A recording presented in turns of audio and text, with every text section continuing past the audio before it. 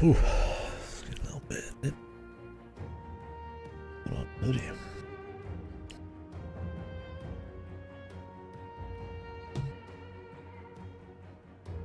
What's up, folks? By the time I got around wanting to do this tomorrow, it was honestly kind of too late. I spent the whole day doing UFO 50 off stream. Which we will continue, I think, on stream, because I want to finish some of them on stream. I've gotten pretty far in some of the ones we've started after we're done with the expansion here.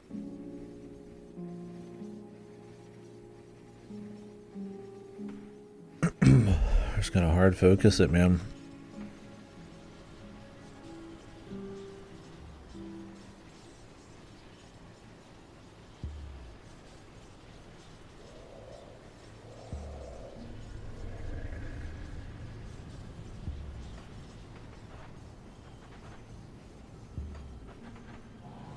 Let us begin. And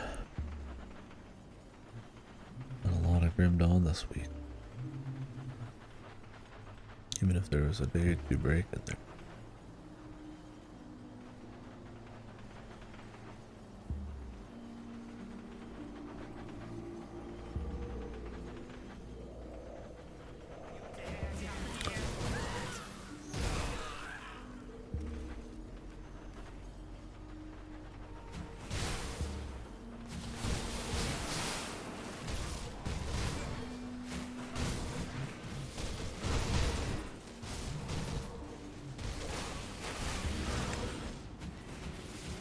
Looking for her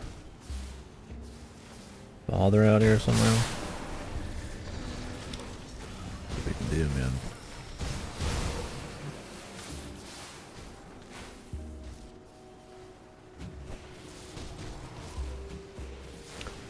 I think I'm enjoying it for sure. I think it's good. I think it's just a really clean isometric ARPG. But I don't think like the gameplay like magically like refreshes itself over time. I guess with the legendaries and stuff like that you can get some spice, but we just have a lot to play.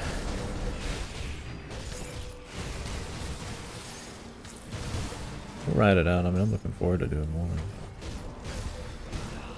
I don't think I'll be chomping at the bit to jump into another playthrough. I don't know. I think there's some good build variety there, and it'll be pretty rewarding. Pretty long campaign. This is probably the longest RPG campaign. I mean, well, there's 2 expansions, but even then, yeah, pretty lengthy.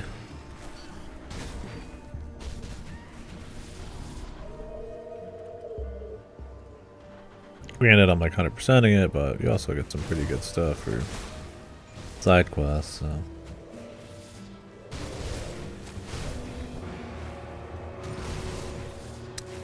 I don't think the world or the story or anything really grabs, yeah.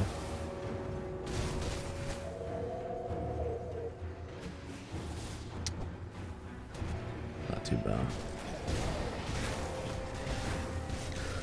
Good time for sure.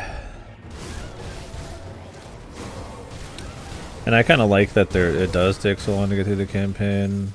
At the end of the day, just grinding in game to get loot is cool, but I don't know, I got too much to do to find that terribly enthralling. So having a little bit more goal system on there is cool. I gotta turn the game down.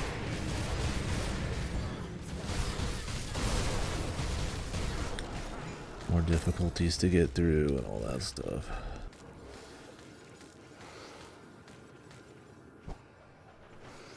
Gotta start having them not show me all the loot. But could use the gold, so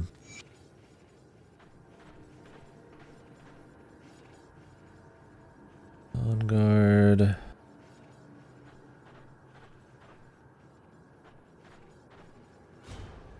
Didn't I have a helmet I was waiting on? In the 70s or some shit?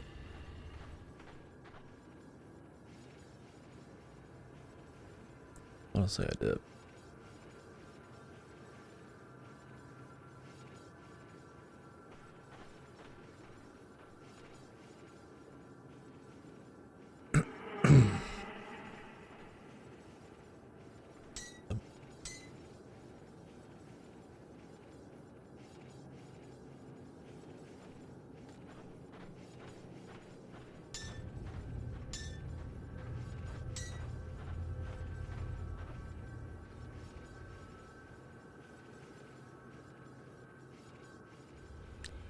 Hard to say because of the Sage Thorn. All damage. Cold. No pierce on this shit. I don't use fire or anything.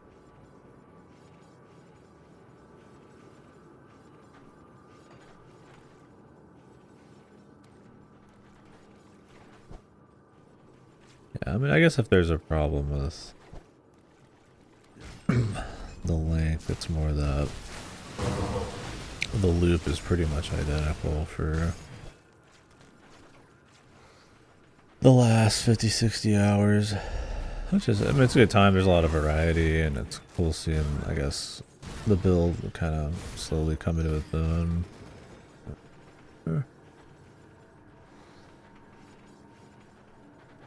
Definitely reaching the point. Whoop, we're almost done. A nice good send off here. It's just entertaining. Grabbing the quests and exploring a little, every bit of the map, and then sometimes getting those big hits. When it comes to items and stuff. But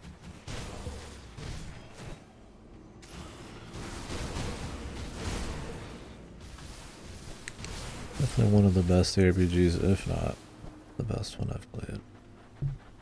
That's not it. Out of the like isometric looter type. I mean, I prefer like D2's like atmosphere and stuff, but the gameplay.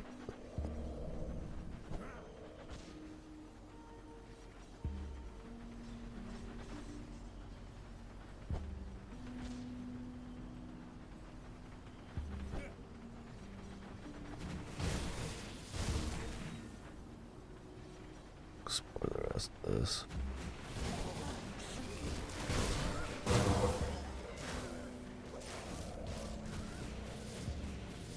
These the cannibals. Just leave me alone.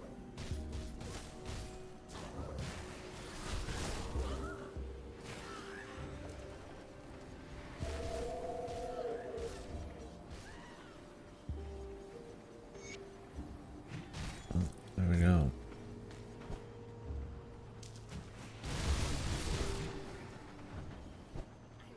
Dude out here feeling sorry for himself.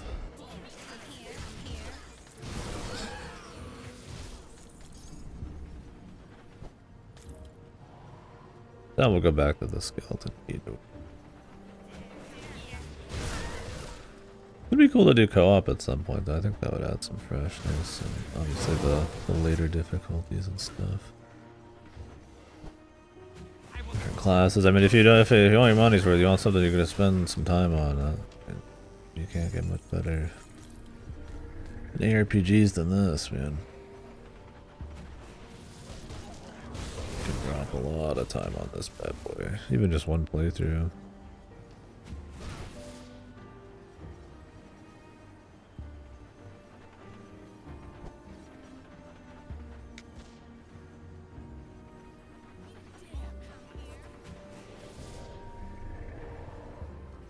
The cellar.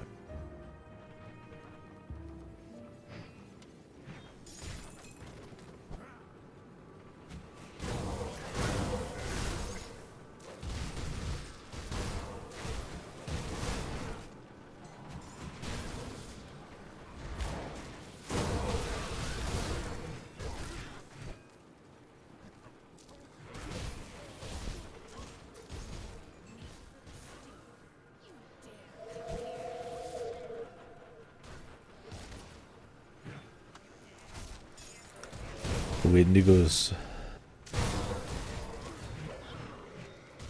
Oh, he's dynamite chest already.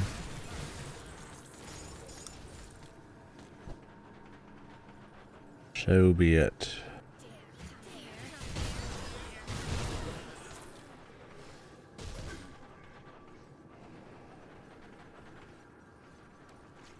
See what level we end at. We should probably go back and turn in that quest.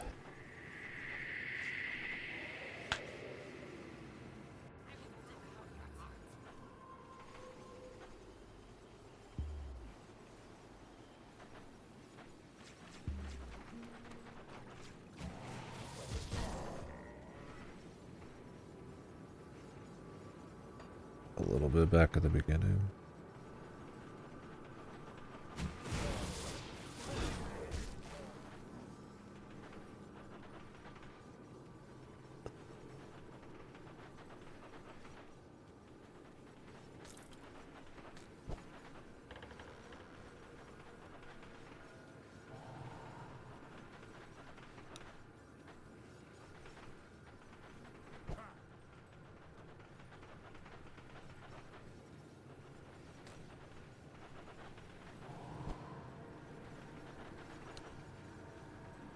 Kind of a good day yesterday to chill. Couple things, play some UFO Fitty. The usual.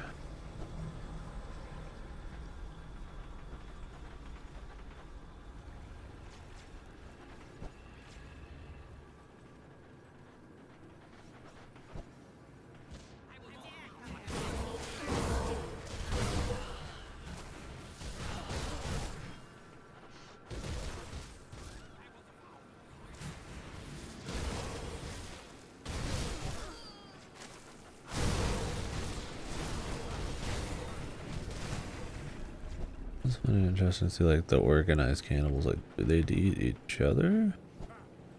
I mean, I guess they're not just like always hungry.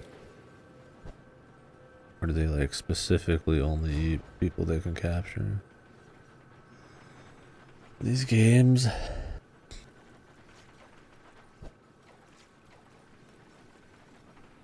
Or like a religious thing. You need like an industrial level meat to keep everybody like fed. It's like you just get each other like livestock, man. Like,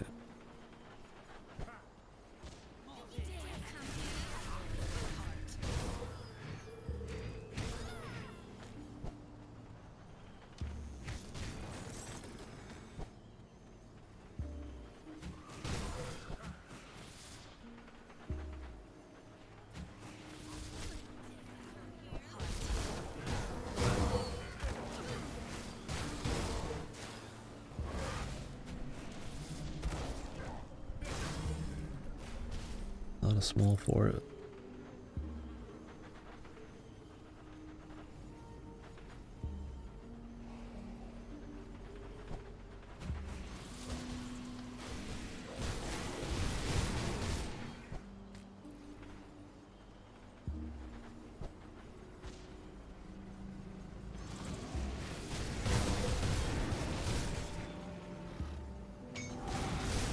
Let her rip, man.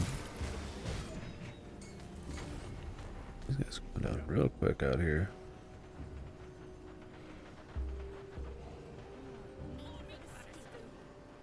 Into the first expansion, they just kind of have it be more like continuation of the story kind of level of challenge, right? Where the other expansion's supposed to be more, a little bit more spicy. I mean, the second expansion ended up pretty easy after a bit too, but the beginning it had a bit more of a kick to it for sure. Alright, what else we got? We picked up a lot in a small amount of time.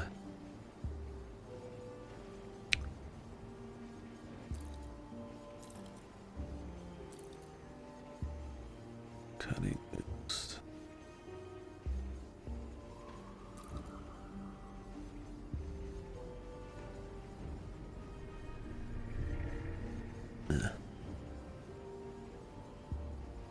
Shows a little bit more DPS, but I lose so much health. Also don't know how much I can trust. really the DPS number. This blanket is tired. That's another thing. It's the cold. We're getting snowed in a bit here. Easy to kind of get comfy and then lose track of time.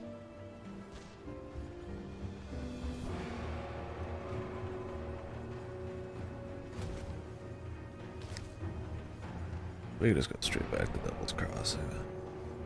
The music got started. Apologies if the nose is a little weird. Okay, our voice is a little weird. My nose is getting juiced from all the weather. Oh yeah. Yeah, I didn't play any yesterday. You still an expert, or did you make the jump? I am relieved. We were never close, but he's the only family I got left. I don't know how to thank you. Oh, perhaps this. Here, take this potion. My father and I took sips from it along our journey to keep up our strength. I'm sure you'll find it.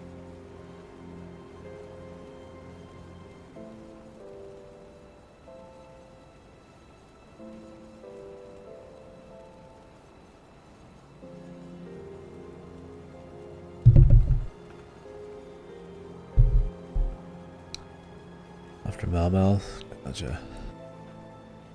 You just busting through? I'd imagine if I played like hardcore and had all the devotion points and stuff, I'd probably just start busting through for story. Oh yeah? Awesome.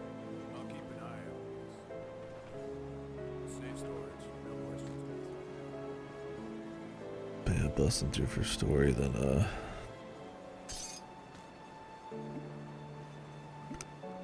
let others show it.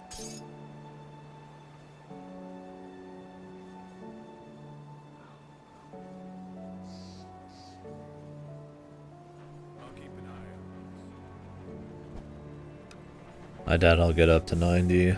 Probably gonna take a break after we finish Malmouth. Been doing a lot this week.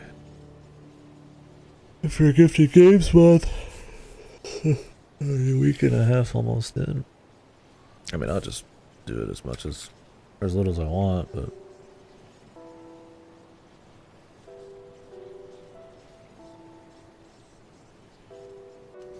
it's a good time. Yeah, next time I boot up, it'd be interesting to co-op, but yeah, without it scaling to the people, it'd be a little awkward. You'd really just have to co-op like endgame, and then who knows what that looks like. I don't actually know what you like grind endgame. It's more about the journey in this. Maybe the roguelite dungeons? The Infinite, the Shattered Realm?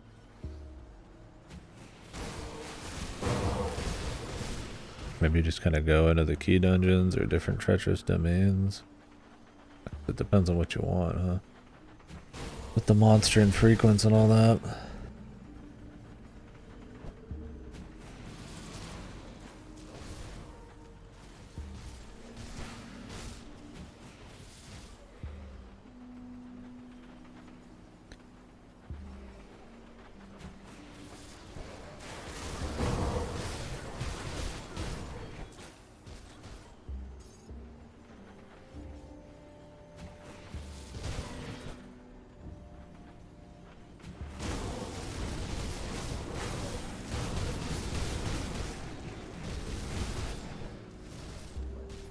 Caraxes.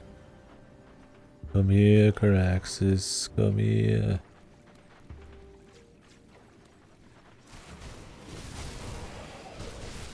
Crap.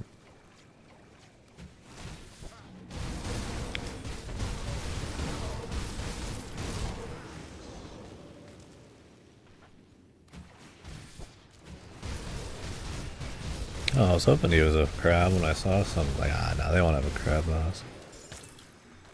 There he is, man. There is indeed.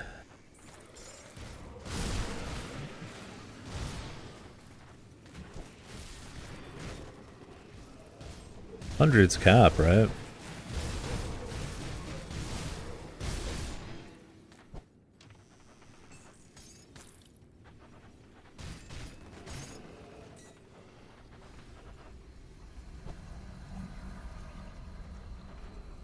Does it go beyond 100? I wonder if in the new expansion they're gonna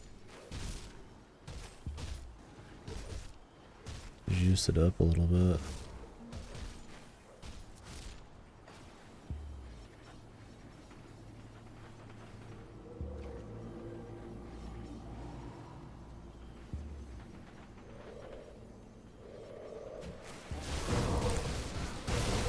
I'd imagine they will.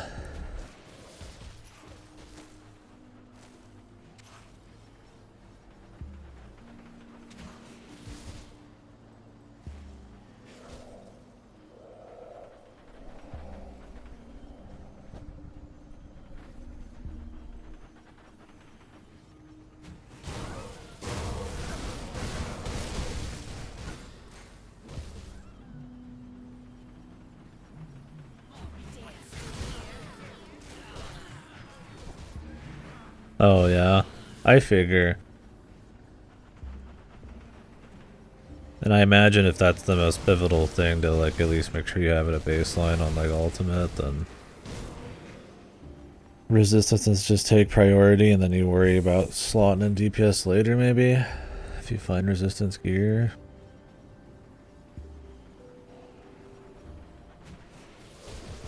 I mean, there's some DPS augments for sure.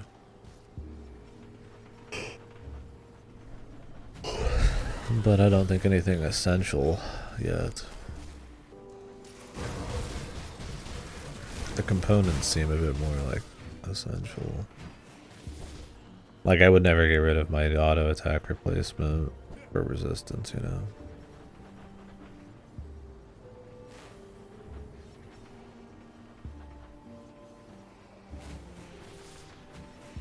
Oh really? Okay, I don't have any armor ones yet. I don't think. Yeah, I think that's the only thing I have augmented. Those are all like high rep, I'm guessing. I don't remember. Yeah, that should be cake then. That's good they're the only option, really. Then you can just not have to think about it. Because like I said, I feel like that was one of my issues. One of my few little issues so far is, at least with this particular kind of build, I suppose, but yeah, some of the spike damage and how essential resistances are to just like avoid getting one shot or, you know, hit at the same time twice by a huge shit.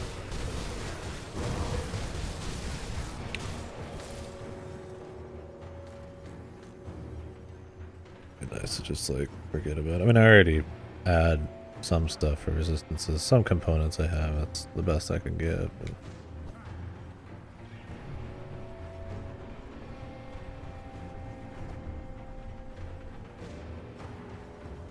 Wounded Bug.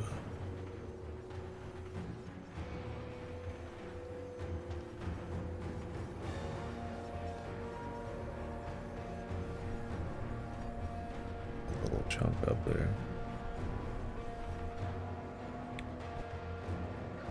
Now if this will go around the side.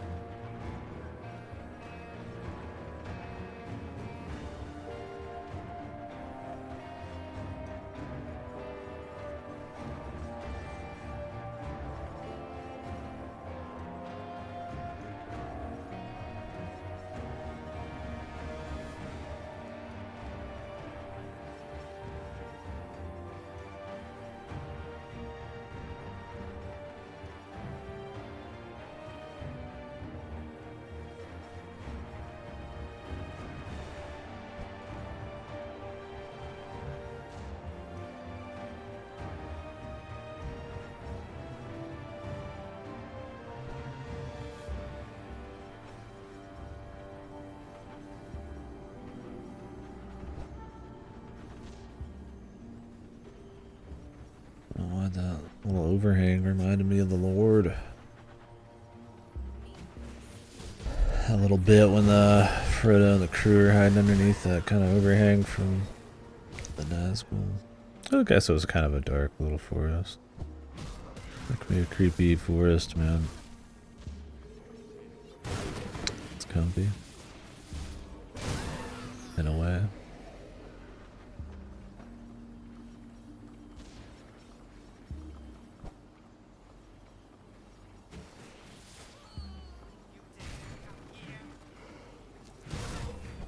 Cannibal.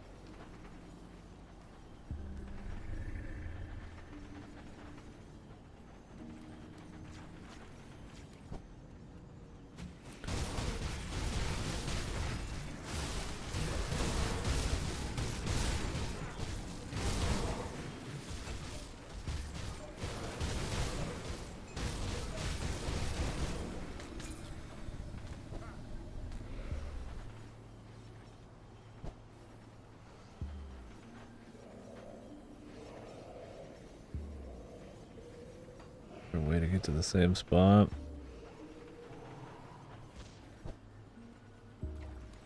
Yeah, if we do finish this today, or finish what I'm doing for now, probably jump into UFO 50, at least finish a couple things, and then start up some new stuff to have some more possible off-stream games if I'm feeling it.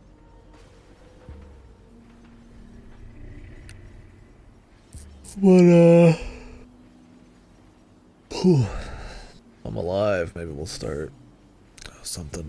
I don't know. Maybe Grimrock. Well, maybe something totally different. Grimrock is different than this, but it is still kind of like a medieval loot fantasy thing.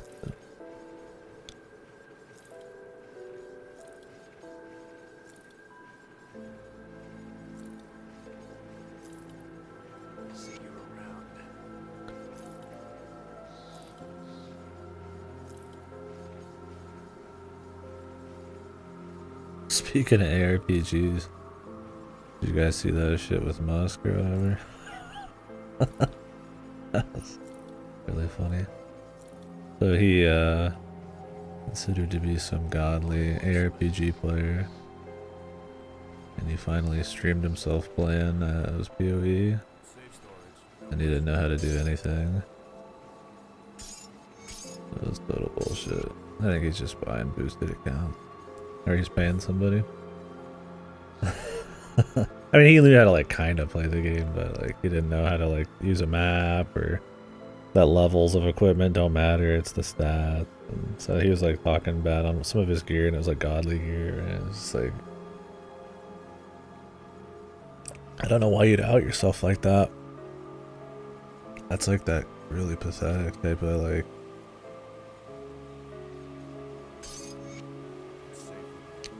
teenager trying to get attention shit. I feel like some teenagers know better. Like nobody's gonna catch you on it. They just think like nope. Nobody who played the game would know. Well, he's got balls, I'll give him that.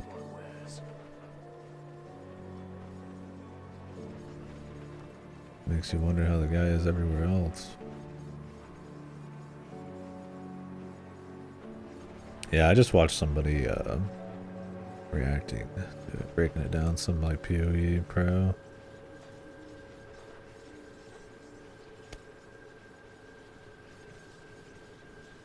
Alright.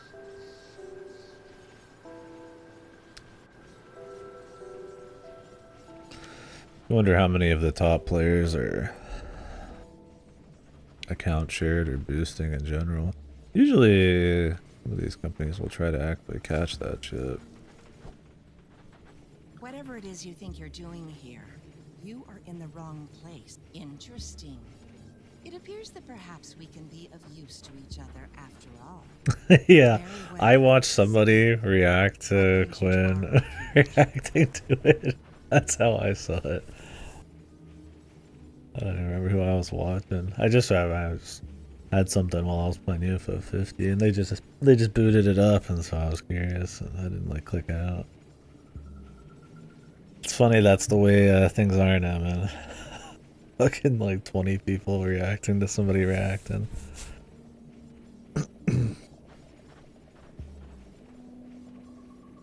through a live stream and If you you see know, you the end up path picking your developed in own the swamps, videos. Sometimes somebody else is just you are out watching of them. luck. The roads have all but collapsed, and even if you should somehow find your way out of the bog, the land beyond has been consumed by aether fire. Ancient I haven't watched Crip in a long time. I used to watch him a shitload back when I was really into keeping up with Now, this friend of yours? Hearthstone. But problem with one game type of people is when you lose interest in the game. That's kind of it.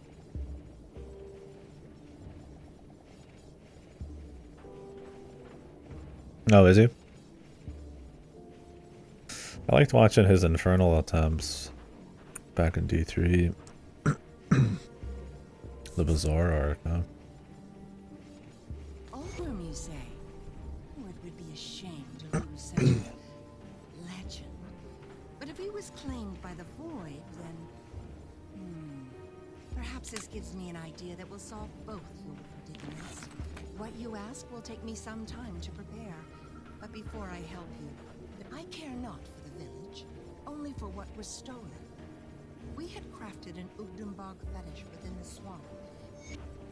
Gotcha. I'll be done. My wares. See you around. Coven of Udenbog, huh? Does anybody know if these reps are retroactive? Like if you're getting rep for these without even knowing it? You really should bust through the story first then, huh? So if you do the second expansion, you're missing out on some rep from killing like beasts and shit. Iron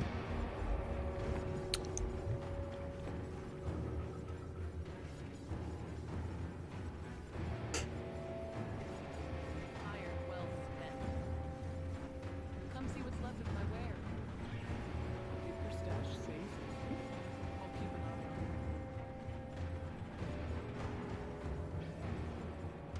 it. Yeah, I still haven't gotten to see any Bazaar.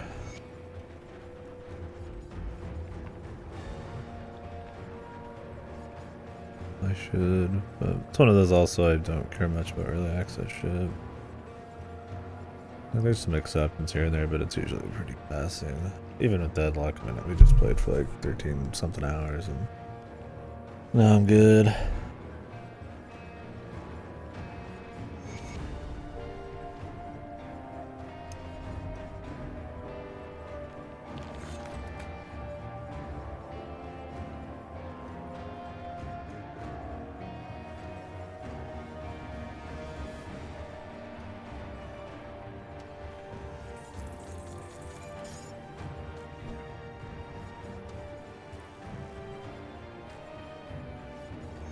Yeah, epic music for hanging out at the village.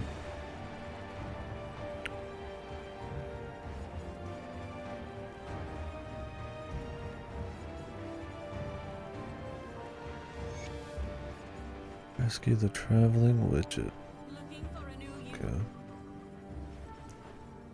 It shall be done. Let me clear your mind of regret.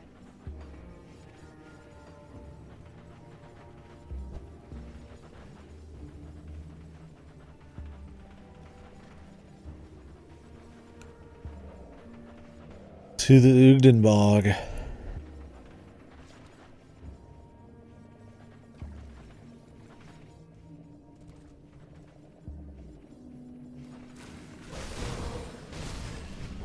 Crab. Like me a nice video game crab. You know? Giant enemy crab or not.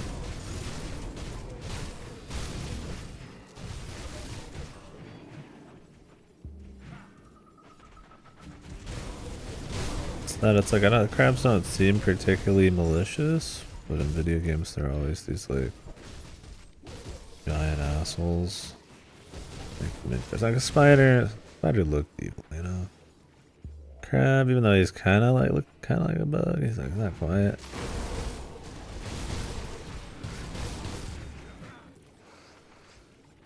And I don't think very often you just see crabs rolling around. But they're just like all over like this marsh and shit.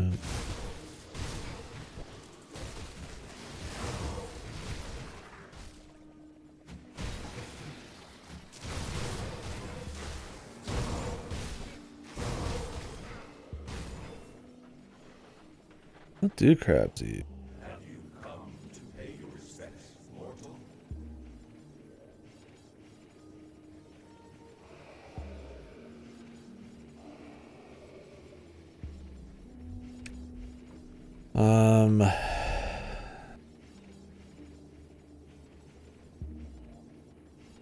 Do they eat? They eat meat and shit? Or they just kind of walk around the bottom of the sea floor and just kind of eat like shit and kelps and stuff? What?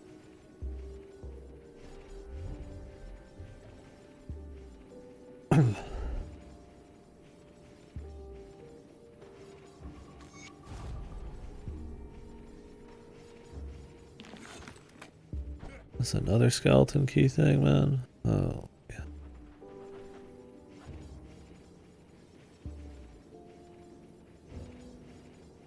Yeah, I just don't think science has figured it out yet, man. Crabs are just unknowable.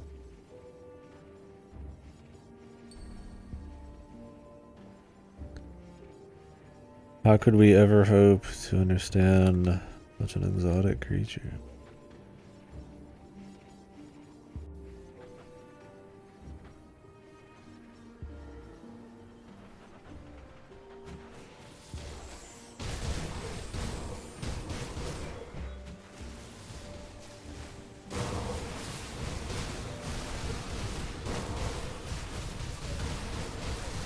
It's reflective, no wonder. Like he didn't die in like half a second.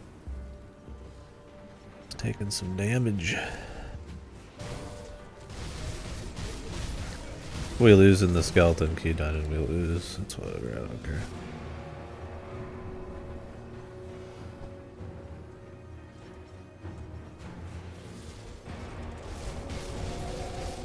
Is there like some side quest I missed? Where does this alpha horn come from? What is it for? I mean, I'm moving a little quicker today, but I'm not trying to like skip anything.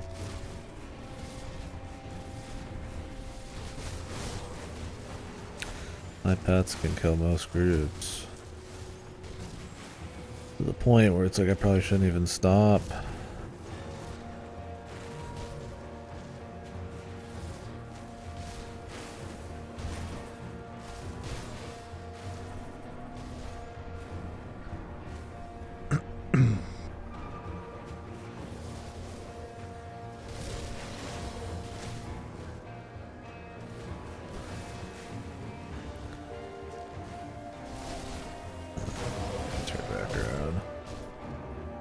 Unless this leads around, but I doubt it.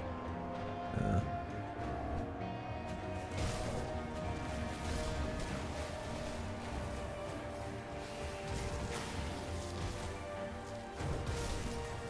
What I need is just more health. Honestly, I put a lot of value in that. If I'm gonna have to worry about getting spike damage, like I have sustain, I'm not worried about that, but I just need to be able to survive a hit from anything, or a couple hits.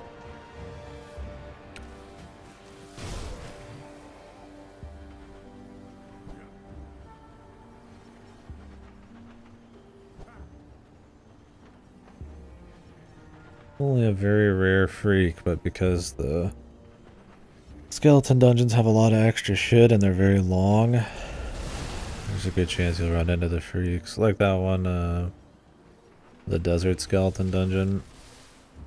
With the, they just spawn the tentacle guys everywhere. Like one touch from their aura, you already have health.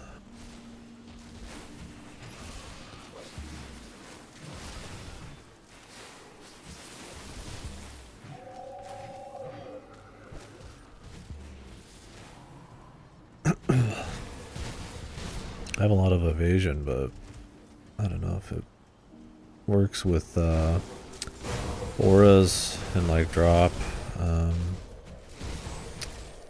death drops and shit like that.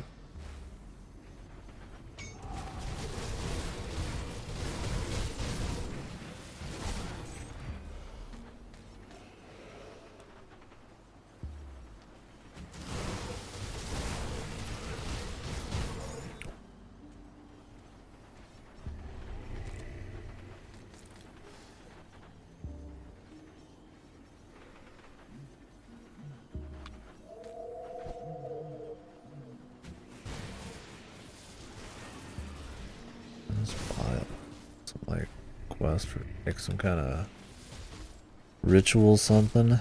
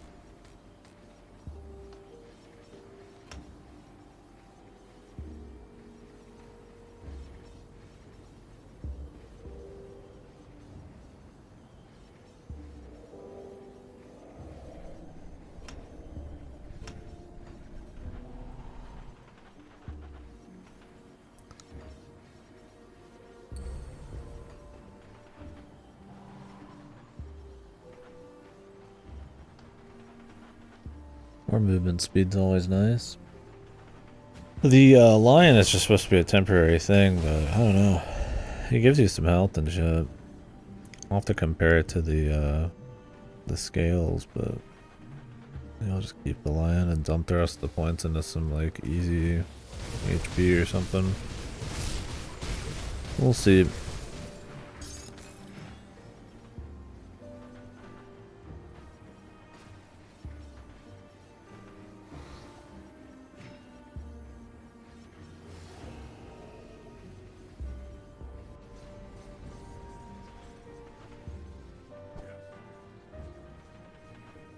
Safe storage. No questions asked. It's safe with me. I'll give you a good price on what I've got left.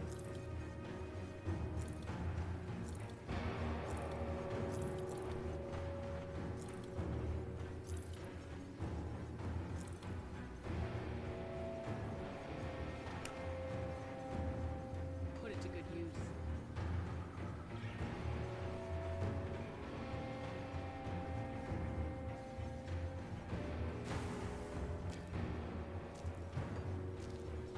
Come see what's When it says increases armor by 8%, do they mean your total armor? Or just the armor of the thing you're fucking gotta equip?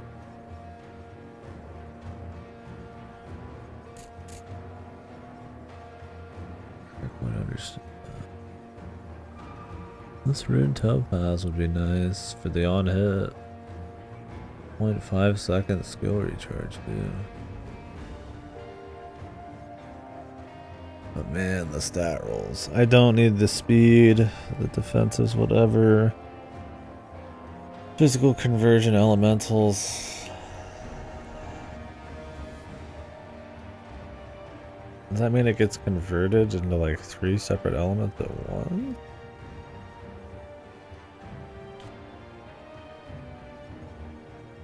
Does that mean it like triples the damage?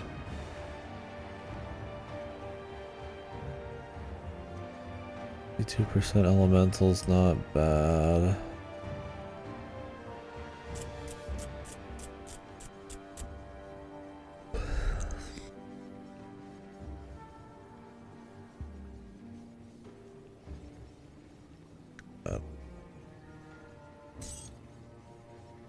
The missile would be nice, but man, that pierce damage makes a huge difference. safe with me. Promise. See anything you like?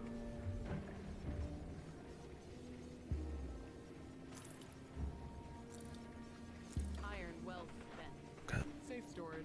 No questions asked.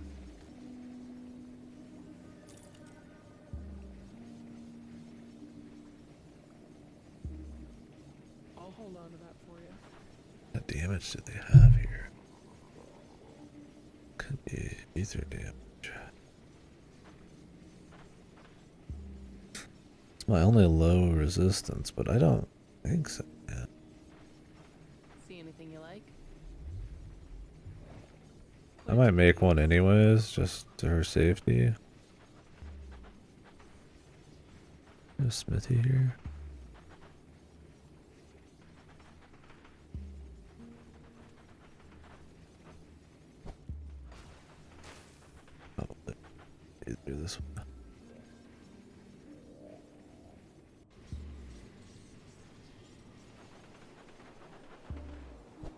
other damn Come see what's left of ether? Boaz.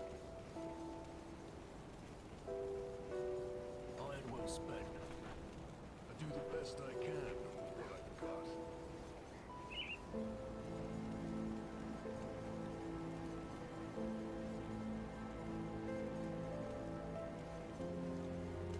Guess I could just get more health too.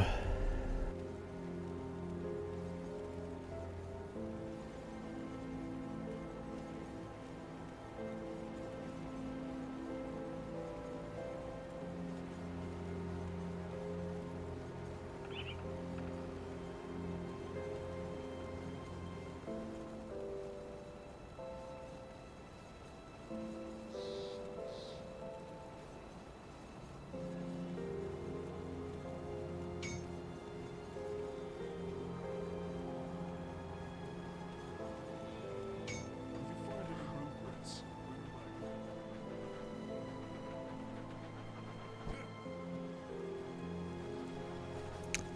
I mean, this is the ethereal expansion, so. But I mean, I don't think we've seen any yet, really. Oop. I don't know why I use that. I don't know why I do shit like that. I'll just totally forget. I was like, oh, this will be quicker just to use my portal and get out of there.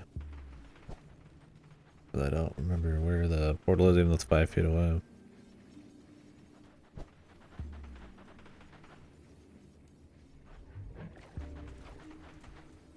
Explore its path.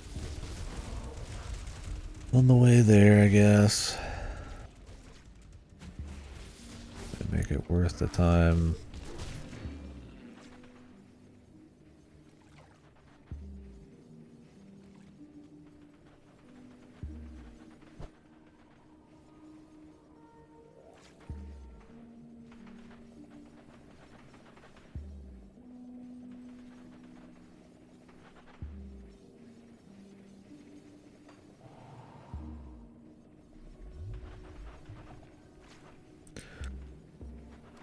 I just care about survivability. I mean, I guess I'm max health. Max health one would have been fine too.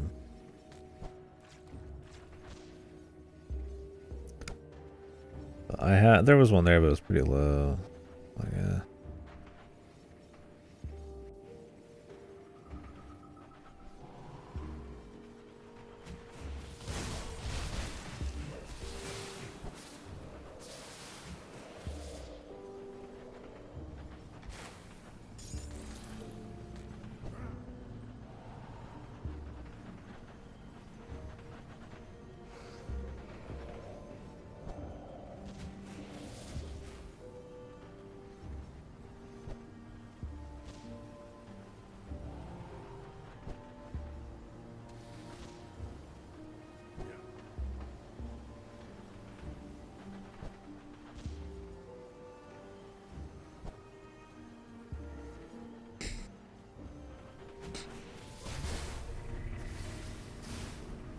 A lot of poison. Which I'm pretty much capped out on.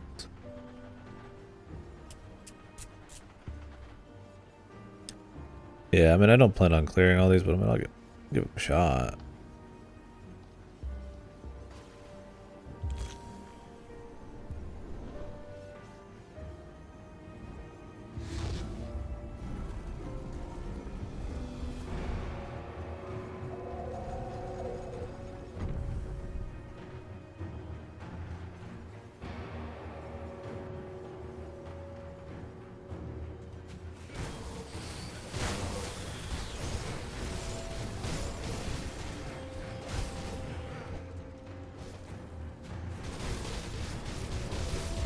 Chill.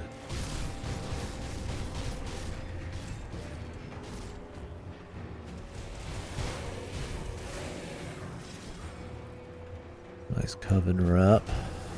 Friendly now.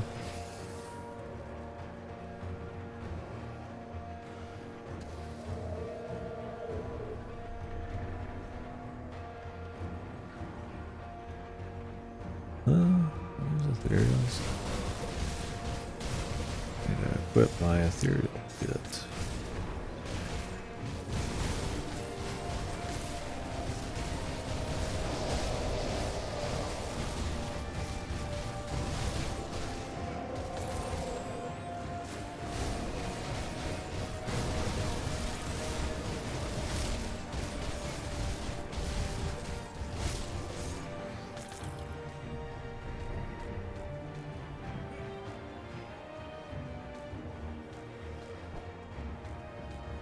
A lot of dudes. Jesus.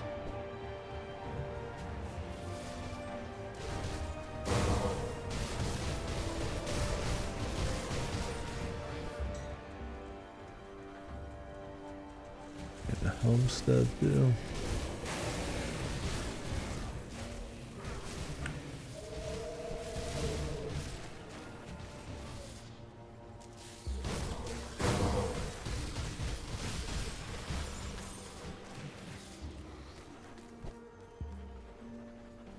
Well, there might be more bosses just because might be more hated with these reps now.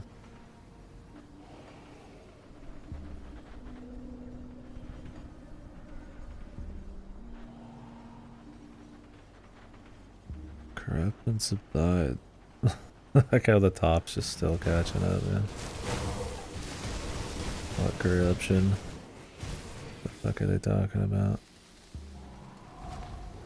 Shouldn't do this, but I'm feeling myself, man.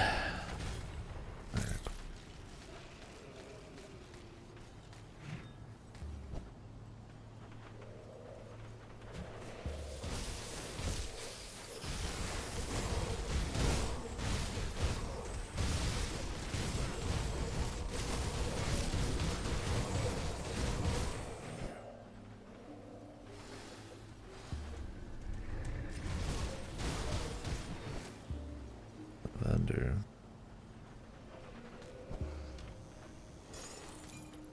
Give me some fat loot, bro. Need something to blow me away. How about a legendary I could actually use? That would be sick. This dude's the vendor? Cool. All natural wares, man. Yeah, I bet.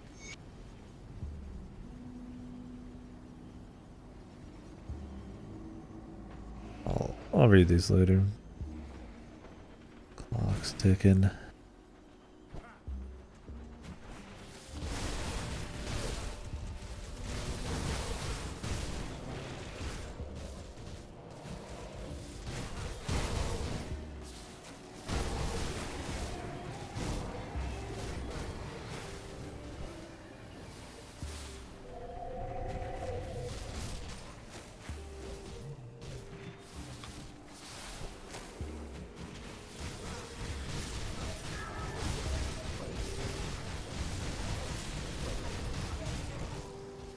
Just in case.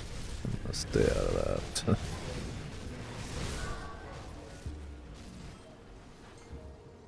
There's like 20 in there. I mean, you can't tell how many there are. Yo, epic. Two-handed mace. Legendary. Ugh. Fuck you.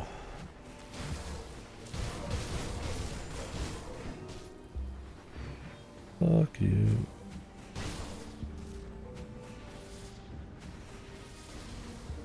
Give me just the perfect Reaper legendary, man. But like an on-hit Reaper that's kind of going a little bit more into Pierce. I mean, it feels like 100%, you know, cold conversion. I mean, I'd be fine with the cold. I do have cold synergy.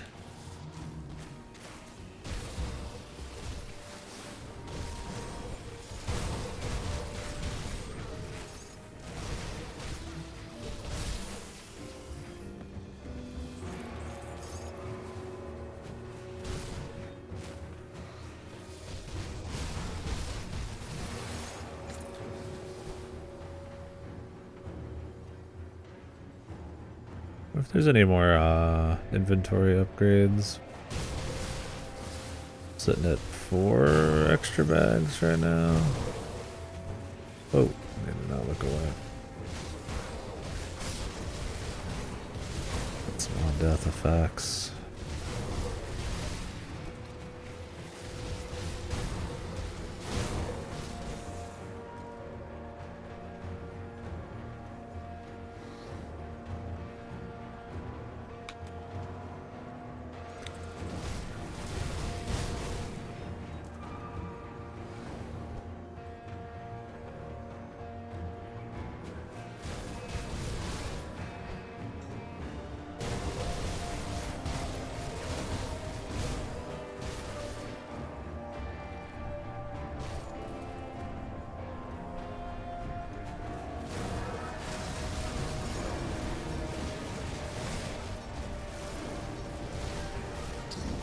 Let the boys handle it for a minute.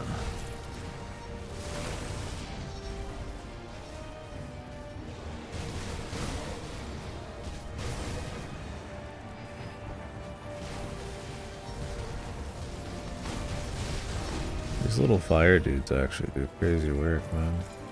And this guy summons those.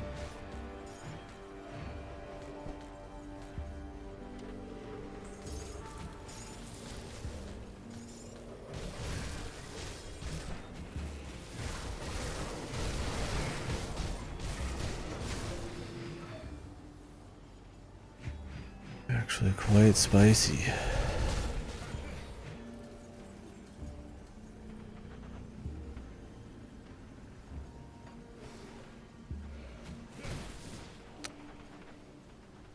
Already got almost a full pack.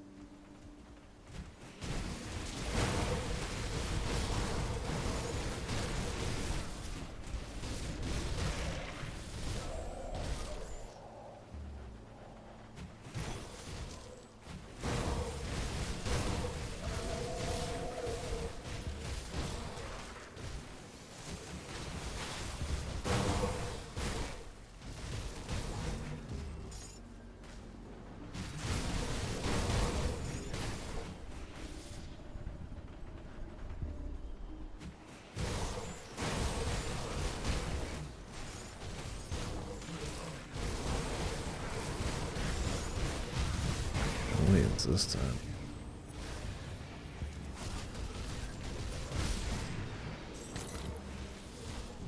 Everyone's here, dude.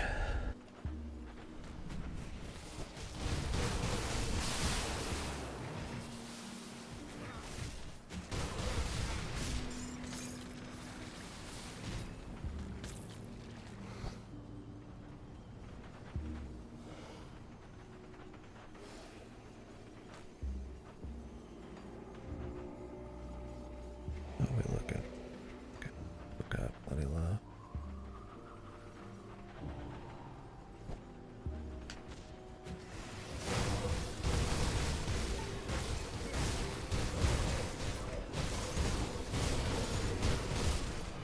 So I'm coming one at a time, it's fine. Might be slower, but it's safer.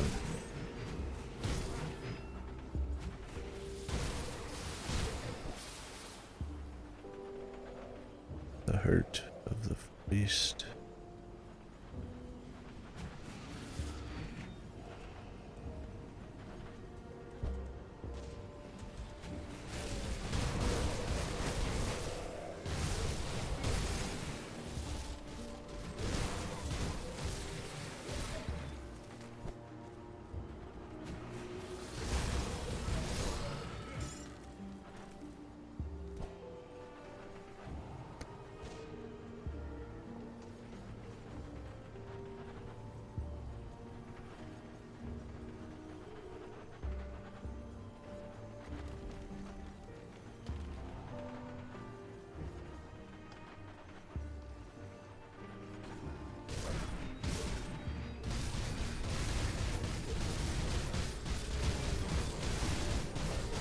Baba Gooey, the heart of the wild.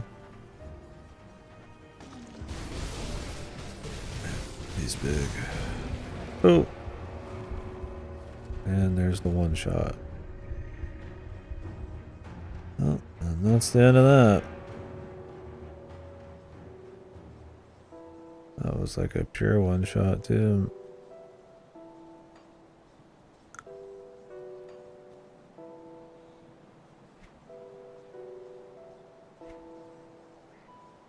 Lovely.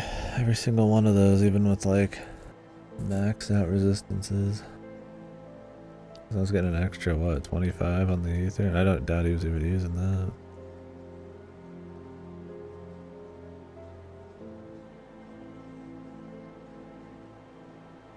How much health do I need, man?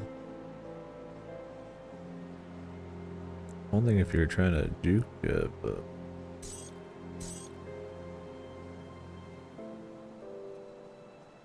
You look, see it an attack half the time.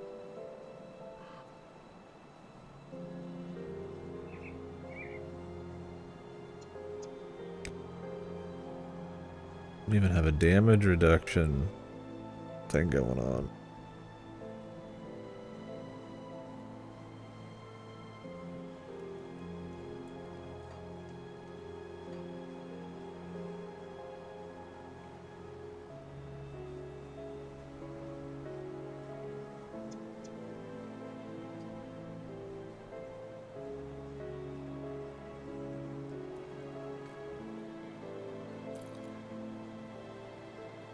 Not bad. Not bad.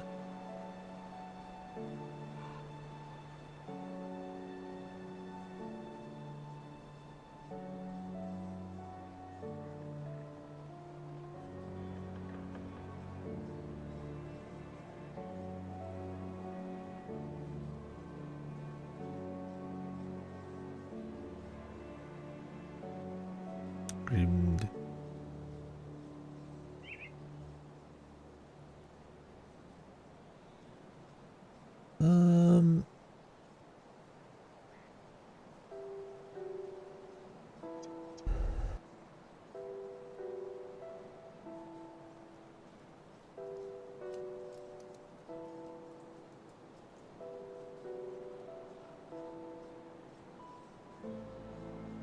Yeah, this could be better. It won't show as better right away, but...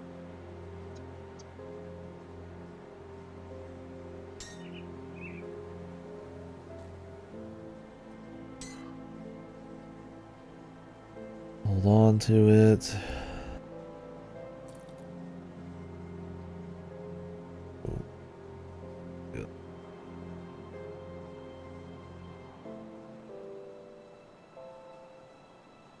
There's me belt.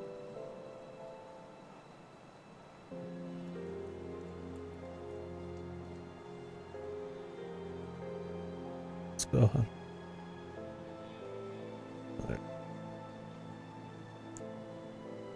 I'd gain some DPS here. I'd lose the ice spike. Probably. Yeah. I need something a bit more obviously better. I'm just gonna go for the raw stats.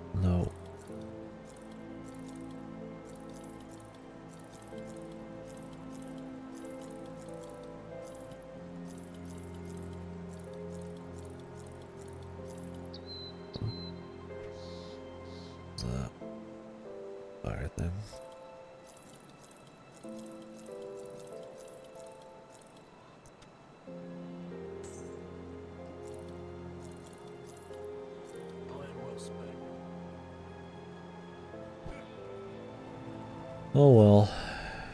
Shame it all goes so well then.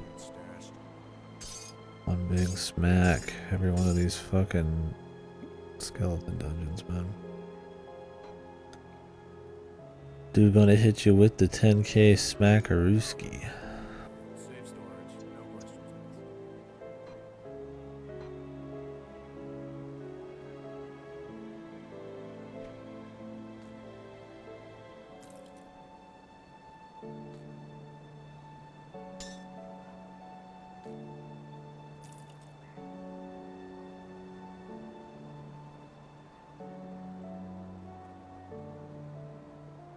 I'll keep an eye on this. Alright, let's move on.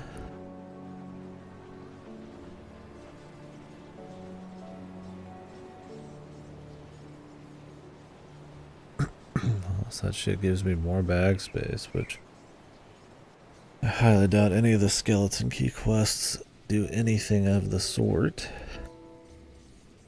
How you doing, this Sin?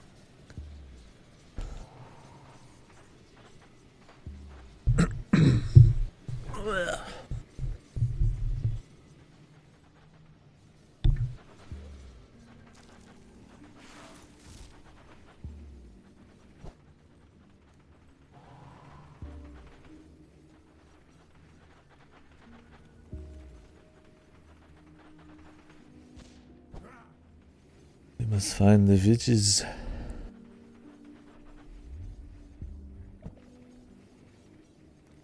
I just got up.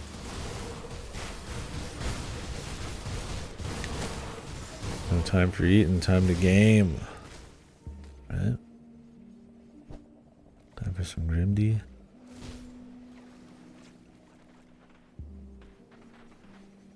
I think I got friendly with the witches, but I don't know if that gets me much right now.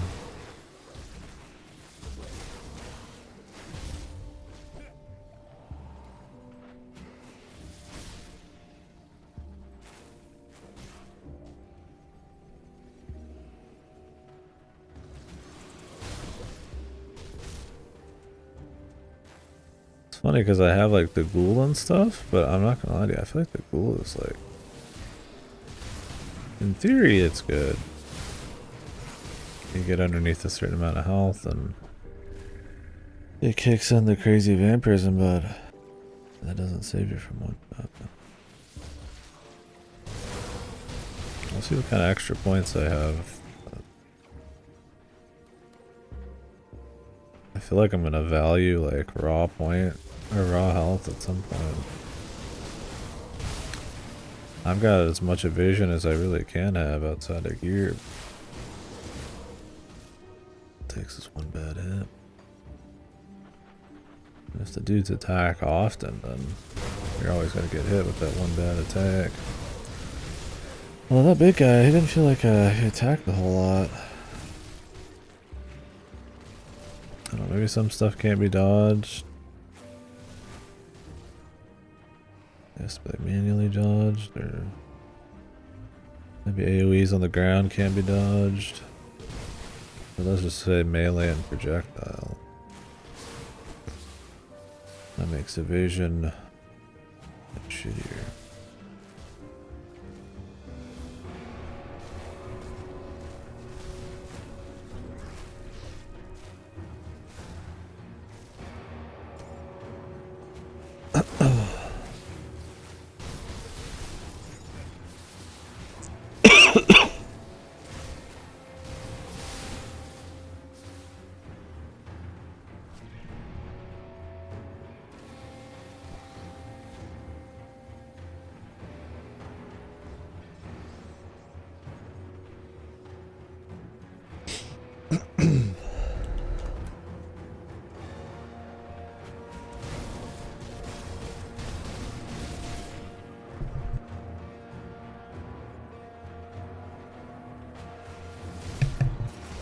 Shit, my throat. I'm not getting sick or nothing, but just allergies, cold, all that.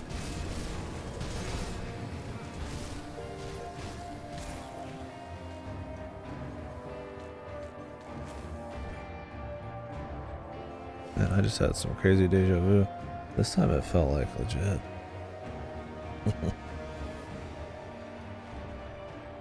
I was gonna say something about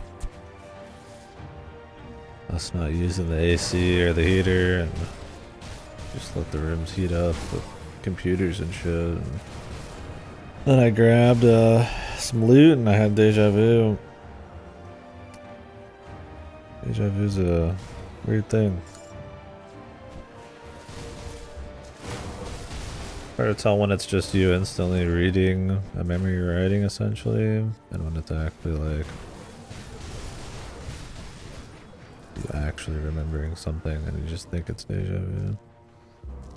Because God knows we've probably in winter gotten some loot and fucking punched some monsters before on this stream, so I mean, very well could be something that happened.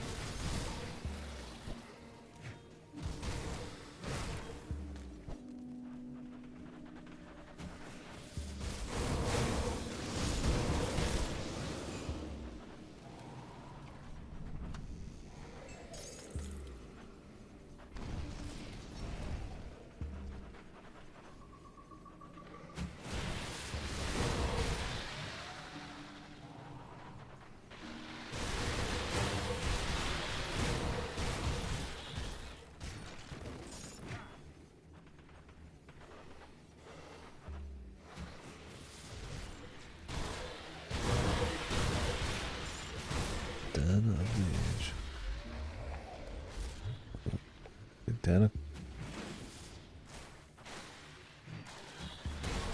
lines.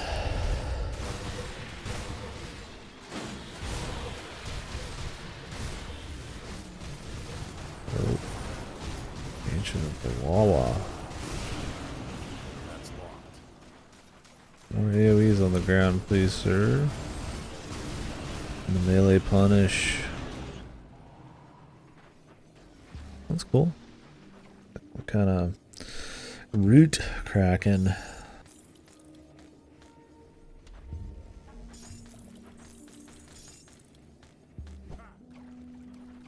Mage Lord's Greaves, I spit. Spit on your greaves, bro.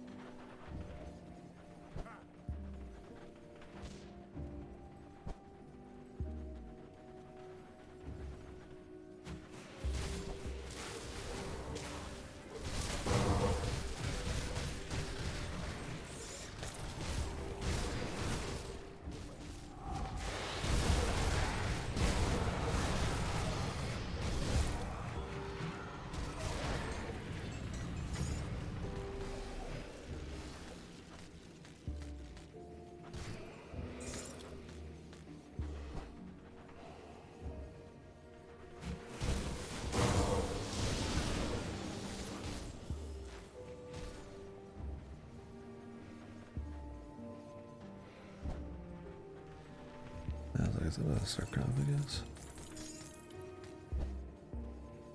But I play through the mini-map more often than not.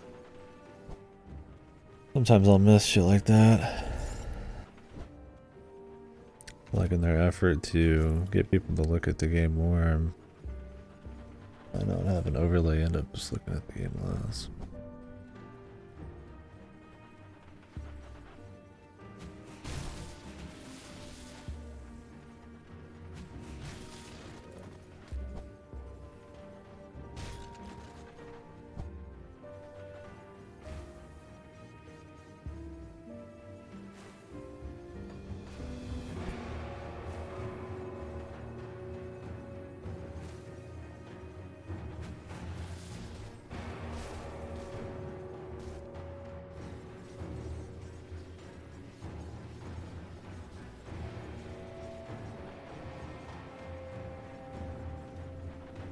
Got something you need stashed? I'll hang on to that for you. See anything you like? Thanks. Iron well spent.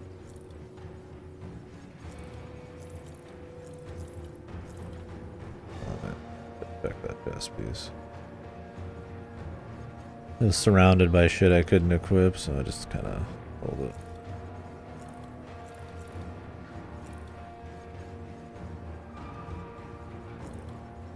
Maybe you can just tell by the look of something if you couldn't even need it. I mean, obviously with like weapons you don't need, sure, but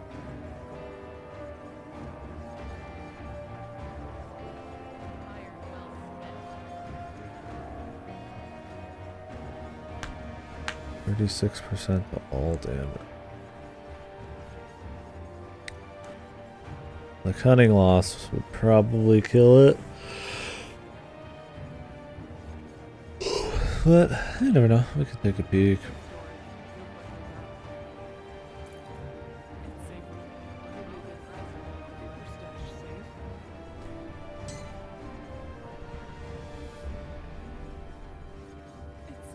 See anything you like?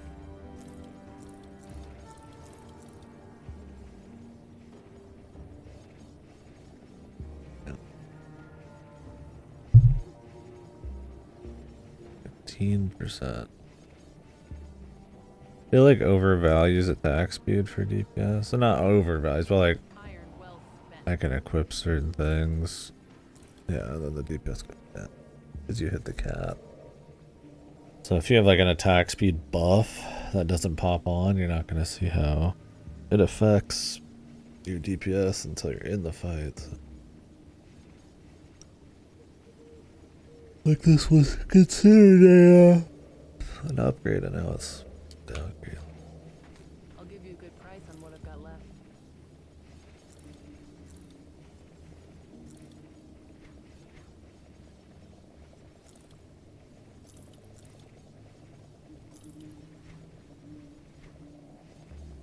Put it to good use. I'll keep your stash safe. I'll hold on to that for you.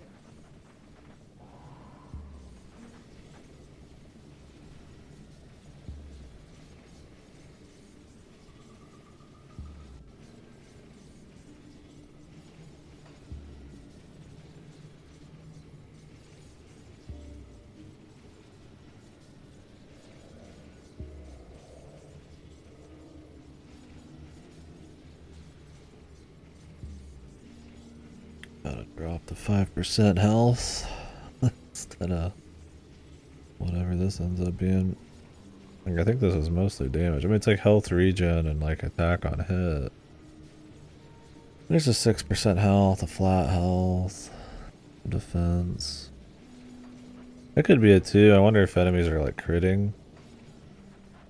Well, there's not much to be done there unless you're just stacking defense ability. Like the wrong motherfucker critting you.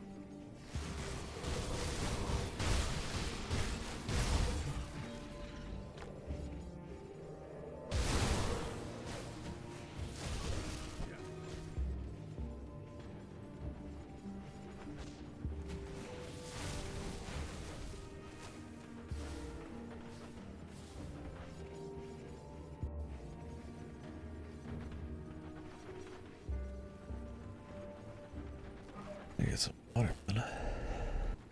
Mother's got I dry. don't know who you are.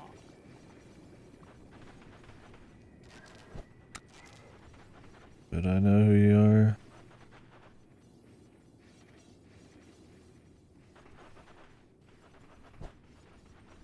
Oh yeah, we got friendly with those people. They might give us more quests.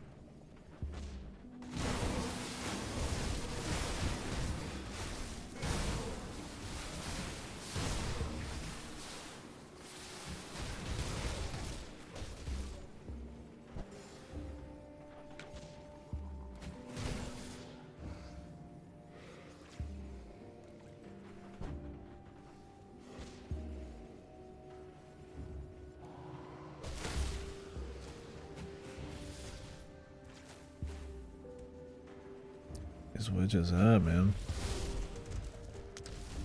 He did say the Ugdenbog. I mean, we're still here, I guess. Hidden cave.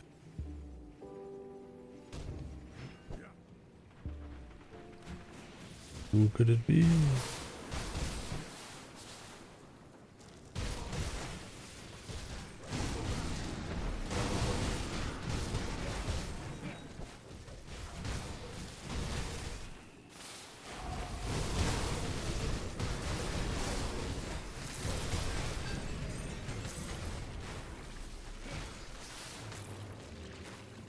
Legendary.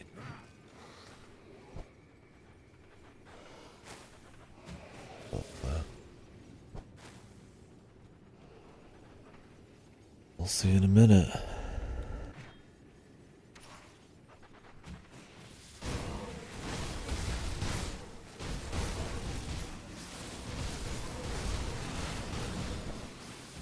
Clean this place out first.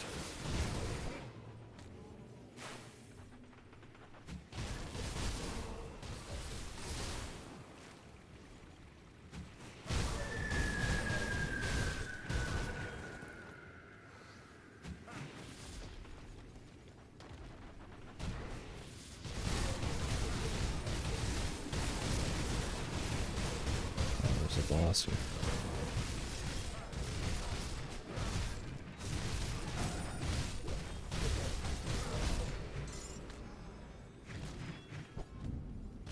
Nice Silvaria and the Under. I like when they put a little Steam achievement on them. A little pizzazz on it.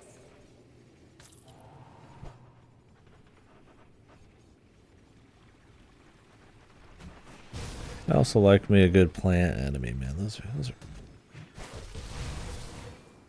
something a little, not quite a creature, you know.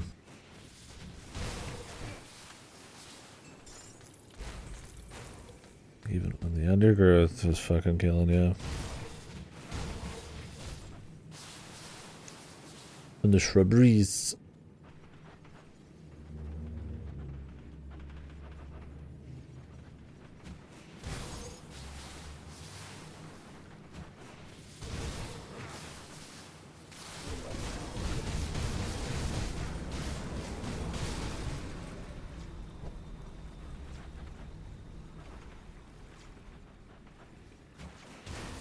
And that's generally not even like lucid. So much evil now. Not even they're pissed. There we go.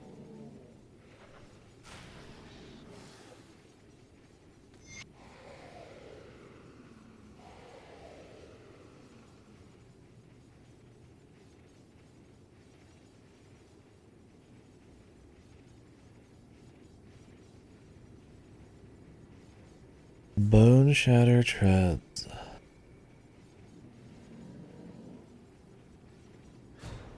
This is a mace smacking item. Got a lot of these, man. So this would be more for like Oath Keepers and shit. Something that you're kind of defending. Smacking.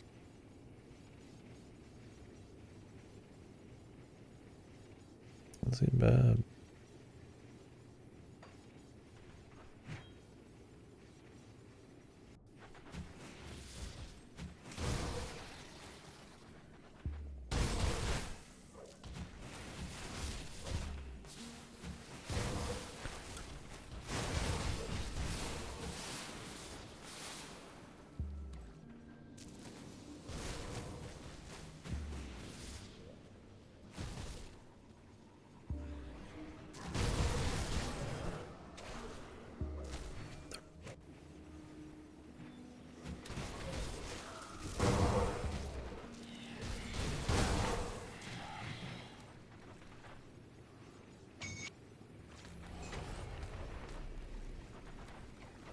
This.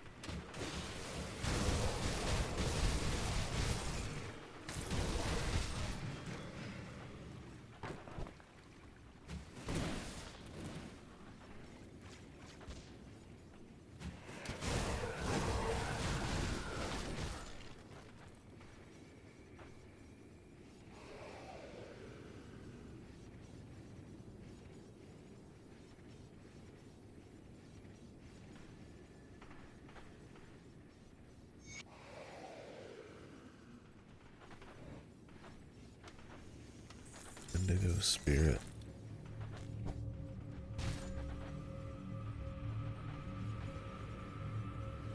Where?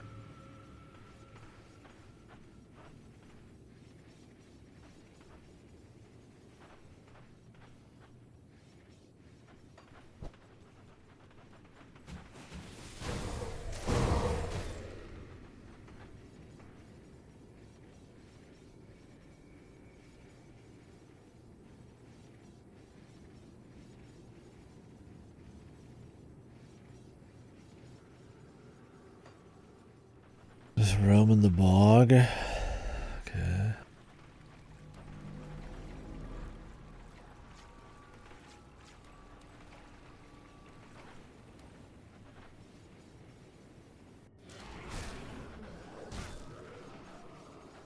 Well, if I find them, I'll let you know.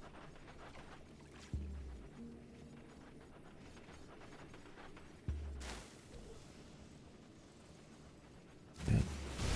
I didn't get a full night's sleep, but I'm getting too sleepy. I think part of it's just these games, man. I'll kind of chill autopilot.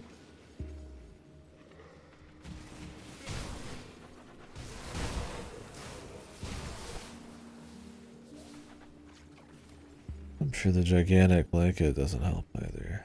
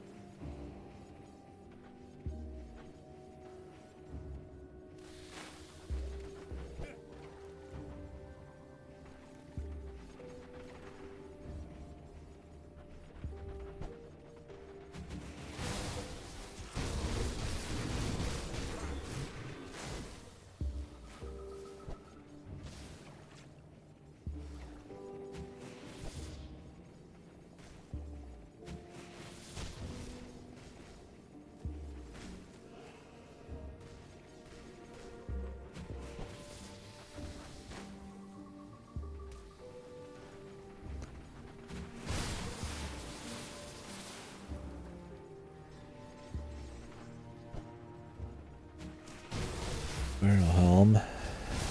Still got some stuff to do here.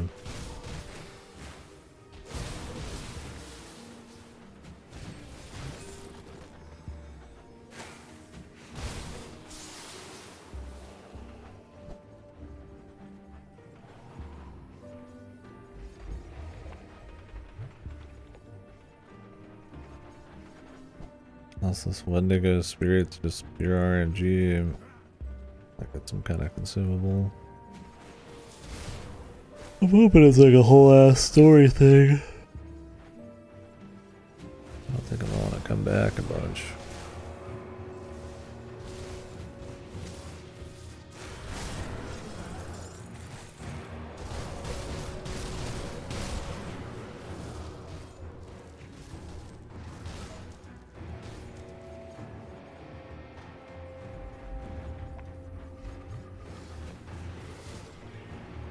Well, I've kind of been everywhere, man.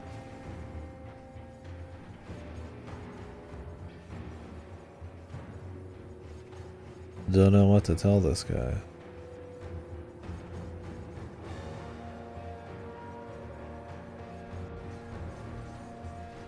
What the bog doing? What that bog be doing? I'll be right in the bog.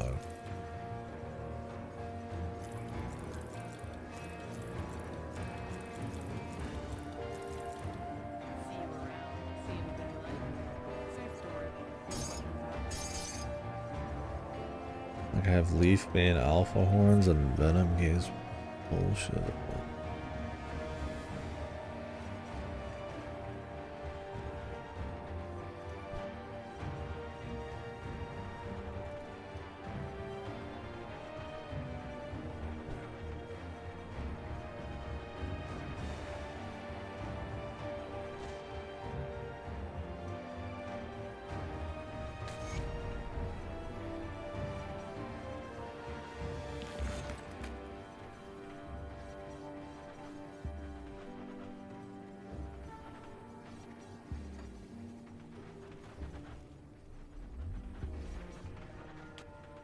Well, I mean, I don't think I've killed every single thing in the valley. Possible. I'll keep your stash safe. It's either some chance on hit shit. I'll hold on to that for you.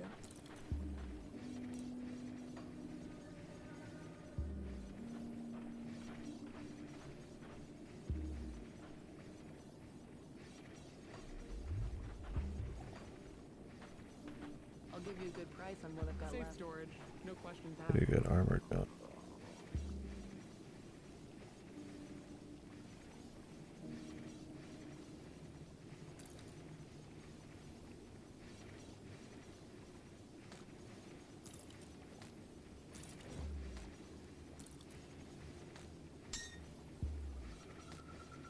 I'll keep an eye on this.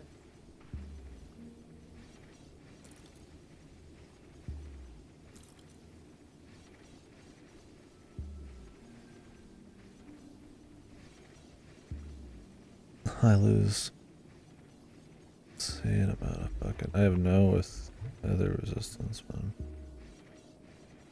Let this helmet change. Jesus.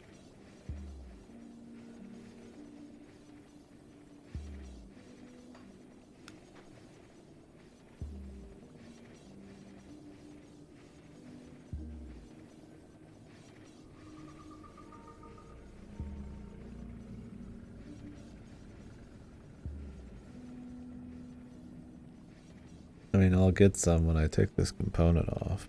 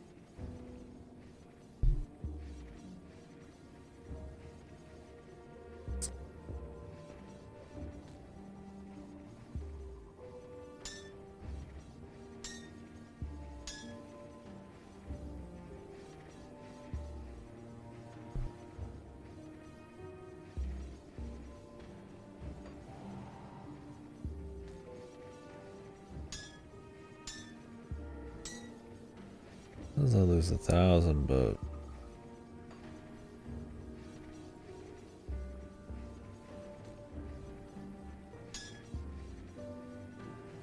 because of the 7% attack speed.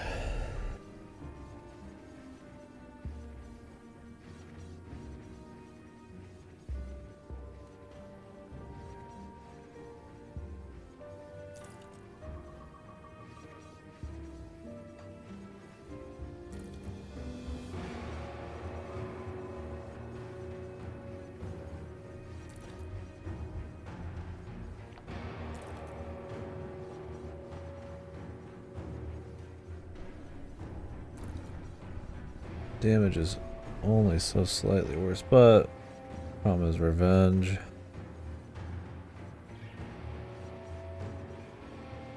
Which I don't think is as big a deal as getting 6% more health, because I should be dodging at least a third of my melee shit, so.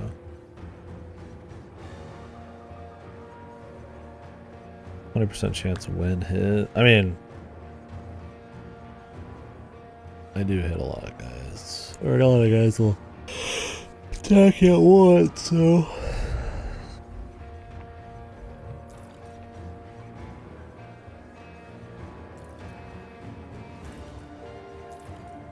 Only like another 100 health.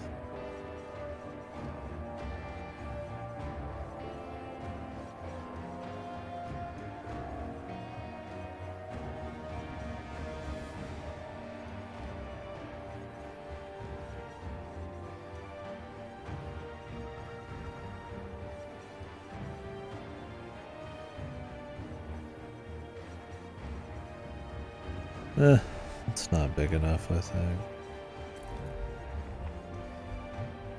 We don't care. I could pick up that belt.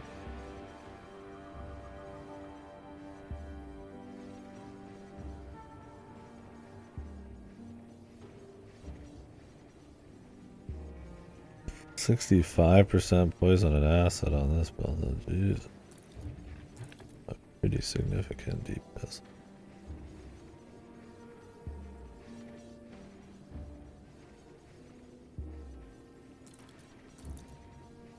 Gain a lot of armor.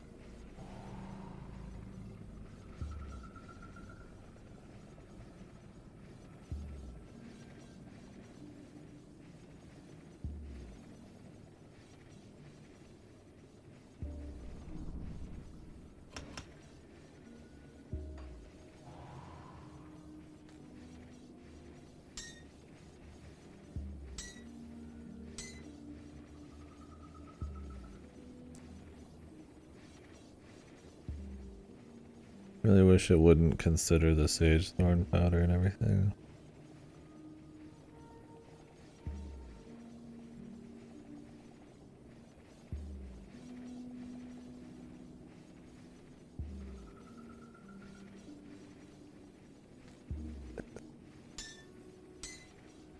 Alright. So I need to take some shit off.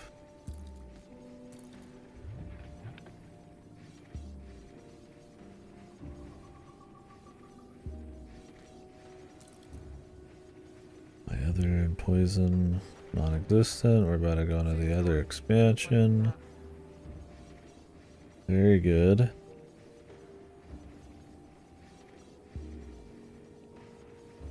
I'll keep an eye on this. See anything you like?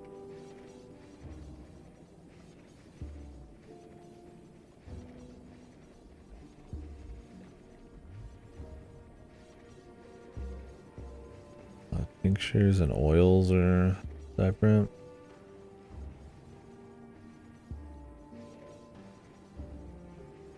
Are you supposed to walk around with the shitload of those and use them?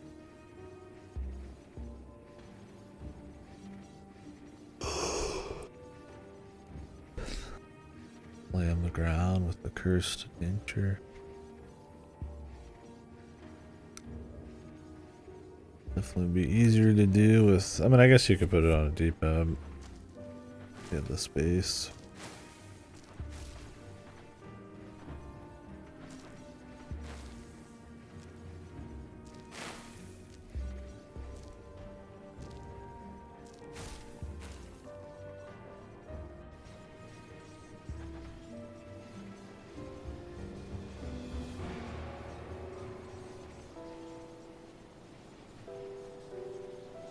Cult of Greed.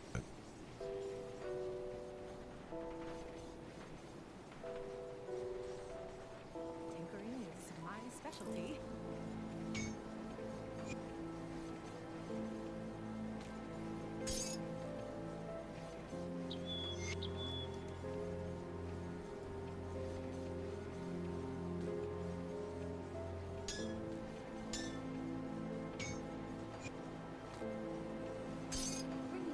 Rolling blood the best I can get right now.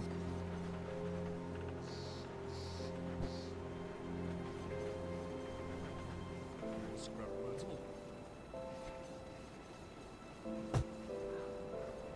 It's not very good. That is just the beginning of the game. It's useless. Ring.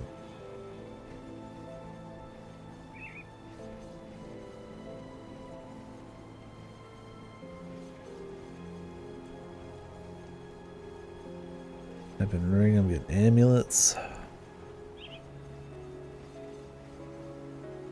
That's because the word ring is in there somewhere.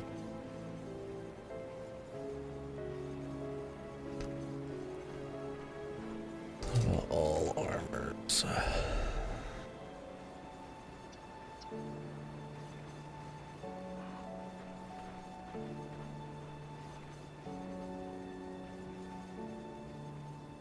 I just want poison and other, but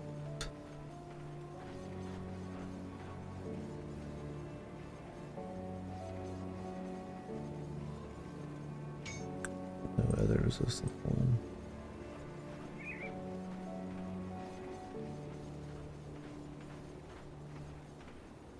Oh yeah, the belt.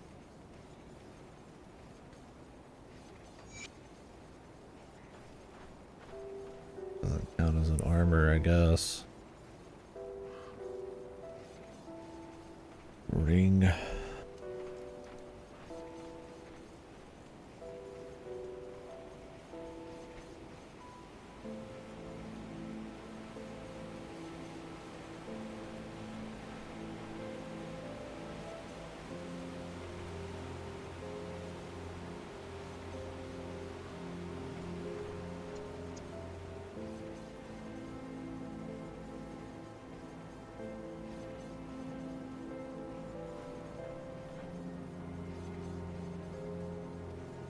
Vitality resistance, but I don't need it. Look how my resistances are jacked, except the one I actually want. Is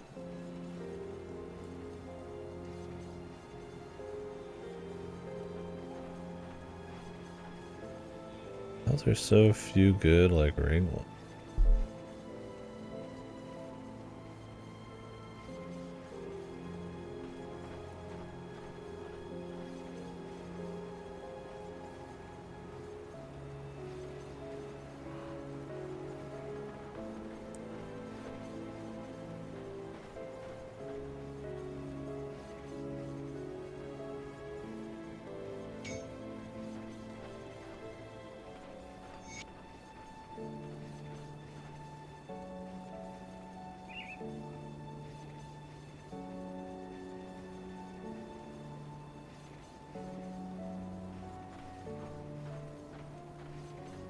Dreeg. We must go to Dreeg. Go on now.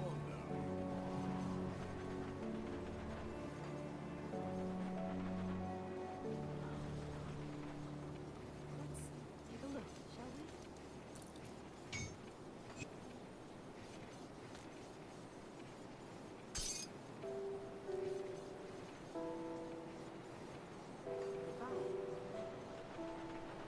Come see what's left of my wares.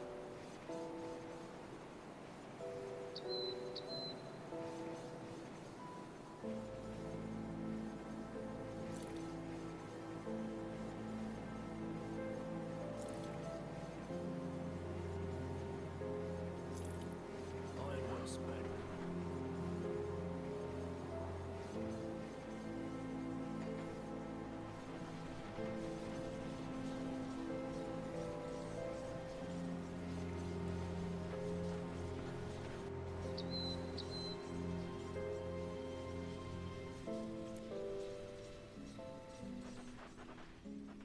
Really fuck. I barely drank shit yesterday.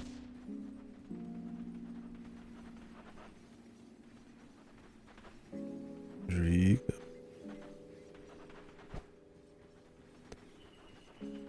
There is a universal shop. Bismil. The easiest one. What am I looking for again?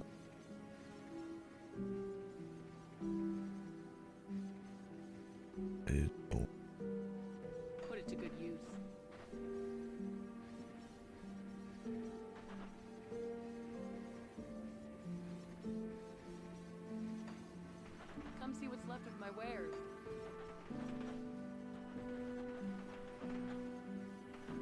And where's...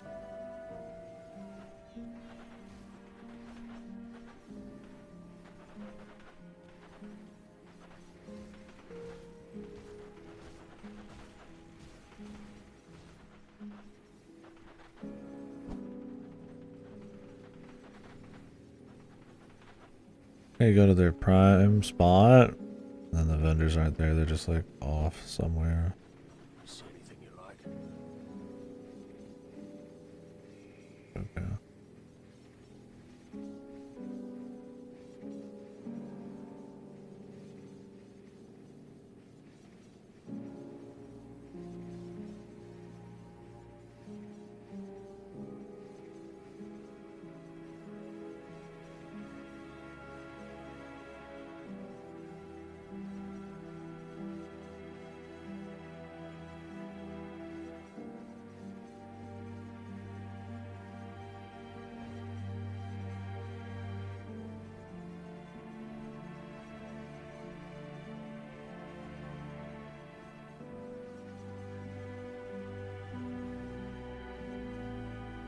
Iron well spent.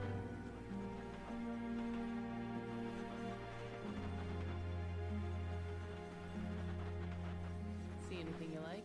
Iron well spent.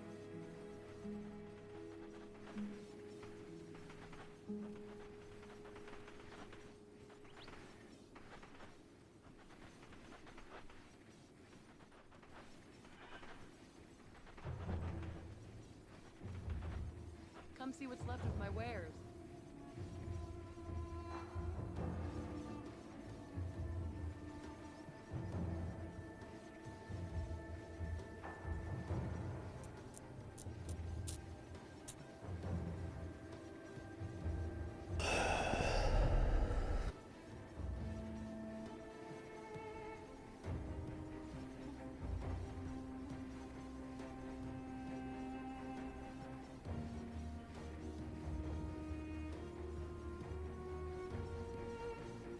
Mm.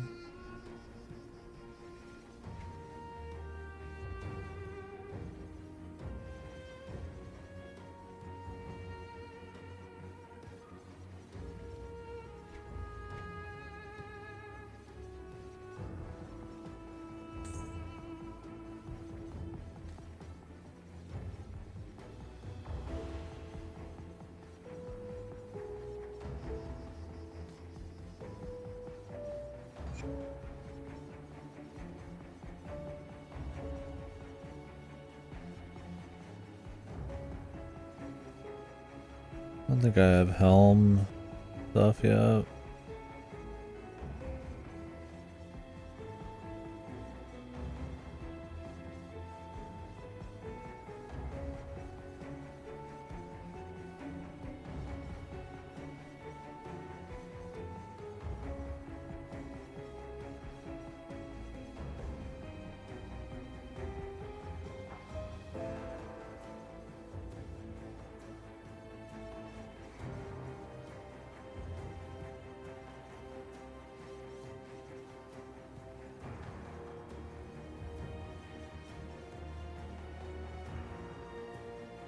Iron Okay. well.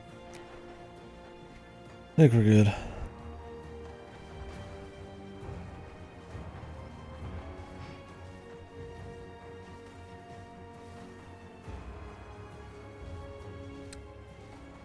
I don't know where this Wendigo spirit is.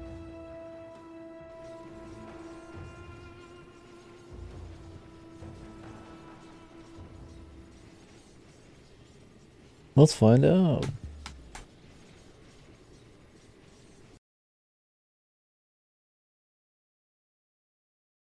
I've explored the whole area.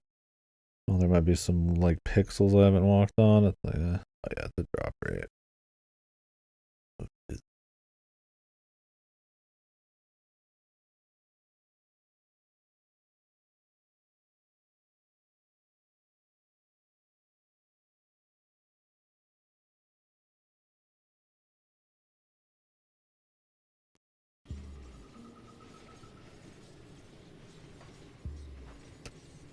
We'll get it when we get it. I'm not resetting the session just to grind Wendigos.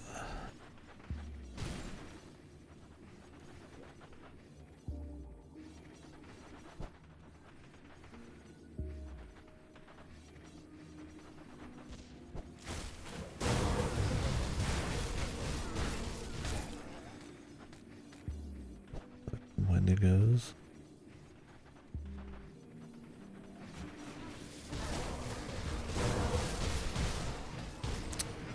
Can one of you guys drop your spirits, please?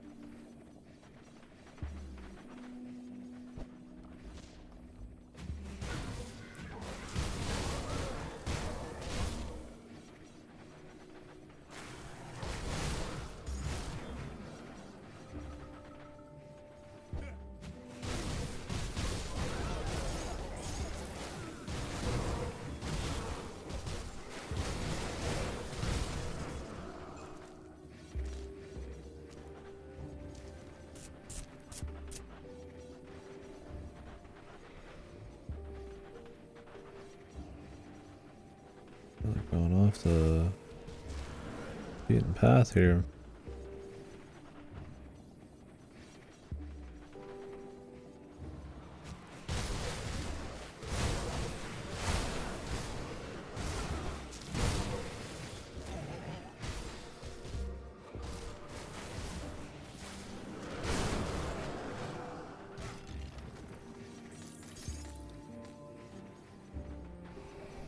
Oh yeah, there was those little altars in the second expansion too. I don't know if anybody knows what those did. Like the green ones where there's like a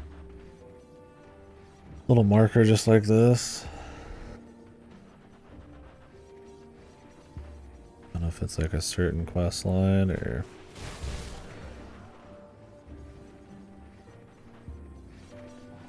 random event, or maybe it's some like ultimate difficulty shit only.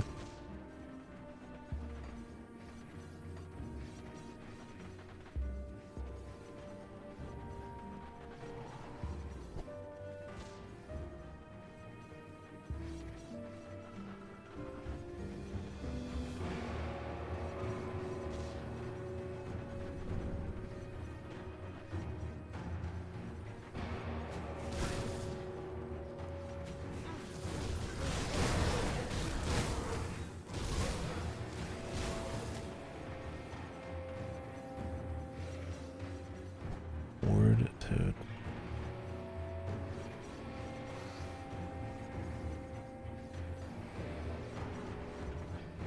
Like the path. I feel like we're. I want to go to the village first.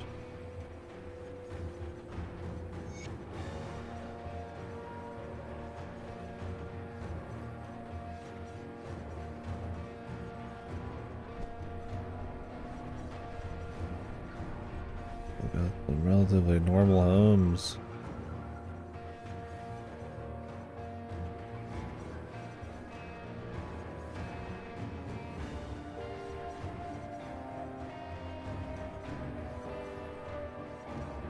Wonder how they managed to squeeze that.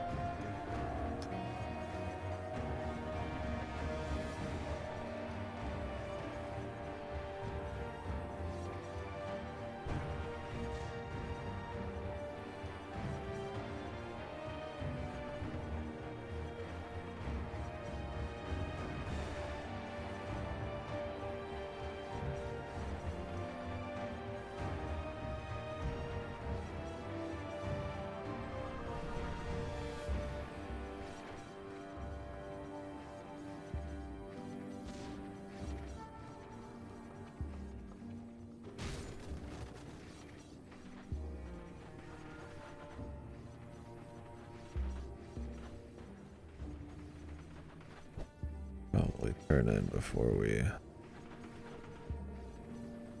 look at everybody.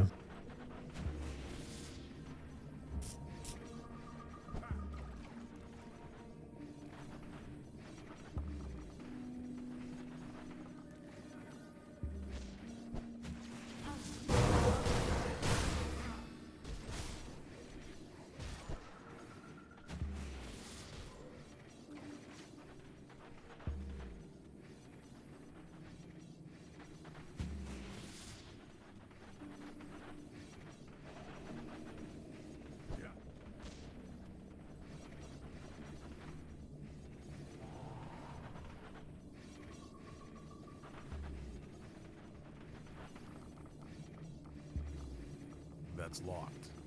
Welcome, traveler. I hope the day finds you great fortune. do stay for cutting right through the formalities then. And if it so happens that we have in our possession this thing you seek, why should we just hand it over?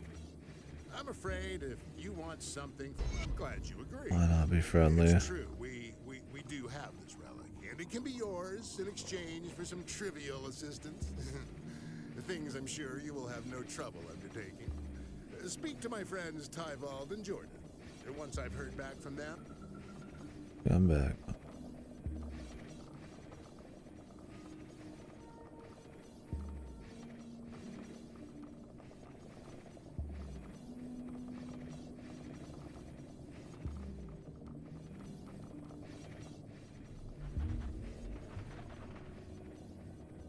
Your scam. Guess that's why their place is looking good.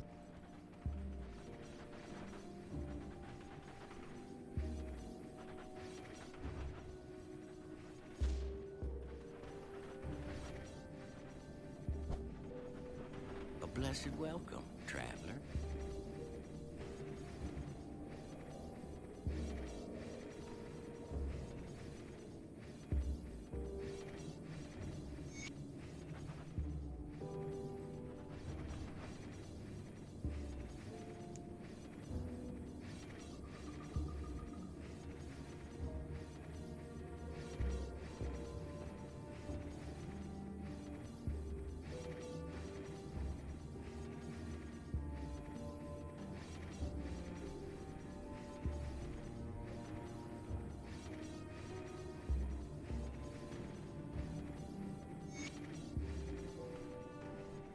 Another scumbag.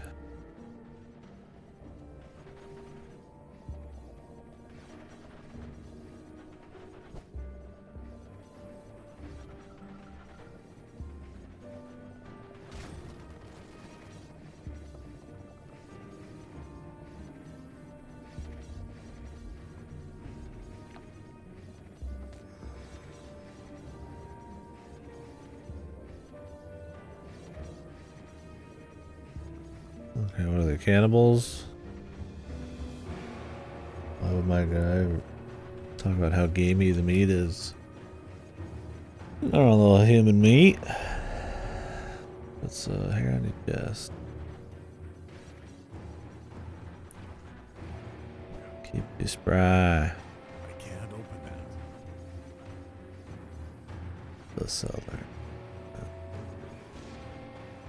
Their hidden secret, I'm sure.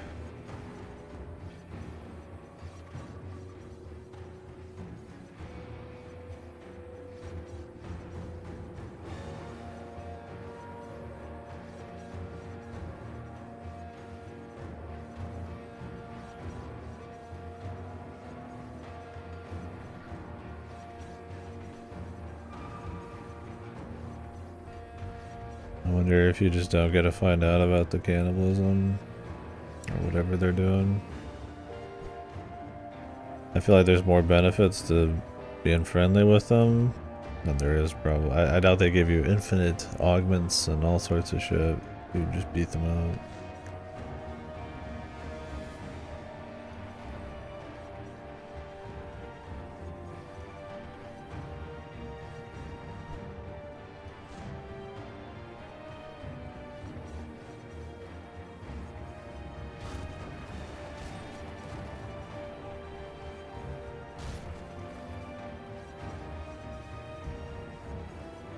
Make them enemies you get access to their nemesis boss. What is that? Is that just like a super boss for the faction? That's something you'd want?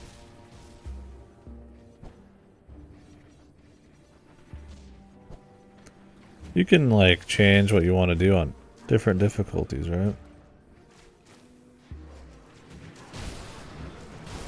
A max rep, okay. So you just get it really quickly.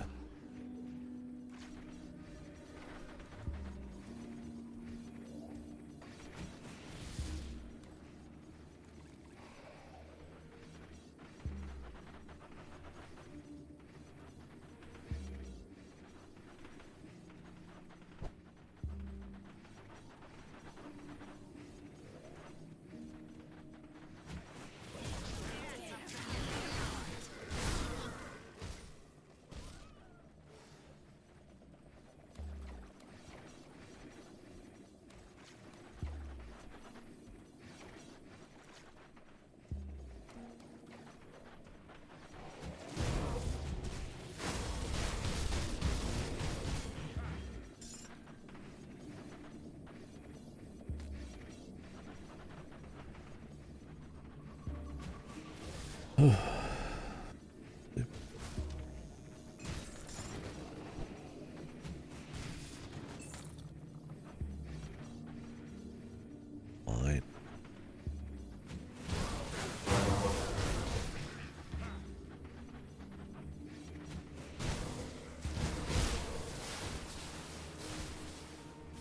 Meat for the stew. More meat for the stew.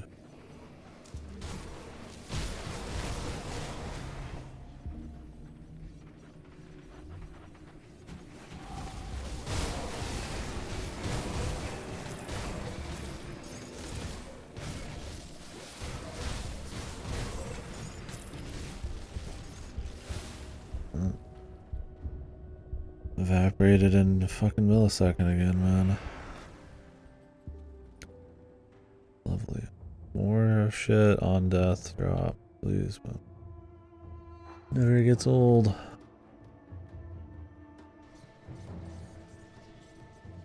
Hmm.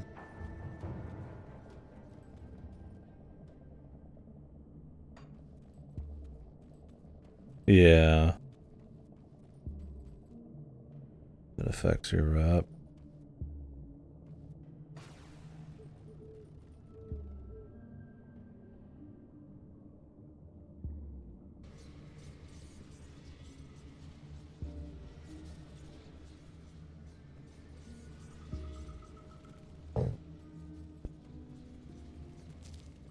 I'll give you a good price on what I've got left. I'll give you a good price on what I've got left.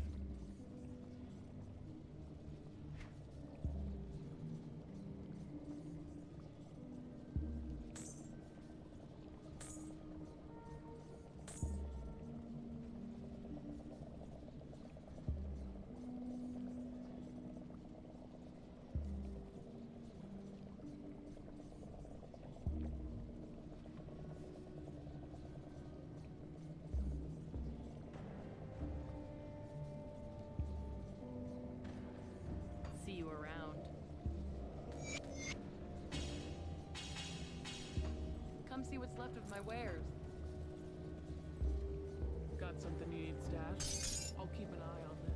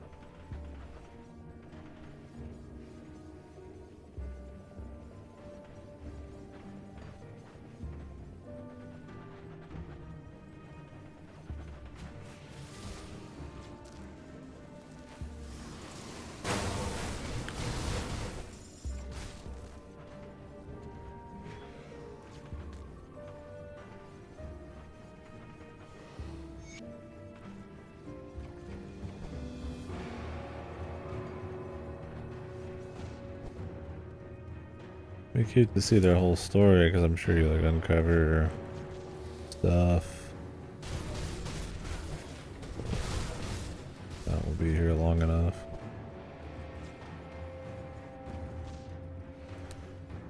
Yeah, I'm not seeing a negative to just being friends with them if you still get their nemesis boss by the end of it.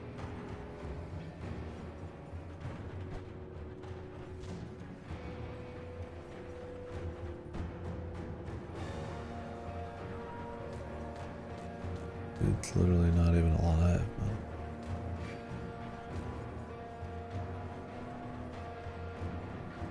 Oh, I see what you're saying.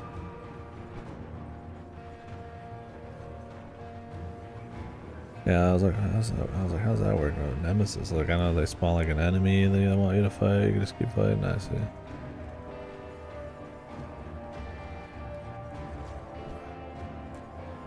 I assume they're just supposed to be like the cannibal rap.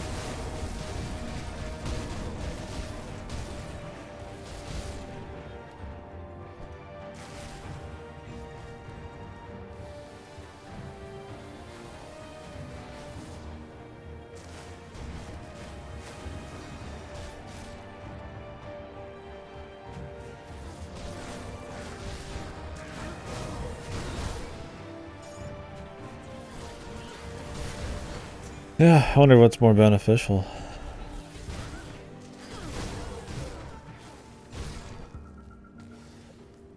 Only got beast, the max negative.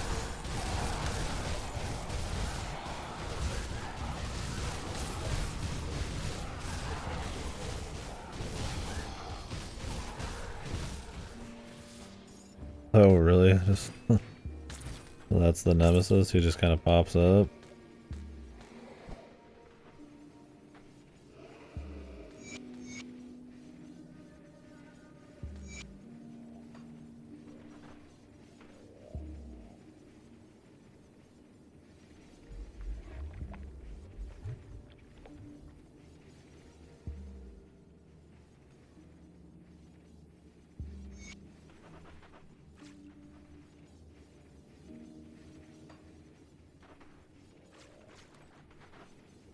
I don't know if I'm even close with any of them.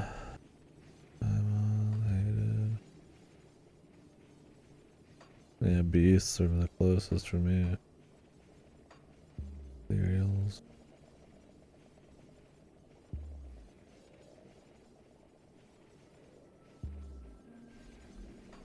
I'm guessing the nemesis spawns some good loot.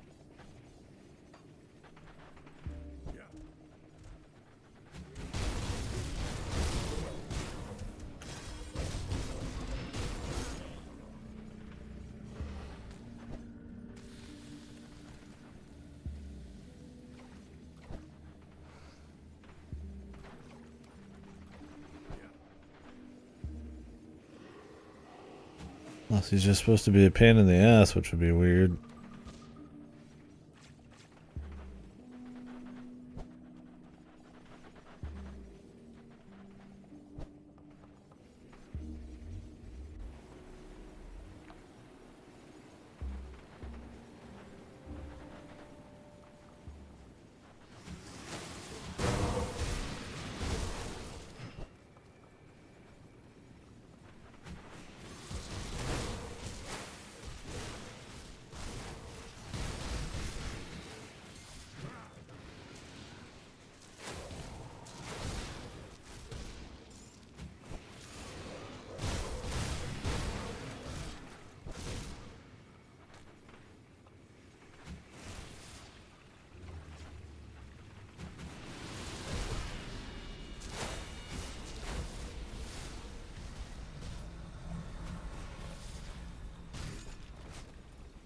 I need that.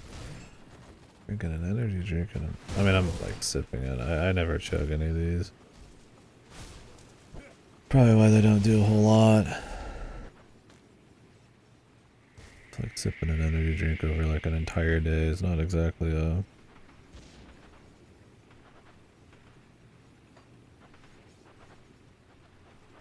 big energy hit.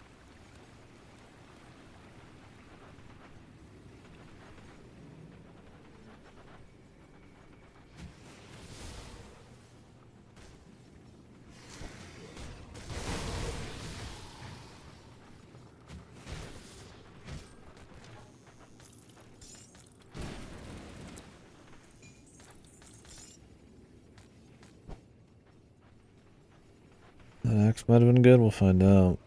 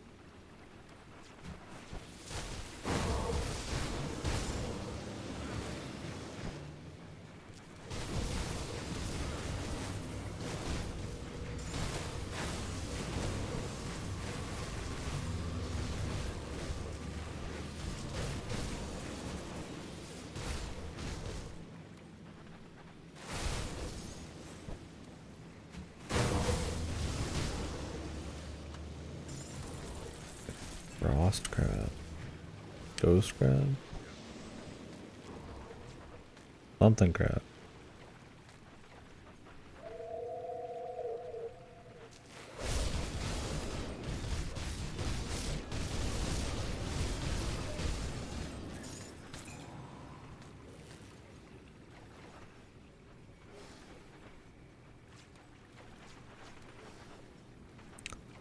There's so many beasts to kill. That's probably why you end up just getting juiced with Homestead.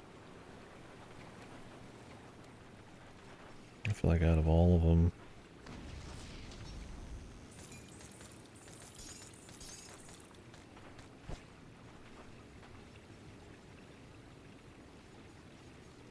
not even honored with Devil's Crossing. Oh, just because there's no Tron, these gang dudes anywhere, man. You got like bounty and farm cron. Like you'll get Homestead just anywhere. Like I'm almost maxed with Homestead. Just cause I feel like it should be like any human.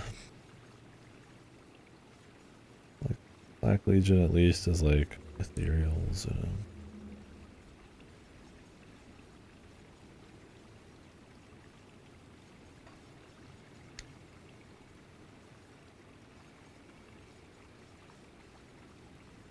Ethereal Vanguard at that. What is the Ethereal Vanguard?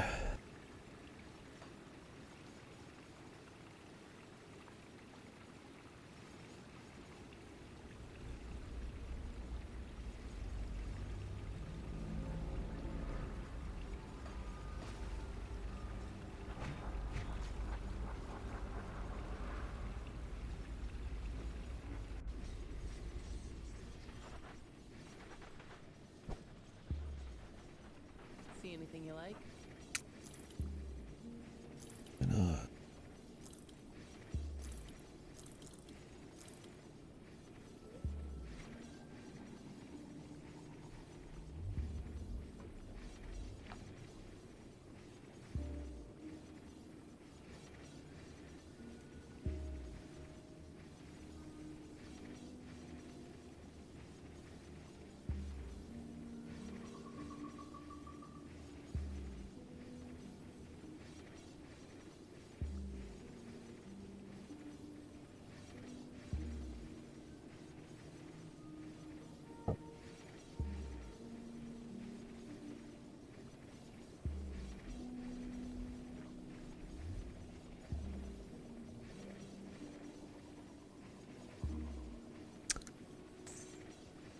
Not too bad.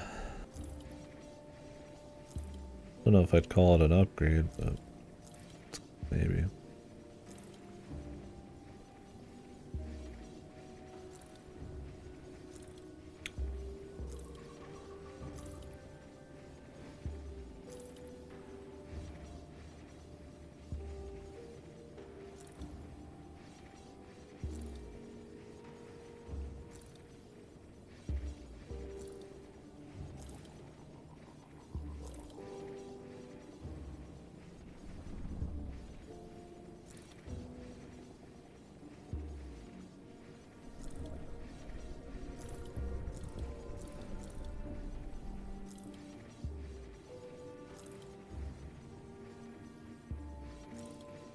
See you around. I'll keep your stash safe.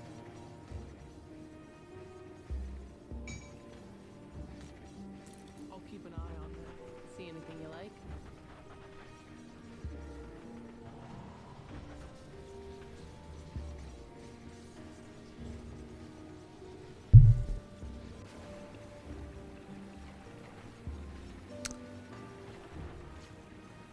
Get me the hell out of here.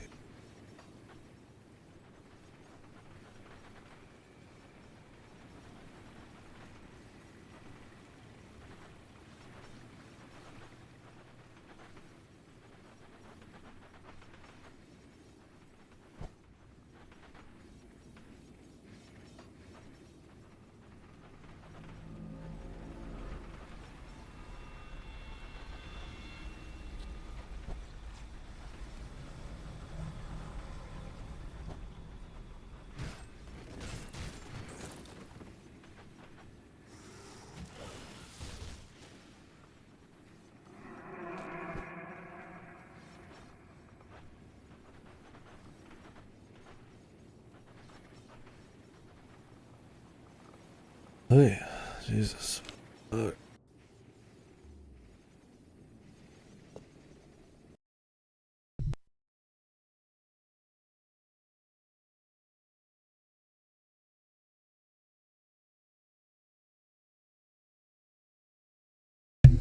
Too much.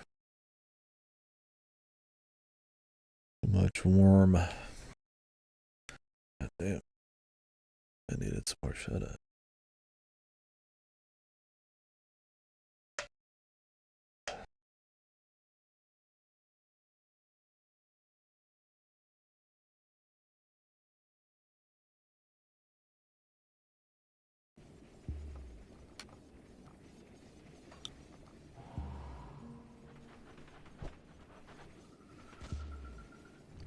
Do you guys full clear the maps when you play?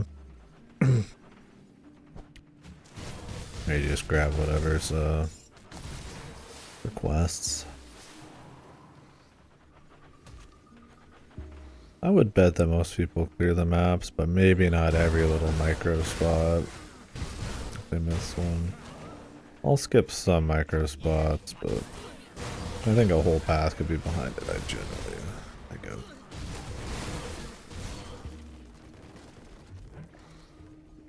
I mean, since you could just get bosses that spawn, or there could be dungeons around. Not like a bad thing to do. The first run through, yeah. On the other difficulties, I'd probably just crank your story and get to the...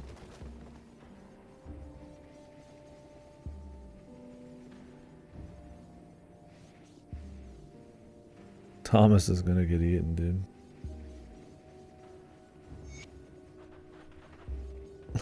We're saving people. But he ain't from there, man.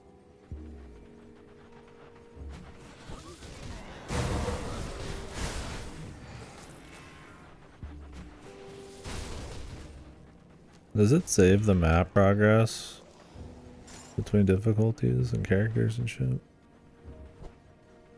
I think that'd be awesome.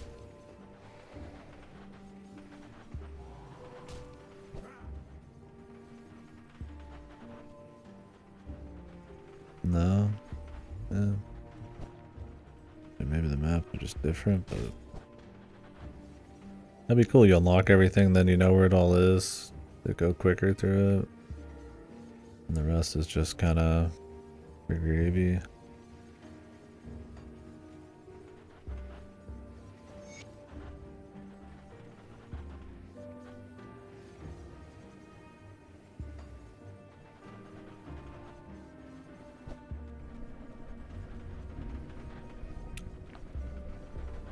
Oh well. No Wendigo Spirit after all that too. They're gonna have to farm that shit.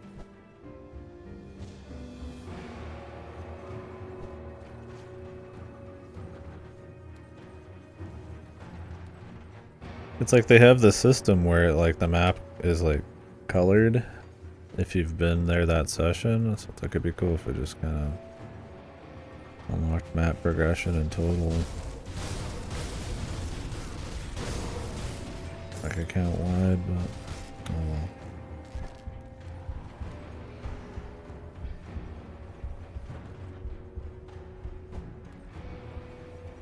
It needs to be like 2-3k a tick, man.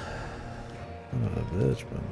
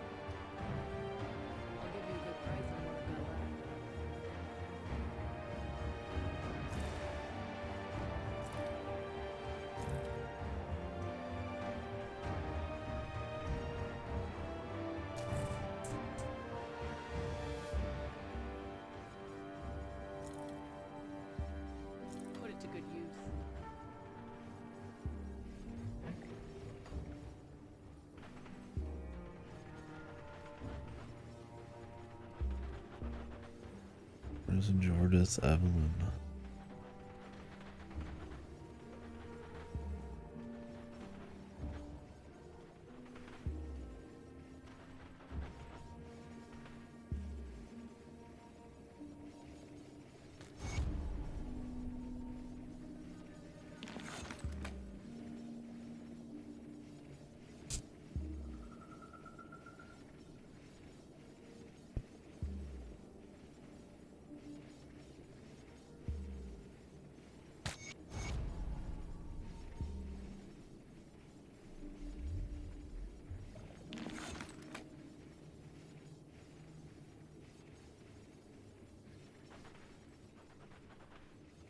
A blessed welcome, traveler.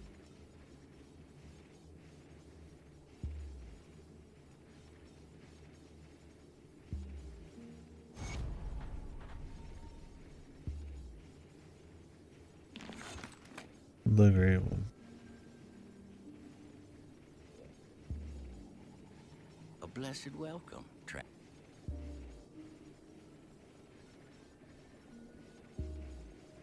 We've been starved. How can they make it so obvious?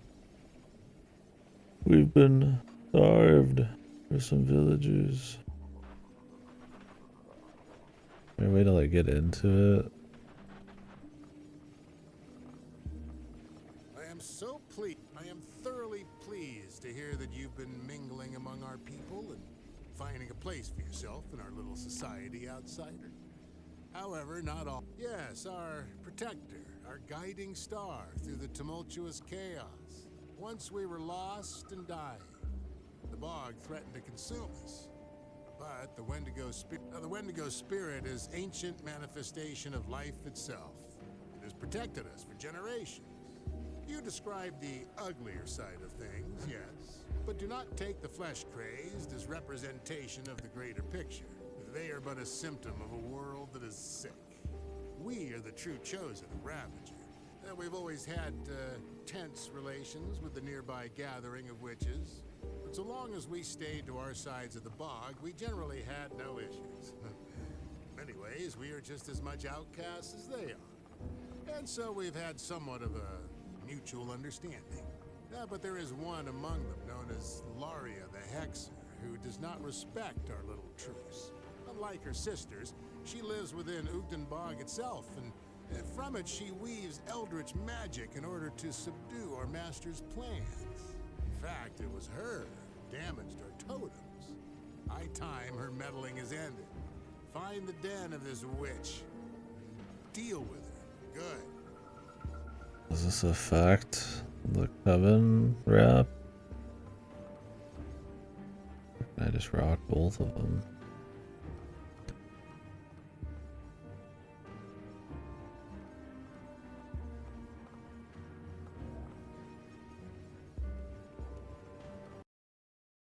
I just want the rewards. About the lore of it, really.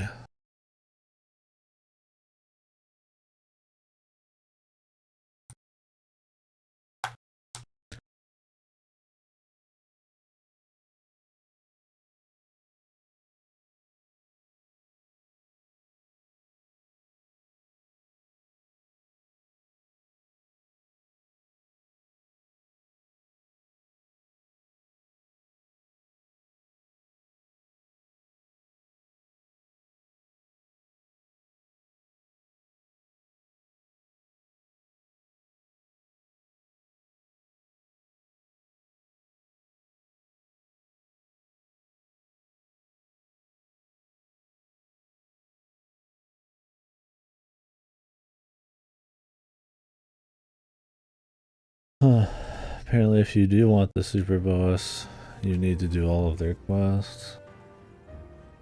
Interesting. Not the info I was looking for, but apparently you lose 250 rep with this, and you just croak either way. So might as well do it. Maybe the super boss is different than their nemesis then.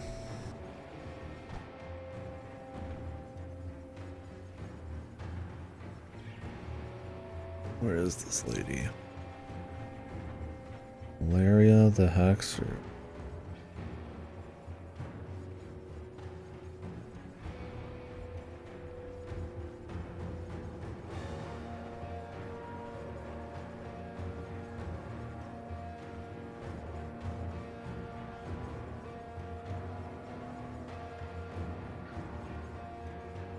Great tree to the south of Barl. Oh, that lady. Yeah, okay, we met her.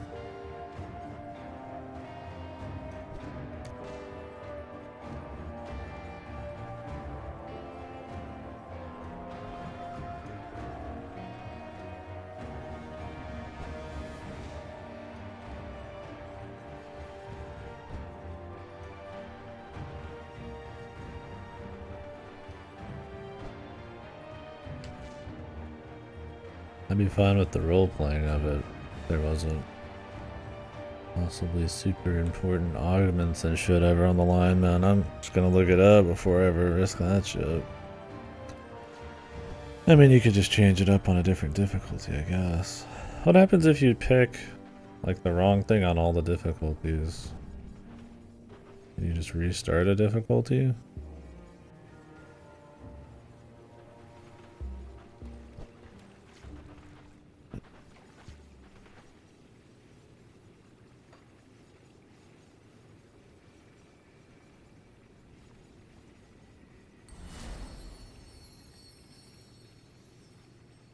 Now this fine fellow, 11 more. I don't think we're getting that.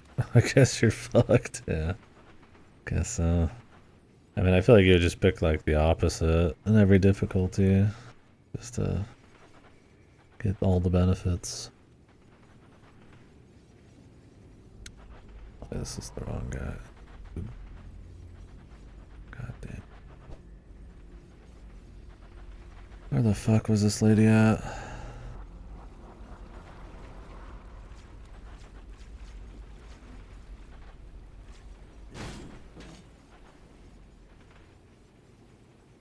You fucked.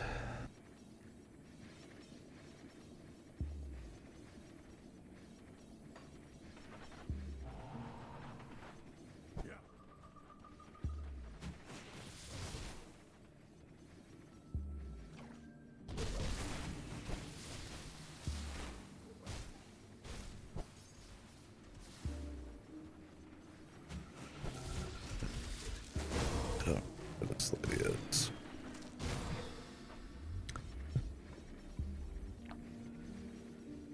I'm gonna look it up again. Not running through this whole fucking goddamn place, man. I'm just not.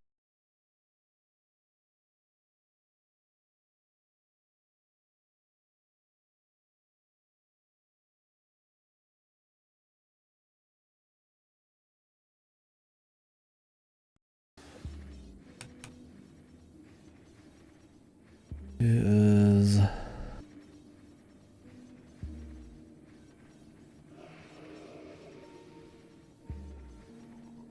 way down.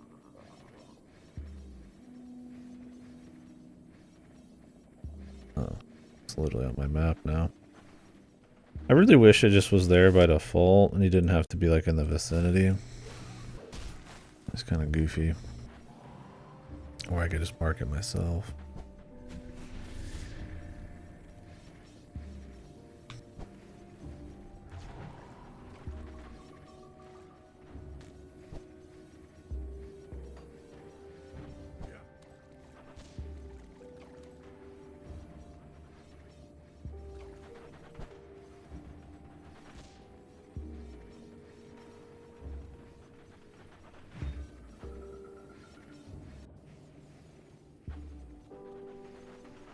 Greetings, madam. I don't know who you are, but please leave.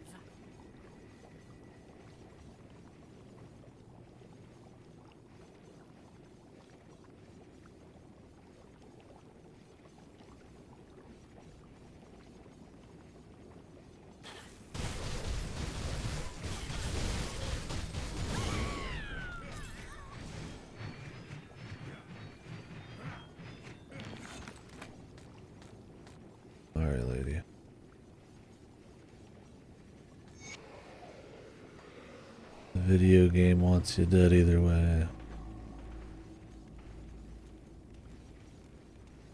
I side with the Wendigo cannibal cult people, but not really.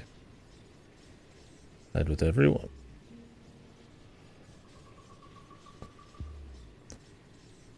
They all. I'm a double agent, triple agent, quadruple agent.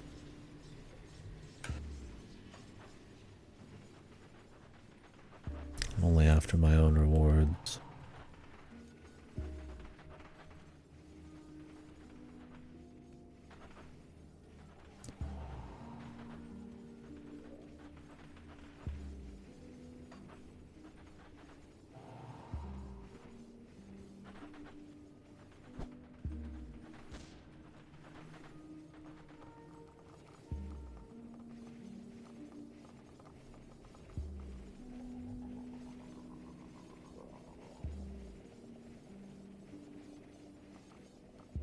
Take its shit.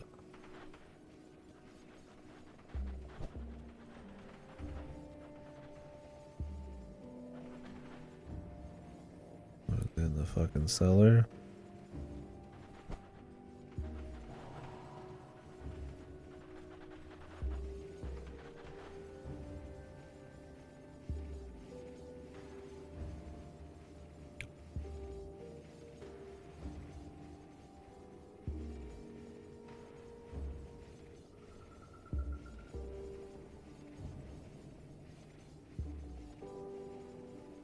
He just showed up.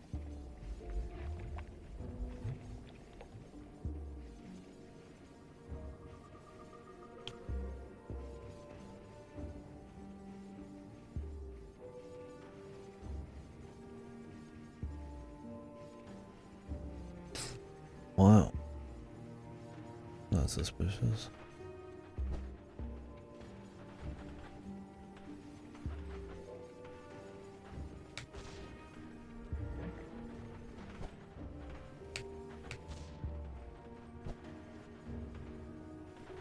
I can't open that.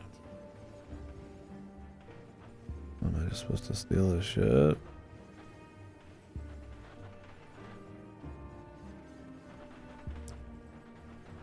see him around anywhere.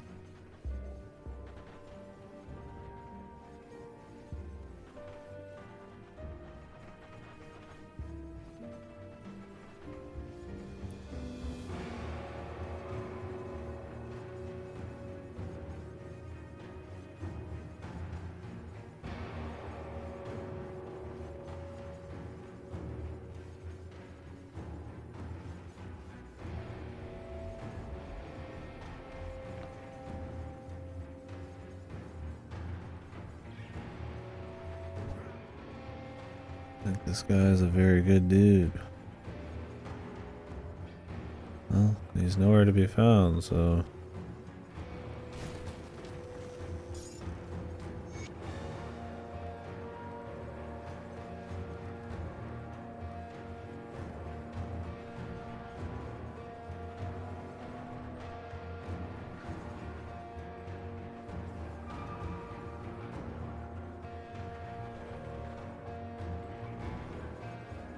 Where even is this guy?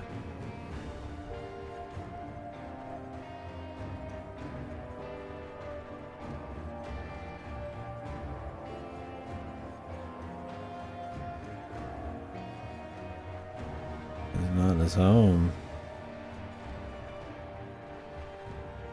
The stash was open.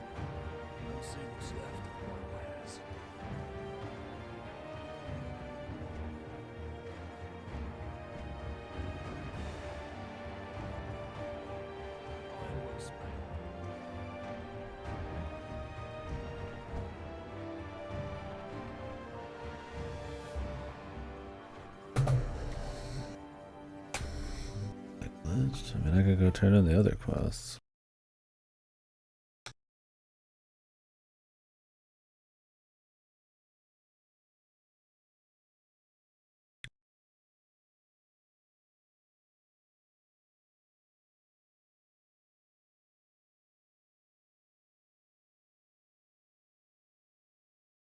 He's located at the ritual circle behind his house.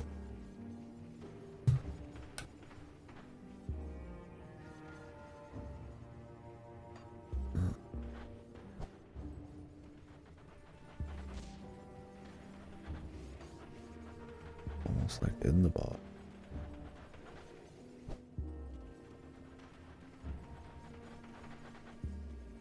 Have you dealt with that pest yet? The time for deceptions is over. Today, we gather to honor the great Wendigo spirit and prepare for his glorious return. Good, very good. Ravager will be pleased to hear of your service to the cause. While the Ethereals and Chthonians are both our enemies, none discuss the Great One as the Chthonians do.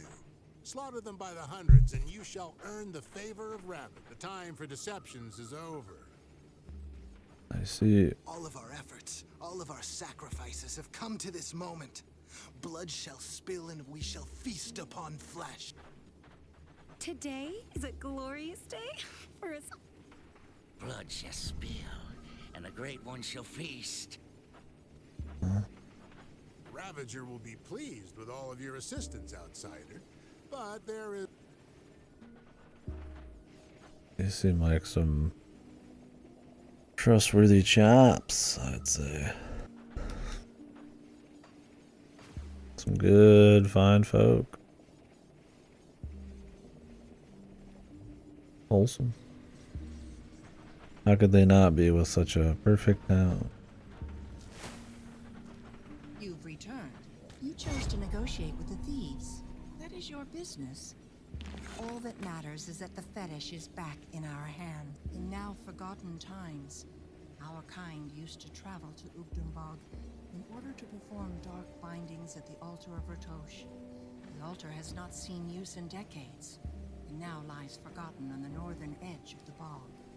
However, it is a place with a veil between reality. The altar of Ratosh is a rare place in Cairn where one can pierce the veil. I've marked Ulgrim's keepsake with the runes of seeking. Place it upon the altar, and a way into the void should be revealed. Whether you find your friend alive on the other side, or just his tainted bones, that I do not know. But the void may offer you more than just salvation for Ulgrim. Once it had, that is a tale steeped in myths and legends. Now that you have what you came for, ever since the Ugdumbog fetish was stolen from us, our wards have weakened and some of our protective spells have even failed us. To put it simply, we are exposed out here, and that may... Okay. Got something you need stashed? I'll keep an eye on this. Safe storage, no questions asked. Do you have... Perfect. These are just what we need. You continue to be a service. These to the witches public, for which we seem thank you. reasonable. But though we now have the materials we were deep beneath Ugdumbog, a vast network of caverns and roots traverses the entire region. There they got her. Perhaps in time, new plant life will sprout from her remains that brings a healthy balance to the ecosystem. Always love it in a game when you can do the quest before you get it. We'll be pleased to hear this news. Sucks when you have to like redo it or something, or they just lock you out. I mean, I guess locking you out's one thing, We'll get an opportunity. You will find her below us, at the center of the refuge. but the matron. Safe storage, no questions asked. I'll hold on. I'll give you a good price on what I've got left.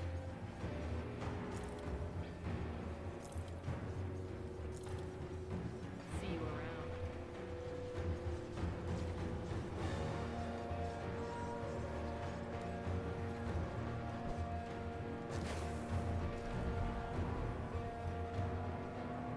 Goradia speaks of your accomplishments Goradia. as if they are. At least you are determined. Very well. One of our own has become tainted by the false promises of the Wendigo spirit Ravager. She has lost her way, and now weaves dark rituals within Ugdumbog.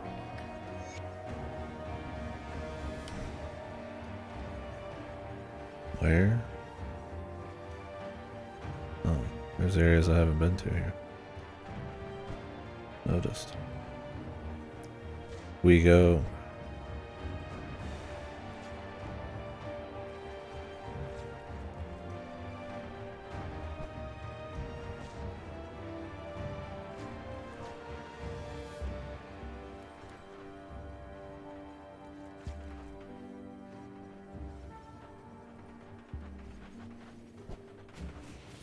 Turns out that's where the quest is.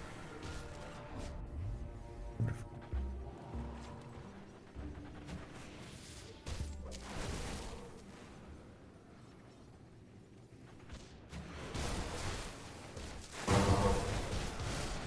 Give me a Wendigo spirit, man.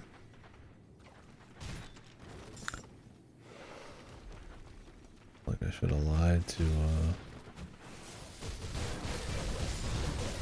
really get some Wendigo spirit if you help that other witch, but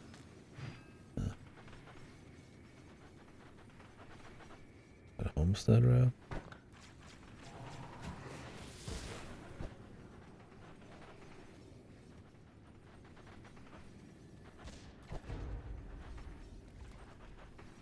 This is like on the other side of the world from the homestead.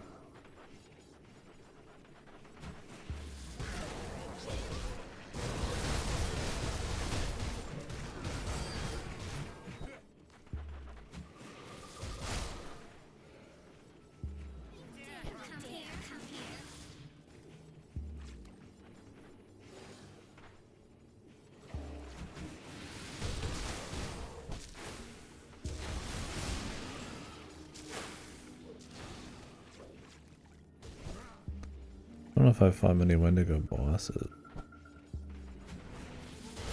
sure those are the ones who have a higher chance of dropping shit.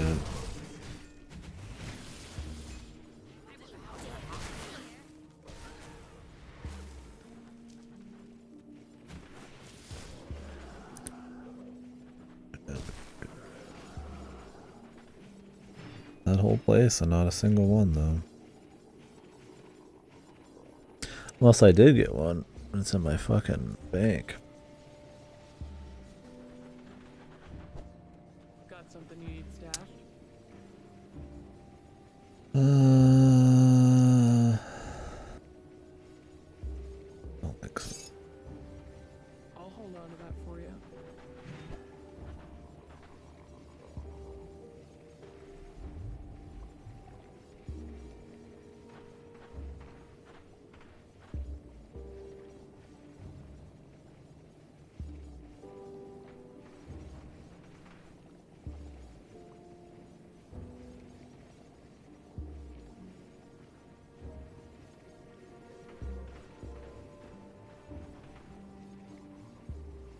We just fought her. Literally just fought. Yeah, I've just not been getting lucky.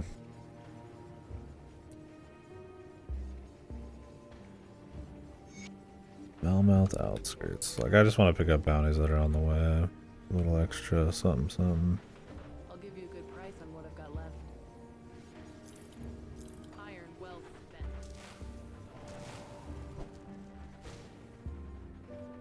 Is it? It appears Garadia was right about you. Yeah, the hearts and all that shit. In return. Maybe I'll find one eventually. Just turn in that quest. Oh, hey, Wendigo. She gave one too.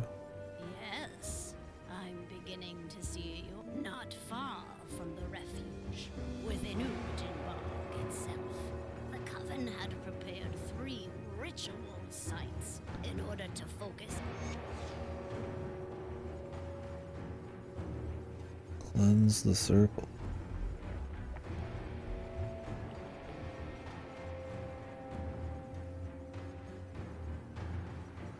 Maybe I should have picked up another one.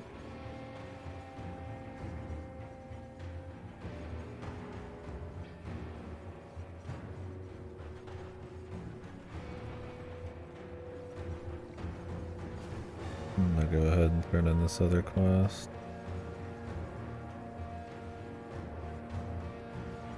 Then we'll do hers. Oh, thank God they give some from quests too. Your luck lit, you don't have to worry about it. At least if you just want a quest completion.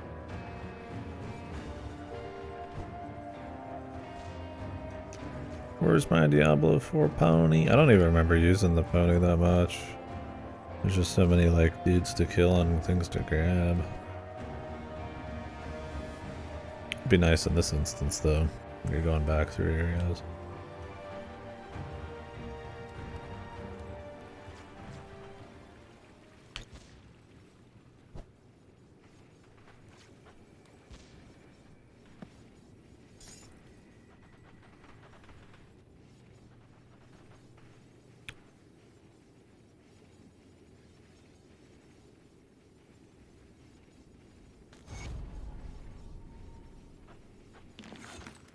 Another ethereal missive.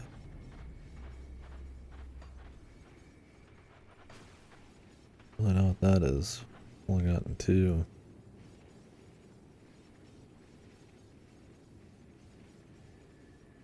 There's gotta be a lot more warps. They're just not showing them all. There's like 2. Probably gonna be like the other places where they just show like general locations and then there's like sub locations. I mean, I'm fine with that if there is either way, but.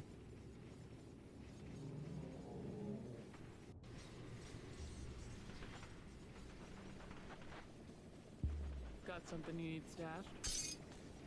I'll keep an eye on this. There's a western one, a northern one, and an eastern. Oh, they're like in town now. Good.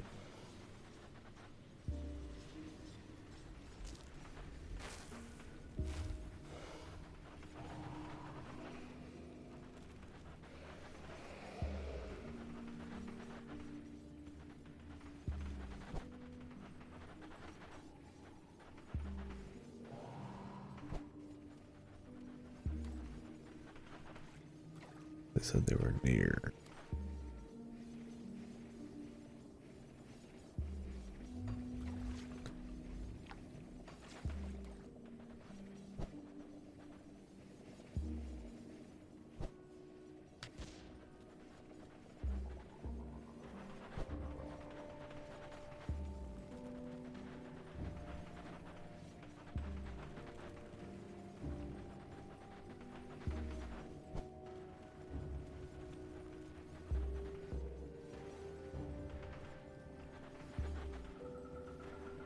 Yeah.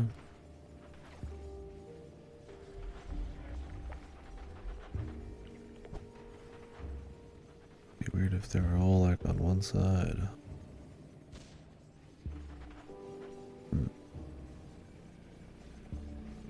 Because there is no north. Not really. Unless there's like a secret spot.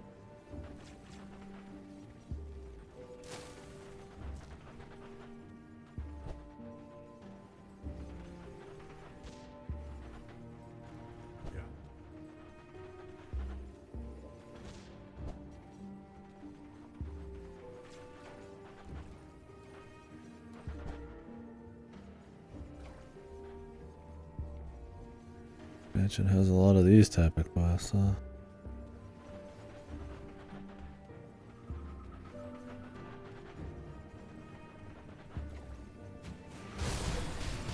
What is this? North. I want east. Down here.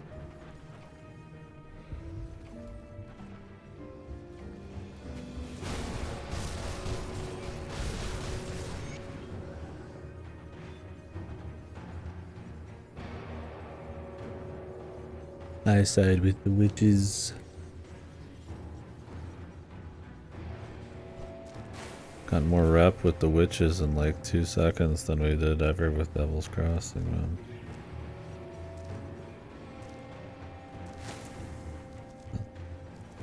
Actually true? Devil's Crossing, I have like 4. No, I have 9,000 Devil's Crossing. 7,000 with the witches, which considering I've been here for like an hour is pretty good.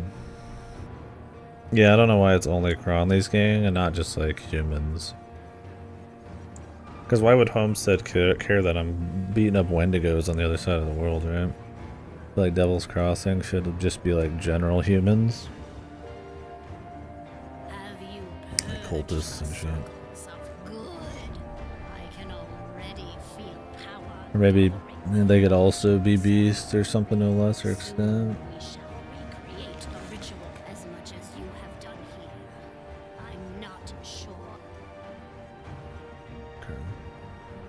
Yeah, it's odd. I don't know what Devil's Crossing really gives. I'd have to check.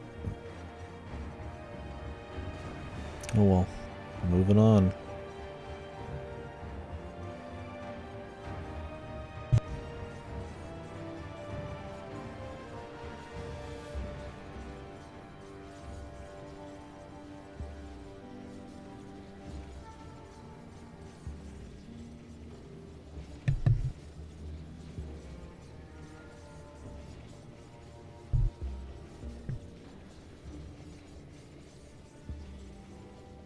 Wait, where are we going? On the north side of them?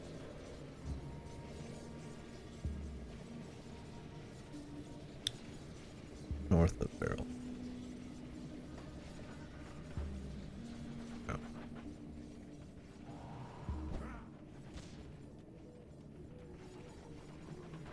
Yeah, it's funny how much they stand out, and then Homestead's like, you get it halfway into the game.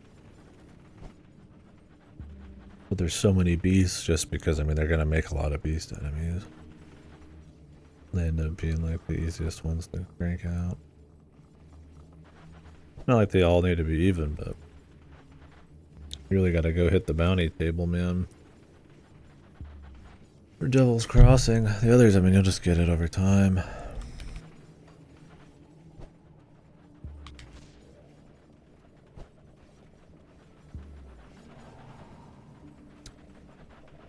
It's weird because some of them will be like the Outcast. She's like two things, right? Like Chthonians and Ethereals.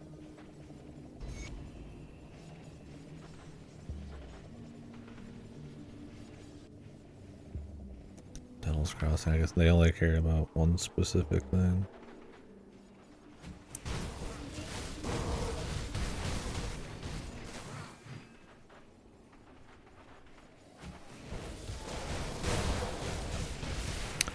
Like, I could see the undead being good for them, right? I think somebody already gives you stuff for, like, the undead, though. Because you fight the undead with them for, like, half of their story.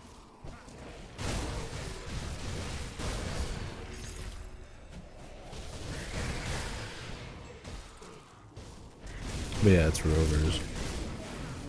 Well, the thing is, there's, like, multiple factions that care about the same thing. That's odd. The Devil's Crossing is so exclusive.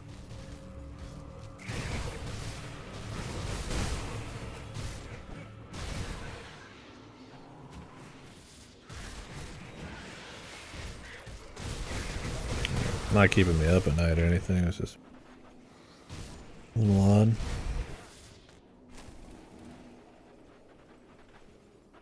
This looks important to remember.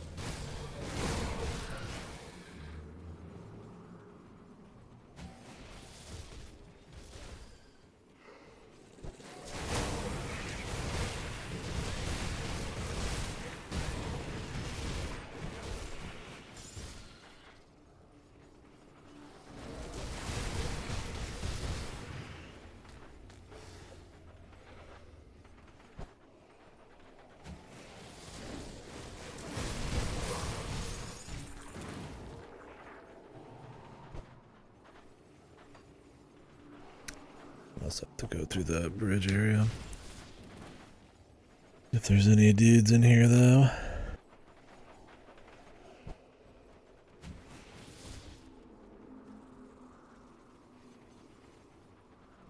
What are these locations supposed to be, anyways?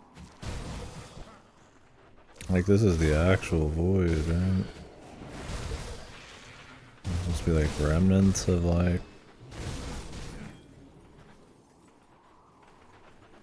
real places or some kind of weird reflection. If it was just like bones, I could understand, but there's like buildings, graves. Like, these guys, they don't look like they're out here fucking building anything, man. No offense to them, but they don't look like tradesmen. The guy literally just has swords for arms, man. And maybe he has some devices that give him some dexterity, but he ain't making any fine, you know, fine cut marbles or stones or anything.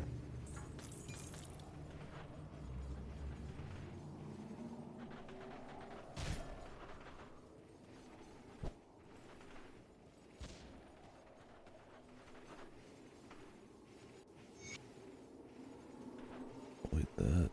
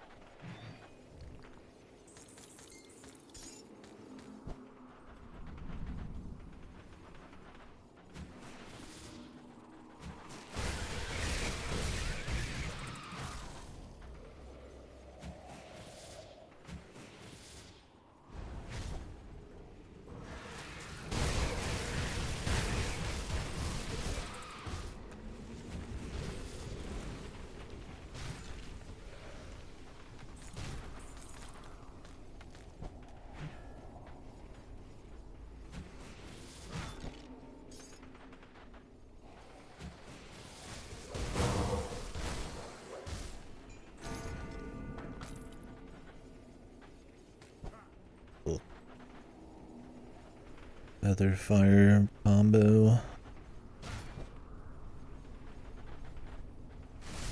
You have no use to me.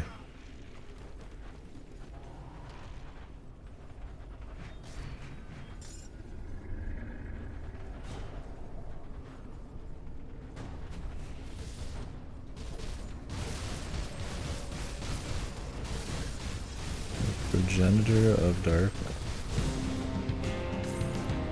Whoa.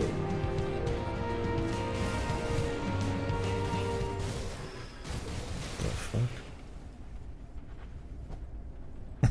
Maybe they should just not bother with the music cues, man. I feel like the music's supposed to start getting really loud and then that's supposed to be like the, you know, the send off, but like your build's even like halfway decent, you kill the boss before he even takes a fucking breath. So then all you get is the send off. Sounds fucking horrible.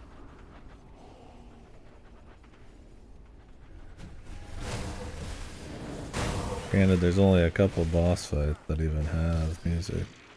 That guy's some big deal progenitor of darkness, unless he just says that because he's edgy. I mean, that's like, makes him sound like he's been around for a while.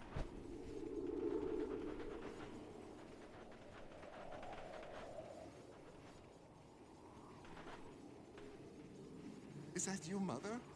I'm sorry, but I'm afraid I won't make it to dinner. I'm just so tired.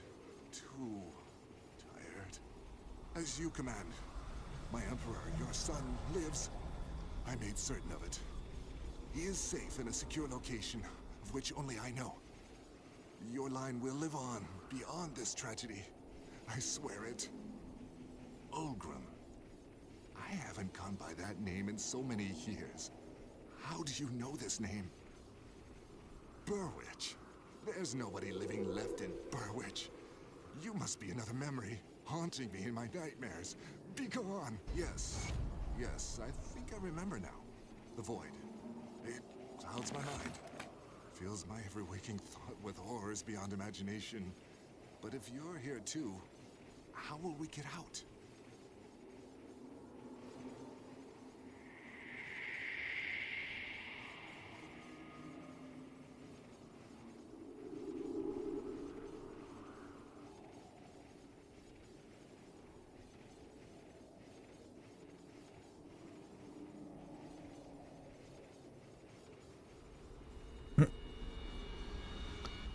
Man had an epic duel, huh?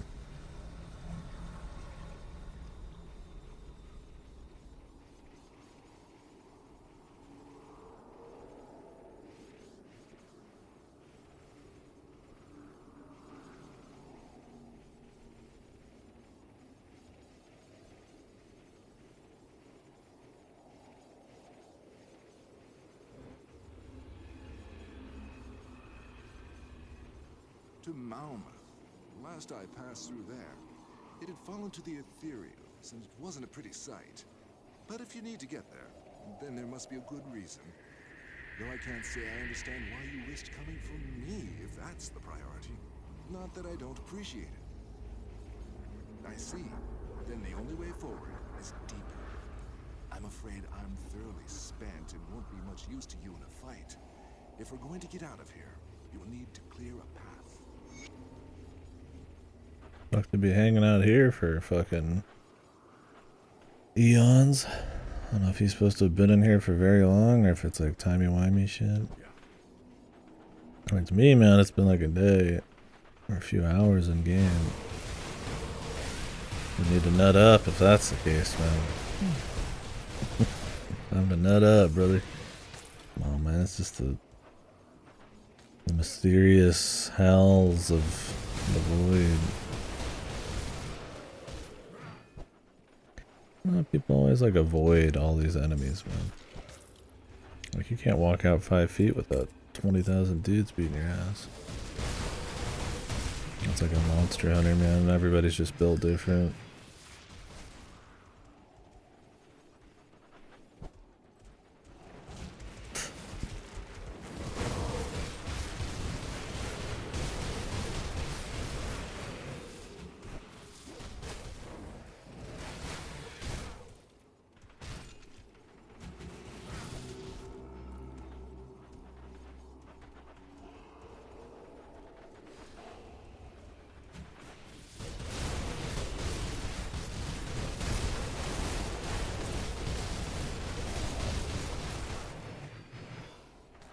Actually.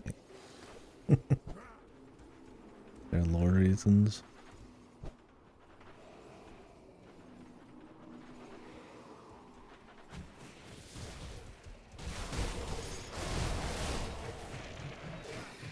Everybody talks him up pretty hard. I guess that would make sense.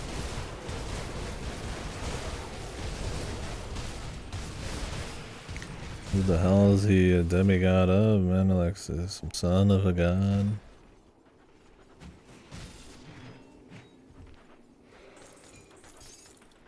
I just don't know. Because they always talk him up, and I'm like, who the hell is this? He almost feels like he's from a fucking different game, man. Like I'm supposed to already have known about him from something. I don't know yet. Guess you were in like a couple of cutscenes.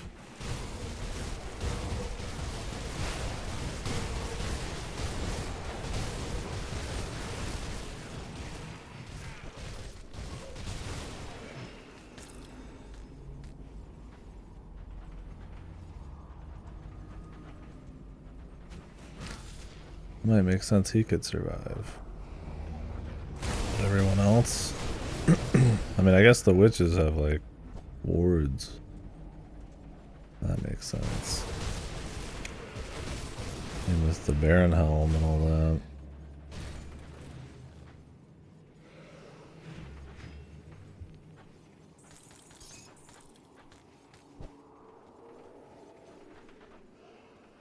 Ain't no way anybody's leaving their town. 10,000 fucking enemies a second. It's good to see the sun again. And I have you to thank for it. You're right, of course. But you have to fill me in.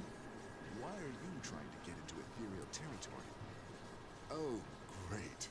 While the unpleasantness in the void is behind us, it seems we're stepping right into another. This area has changed since I've last seen it. To the north is Malmuth. Of that, I am sure. But it seems we're not the only ones with sights set upon the fallen city.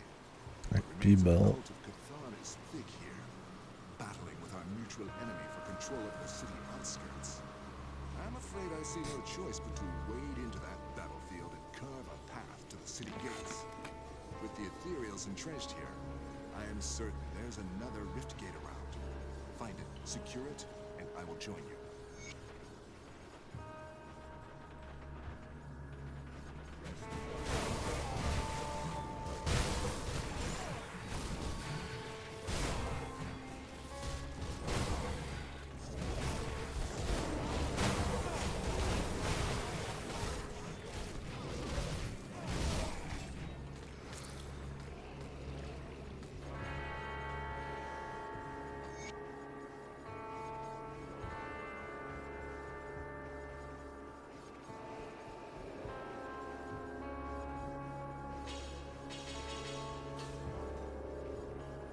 Thanks for the stuff, bro.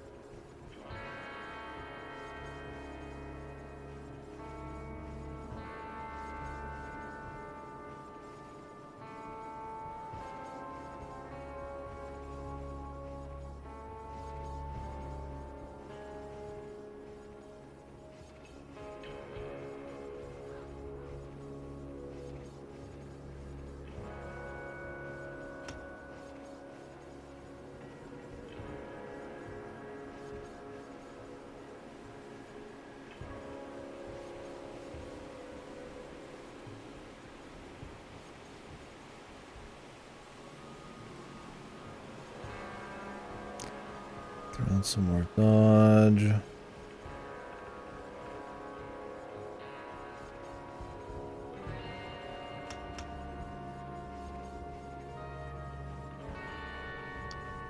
Chromatic edge.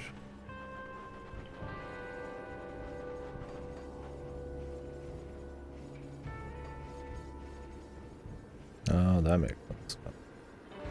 The other fire. Kind of just shit past it. I guess this is supposed to mark the Wendigos bullshit we just did.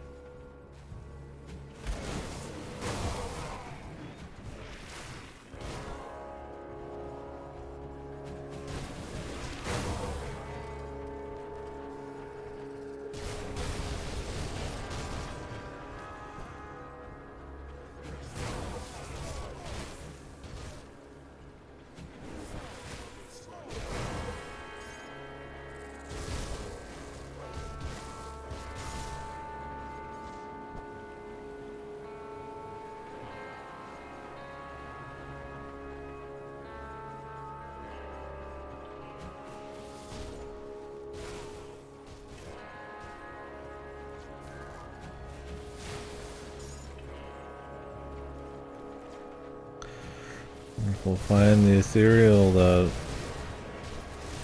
got our guy.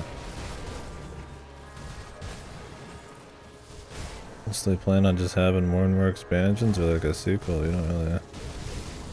There's no closure or anything. You essentially just beat up like a boss and then the story just kind of keeps going.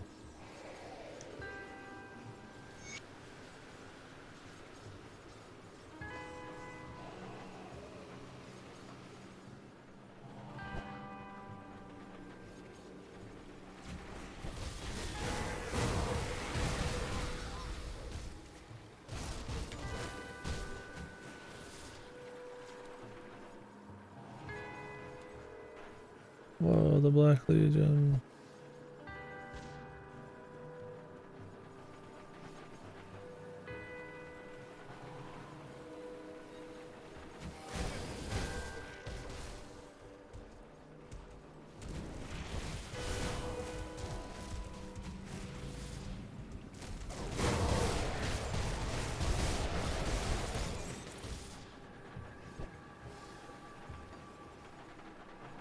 That's it.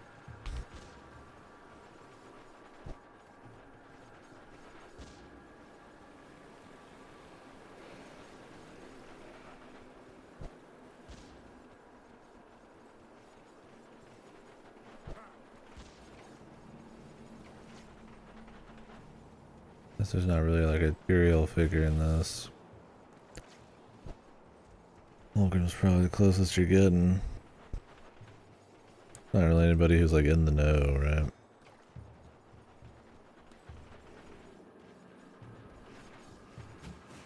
Everyone's kind of just dealing with shit as it comes. Oh, I guess they made Tyrael more of a goofball. Turn him like a human or whatever.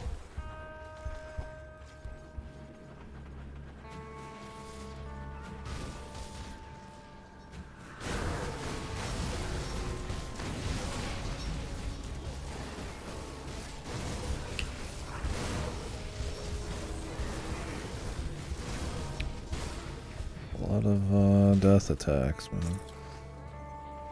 This is my lowest resistance too, so gotta be careful.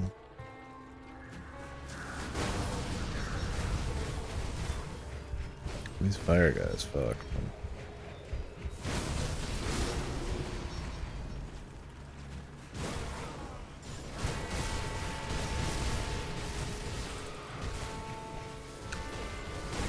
These remind me of like Den Mothers or whatever. Hive Mothers. Warcraft. They got that vibe. I hope you're ready to write the next chapter of my story. Unfortunately, this one's still a work in progress.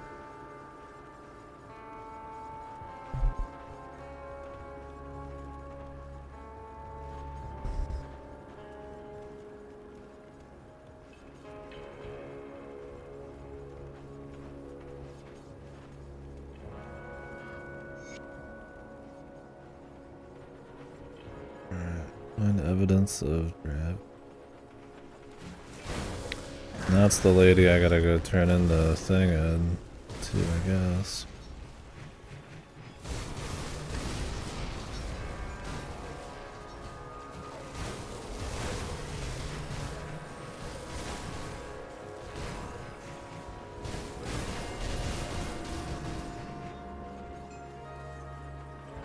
But that's in the next expansion. I'll just have to find out where she is and bust through that. Last real quick. It's multi-expansion and base game, then it's probably worth doing. And the only ones I haven't done are the skeleton key ones. I got one tap then. I don't know if they give a whole lot.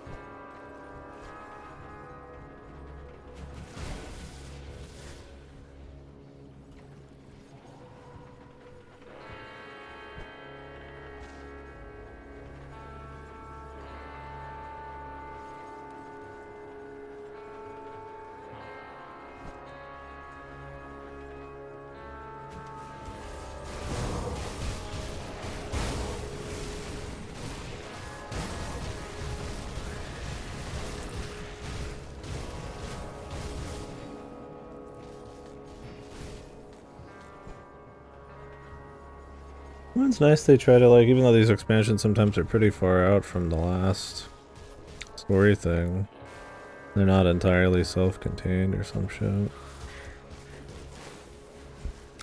You the Uruburu guy.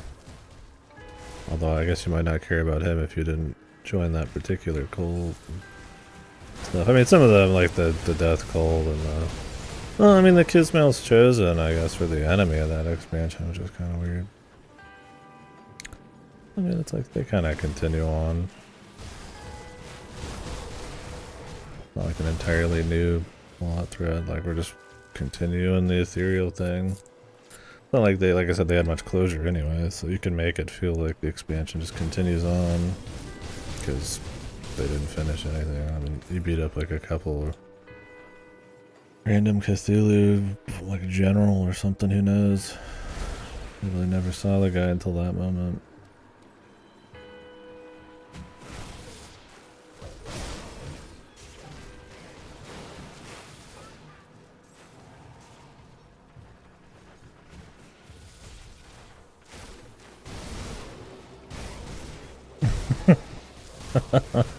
Yeah, I mean, some of the lore is interesting. It's not like crazy, but the actual events, if they're not just straight up derivative of like the flow of something like a Diablo, little town to big guys, and there you forget about the little town and random generals and bullshit until you just kind of get to the bad guy. Well, the thing is, even in that though, like Diablo had like presence, right? Like you would hear about him and they talk about him and like he'd, you know, speak maybe in some places here and there, kind of maybe. I'm like, who the hell is the Logalius or whatever? But yeah, the dialogue and just like the minute-to-minute story. It's just like advanced Borast. Yeah, I mean, it's fun. It's like, it gets the job done, but could definitely be spicier, I guess. Wouldn't hurt. Or simplified and just focused on raw vibes and like a more kind of atmospheric story, right? Like I like that. I would call Diablo 2 that, right? I wouldn't call it a good story, but like it's cool. You're just kicking dudes' asses as you're trying to figure out who this guy is going west. It's not exactly a great story either, but it's got vibes. I mean, this has vibes too, but I think the story probably brings those vibes down or doesn't do much for him.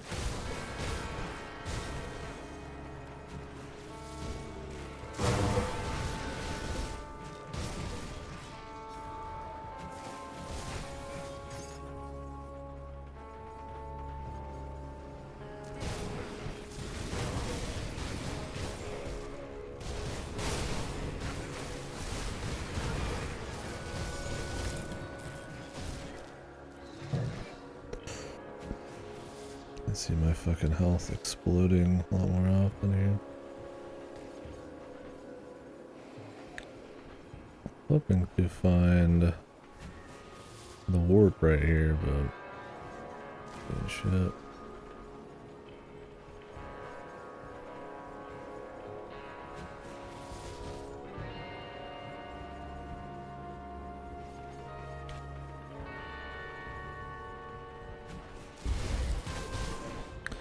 And I guess we could clear this to try to find that information.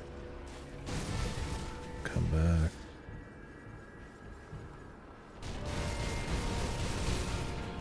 Yeah, for as lengthy as the game is too, it definitely doesn't help. I like when you're finding hidden like location stuff and kind of need lore to go with it.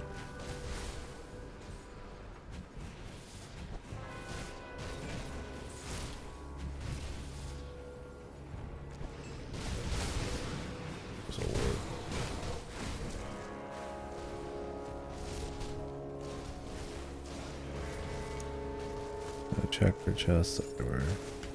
I don't know where this guy's book or notes or evidence or whatever we're gonna be getting. Where that's gonna be.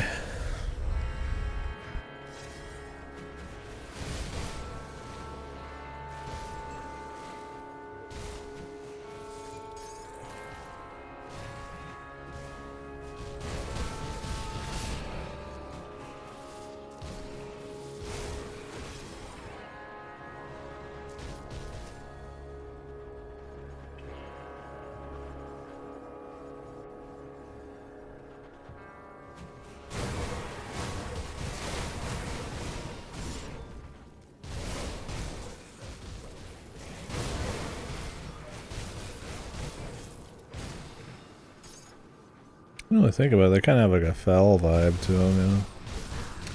The electricity makes me think not so much, but green fire and all that. I'm not trying to say they're like derivative of something. Like, just really specifically, like aping some shit. But it's like clearly the other guys are like some kind of Cthulhu cult. You guys are kind of like a Burning Crusade vibes, I guess. Or Burning Legion. But not really. Just the green fire shit. Because other than that, I mean, there's not really any similarities. I don't really know their, I guess, their structure. I feel like we know more about the Chthonians than anything.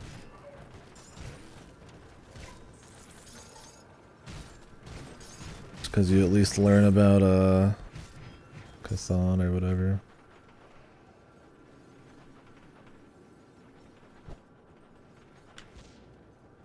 I guess she did teach you the Outcast about the Ethereals. Where they were like, they just worked for one of the gods. Now they're just, I guess, on the out, just doing stuff, sort of.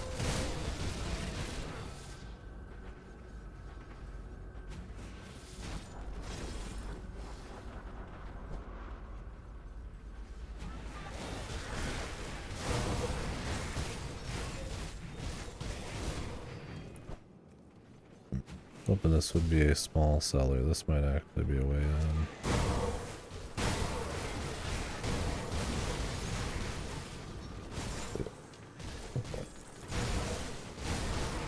If it is, I'll just work. Good run already.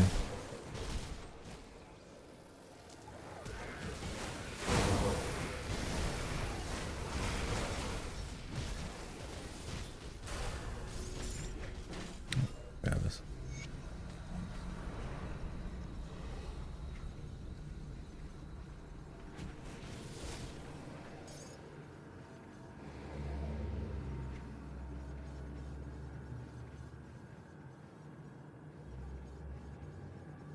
Oh, Travis in the second expansion. Is this how we were supposed to learn about him? He just came out of nowhere. Like, who are you? Who is this fucking guy? He's like in a side quest in this expansion. I mean, they make jokes about that in the dialogue. You can choose to be like, who the fuck are you, man? Maybe that's just if you haven't done the storyline.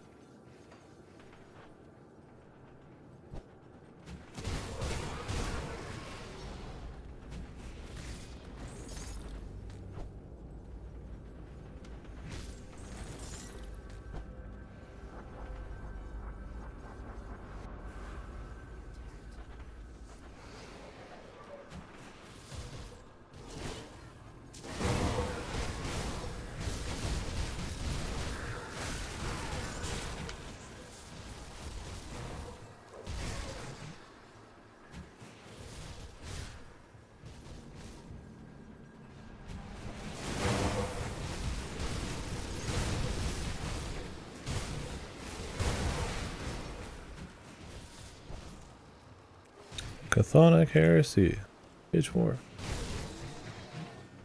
Sounds like a comfy read.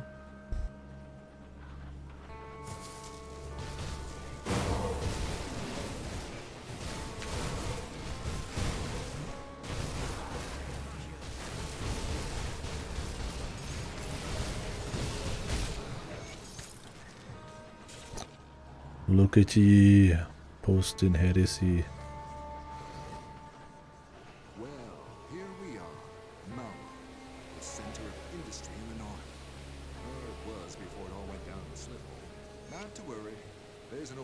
What is the capital supposed to be of the Empire? Have we been there?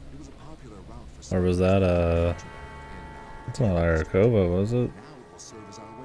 Like the current one, like right before this happened? With any luck, we'll run into some of these survivors you spoke of. Take the lead.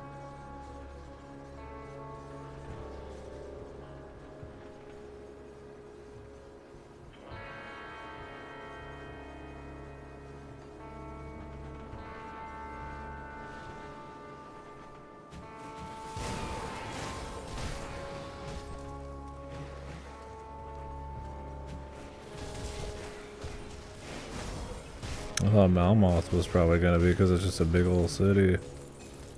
Apparently it's just some big industrial city. Yeah, I guess so.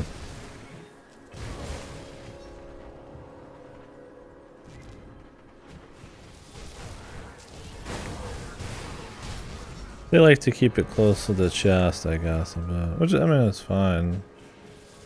It's a mystery or something, but...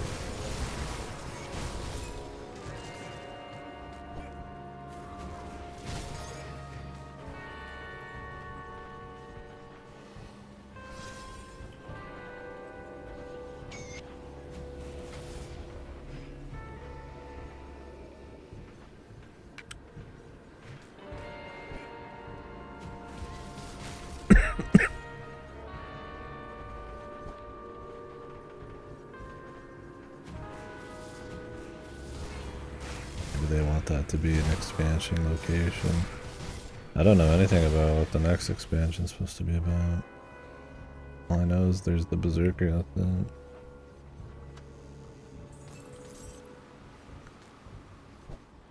It's been long enough since the last one that...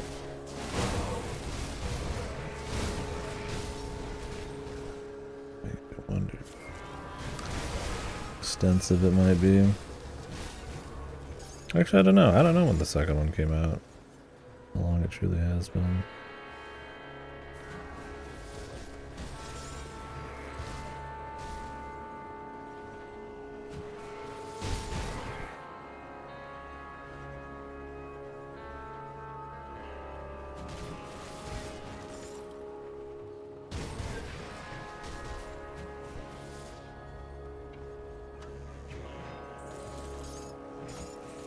In 5 years, so it's been a bit. Because the game came out in 2016, and then they probably did the other one like a year or two later. Very chunky little break. Yeah, it makes you wonder if it'll be like really large. Not that like they spent the whole time working on it, but you know, did you come back after 5 years and just kind of put out like a half expansion, like maybe for like an MMO or something? That's been like dead forever. Old maintenance thing. The Burning Smith this time. What do you make that's special, bro? He makes Wendigo spirits with missives. Ethereal mutagens, ethereal missives. They could just kind of transfer them. God.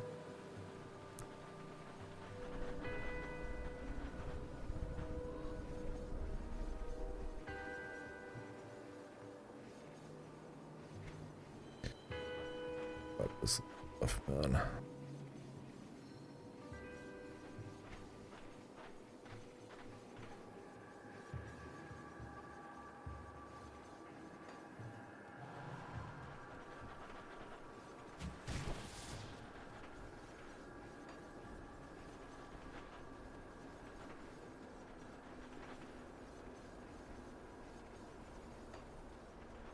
Well, I need to go turn in this quest, and I don't think there's any warp close to here. So we're just gonna have to walk.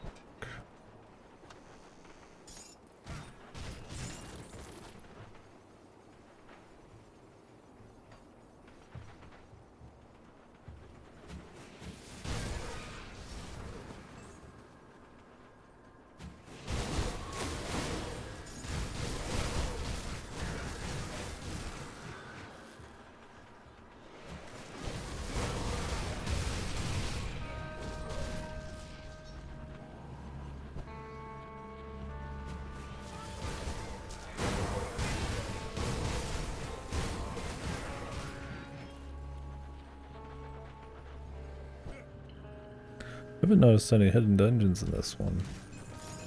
No, I mean, I might have missed them. I'm definitely moving a little quicker today.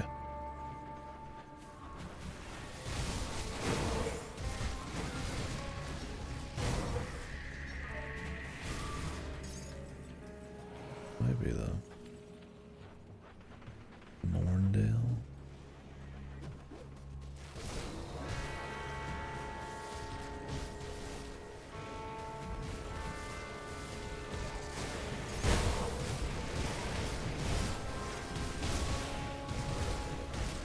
3 XP for me.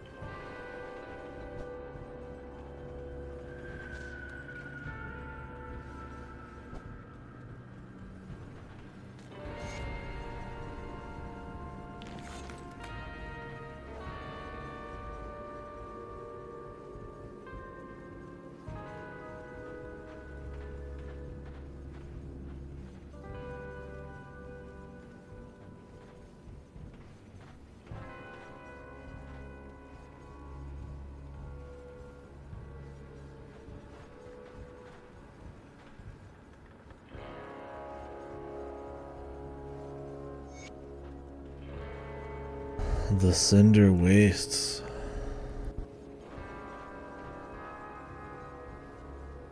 How do I get there, man?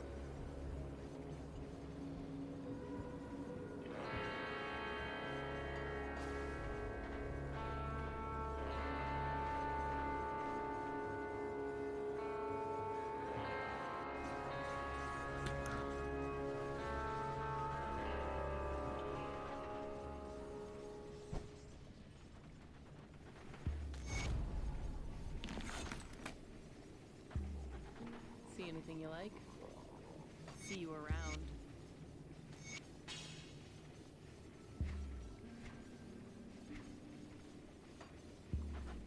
I'll give you a good price. Alright, time to sell. Yeah. Did you just give me a skeleton key?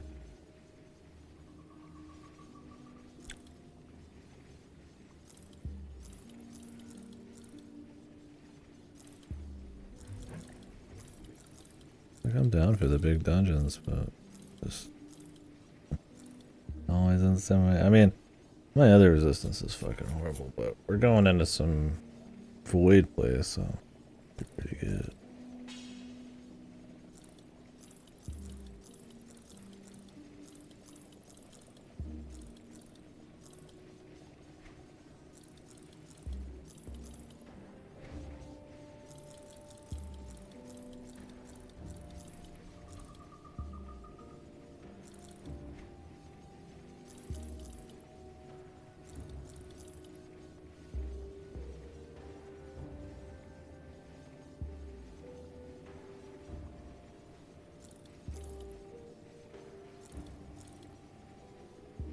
See you around.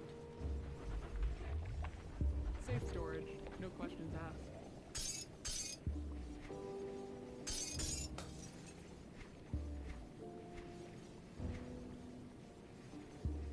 I'll keep an eye on this. I'll keep your stash safe. It is funny we're pursuing Dravis, even though we've already killed him. They introduced the second, like if you're just new to this game, they introduced the second expansion almost immediately.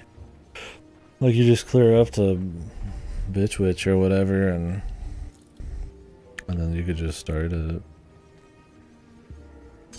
But clearly there's a progression of like side quests. I'll give you a good price on what I've got left. But I wouldn't recommend doing it. Also the gear's level 65 at the reputations. I mean, not that that's a big deal, but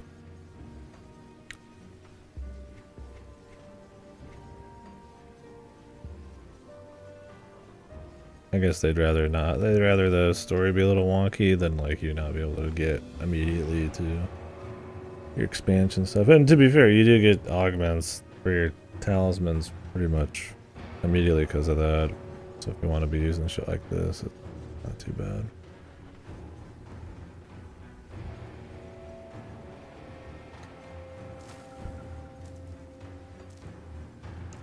A rift somewhere in Morndale. Yeah, but where?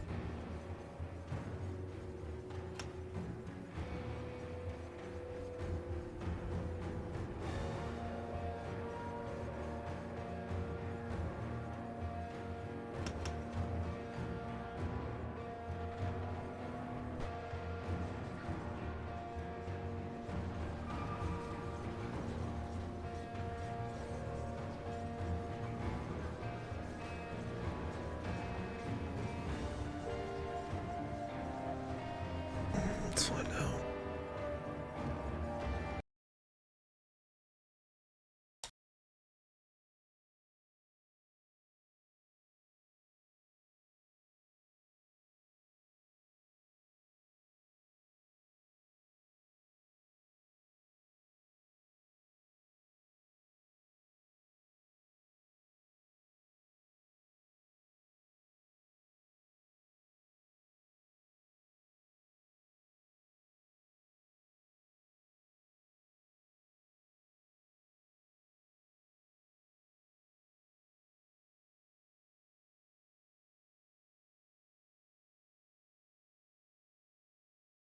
Oh yeah, nice.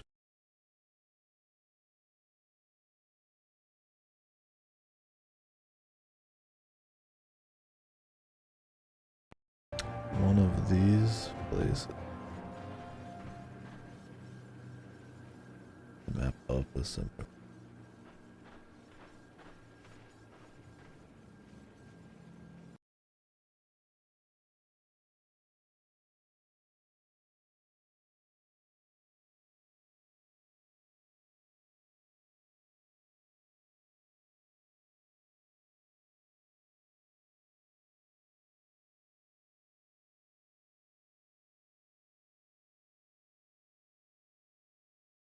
I'm not seeing a thing for it. We're just gonna have to run around and hope we find it. I feel like I would have seen it, so it's probably in one of the slightly shadow areas. What was it with ultimate? Better drops. Your resistances are lowered even more. Do they change any other stats? Or like enemies just like at higher level than you?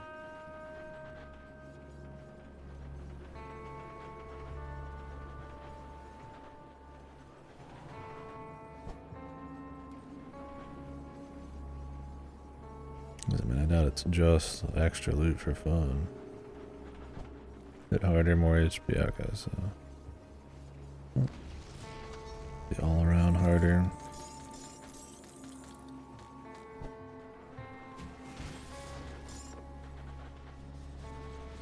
Here it is.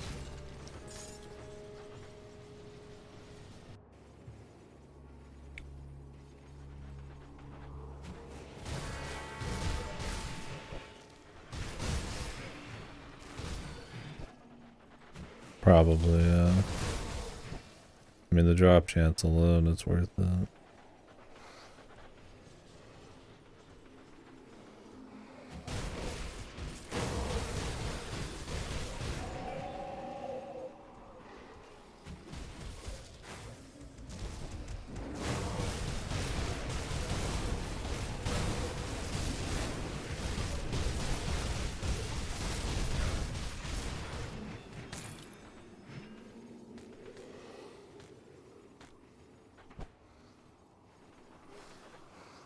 Oh shit.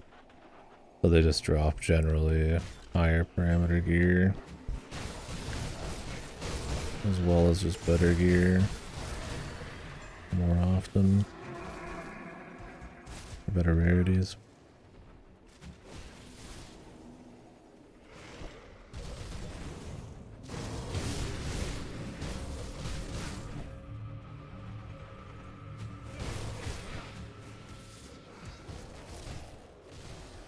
Minion of Gravis.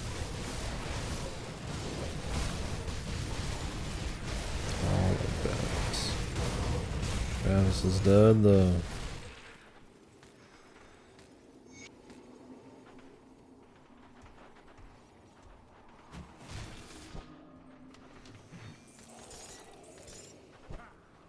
Guess this minion didn't get the message.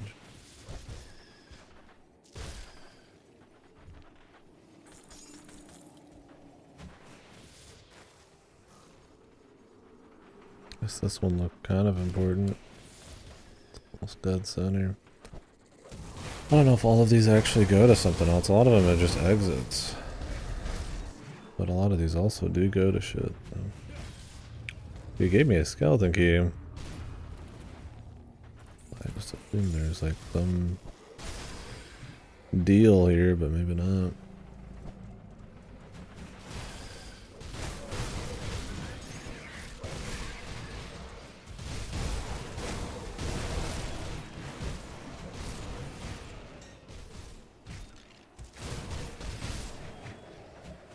Oh really? I just must have got that from something else. I've seen the skeleton dungeon, that it was the one with Mordred Dawn or whatever.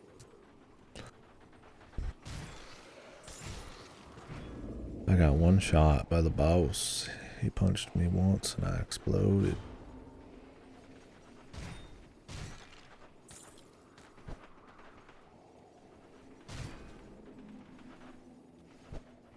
Oh, what's this area? Let's go to the middle and rock it.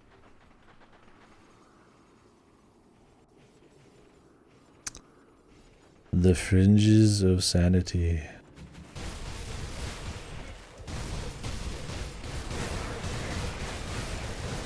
Bonus area. Retreat.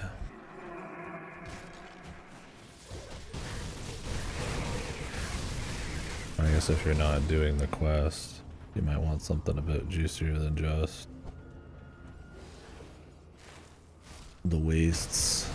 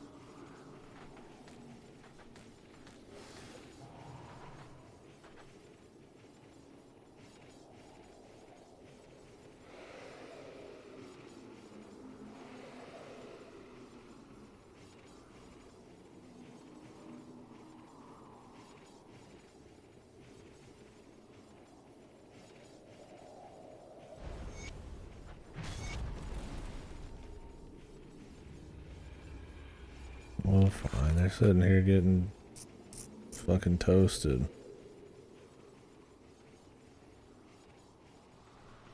So we just help some random cultists. Turned regretful.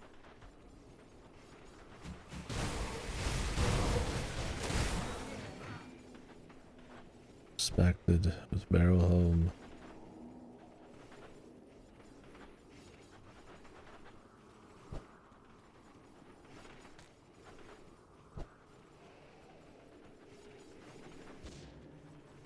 Cheeky little quest, alright. Or more.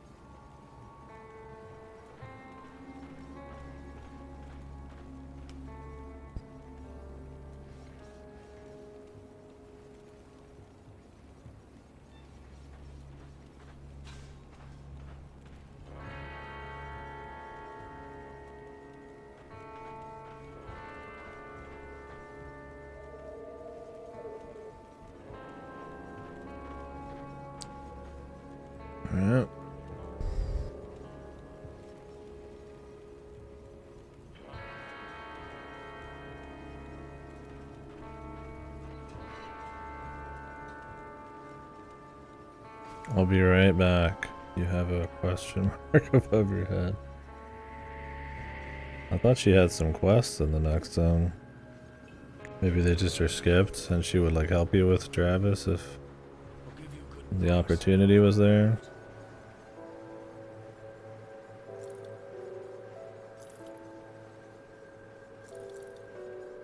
But if you do them out of order, it just doesn't matter. Not like they came back and wrote some dialogue that he beat up Travis or anything.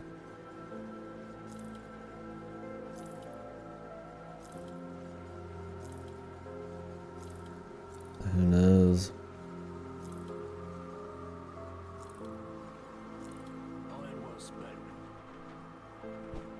Like how there's both of those dumbasses are still standing there just looking at the corpse of like one pissant fucking enemy. We've killed like bazillions of dudes on our way up. Kinda amazing, man. Yes, it's let's just pretend we're doing something over here. Oh, yahoo! Why?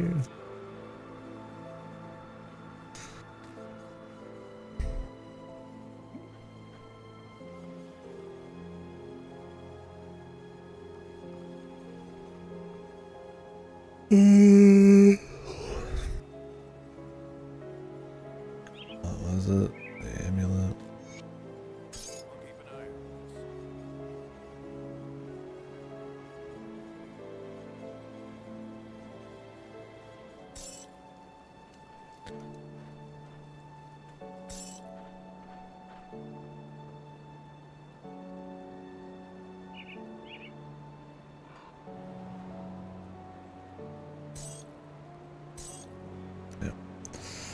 The attack speed, man, doesn't even get close. Thing is, like, is it actually calculating attack speed? It's only 4%. Well, okay, it's 4% with this. It actually is pretty big. Okay, I'll just hold on to it.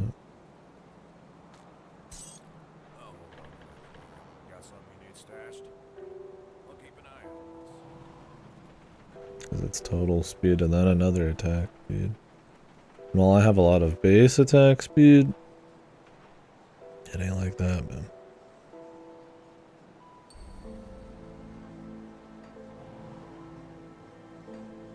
The damage grows.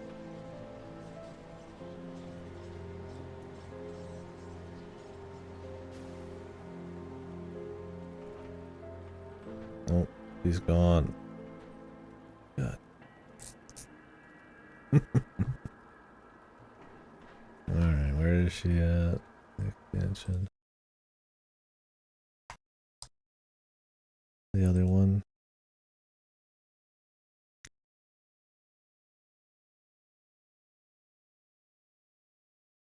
Just north of the Corvon City Rift.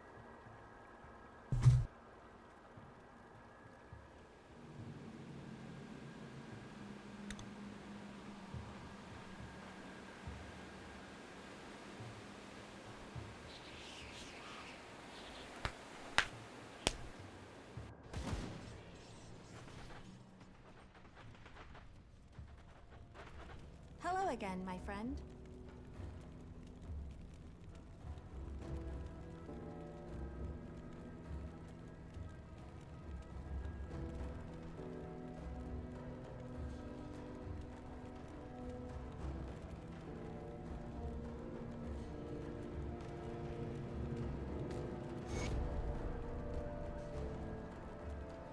Sorry about that. I didn't know you existed.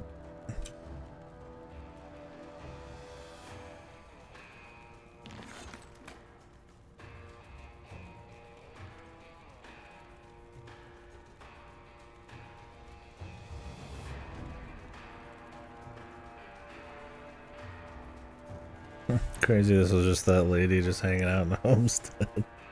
He's out here ready to kick some ass, man. Lord. Hello again, my friend.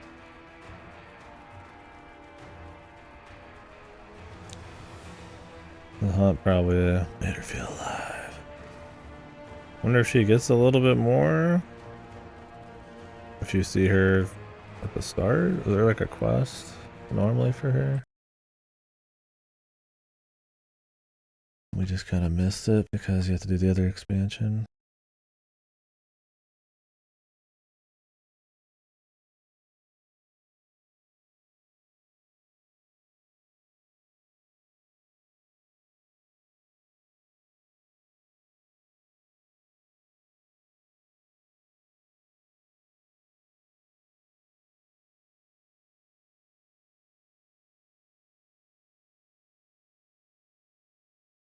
No, that's it. Just he gets a little less closure, and that's is she in fucking Homestead?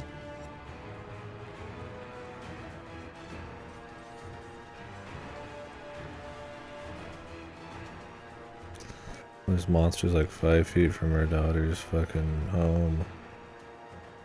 And she's just like, alright, yeah.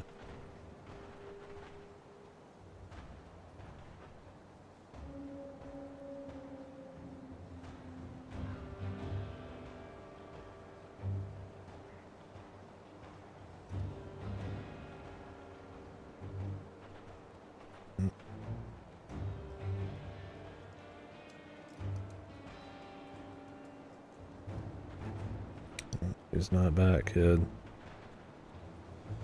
Why? Like how they have dialogue with the kid mentioning her being a Malmouth. Like, I'm just gonna go talk to every single asshole. I've heard the news from up north. I am at a loss for words about what happened to Olga. I never thought that smug bastard had it in him to pull off such heroics. I'll be raising a glass tonight to you. I already saved him, so I mean, it's okay. He wasn't much to anybody anyways. So. He might as well be dead, am I right?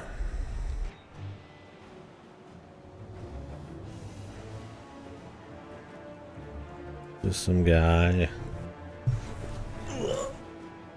Malmouth sewers, dude. Sewer level. Let's go.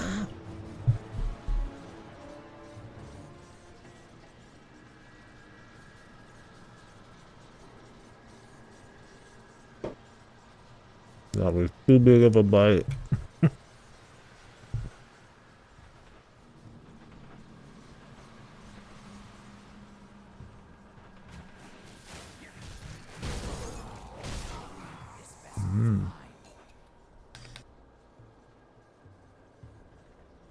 Despised.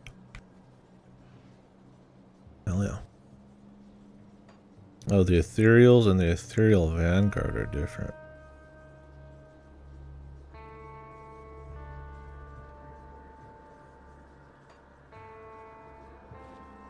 Kind of just got started with them. These were just the first ones here.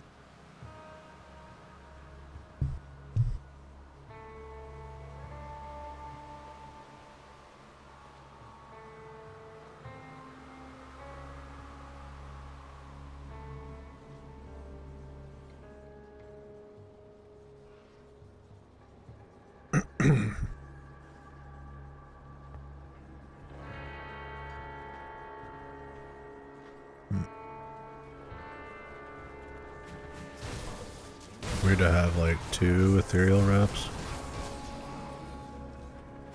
I can understand if it was like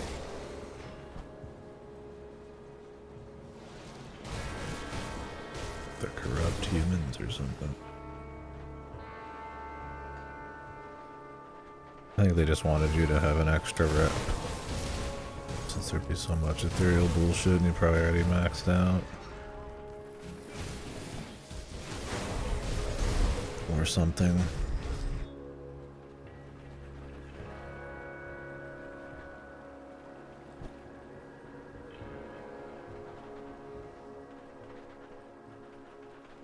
I wonder if we're close, or if it just gets started once you get to the Malmouth.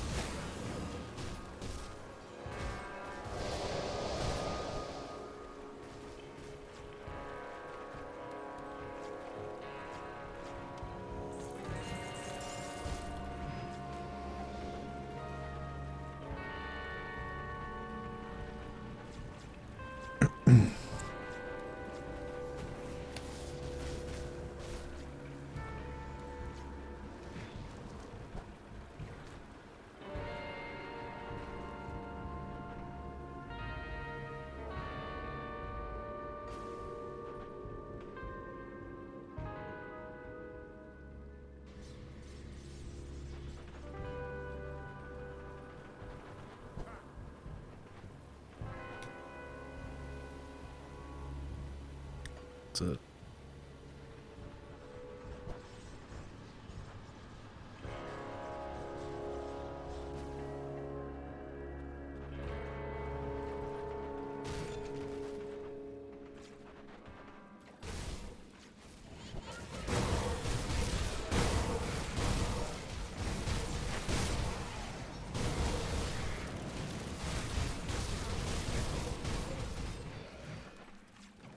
My ethereal resistance is so bad, man.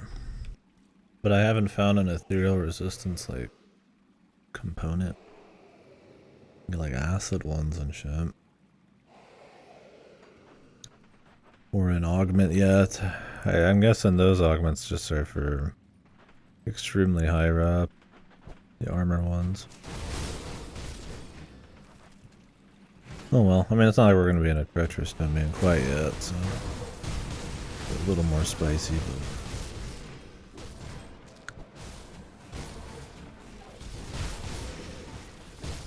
but make warps. And make sure we set the warps.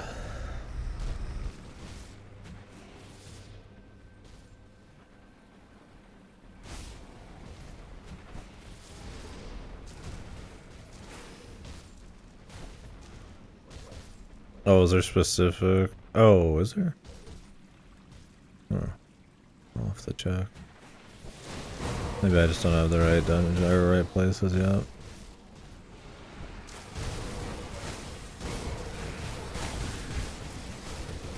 What do you mean for armor and stuff? Yeah, there's definitely some resistance ones. And honored for like necklaces and shit, I think. I don't know if there was an ethereal one that I saw. Maybe I mean that from a rep I have used. I wish there was just like a universal shop.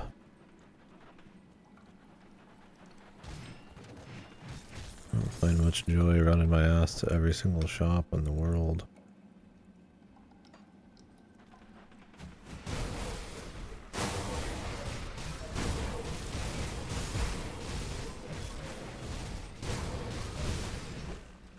Deal. Looking over every single piece.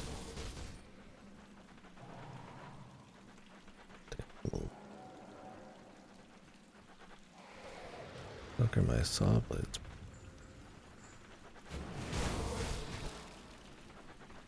Must have changed to PC gear. I forgot.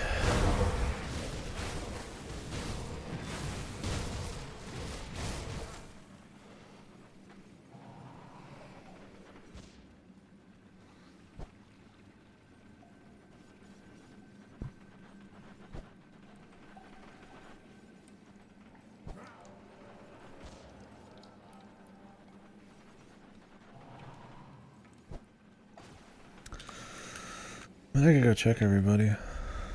Colts, I don't think I had any. Otherwise, I just have the Homestead, Death's Vigil, Rovers, and the Outcast. The Outcast would be the most likely.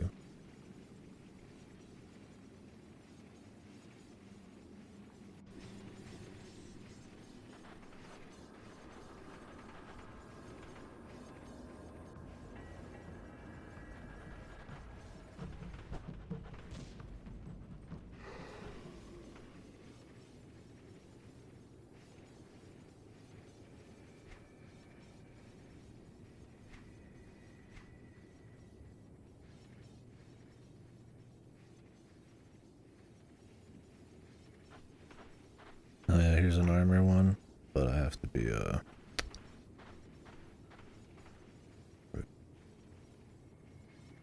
another resistance one.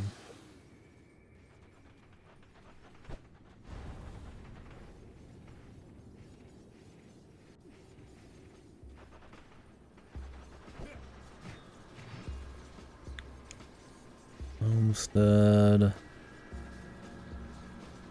Will they have something?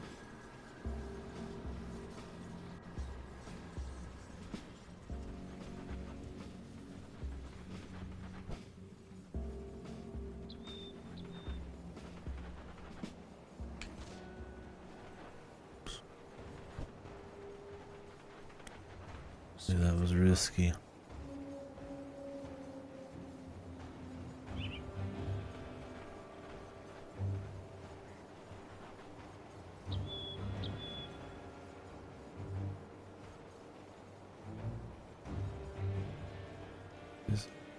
What?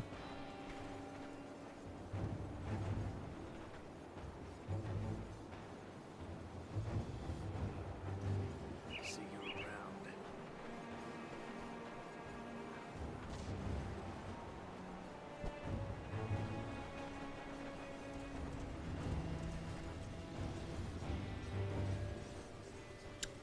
I don't think the Colts did. Well, let's see. I mean, if any of them are going to have some options, you think it'd be the newest reps.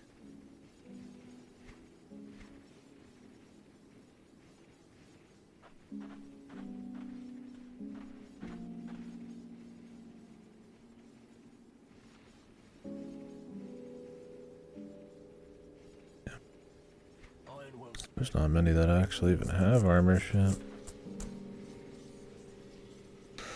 Watch, it's all Devil's Crossing or some bullshit, right? I mean, you can make your own, I guess, too, maybe. I don't know, actually, if you can make those kinds of augments.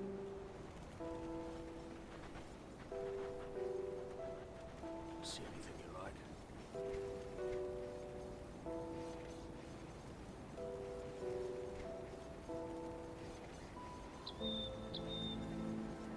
Put it to good use.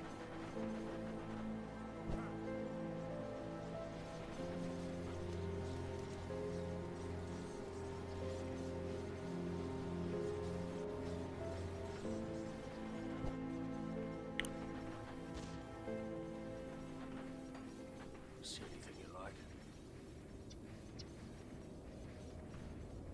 Oh yeah, here's some armor one. Oh wait, these are revered. They look different. Poison, pierce, cold.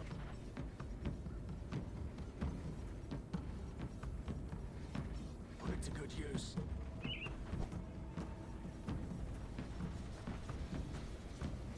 Them wraps. Need them fucking wraps. And Death Vigil, and then continue on. And really without the outcasts, which she's the closest, one of the closest I am. But we'll probably be done with this before I get the outcast back. But it'll be nice when it happens.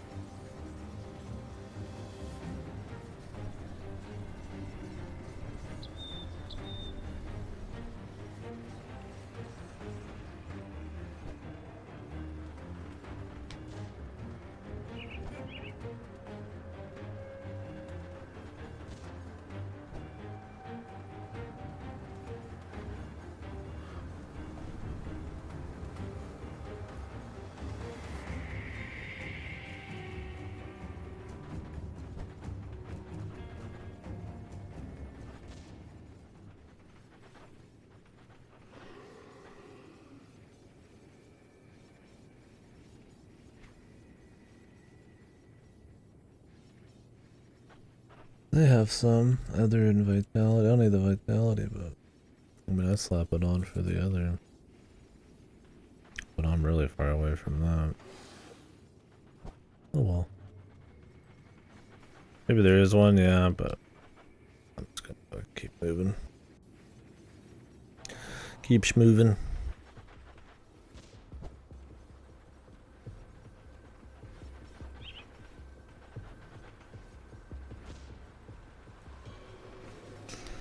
Could be the new ones.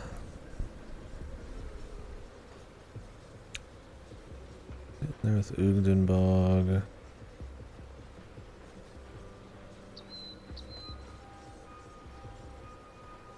Respected with Barret. Recently too. We can go pick up another quest.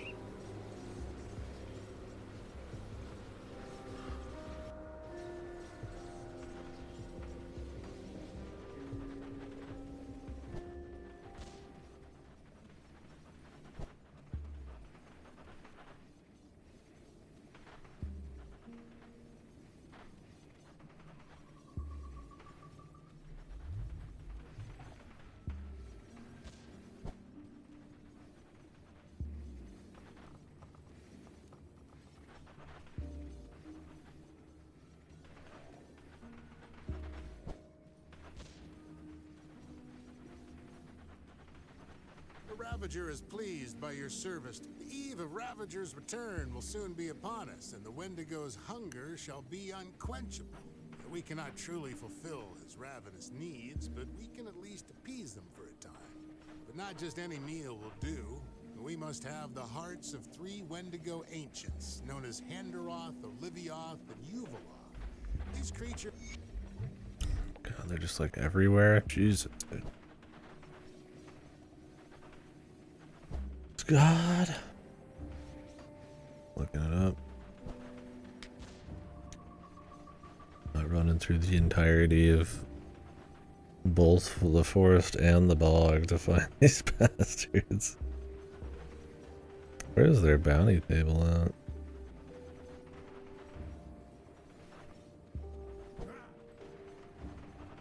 I'll give you a good price on what Oh, here it is.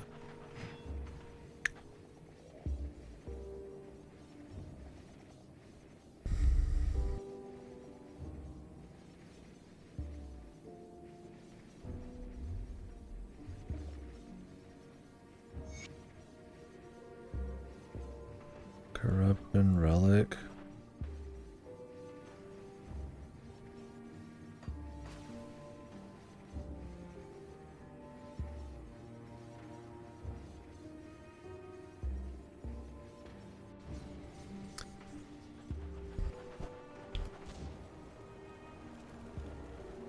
Scrap rental.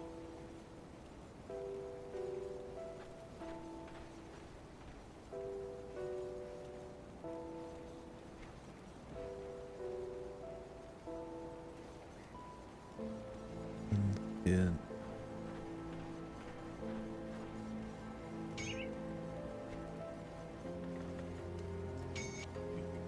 Don't get killed out there.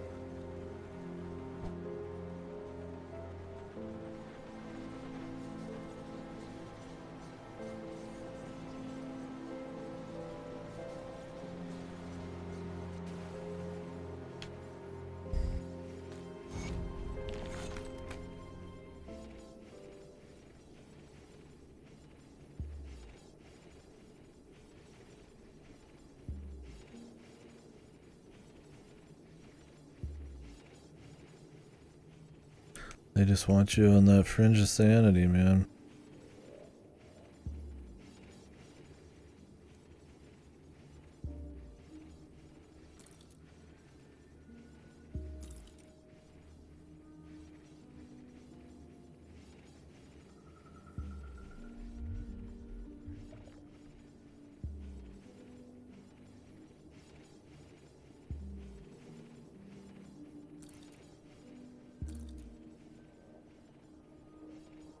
These would be better with all the right shit.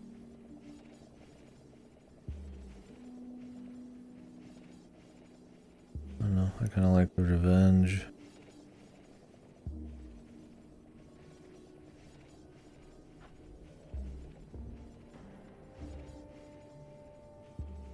This would just be better. Oh man, the other is crazy. That would actually be worth losing the 6% health. I'm gonna hold on to that shit.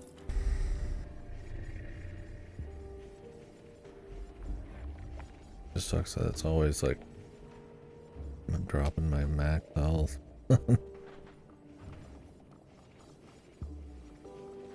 Alright, the feast, dude. I doubt this quest tells you where they all are. I mean, maybe they do. I'm not about to spend a whole fucking hour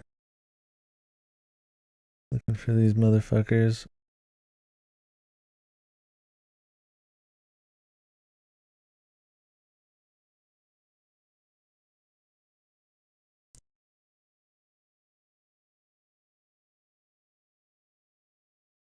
Apparently they can be all over the fucking place.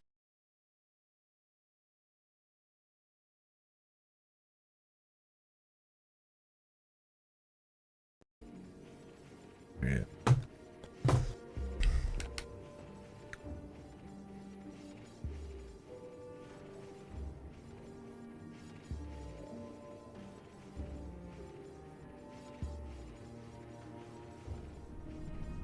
All the way down here. Just as a mere possibility. God damn. This is a hell of a quest.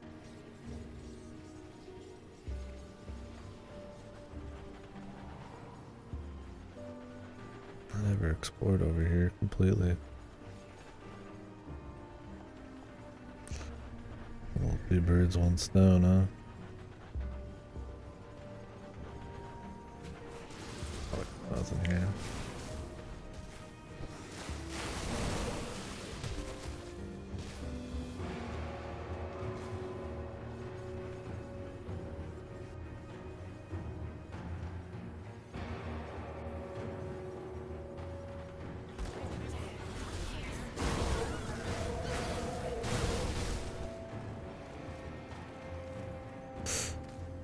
I'm pretty sure this is...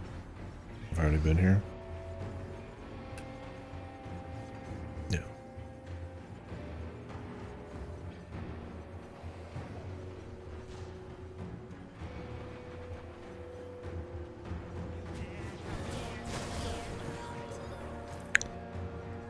Where could this guy be? Directly north of here. There's a couple spawn points.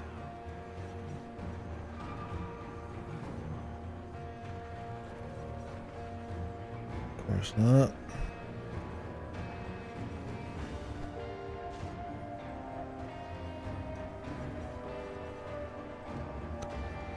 So the last of the spawn point.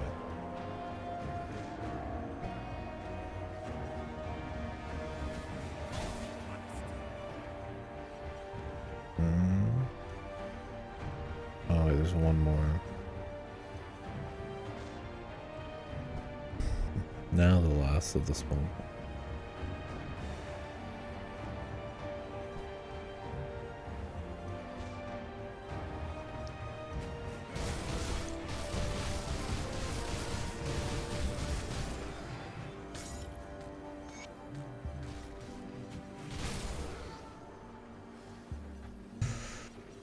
Next motherfucker.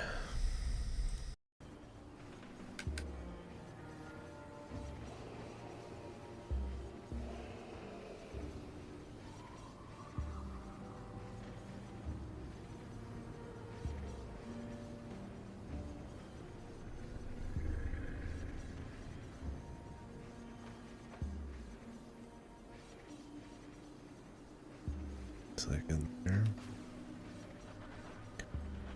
Gonna assume Borrow Home is the closest. No, they show a rift on here actually. Only the map actually showed me stuff. Weird because down here it'll like it shows like the legend.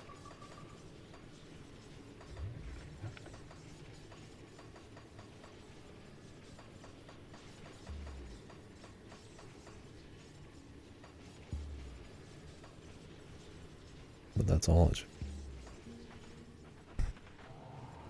I don't see why I have to be near it to have it pop up on there. It's not like the map is terribly congested as is. Like if I've seen it before, that'd be enough, you know, to just mark like dungeons. Especially if they're gonna be for a story.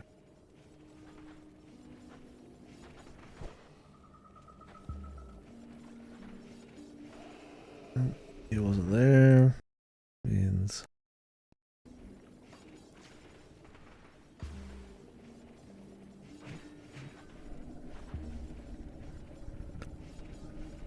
they're essentially just completely spread out across the map.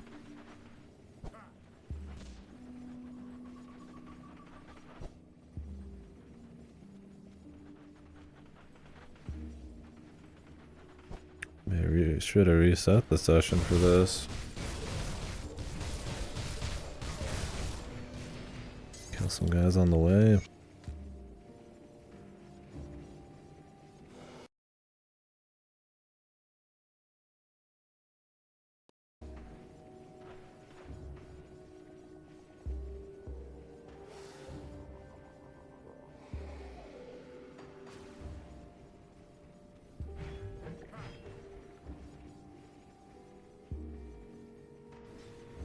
Tell if this is the closest thing. Looks about like it is.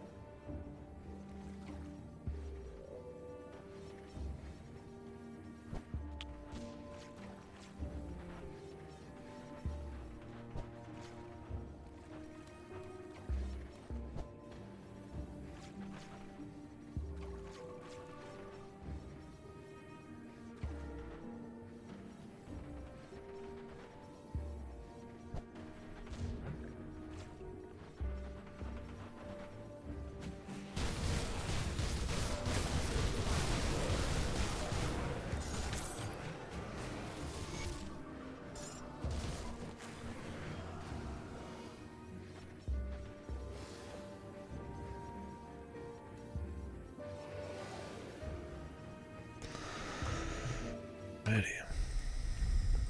That made it a lot more palatable.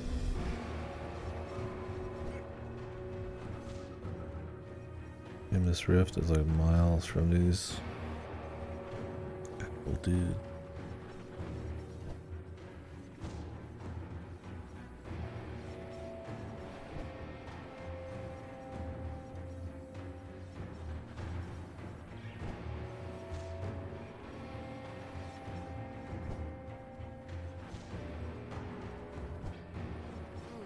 Yes, these should satisfy Ravager's hunger for a time once he is reborn.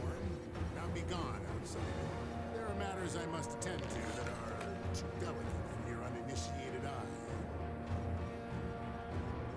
The fucking like passive aggressive. The you're welcome. All that shit's so funny. Character's just a drama queen, but also like a god of ass kicking.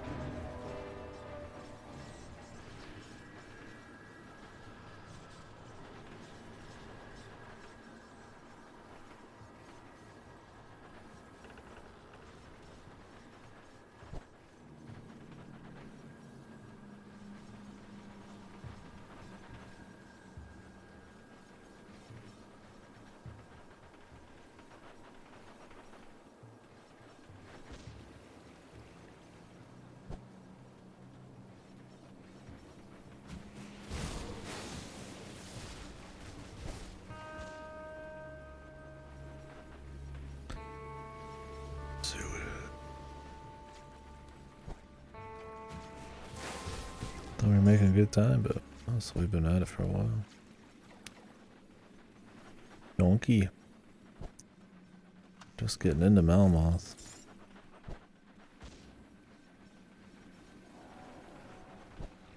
There's some cool shit here. They were talking about stuff happening underneath it.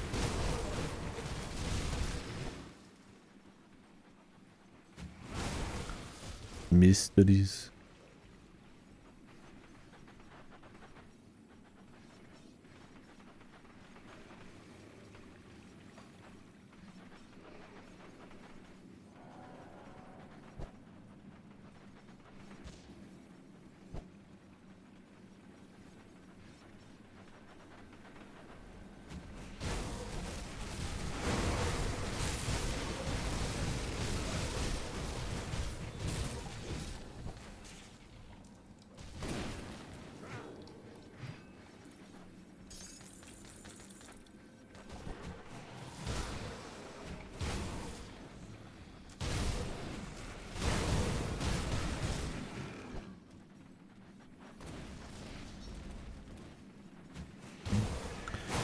Treacherous.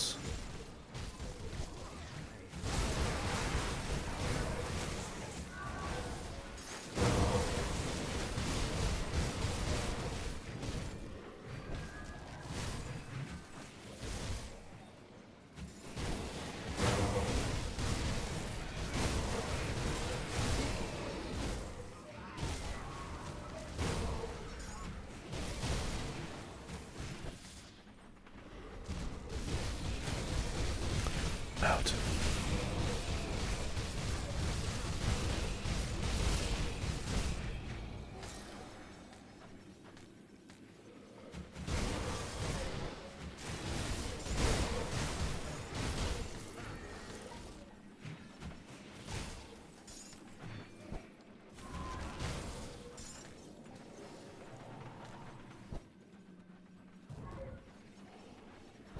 Nice little side boss.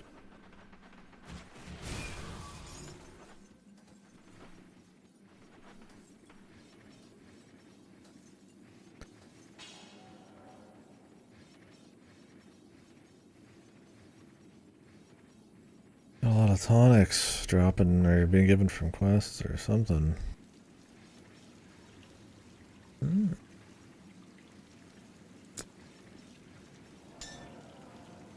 Mine's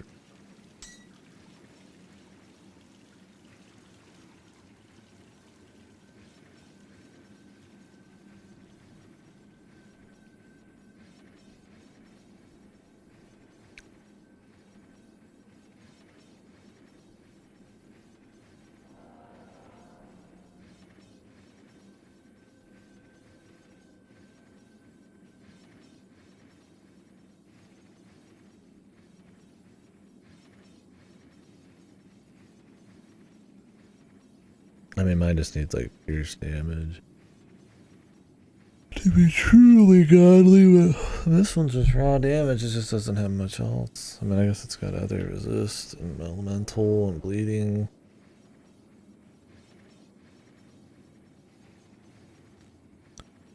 Look at it again later.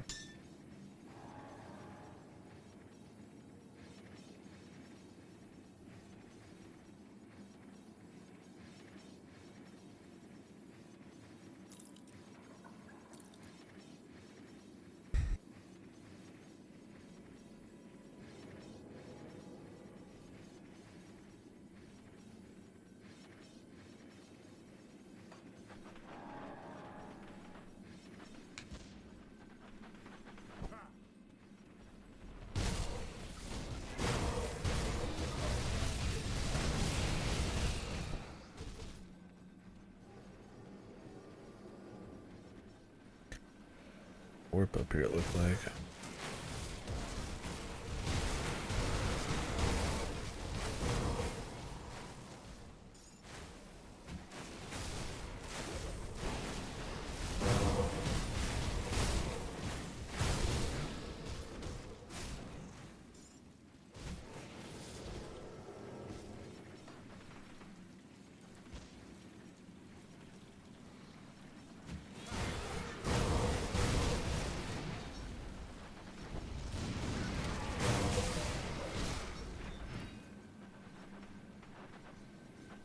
We're gonna meet the lady. You better have a damn good reason to be here, before I assume you're just another ethereal.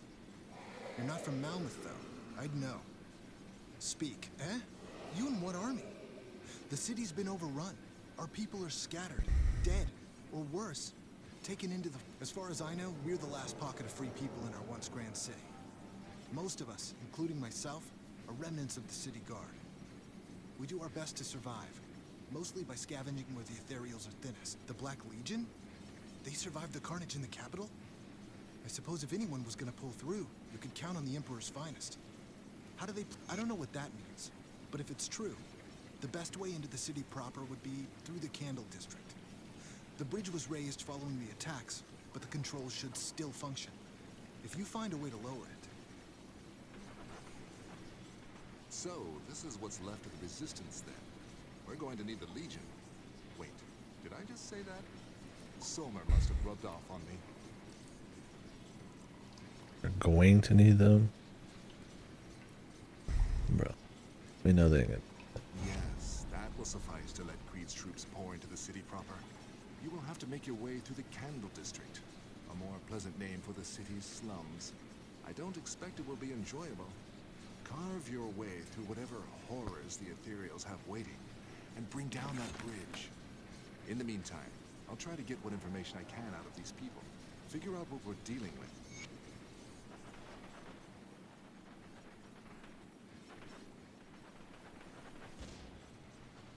If you're serious about heading out into the Candle District, the Ethereals do more than just slaughter us. That much is apparent.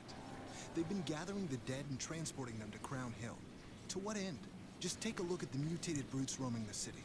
We're just fuel for their experiments, material for their army.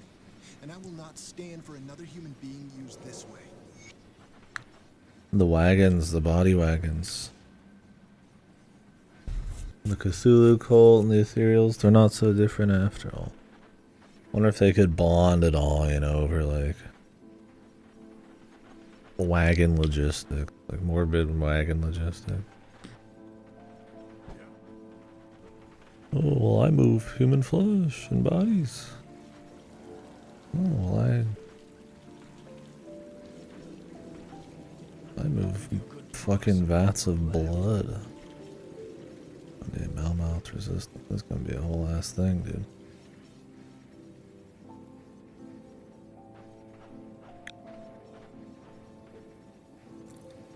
We're just getting started, man.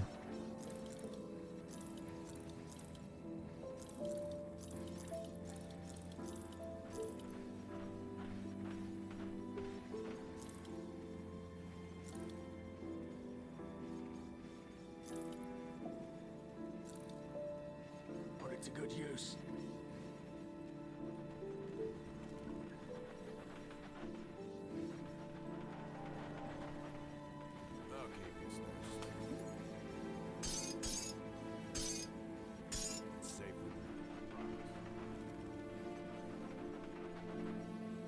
Come see what's left of my wares. See you around.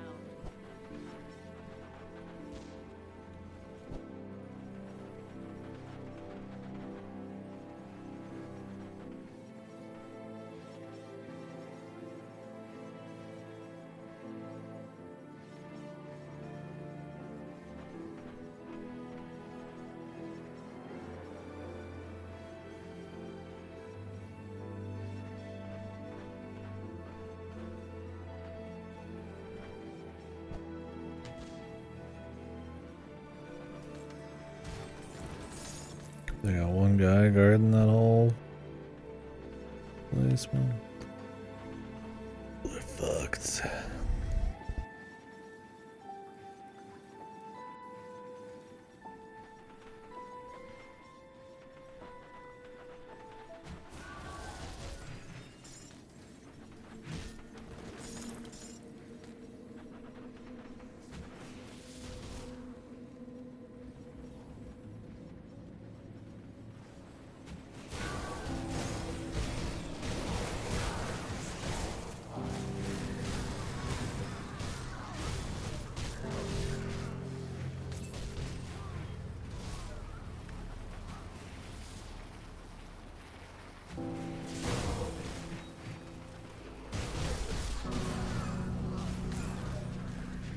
You know, weather, I haven't seen many weather effects in a while. Or maybe they've just not been super noticeable.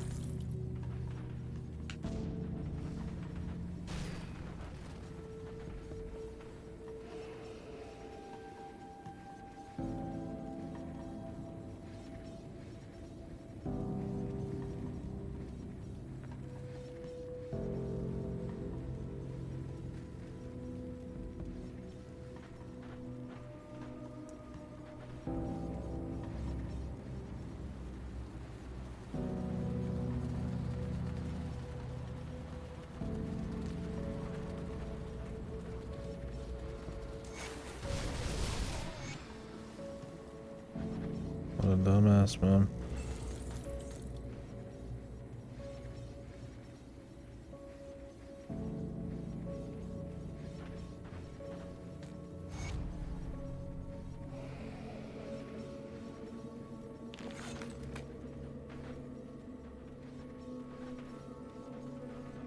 Your savior's a fucking idiot, man.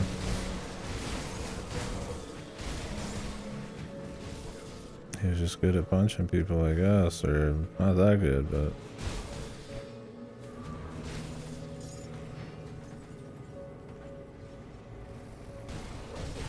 I mean, I don't feel sorry for a total dumbass.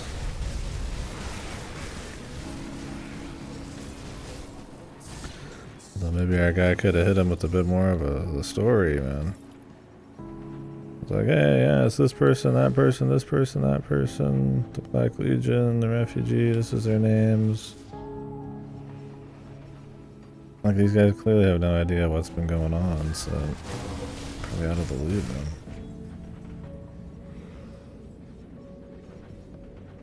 The guy's like, hey, you ain't got much choice, hey, boss?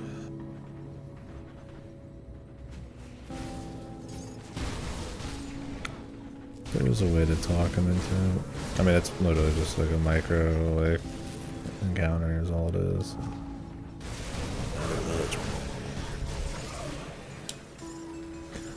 I'm gonna randomly explode one of these moments. I can just feel it because I got 12% resistance.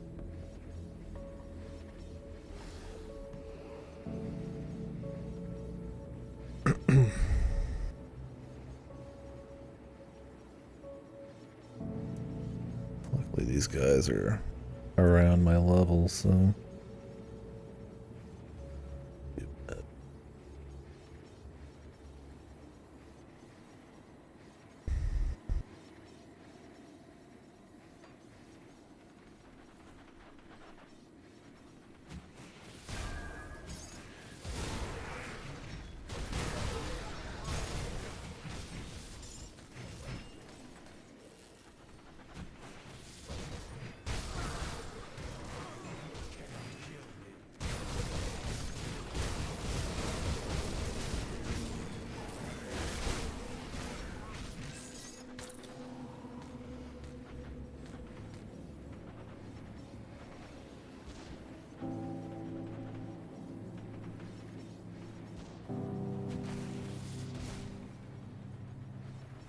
Pretty impressive he was holding out that long though.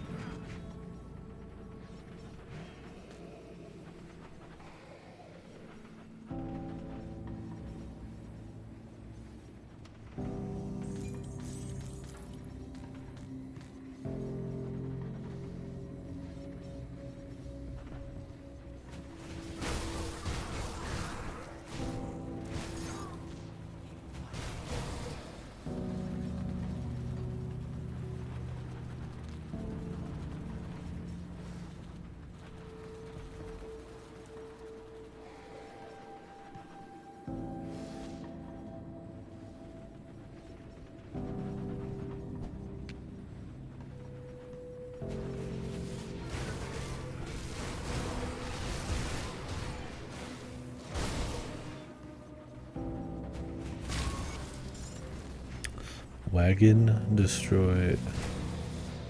Call me the wagon dismantler, man. Big D.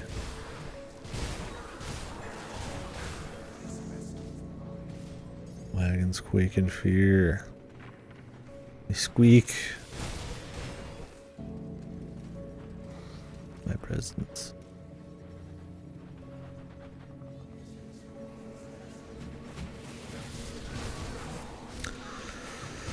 Yeah, this is just like Port Mulberry, whatever. Which, or Port fucking Ballsack, whatever it's called. It's a fucking maze. Verticality.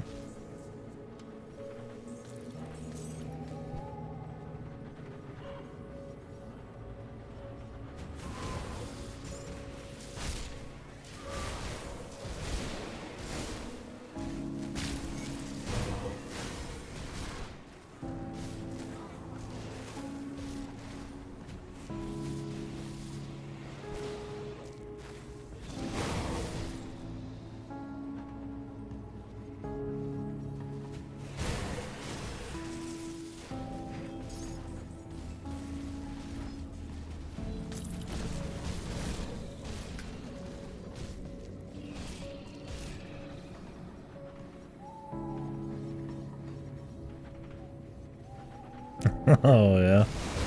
You've been on the Balatro grind set, man. What was the trick, dude?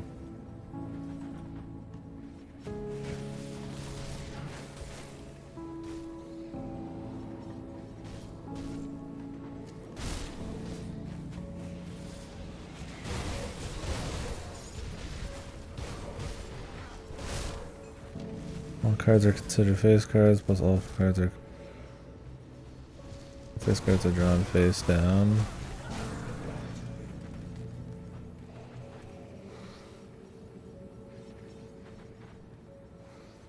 So if they're drawn face down, do they still work?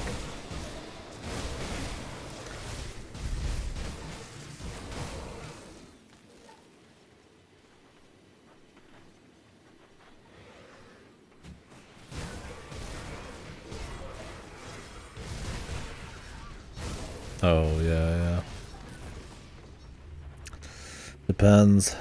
When I was doing my king decks, where I would get like more multiplier for more kings, I pretty much only had king royals, so I guess it wouldn't be bad in that instance, but...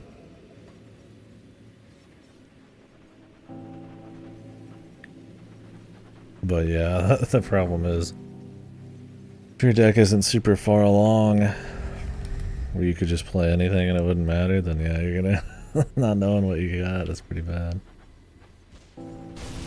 I guess if you have a really huge like hand,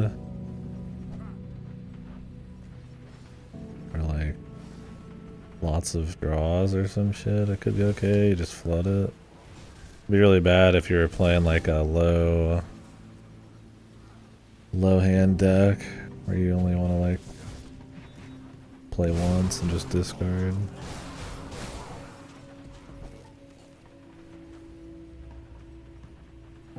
So then you need to make sure whatever you're doing is like perfect. Even then, it's like, yeah, I mean, can't really discard properly. Yeah, I need to jump back in at some point. I did a good like 13, 14 hours, and I've watched more, but there's definitely goals and stuff. But,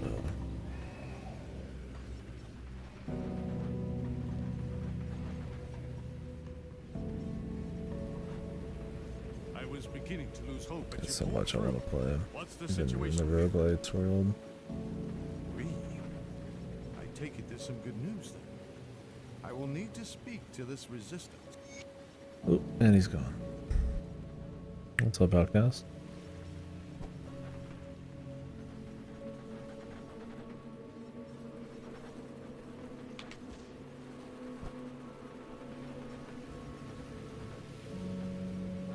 Goons up there.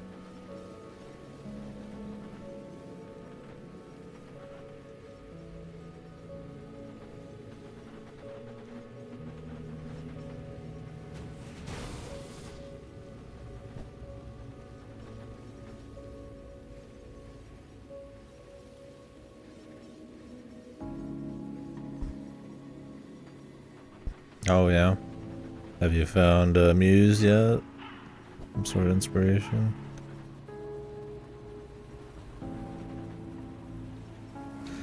Yeah, Kingsfield is probably a good choice. Although I think Shadow Tower is supposed to have a bit more like of an atmosphere and lore and shit. If you're wanting first person from soft shit. Then again, I have not played either, so that could be full of shit. I think Kingsfield 4 is considered the GOAT, but I'm looking forward to playing one. Yeah, cool vibe.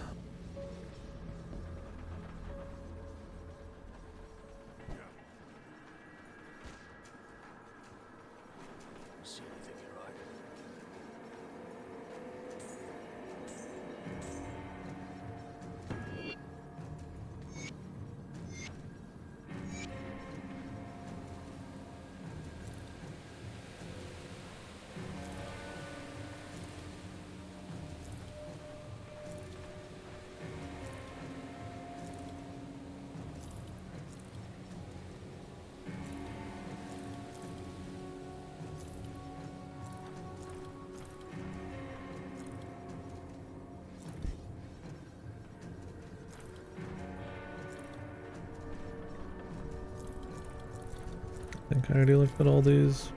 I hope I did. Otherwise, I'm selling a bunch of useful stuff.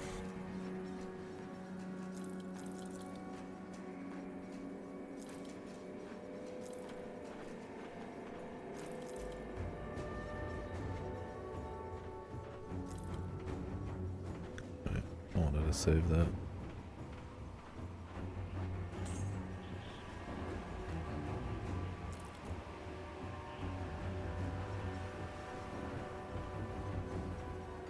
I'll give you a good price on what I've got left.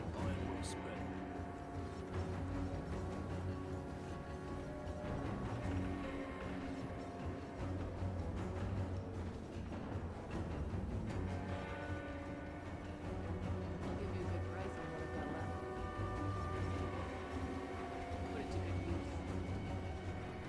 Come see what's left of my lair. Got something you need stashed? Oh.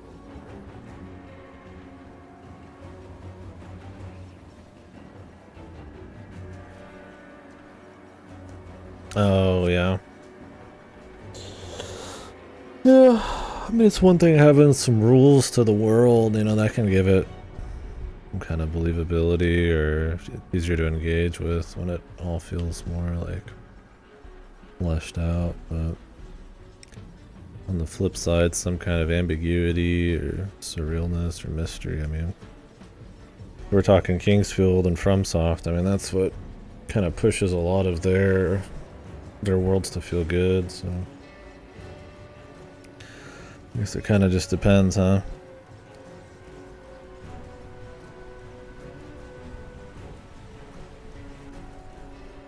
Yeah. I mean, if it's a one-shot, yeah, there's not really like, you can't really build like a huge, like, logical world, right? You need to focus more on just like vibes and fun interactions, right? I mean, I don't know, I've never made a D&D campaign. I just assume that, I mean, what is like a, do you do it over a few weeks or just like a couple hours?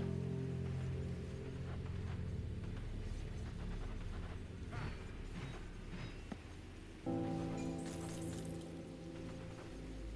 don't know how big a one-shot is.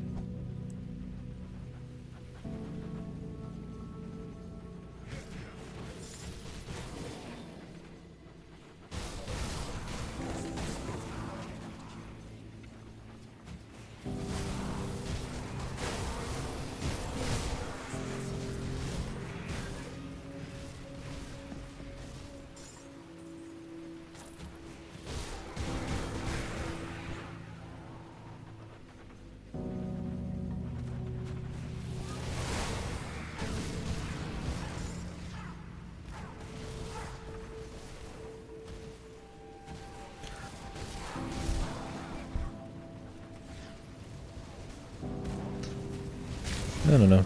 I mean, I guess sometimes a crazy cool monster can just be crazy and cool because he just looks that way, right? Doesn't have to like some kind of like evolutionary sense. I mean, not even our world really.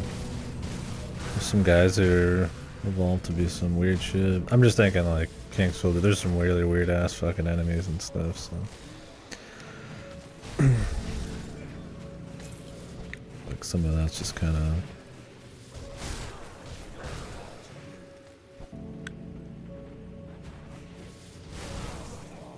Maybe it doesn't have to make as much sense as it does. It has to have a vision of some kind. I'm just talking out of my ass, I guess. You've done some more DMing than I've ever even probably done anything creative, huh? DMing's tough, man, I bet. I mean, we did it for a little bit. And I watched a bit.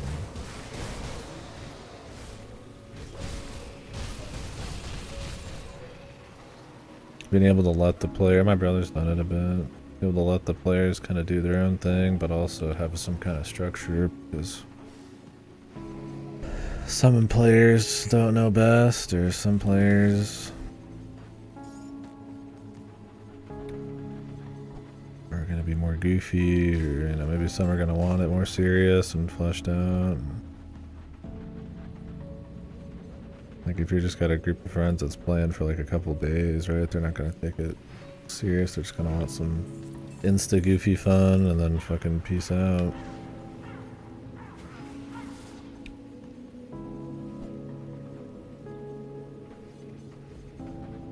I don't think they think that I'm not about to go through this maze anymore.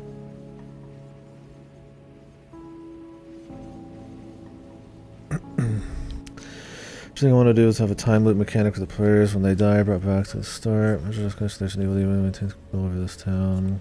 All their goals for the nature of PCs. What if the demons perform a different methods of approach within the timelines change? So how do I just find that they remain the same?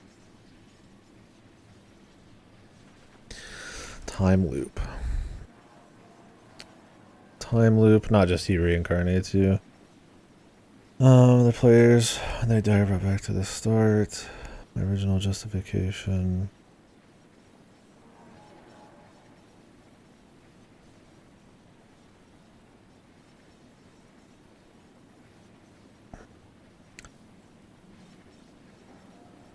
So he sends them back so he could torture them in different ways. I mean, he just has control outside the timeline, right? Maybe they regain, maybe they keep like their memories, but the state of like the dungeon and the, or whatever the fuck you're doing, or the village, or maybe just certain people, like another timeline should be like the people, like your people would remember and all the NPCs would get reset, right? Or they have some kind of vestige of like the torture, right? Or they don't, maybe they don't remember exactly, but they're just slowly like becoming more shitty of people or deteriorating or some shit as they get like eternally tortured. I don't know.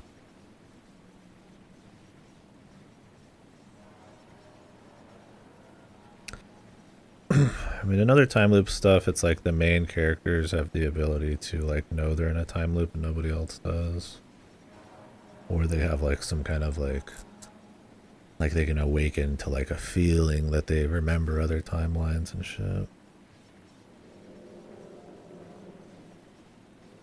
I mean, you could just have it that he casts some kind of like ancient spell and he just doesn't like have omniscience. He just feeds off of like the general suffering, like some kind of like Giga alchemy symbol underneath the earth or something, right?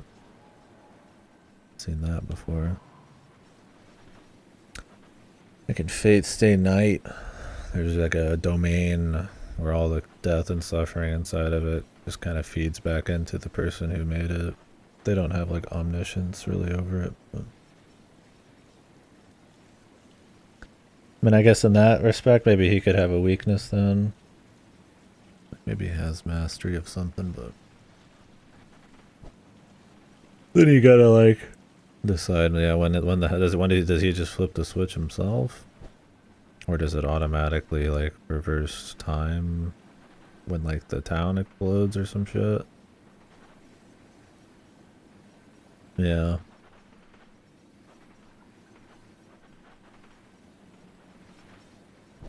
Because that could be boring for the players, unless it was like a really small campaign. If you had to wait until like a critical point of failure in the village or some shit. Because then one guy could just be dead for a while. I mean, maybe that's normal with the ND.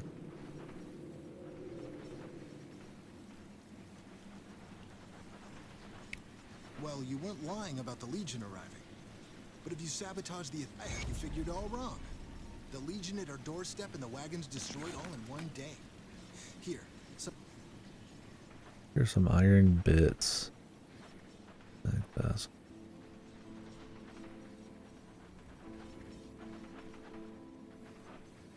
So if one person dies, then it resets everything?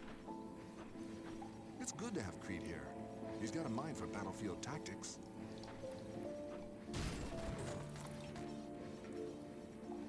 I mean, that kind of thing could be cool. Difficult, maybe. I mean, it just kind of depends on how long the campaign is, too. Come see what's left of my wares. if you have friends who like grief, I would imagine they wouldn't have shitters, but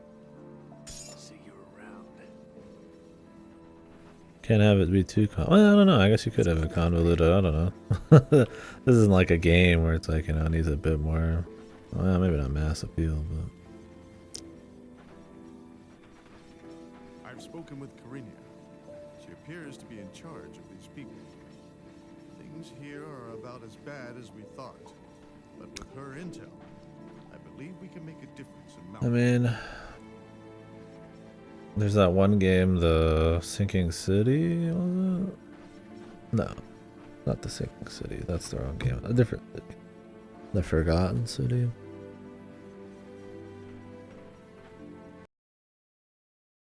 No, you do have shooters. That probably makes it hard no matter what. Yeah, you don't want to give them too much. Forgotten City was a cool time loop story that doesn't really have combat at all. I mean, there's a lot like that, but it's one where you remember everything though and nobody else does. So it's like you kind of like changing the loops and adjusting shit and telling someone to do everything for you. Yeah, like it. A good game. Used to be a Skyrim mod, but then they made it a full thing.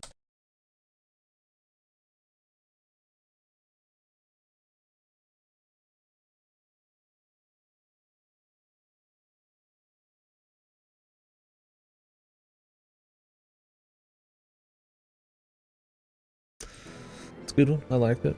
I mean, there's a lot of time loop VNs and stuff like that too. Some are really advanced, and some are a bit more like a Steins Gate, where it's a bit more character focused. Should be on YouTube, yeah. Like I said, I mean, if you're looking for everyone in the town to remember or something, that's gonna be the rub. At that point, you might as well just have like reincarnation or some shit in the, what it's just called, time loop, yeah. That all of their shit comes back to normal. I feel like the thing with time loops, unless like the setting gets blown up or something, it's more about the human shit, or the memories element. So. Some people will play with Amnesia with time loops. Some people will play with, like I said, like single entities who know, stuff like that. It should be. Let's see.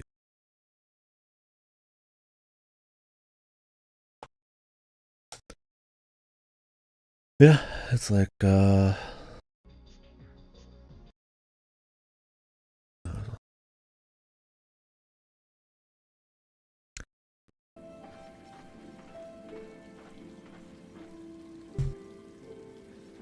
Will, yeah. It's more like a dark fantasy thing. Maybe they had the ability to resist the time loop and remember shit, but yeah, as their will gets broken, they kind of... Maybe the amnesia becomes more hardcore. You could get people who have a mix of understandings then. Yeah, there's some stories where it's like they'll remember bits and pieces with enough like emotional response and stuff. In that game, it's more like there's just some trustworthy people you can just get to do stuff to like expedite the time loop thing. But it's mostly just you. Well, I guess some other people kind of know.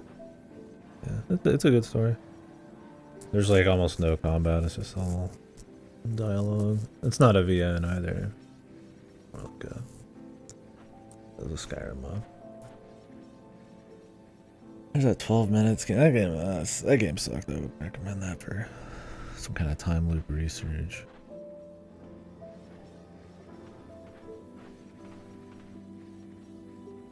Karinia has informed me of an old resistance outpost up on the surface in the Steel Cap district. They were forced to abandon it when the ethereal presence became overwhelming. I believe it will be a boost to morale to see it retaken, and it could serve as our base of operations when we advance upon Crown Hill. I've dispatched some troops, but I'd like you to lead the assault. Take the nearby sewer passage up to the surface and clear out any ethereals present. Yeah. And it's usually more interesting when it's like just you. There's like a bit of like a weird like loneliness to it, or like an empowerment. Something you need? That kind of thing's usually like a later twist or something. Commonly, at least. I mean, you could do a story with anything, I guess. That's kind of how I've seen it done. Time loops are popular. But if you want to be more like a grim time loop, like you could just make it more surreal. But yeah, if you're looking for like a proper like time loop rule set.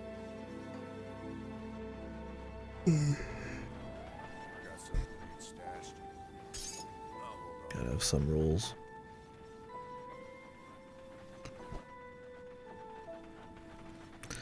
I mean, I guess there's some that leave it kind of like vague. With Steins Gate, would you guys consider Steins Gate to like vague timeline?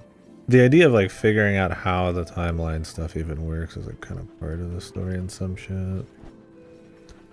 But the discovery of like rules and like how it works can be part of it, instead of it being like all front loaded. So there's always that option, I guess, for like mystery.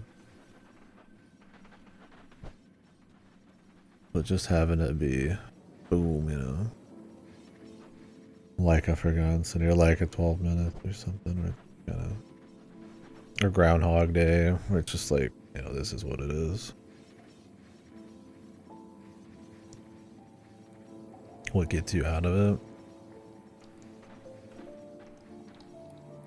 There's a bazillion ways, surely, right?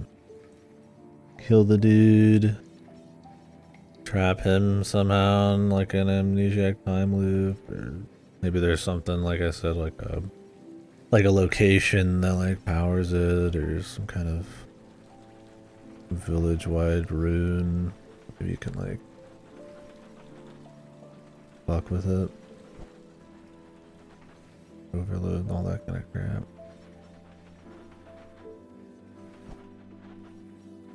I feel like that part you won't have many issues with. Sim.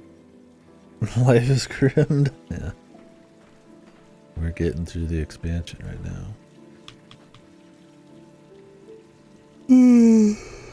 Yeah. Depends on your buddies, I'm sure. Why there's probably no one size fits all. At the end of the day, you've got, yeah, shitters. You have to kind of design it around them. It's not like a game or some movie or something where like the people who are interested will just flock to it and other people will bounce, and it's just kind of whatever. Like, it's specifically made for just those people.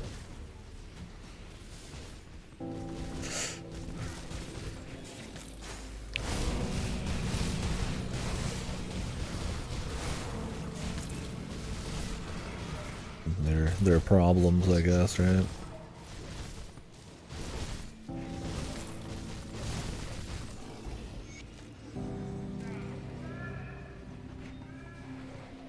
Oh, that was it. Nobody was here to even help us.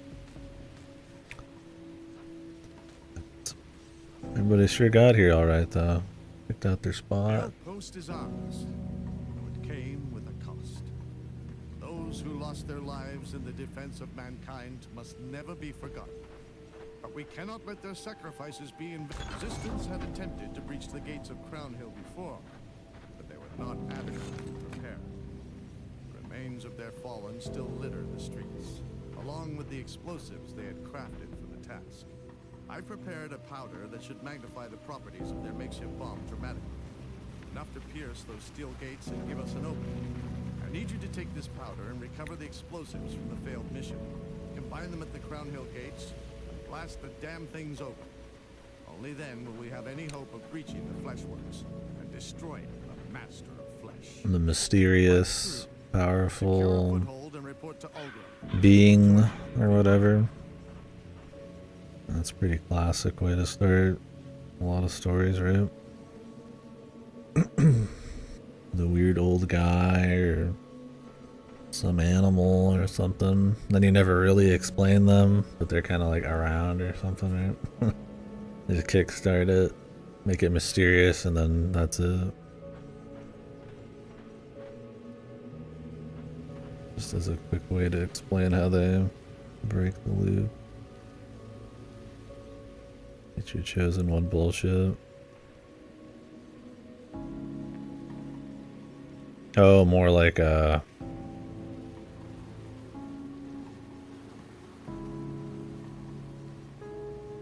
what he knows how to do it, and so he's wanted essentially.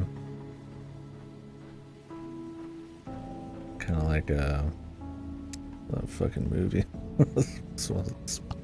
I never saw that. Not quite the same, but right. I guess that would have some antagonism then. That if you ever got discovered, then something would be hunting you down.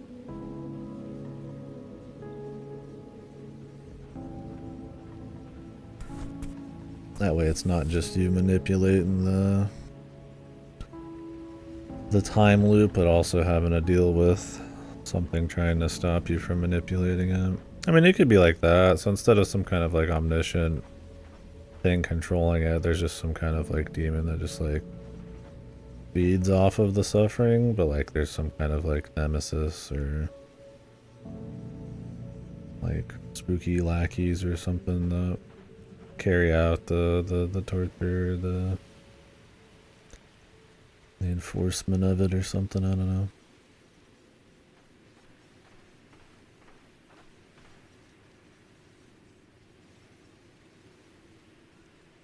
Because I mean, it's like eldritch stuff. I mean, like look at this, right? I mean, the actual gods and the higher ups are just you don't even see them. They're far out of the picture, but you know they benefit.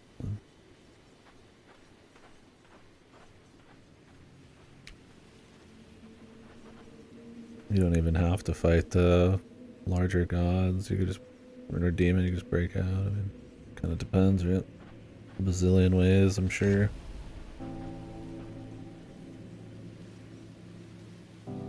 Creed's attitude. Creed said you might be able to help. Who? Awful nice of him to set aside resources while discussing the attack on Crown Hill. I brought up several targets that I Oh, the chick who they said ever secure the city. Creed was inclined to agree. Was really good with the tactics. Speak to Captain Wilford. Or something.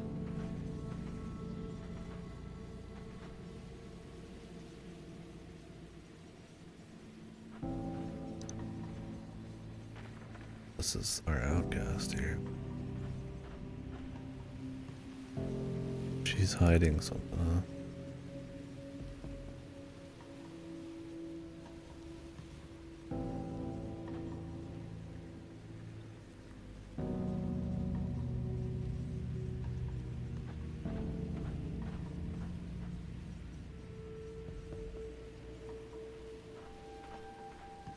We shouldn't trust Awful nice of Creed to set aside resources. Corinia.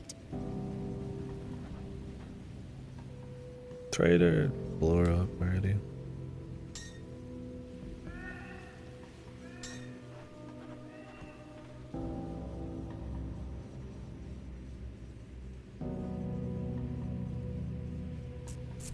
All pierce and cold is pretty juicy. Crazy pierce resistance, poison resistance, chaos resistance. Thing is, I lose the pneumatic,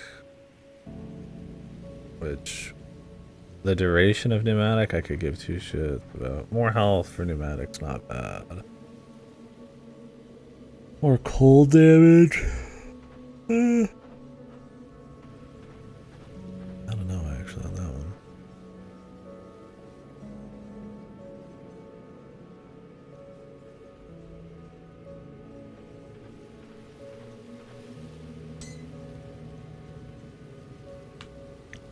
% offensive ability against the crit. It's not really that big of a change.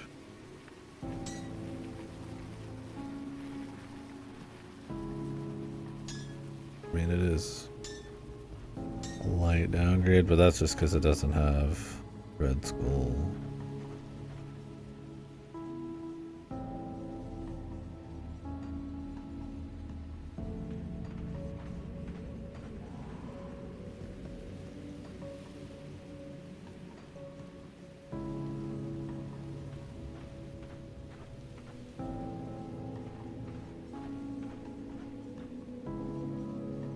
Why are they committing the torture? They're just minions. Lackeys, or they share some of the power that the torture, you know, gives them. Pretty kind of typical bad guy bullshit, right? I feel like it'd be less that he's a neutral and more that he just is hands off. Because he's like a big deal. I mean, you could spice it up however you want, I would imagine, right? Maybe he creates them, or they're religious zealots. You know, it's like an eldritch cult.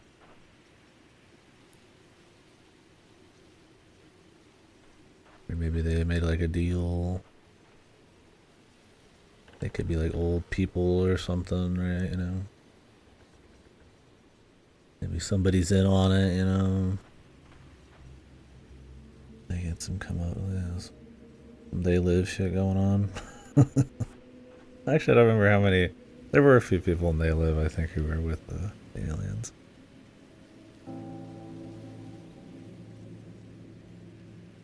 And I lose health.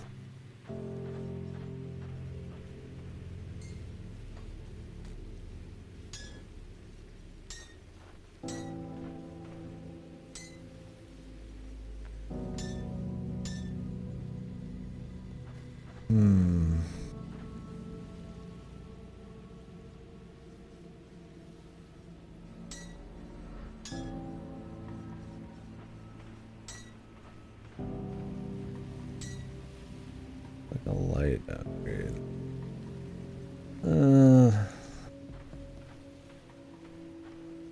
Thing is, those plus skills I don't use.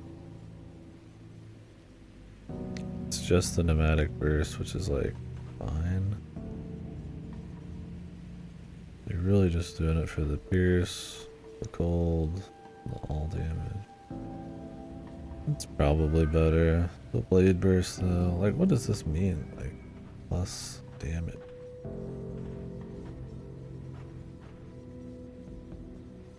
Like I get another 60 cold vitality, frostburn.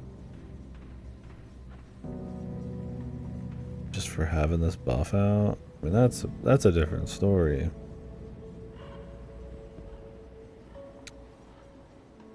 That's pretty significant. And it's probably not included on, I don't know if it's actually included on yeah, I don't.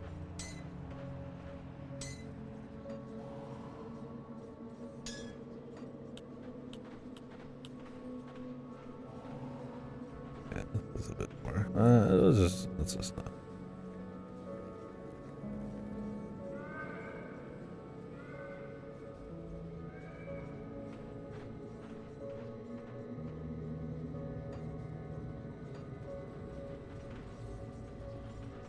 Carini has given me the go-ahead to engage our effort. The Steel Cap District was once the pride of Malmouth. Manufacturing facilities for... Weapon and arcane stash.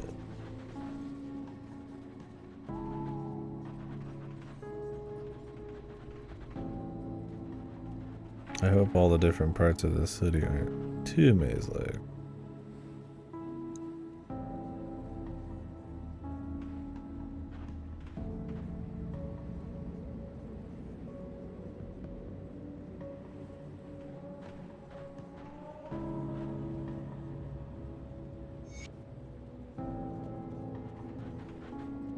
Vonda's note.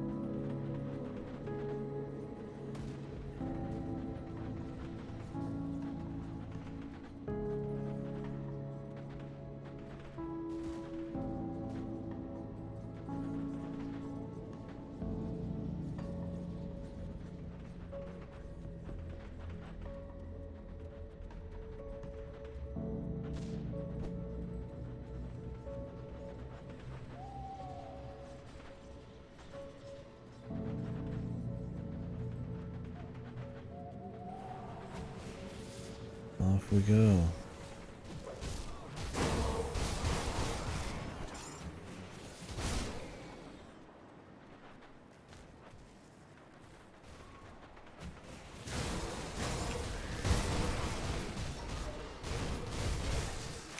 That I have no mouth and I am a scream game. That's not a time. I do think it's an interdimensional something or other, torturing people for all eternity in crazy ways. I think it's supposed to have an interesting villain. But I think it's pretty hardcore. I haven't played it yet. I think it's based on actually like a short story.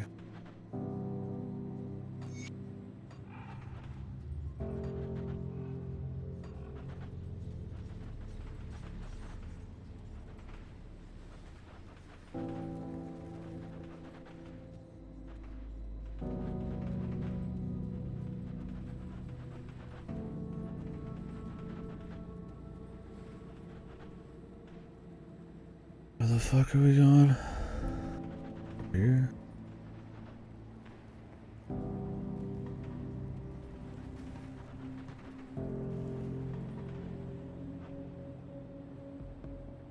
This is just the sewer.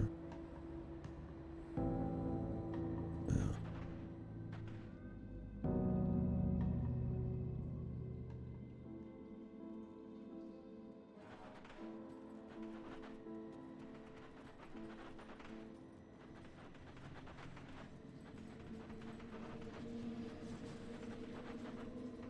Like a different path? Always some maze shit through some buildings.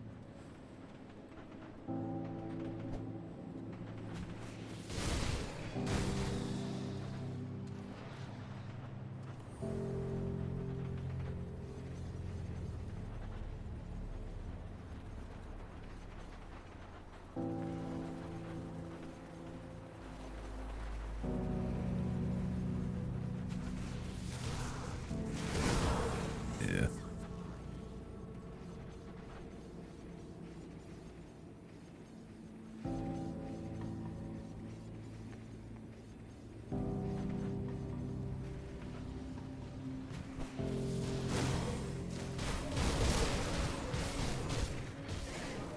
Yeah, and I mean, if you need some degree of separation from humans and the cult, you could just make them like Cthulhu Fishman or some shit. And have like some kind of, like a hellhound. Yeah, that's all very, I mean, some of that's generic, I guess. Some hellhound fucking nemesis or some shit.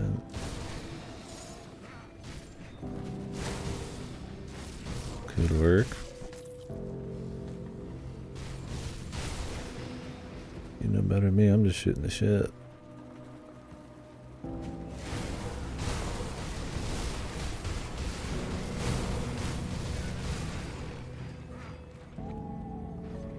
But yeah, I mean, if you're going for Kingsfield, some level of separation and mystery, you know, higher powers, and the why is definitely a big deal. But FromSoft stuff gets by a lot on like raw atmosphere too, so a good setup, I guess, with really strong, I guess, vibes and mystery and shit.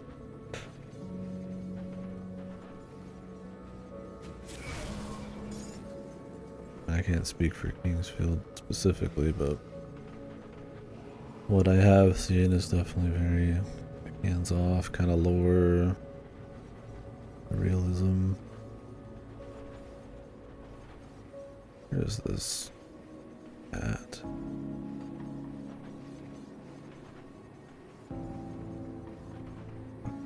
It's around the back. Okay. To unlock a shortcut.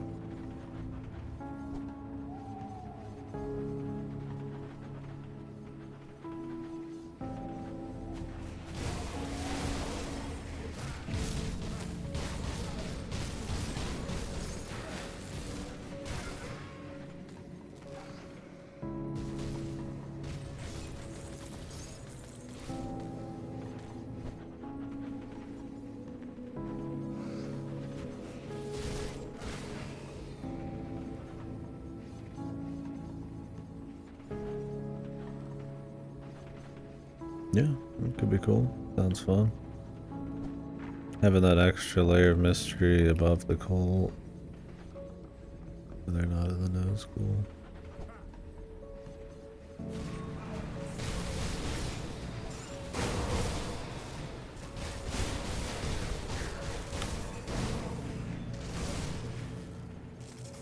As long as it's not like an ass bowl at the end or something, right?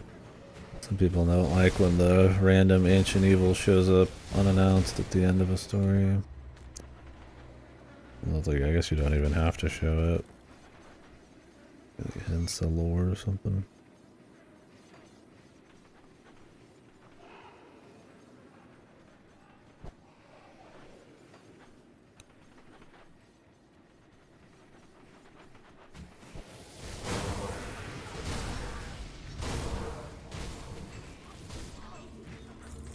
Stuff like Dark Souls and Elden Ring, they all take place like after everything's happened.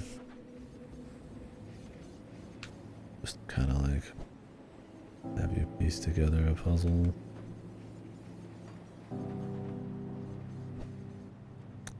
And I guess to give it kind of a everything's fucked atmosphere.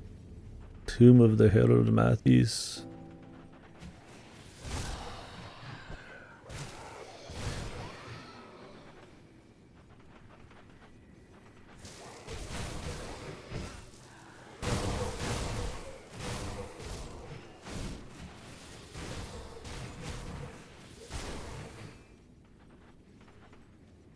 Well, like he's like too reliant on the power he gets from the torture.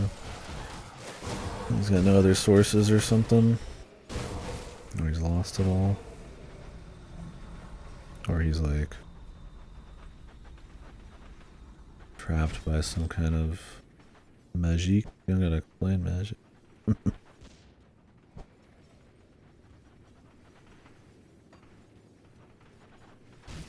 Punishment, some divine punishment.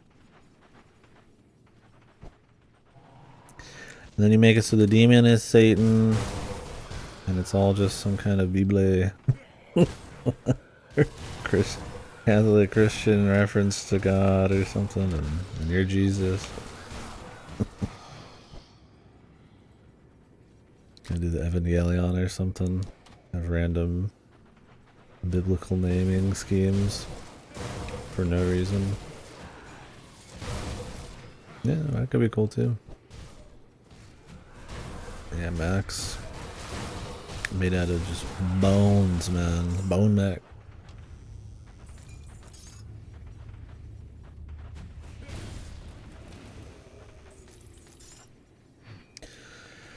Yeah, I don't know. I mean, it all. It just depends on the kind of story you're doing.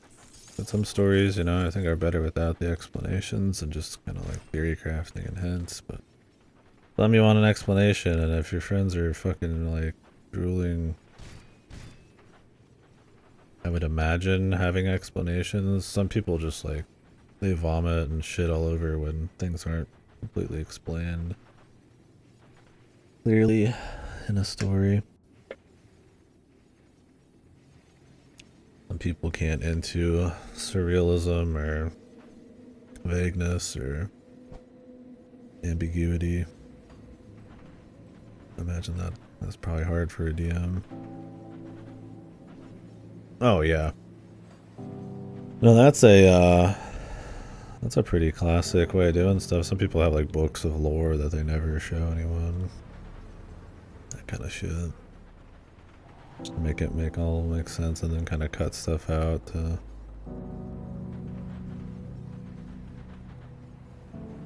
kind of make it feel like there's some element of like believability maybe, but you just don't have all the answers.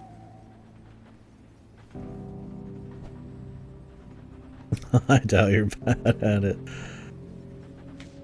I mean, is anybody just like godly at that kind of thing?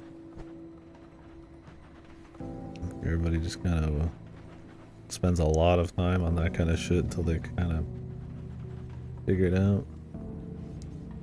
And I've never written a story. Yeah, I was hoping for something good. Where the fuck am I going, man? Man, fuck These goddamn city maps.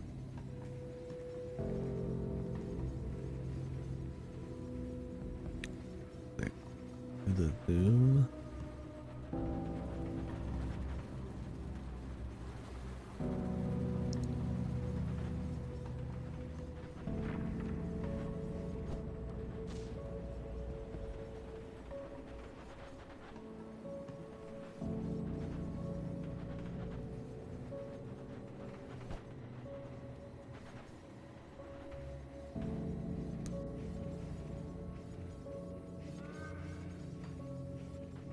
But those both end at the same place. They're just both right here.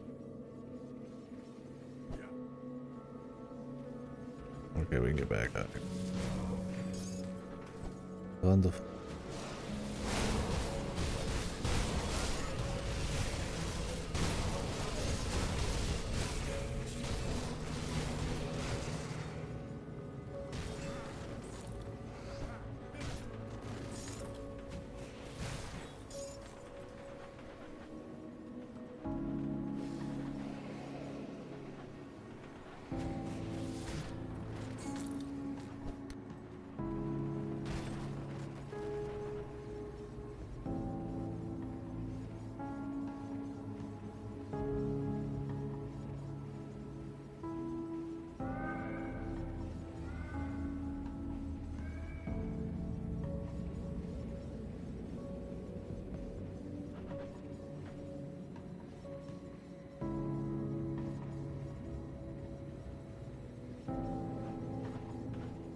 We can get them both there instantly, though.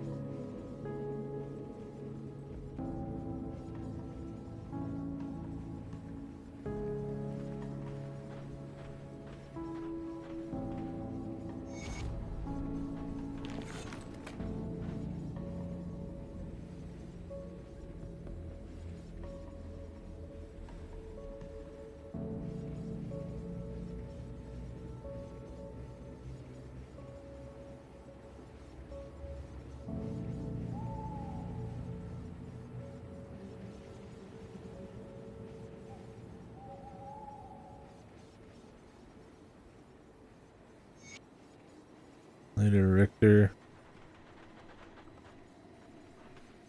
Thanks for the stuff.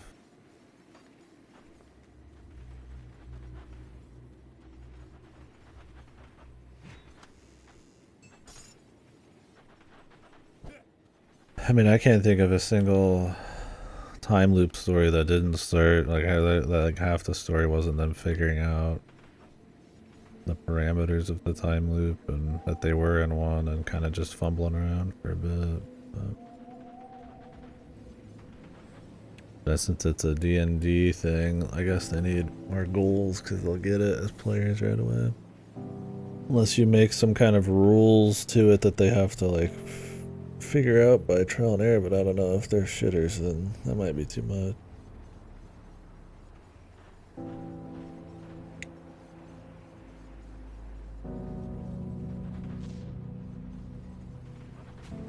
I mean, are you making like a combat heavy one? I mean, you could have, you know, they need to discover like who the hidden, you know, like maybe there's like a cultist amongst the innocent people who has something, or maybe they need to take down like the 5 assholes who are like, or the 5 random doohickey locations, right? I mean, if you, it depends on how generic you want it to be. They could have to like find the 5 locations and like bust some crystals of, you know, power that hold the loop in check or some shit, or the guy's domain, the demon's domain in check, then everything will just, all his magic disappears, or it could be like finding a way to the big man or something, and there could be like hidden goofy people you have to like kind of suss out or something, or gauntlets you have to bust through. I don't know. It's time loops. I mean, lots of consequence and difficulty and like sequences and stuff. all that kind of shit. What's up, Aries? Yeah, talking about D&D. Not the killer, but I mean, it's like if you're making like they have to go to 3 separate points. Like you could have like a combat thing. You could have maybe some like, you know, guy who seems innocent has one of the deals or something. So maybe they got to do like a social discovery thing from the tortured people. Because I mean, one of the best ways to keep people in check, unless it's just by crazy forces. Inside man, you know, maybe you can do that, or maybe they have to get somewhere, you know, maybe there's kind of like stuff going on behind the time loop, you know. But I mean, they're torturing them, so I mean, I assume it's more upfront. It's not, a lot of time loops can be kind of like mysterious, right? I don't know, just I don't know. If it's just like a gauntlet, then I mean, you just make it like a fucking just full of obstacles, and you know, maybe certain dudes are in certain places, and depending on the time, or if you do things in certain orders, it's going to change shit. I mean, you have to have some kind of consistency or something between the loops, though. So you'd have to write a lot of notes, I guess. Maybe not 100% consistency, because you could never do anything exactly the same way twice, but...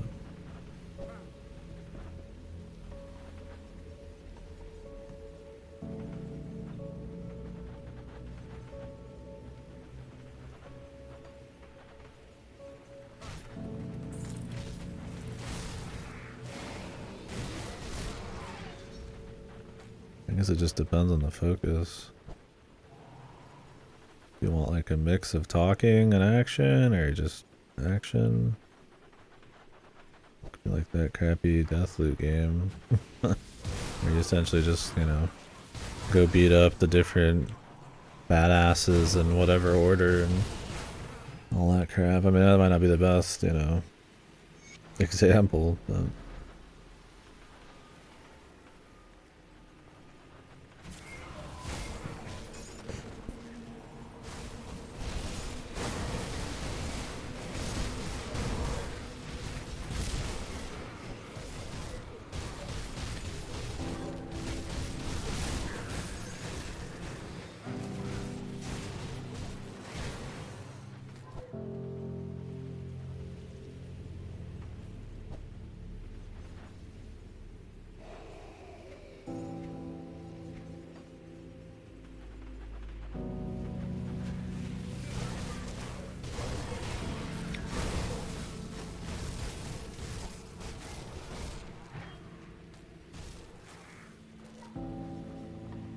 Gotta roll with it. Let the people have some fun.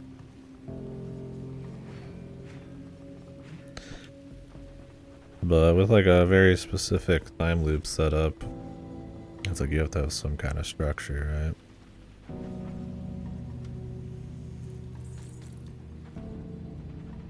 If it's gonna be like a short one shot.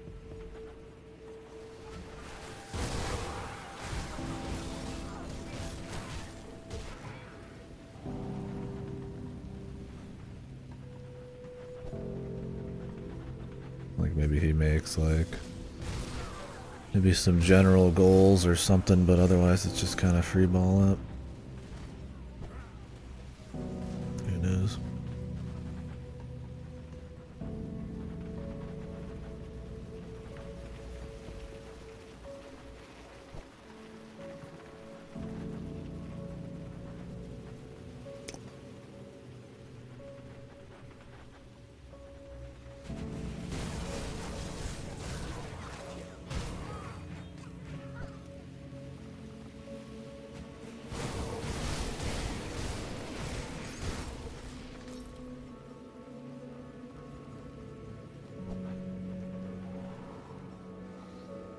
So much loot. I don't know, I'm gonna go back and look at it all. Too much loot. When you get too much loot in your fucking pack and you're like, hey, fuck. I got too much loot in my pack.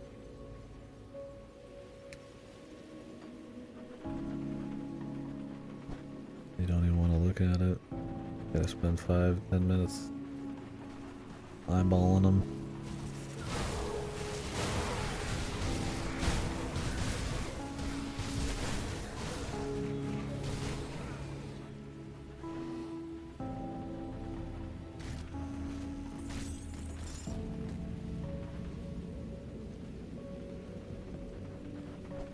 It should be cool though. Or you can iron out more of it.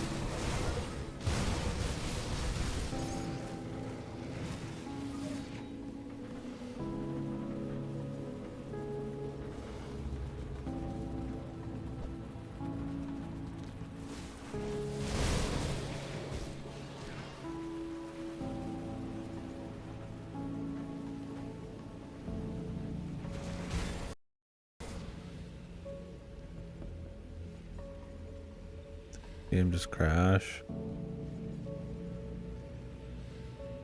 Ay, ay, ay. Well, I guess I'm not that far from the warp, but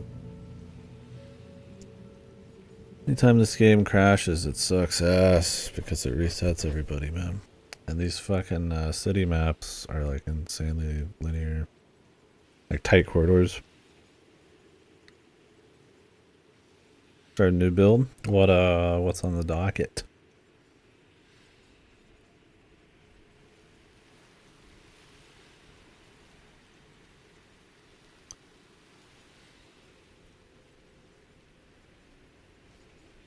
One day situation.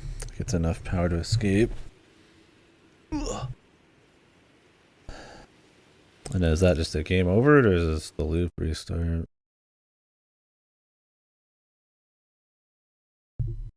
Grim Dawn has crashed. Awesome. Acid Captain America. That'll be cool.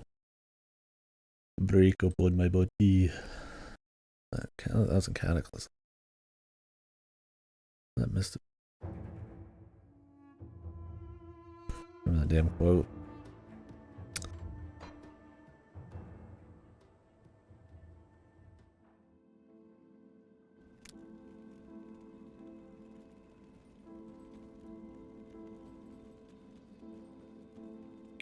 Fuck, am I down here?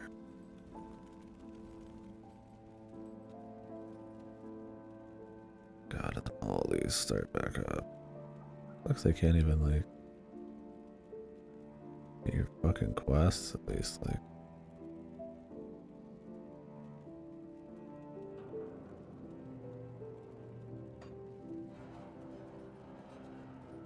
No, sure, yeah, like it'll just happen regardless if they die or not. I mean, like I said, some stories would be like, it'll just happen after a day no matter what. So if they die, they essentially just wait for the reset. But then, I mean, you'd have player characters running around waiting. I mean, like, I guess like you said, they either die or it's 24 hours.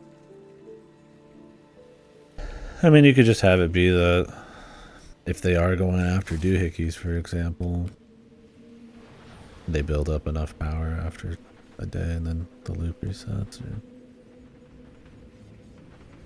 I feel like it's probably a little too much fleshing it out if you made it so that the loop reset right before everybody got like killed or the town was at like a critical point or something. Good work out there. You can be sure that we will. I'll have Kaylen get started on these right away. With the Steel Cap District open to us once more, I asked for volunteers to head out into the war zone and gather any food and supplies they could find, as you have. Unfortunately, several of them did not return. I wasn't sure Hiram and Nadia were up to the task, but they were insistent upon doing their share. So like some time loop stories, there's like a point to the time that they like loop out. Some of them it's like somebody activates it.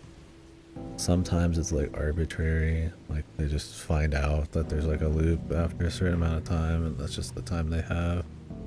Wasn't Groundhog Day that way? I don't remember exactly. I mean, I don't know how long you plan on having your peeps spend for it to be like a day, but it might suck for them to find out their first run was just kind of like, if they didn't die, they'd just get reset out of nowhere. Be kind of like Outer Wilds or something. I mean, that game, it's awesome, but it's like 24 minutes or some shit. So you're not losing a whole lot.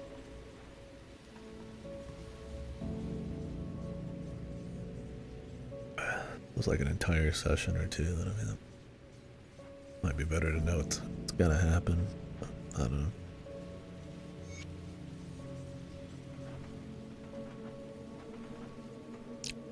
Yeah. But then you might never loop, or you'd have to force it on them, which might suck. But, I mean, maybe not, I don't know. Maybe there's a benefit to looping, right? I mean, that's in a lot of time loop stories. People will kill themselves, or something's gone too far, so they have to, like, activate the loop by jumping in front of, like, a bus or something.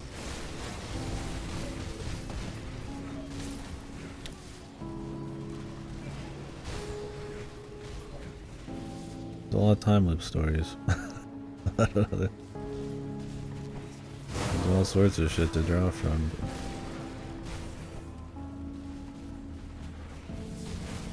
But I imagine, yeah, having to figure that out depending on who your players are and shit's probably the big thing. And then letting them kind of like sandbox it, like Ares was saying.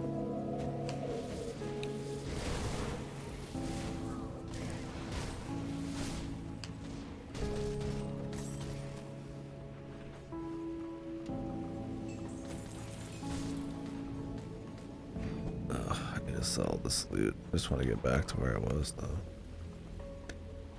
Before the crash of 2025.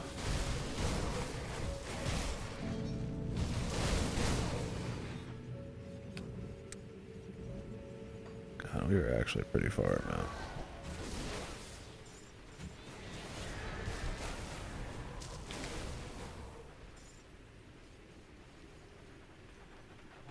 Big fan of crashing in a game that states reset on game close.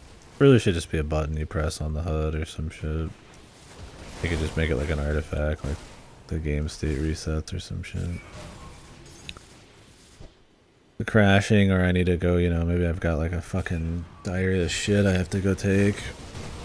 I have to close the game or something, or I got, you know, I'm about to go somewhere. Like you might not have like 3 hours to like run a dungeon or some shit. I mean, they're usually not that long, but...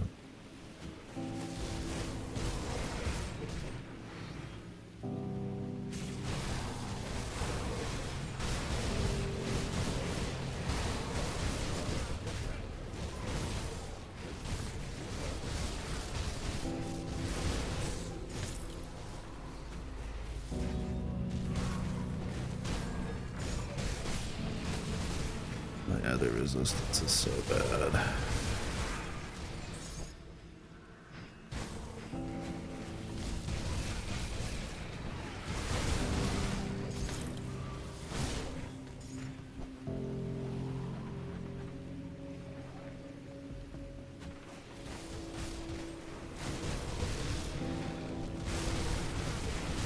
Not the place I went last time, but it's fine.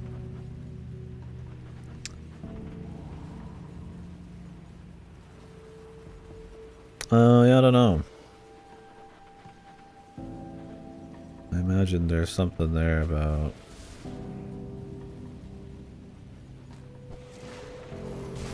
issues with like hardware and like running multiple game processes being too much. I mean, the thing is, like, there's auto saving. Like, you could just, you know, have really aggressive auto saving, I guess. But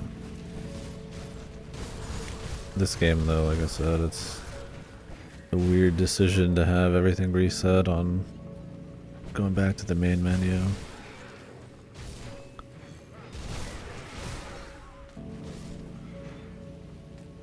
Yeah, I wouldn't be surprised if there's some kind of something like that. Crash protection.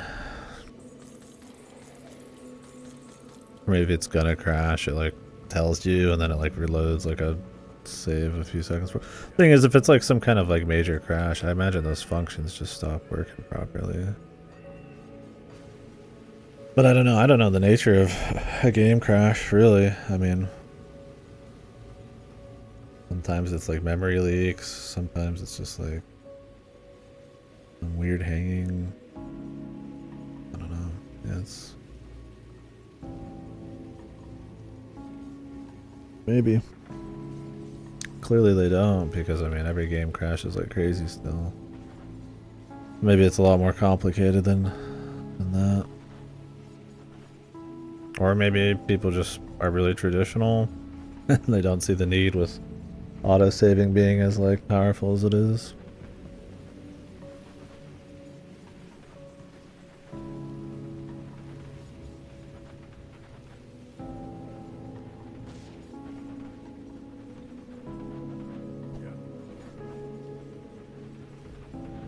Come see what's left of my wares. What's left of my wares?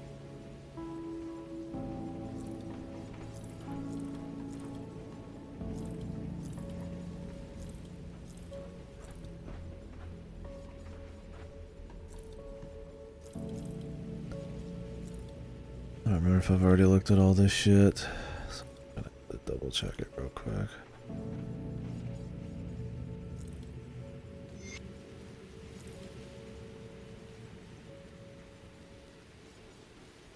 This one had such crazy.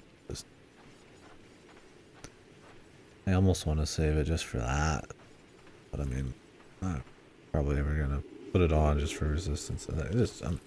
It'll sit in that damn inventory forever. It's whatever. My shoulders really aren't that good. Wouldn't be too hard to find something better.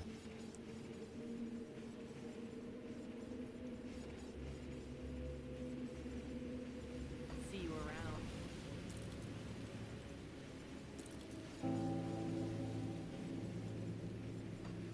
See anything you like?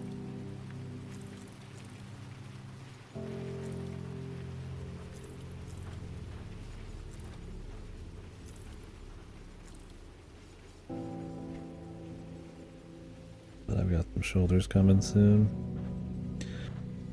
Computation is just updating the state without graphic computation. However, I don't know shit about it, so what I'm saying doesn't make sense. No, I mean, we've both said we don't know what we're talking about exactly. I mean, that doesn't mean we can't have the conversation. Yeah. Might know some stuff and just kind of shoot the shit about it, and then maybe we'll look it up later. If anybody has good info on that kind of thing. Yeah, not sure. I mean, like back in the day, I mean, I don't know how much anymore. I mean, you could change, like what, they would use like Game Shark and all that kind of stuff, like certain memory addresses and stuff like that that you could like adjust on the fly. And like fool with shit. Stuff like save state, but they're not running like parallel. Like if all those just like shut down, having a completely separate process,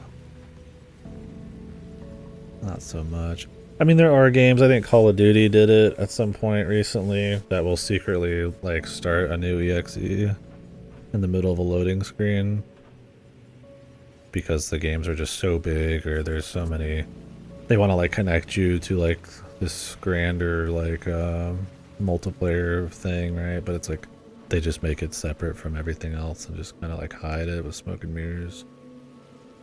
So it's like, could there at least trick you into it? Maybe, I guess, but I don't know. I feel like it would be some kind of like performance nightmare having two state of the game going, but like, yeah, maybe there is some kind of bare bones separate one.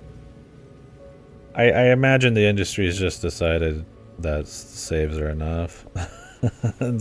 Even though that maybe is very possible, and maybe some games done it. I mean, clearly some games have to run that, probably just for their mechanics. Like, I don't know, maybe like a Portal has like it has to like have certain like multiple states running, but that might just be within the game itself, right?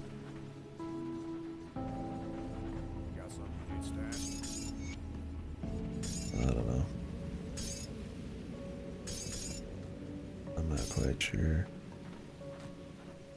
That's a level, I guess that's the level of programming and shit that's so far beyond my knowledge that It's hard to even actually like talk theoretically about it. It's not like a game design thing, or I mean, there's limitations with tech, but like I mean, some of it's just like conceptual, like psychological type of shit. Maybe the state resets because there's an evil demon in the game that feeds off the torture of the players.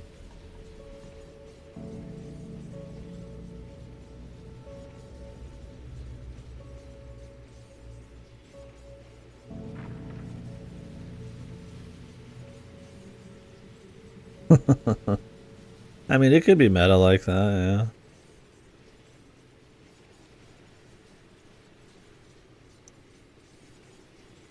You could make something fun with it.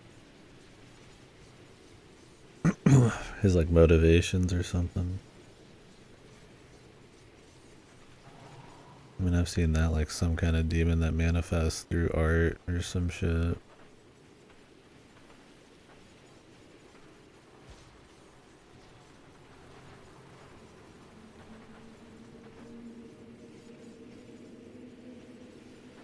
Oh, this game, yeah.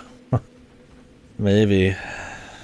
Maybe the devs are eldritch gods that feed off of me being annoyed that the fucking game crashes too often, but also is like state, like a fucking state based or whatever.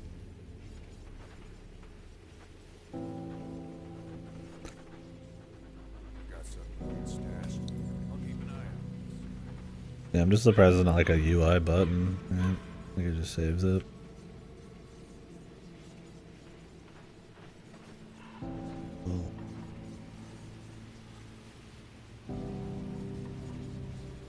Yeah, Malmouth. Urban stuff in this game is definitely a bit more pain in the ass. It's neat, but the nature of the isometric, like super zoomed out, like Diablo style thing is that it's hard to really like pathfind as good because you are so zoomed out and you're looking at a lot at once. So when it's like really samey and then also has verticality, and it's a game where you tend to trust the map more than you're actually the visuals of the game, like it makes the map buck to look at. Like it's fun to still run around this place, but I'm not gonna lie and say it's not much easier to get lost and more annoying. Max zoomed in, yeah. Even then, it's like I've just got like blades all over me.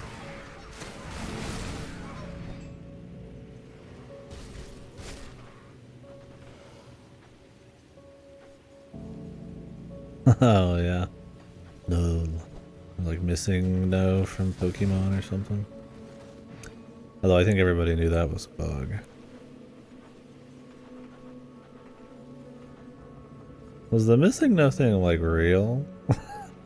Everybody always tries to call into question its reality, and I don't even know if it's fucking real anymore.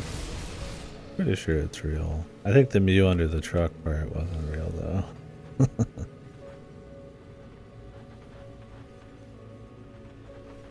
Well, I didn't know if it was like an urban legend, right? Yeah.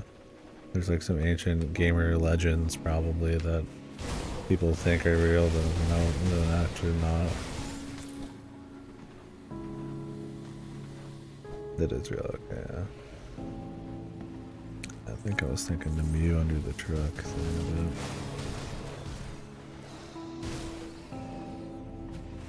it. A first person mod for this? Jesus, that would have been fucking vomit inducing probably.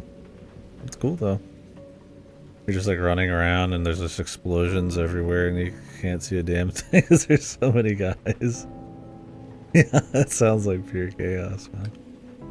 Like, ah!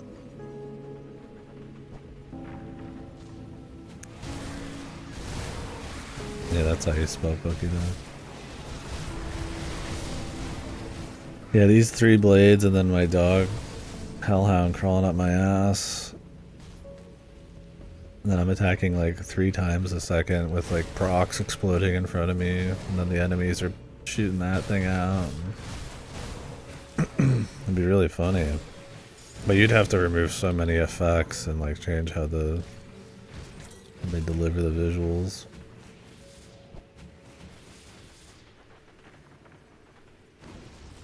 pure shit.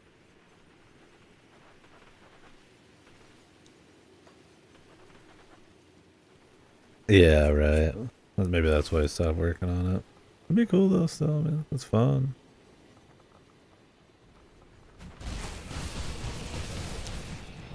Yeah, definitely not a game I'd be wanting it, but it'd be cute, I guess.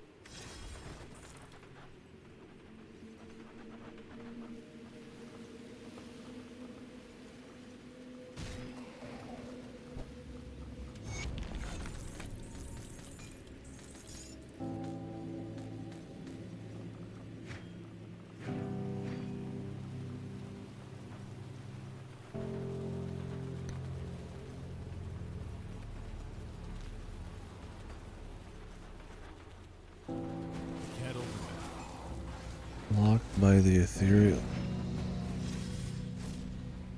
Well, unlock it. I like how they just locked it. Like shit, why weren't the ethereals thinking of that before? They just lock the doors. I can't do anything about it. Well, the bad guys said they locked the door, so I can't go in. Oh well.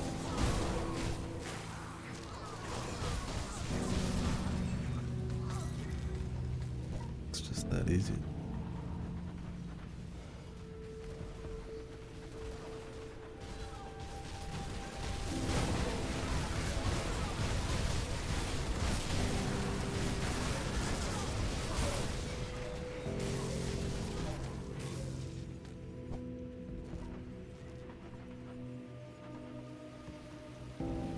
Got all my little skeletons following me around too. They kind of blend in. You don't really notice the skeletons because of the blades. But I actually summon them pretty often now since I have the attack alternate.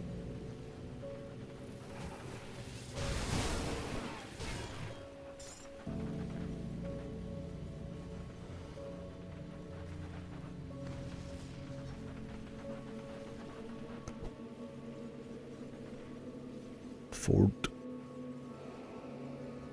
Sacks.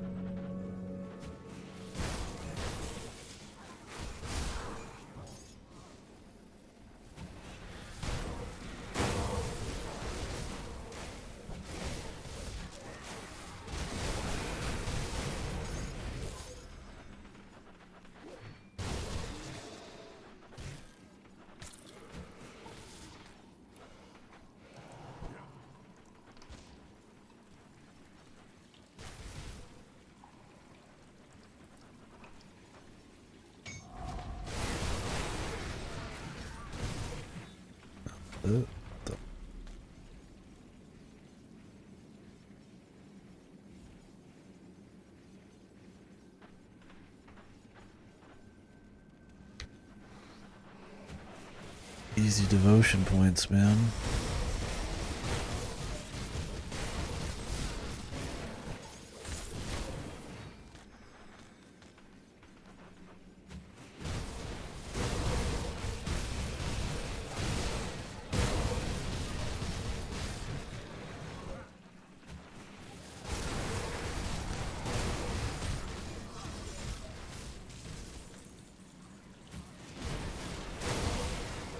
Dynamite.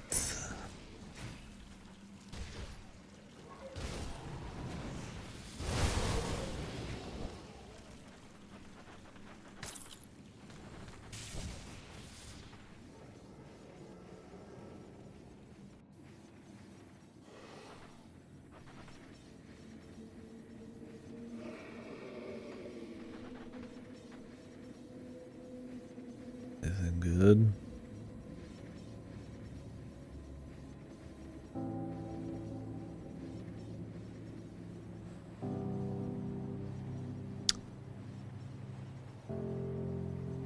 I think I already have a sharpshooter piece. The thing is, like, this is not made for me. I'm not getting as many stats. But the two set ain't too bad. Problem is I lose like a lot of armor, so I don't know. I can make it work, but oh, ooh, ah, Jesus. The Pierce is great, but then like fire damage, man. Come on, man. Lightning converted into fire, like what the fuck? 2% attack, but what? Pretty much just that. It's like technically for me, it's like Eastern Lagrange. Oh well.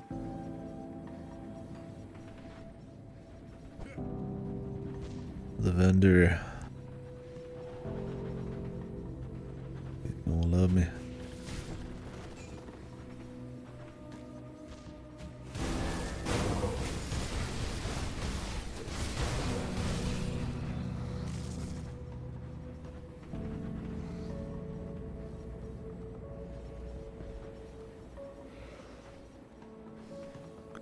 Prisoners calls for help.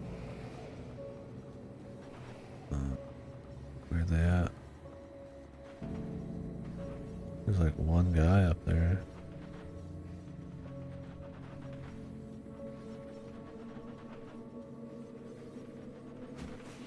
Is he blitz?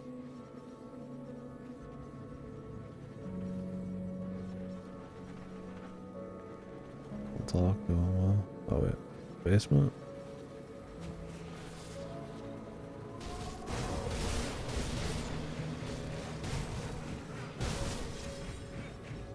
Oh no, wait, there's more people in here.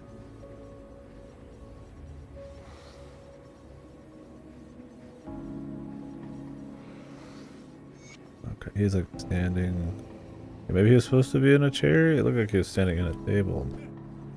The others kind of blended in.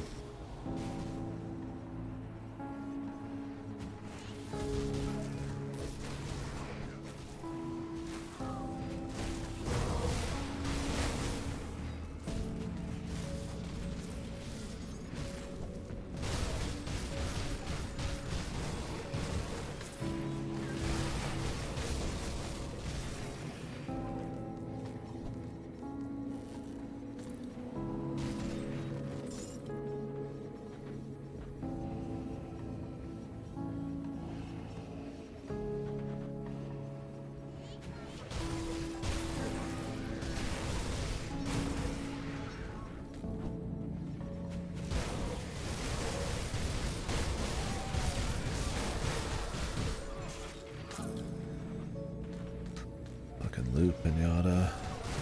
Former day real.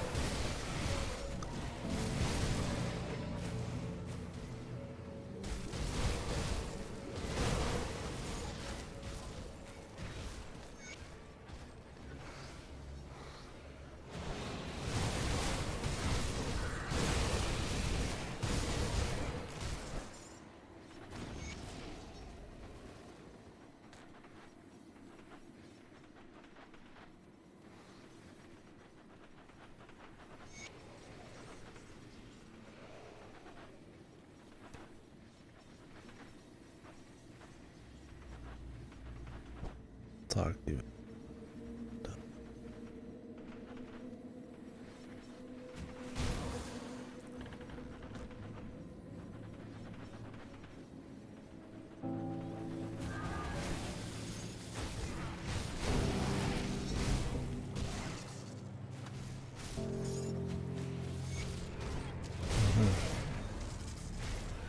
Her memory memento thing. Don't believe her lies.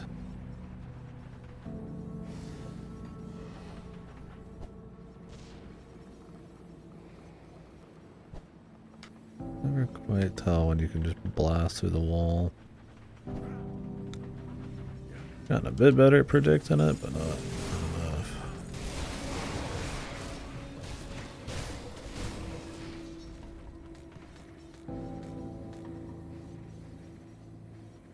God. I just fucking loot. All my loot, man. Oh, this one's 26% attack speed, so like, yeah, it's higher technically. It's literally got like nothing.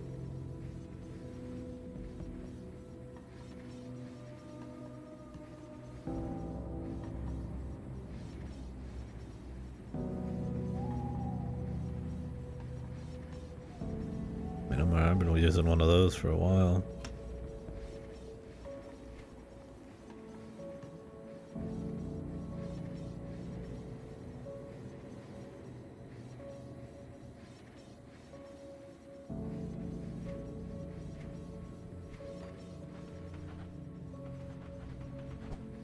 The game like lags pretty hard when you like change the camera. It's probably how it loads stuff. I mean, usually games when you're not looking at something they don't load in, right? But maybe because it was never made a controller first. Rapidly like moving the camera around makes the game shit. And sometimes it just shits so hard it just fucking breaks. I've only had 2 crashes, but I do have a lot of stuttering, and it's usually when I'm spinning the camera.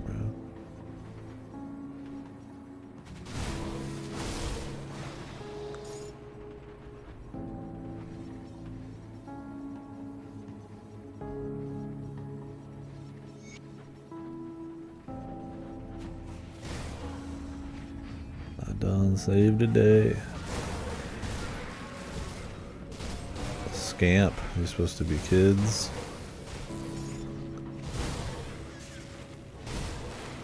Imagine so. Bunch of small creatures.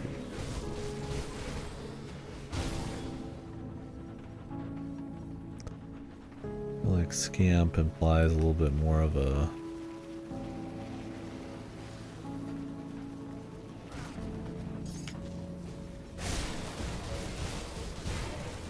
young lad energy.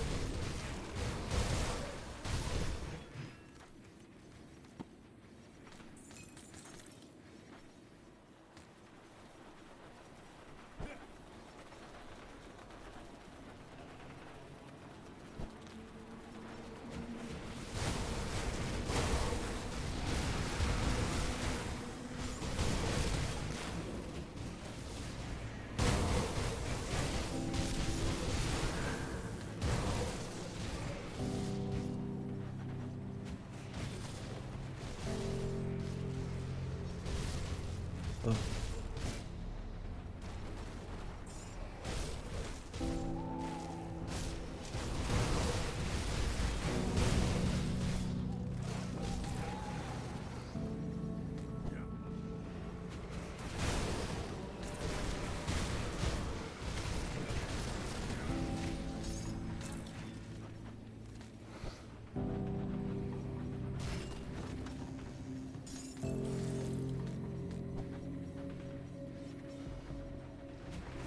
Yeah, to see.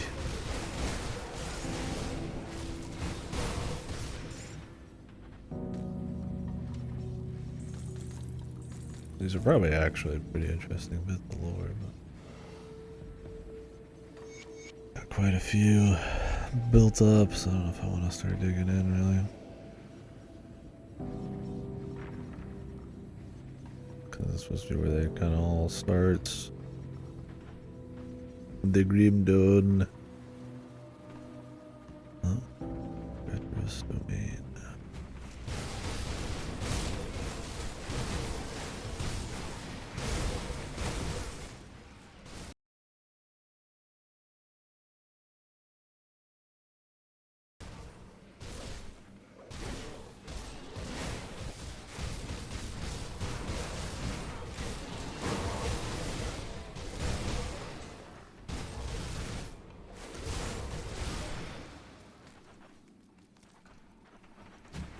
I need to go sell crap.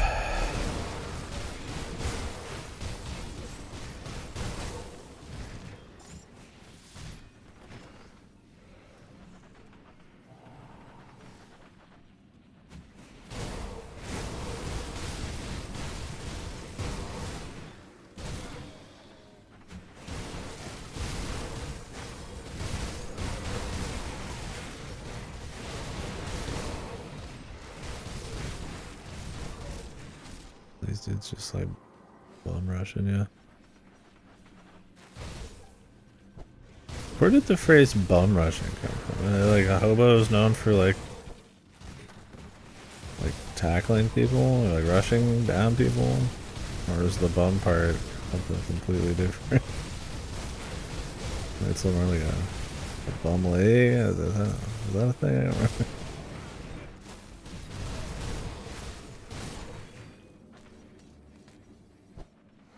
Just going all out.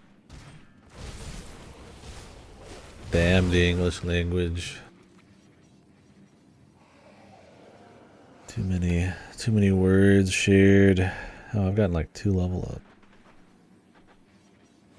Yeah, there's probably more to it. Like I said, I mean there's like bum legs, I guess, too. Not just like. Yeah, I don't know where bum comes from either. I mean, I just think of it as like, you know, maybe a little bit more derogatory way to talk about it, like a hobo or something.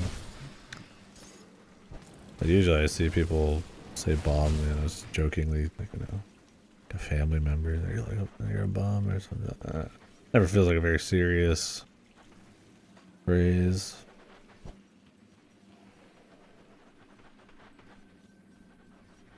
Maybe that's just me. Yeah, more like a light way to call somebody, just kind of like maybe like a lazy low life or something. I think it's just because the word sounds kind of funny, so it's like I don't think it ever comes across as really super serious to me, anyways. I mean, never heard anybody call someone I mean, maybe I have before. I've seen somebody like seriously call someone like a bum, but definitely not the kind of thing that would be in the lexicon of like gamer words, you know, that kind of shit. So. The no-nos. Pretty light stuff. I don't know. Some people spend their whole lives charting like histories of words and stuff, I bet.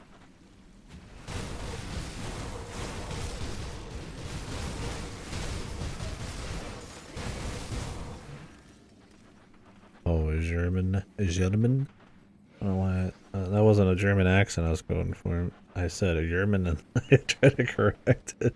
I like overdid it. Vagrant? Okay. I feel like the answer's always it's something from German. The easiest way. You know, these shoulders though. Whoa. Not bad, not bad. Better than what I'm wearing.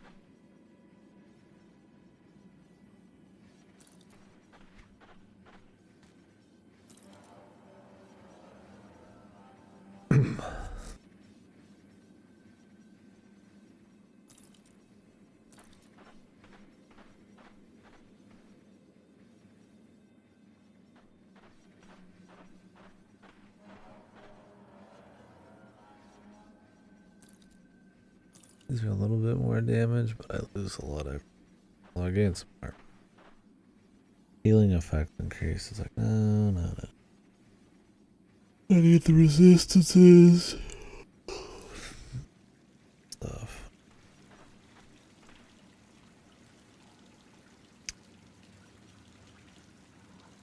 How many rolls in that? Not quite there. Close, man. We're trying to get close. Yep.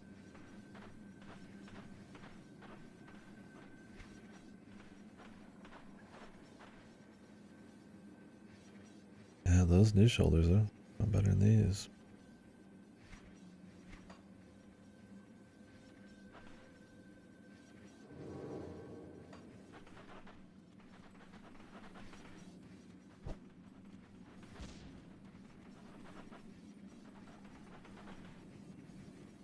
a secret path out there?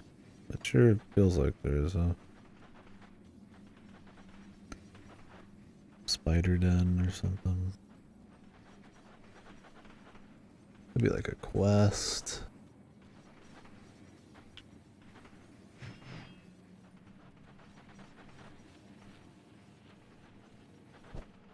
Or it's just like asset.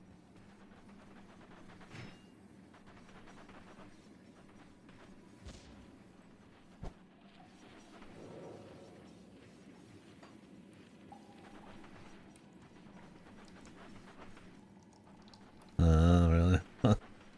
Like everybody's like rushing to get to like, yeah, like the food joint. Gotcha. Well, that's a little bit more innocent. But I mean, yeah, I imagine the other ones are like about violence.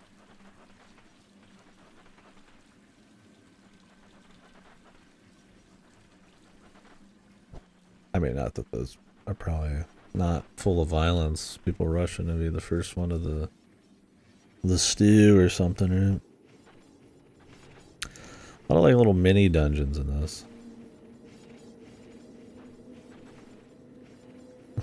The multi-rush drifting here. Yeah, true.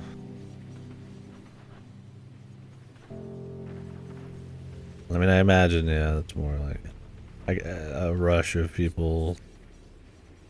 Doesn't sound too chill, I suppose. They're trying to survive or some shit.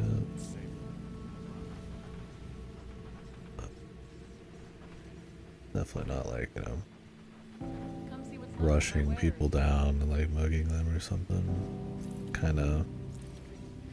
I assumed it was more of that. You know.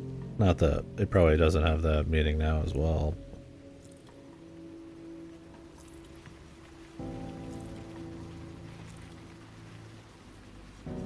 Really, I've never thought about it meaning till now. Let me say.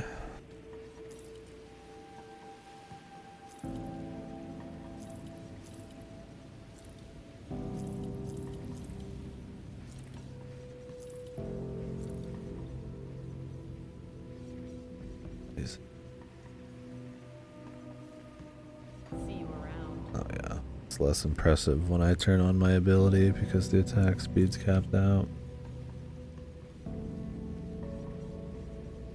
And that's where all of the DPS is coming from.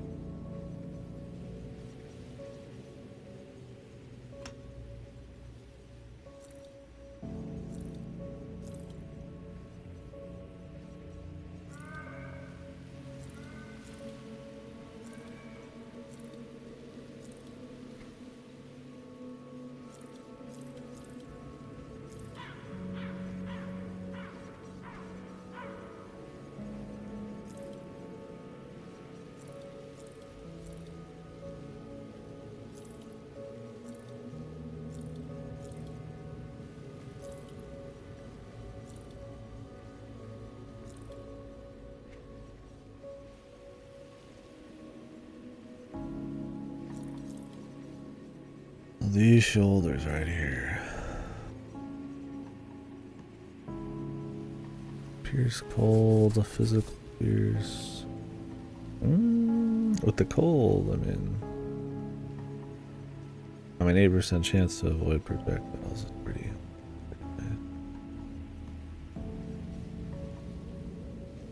Oh, the 47% ether though. That's pretty juicy right there. That's pretty juicy. That'd be good for the rest of this expansion. Some more like clean movement too. I mean, I would lose my health, but I don't have as much physical as you would think. But that's a pretty big difference in Pierce. And then offensive ability, defensive. I was hoping to get that other resistance, man, but might have to go without. Put it to good use.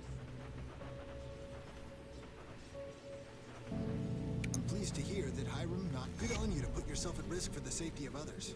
I'll be sure that they do their fair share from within the hideout, and not out there. I believe Corinia's got something big planned for the harbor. Safe storage, no questions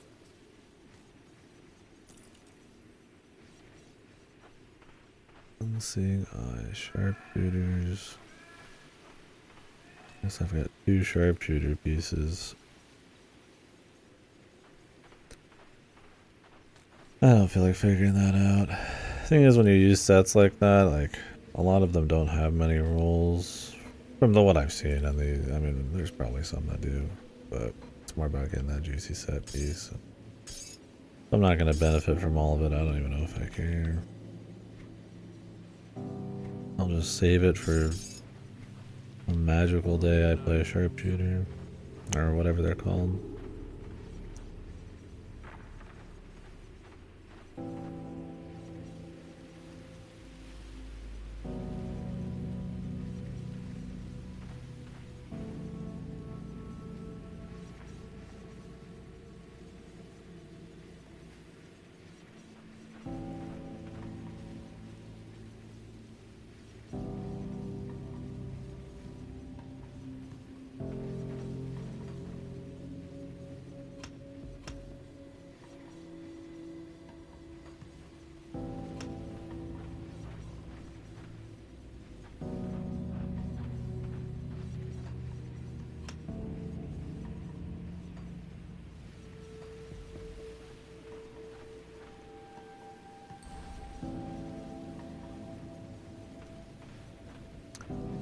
I just want to get to the living shadow, dude. But I feel like we're not gonna see this before I finish the playthrough.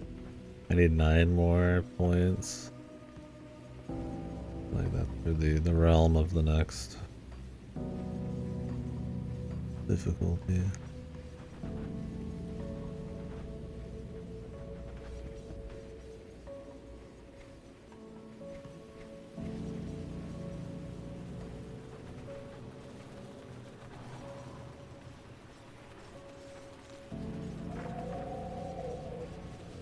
It was Olgrim and Crown Hill. Speak with Corinia at the Resistance hideout. Oh yeah, the lady's memory. Give me a second.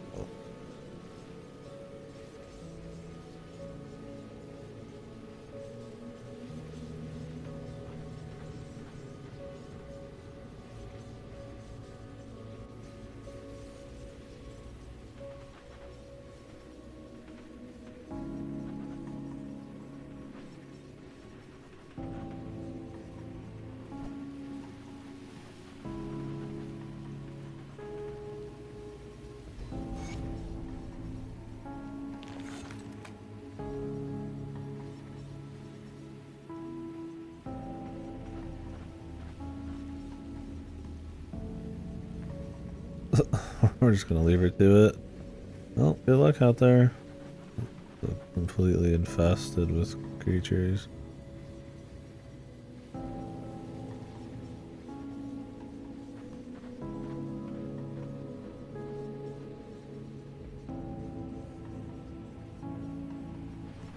The harbor. We've been in the harbor. Captain Wilford tells me that you've done your fair share of rescuing damsels and acquiring murder weapons. Well done. Your efforts will go a long way towards our people's survival. I was wondering if perhaps you'd be willing to lead an attack I've been planning. It involves the harbor. I'm talking about the Black Iron Docks, over on the western side of the Steelcap district. The harbor is in ruins, boats shattered and burned. But if we are ever to push beyond the Aetherfire and not rely on magic or portals through hell, we will require transport.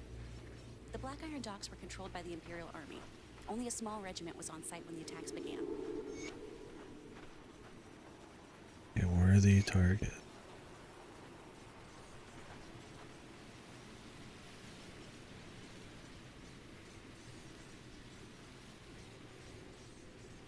That's a side This is what quest. the Ethereals have envisioned for us all. I'm sure they won't mind that we let ourselves in. Preliminary reports indicate that the main entrance to the Fleshworks is on the northeastern end of Crown Hill. It's sealed tight behind some thickly armored fleshy barrier. However, we also know that the Ethereals have several flesh vents around the district, emitting immense amounts of heat. If enough of them are destroyed, then the entrance may be forced open in order to compensate for the loss of ventilation. While I mobilize our forces for a frontal assault, you will need to seek out these vents and destroy them. It may be our only chance of... Sounds a lot like the last quest in the base game. Gotta go beat up the 4 doohickeys to unlock the main area where Olgrim's busting ass or whatever, not really doing anything.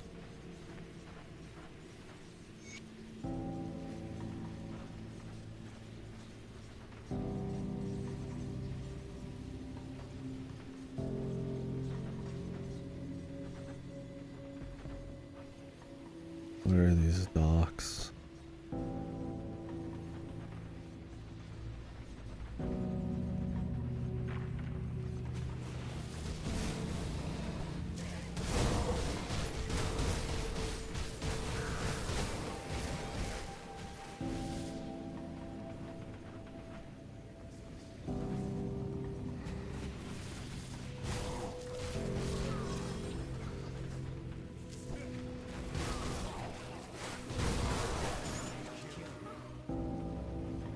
The Master of Flashman. Metal.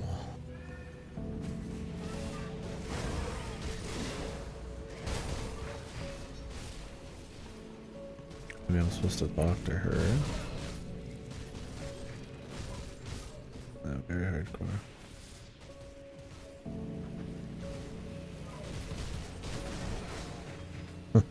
Yeah. The Master of that. Sure, it's already been a porno.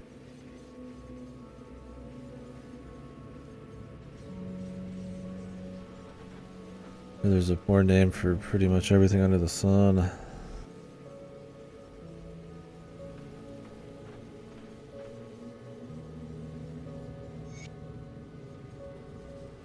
The Candle District? You mean the place that reset when my game crashed?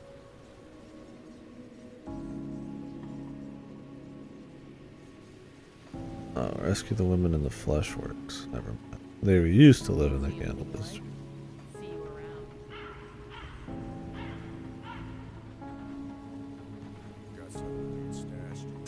Do I have a porn name? K. Dickicus?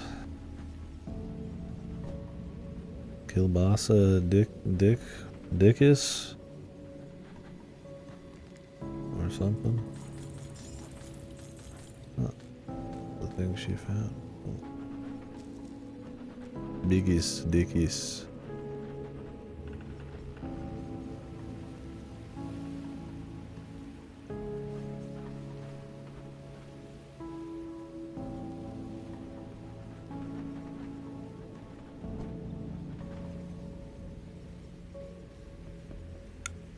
The enlarged valleys. They killed me. Ridiculous. Like I'm some kind of monster hunting fights. Giant apocalyptic dicks.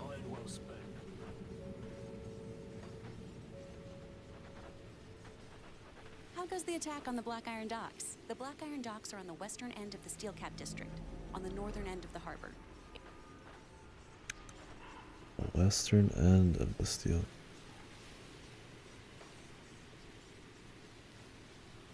Oh, great. Yeah, I was looking forward to running all the way back over there. By golly. Game's about to crash again. It handles these cities too well.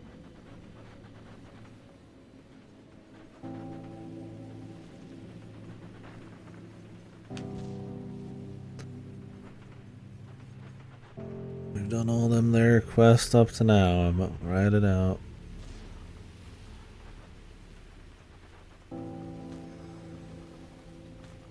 Although these are not fun areas to run back through at all.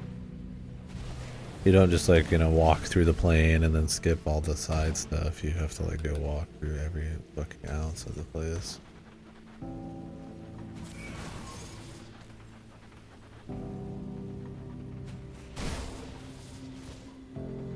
It's just one big like maze structure.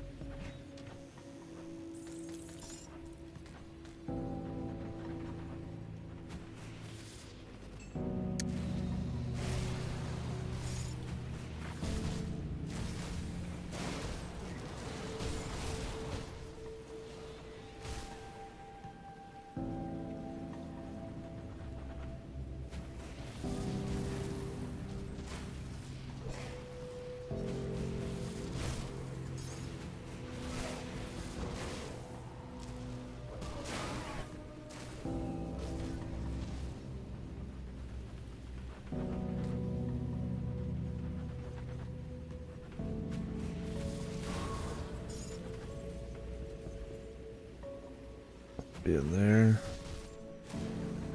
Oh wait, it was locked. That's right. The ethereal's locked it. Now it's gonna magically not be locked. It's not that I didn't explore it. I have to do the fucking quest.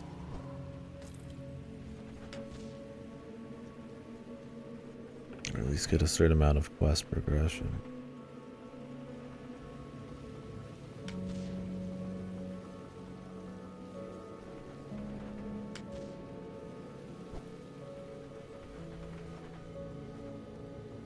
You know, that's... Star would be useful if it popped up, you know, before I just like right on top of it. I mean, at least she told you where they were. There's some quests that are just like, yeah, it's in the last 100 square kilometers. Good luck. It's like, okay, right. Let me get right on it.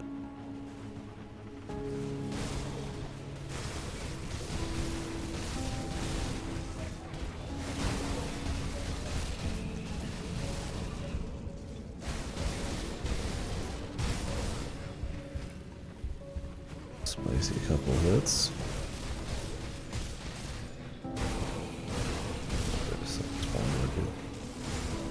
Till we kill them all.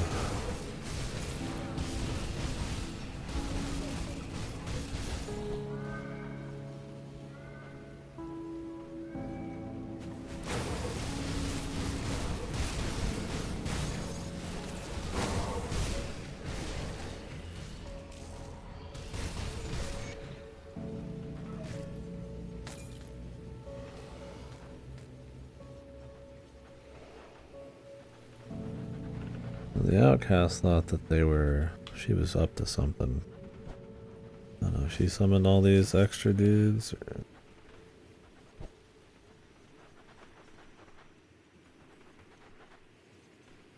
The deal was there.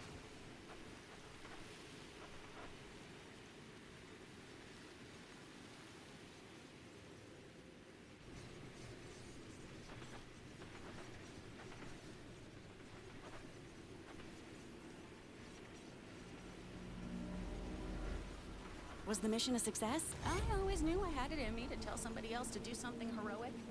The Mammoth Resistance appreciates everything you've done. The future of this war may well be shaped by your actions this day. Now, if only this was the end of the Ethereals here. Don't worry, though. I'll find something else worth killing. Pretty suspicious. For now, help out the others at the hideout. Although it might end up being some kind of like... You could help out the... You have to get through their entire reputation kind of deal.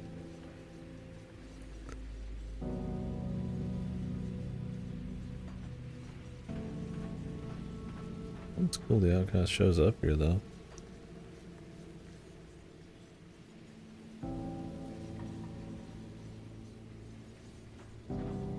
I imagine she's like a raider, some demon or something, I don't know.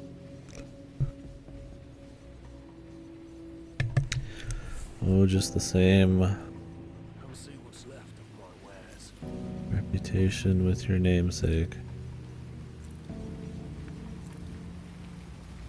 Besmirching the good outcast name. How dare she?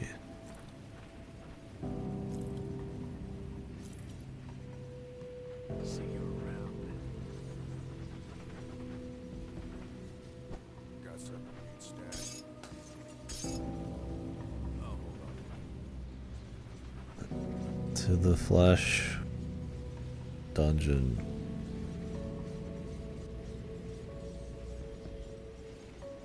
You don't remember the last time you thought? I mean, that'd be pretty chill, you know? Ignorance is bliss. Just turn off. Body just goes through the motions.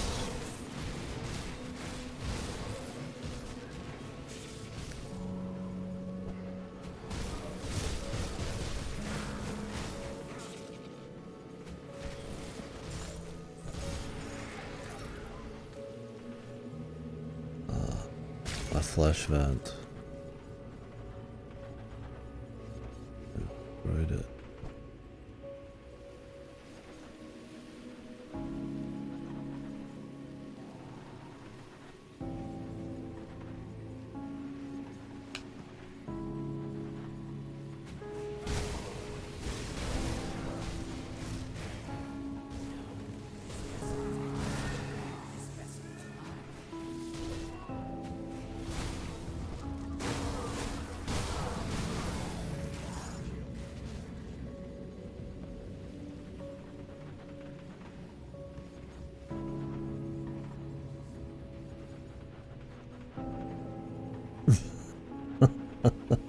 You mean like people with like no spatial awareness or social awareness, or we're just joking about like this fucking dumbasses?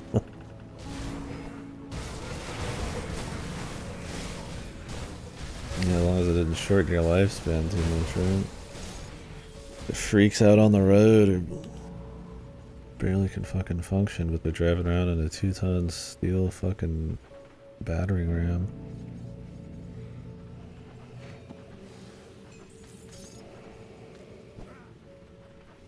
In the middle of a grocery aisle. Where you're like trying to like dodge around people and stay out of the way and be fucking, you know, courteous and stuff, and somebody in their entire family's just sitting there having a conversation or scratching their ass.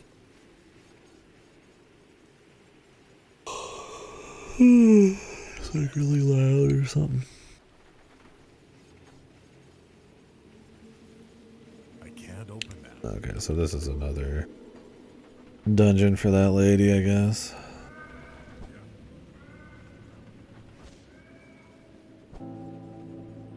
Yeah. Pretty annoying at like stores, but it's outright criminal on the road. Where people's lack of giving a shit can actually have major consequences.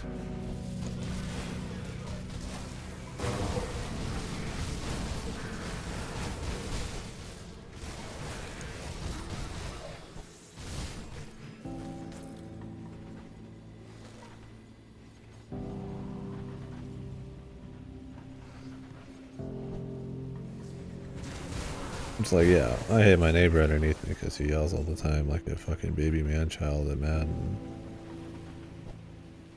But I hate the guy who's that socially inept or that spatially inept at fucking bribing more. Although I'm sure this guy is, dude.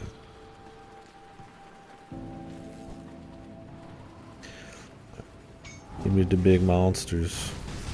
These have been pretty simple lately, which is fine. I don't mind at all. Just give me them devotion points.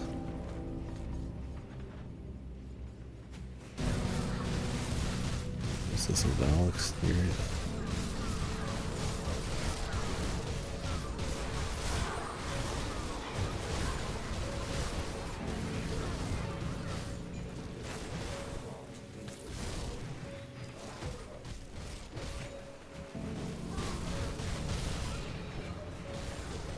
Who that?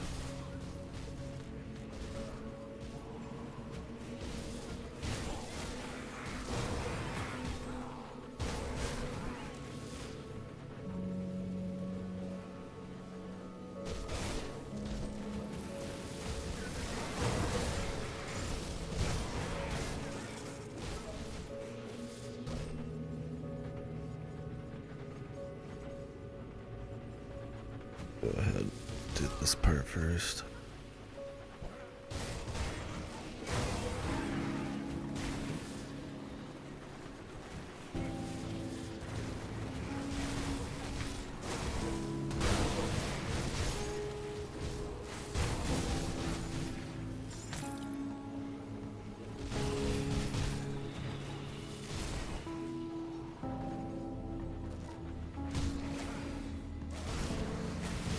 Oh yeah, you don't want to be like, you know, get off my lawn, or somebody just does something different than you, so that means it's objectively bad. I mean, that's just ignorance, right?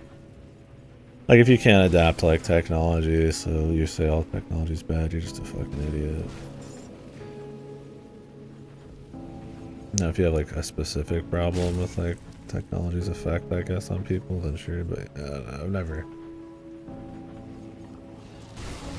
like to get off my lawn and stuff. I mean, everybody does it a little bit, right? I mean, it can't be helped. You know, certain memes or trends or stuff like that. But I don't know. Try not to let it just be like a purely generational thing. Just like a individual's tastes kind of thing, maybe.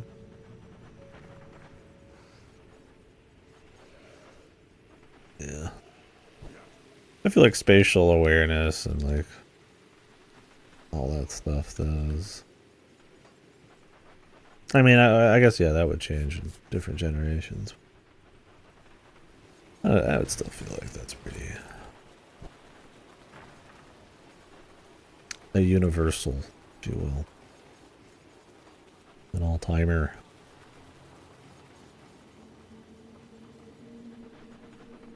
More than I don't like that devil music or something kind of deal. Oh, do you mean more like you don't want to care so much you just turn into like a hate-fueled like like just non-stop like bitching and moaning kind of guy? Yeah, I don't want to be sitting in front of the Fox News and fucking losing my absolute fucking mind. I guess I can't accept, you know, maybe some people are like rude, or you know, maybe some people are different. In general, yeah, I gotcha.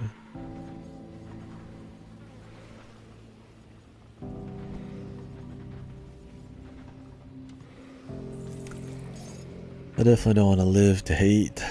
We'll criticize the shit and, you know, be negative on here, but it's not for its own sake. It's just like a healthy conversation. I don't like some toxic positivity either, man. It's all part of the same enchilada. Oh, this is the flesh bound. Damn. It's looking nice. Big old teeth. Who does your teeth? I want to meet him. Somebody said, who does your teeth?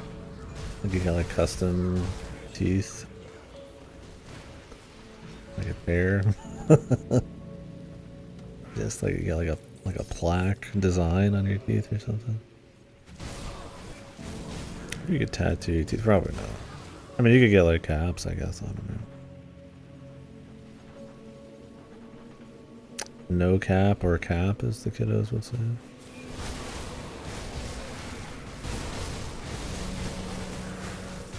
Oh, the giant flesh pit we just saw had like huge disgusting teeth.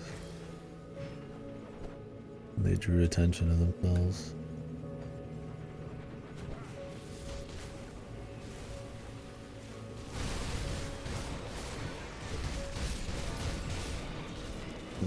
Double rare.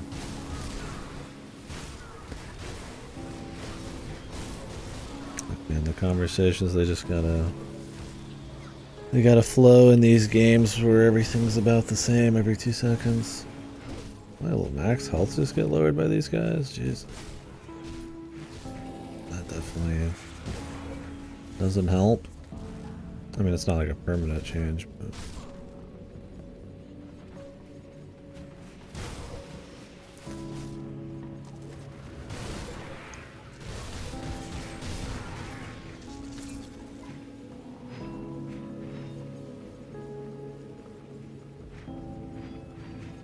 Stop trying to hit shit, just pick up the item.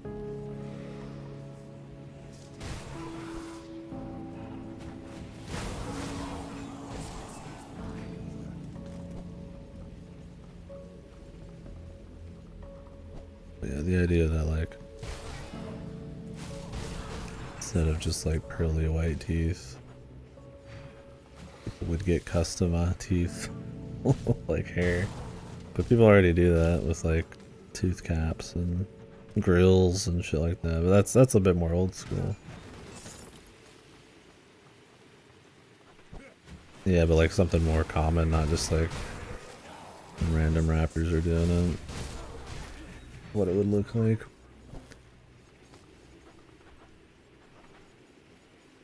They said north. There's like a bunch of north. Could be right next to me. I mean, the map is like a diamond right now. I've already, okay, it's right. Oh my god.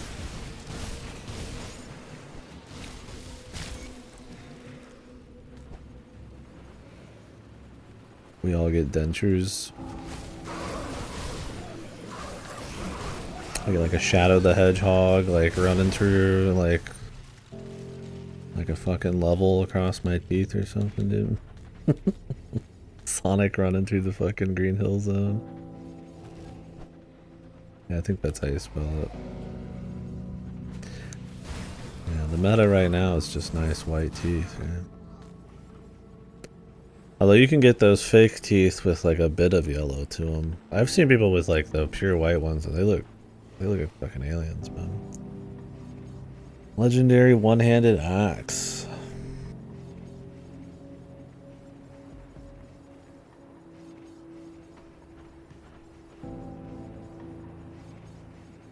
God, it's a shield thing again, man. Fuck. Yeah, I mean, I imagine it's really good for people who've lost all their teeth regardless, but yeah, it's interesting that you would notice just like a coloration difference, right? Like you can have like really bad teeth and like, yeah, somebody might notice it, but I find maybe it's because you've noticed because it happens more often, but I find that people who have like insanely perfect like fake teeth be like way more jarring. Like, I mean, I guess unless you have like really rotten ass fucking teeth. Thanks, Quizzle. I found a bunch of necro shit a while ago, but is that even what you look for?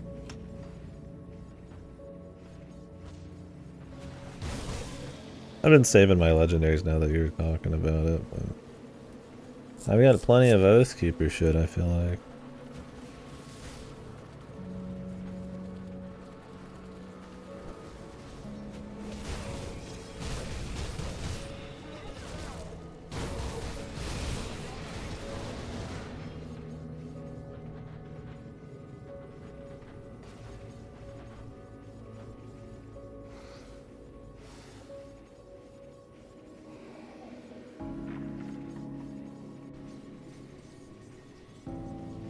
Into the Flesh Works.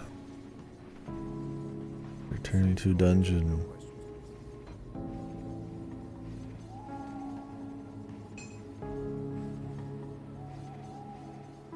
Got a two-handed mace for shamans. I've got an Oathkeeper, or maybe this is like a soldier thing.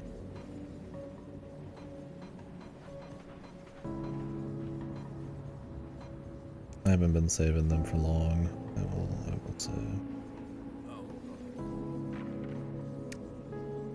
Take a peek at it. Crescent Moon.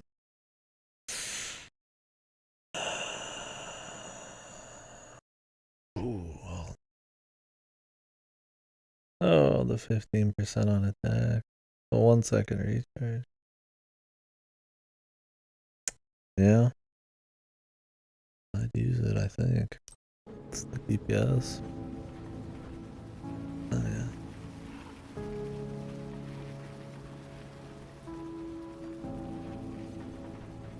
That's Grisby. Yeah, that would definitely be a worthy one.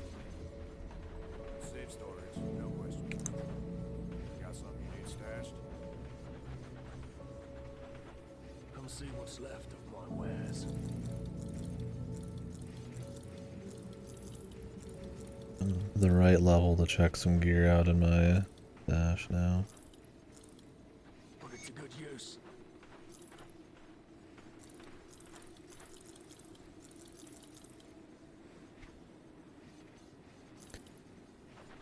Put it to good use. I got a lot of stuff to check out. Got something you need stashed?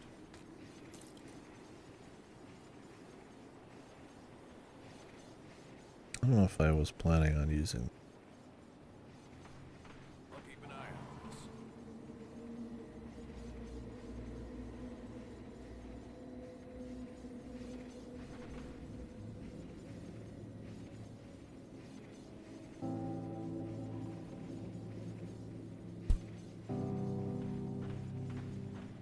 Pierce, gold.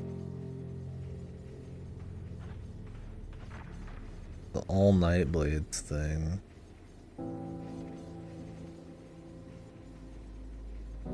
And the attack speed's really the only reason I wouldn't.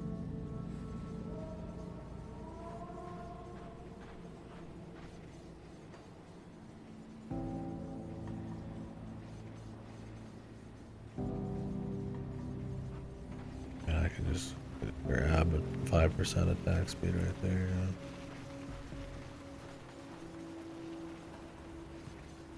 Not gonna lie, I don't think we're reaching the bottom.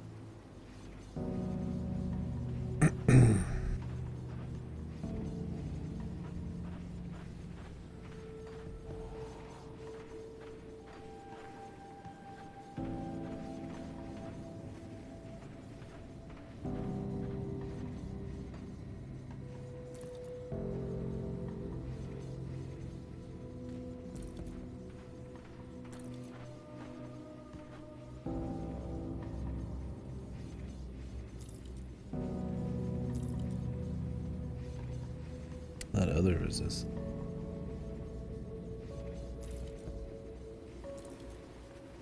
The damage is slightly better on this, but because it's physical and not the rest, not a huge deal. Although the crit would be different.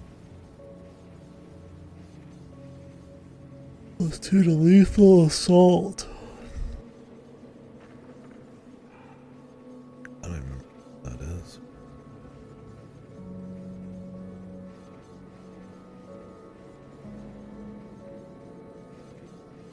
Just grab one of this just to grab the pierce resistance shit. Any Nightblade bonuses, right?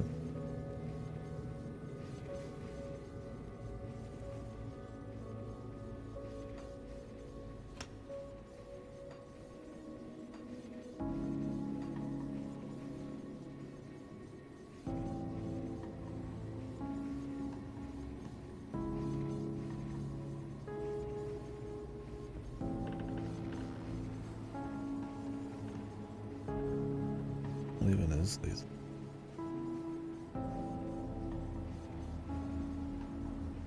Oh, that one. I mean, it's just a debuff. I really should use it more. I'll use it on like bosses usually as like an opener,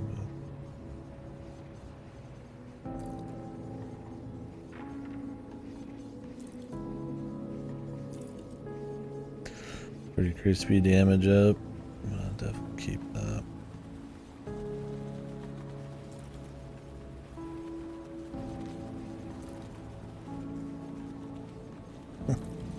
Either maxed out other resistance or not maxed out.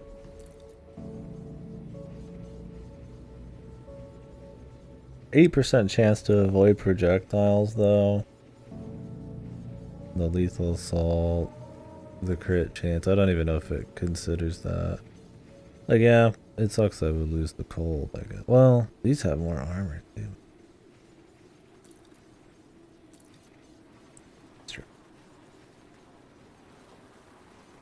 I'm essentially losing just like a little bit of damage for a lot of survivability. I mean, the projectiles is nice, but I don't know if it even counts like spells as much. 8% is pretty good. That's not an insignificant amount when I've already got like 20-30%.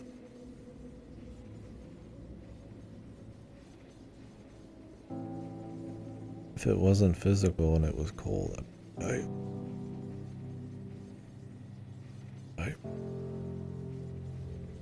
the physical might as well not even exist, I think. It's not really like a super, like it's not bad. But it doesn't, I mean, it doesn't really do anything. I don't know if a physical actually, it might be just a dead stat at this point. So. Let's keep the green ones on. Oddly enough, maybe it's the wrong call. I like the look 80% ethereal, and then if the damage is barely different, like whatever, dude. What about this shit? Oh really? I mean, good. It's up to you on that.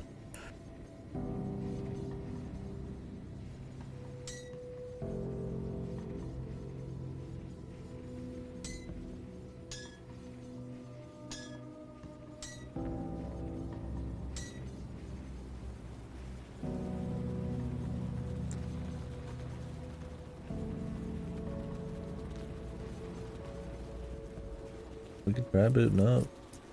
Come on. Let me think about this before.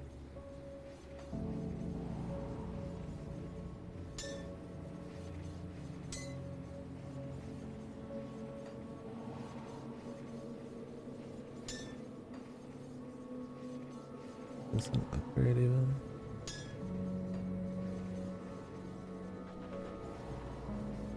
Yeah, it'd be interesting to see how the multiplayer works, I guess.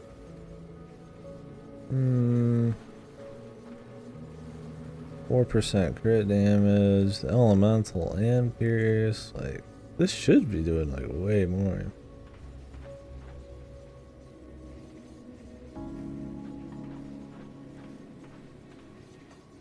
Sure. How do we look? How do we do multiplayer?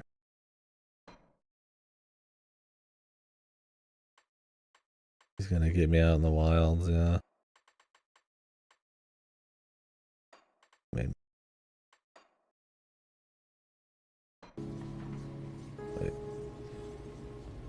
Do you mind if I go into the flesh place and get the fucking warp real quick? I have to walk all the way back, assuming there is one.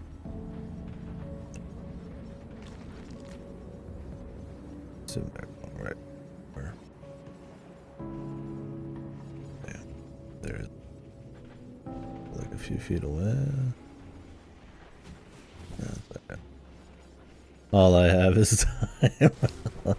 Nah, I'm not gonna keep you. We'll just walk back. I don't know how far it is though.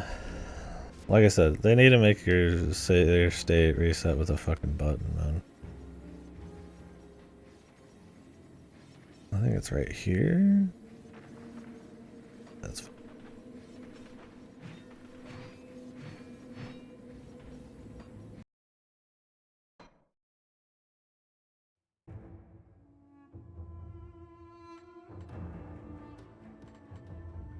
What's main menu?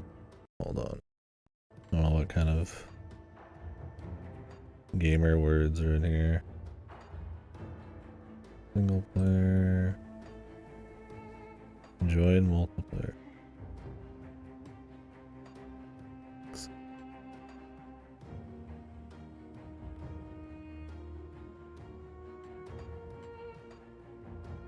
Where do I find the lobbies? Okay, that's the password. Can I just join you through Steam?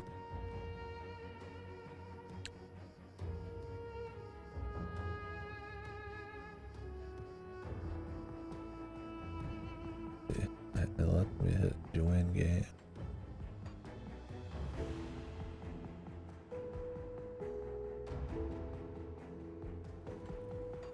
Oh, you can. Oh, you hit start. I see. Okay. Oh yeah, there's a lot of stuff.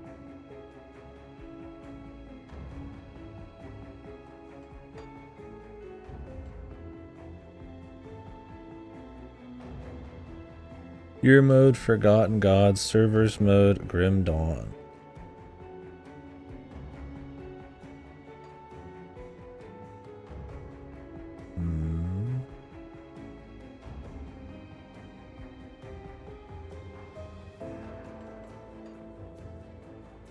Oh.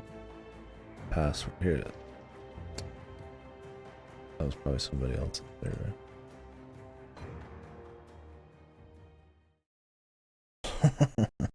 The meme, yeah. You want some money, man? Is there something in my inventory you'd use? Because I probably won't use my legendary. You could have all my legendaries.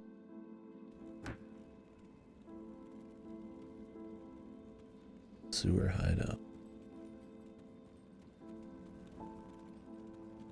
At level 93, do I bow before the superior specimen?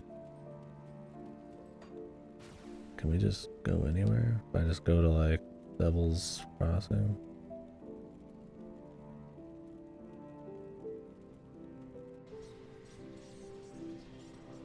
Yeah, this specimen, dude. That's power. Whoa, whoa, whoa! All I got's my little wink. Let me go get these legendaries. You can at least have them in case you make like an ult.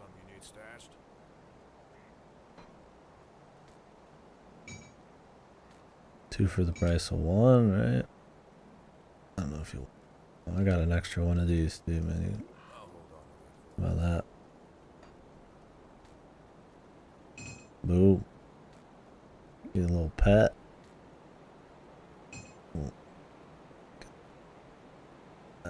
Boom. Thank you, man. Shit. Now we're talking. Oh my god.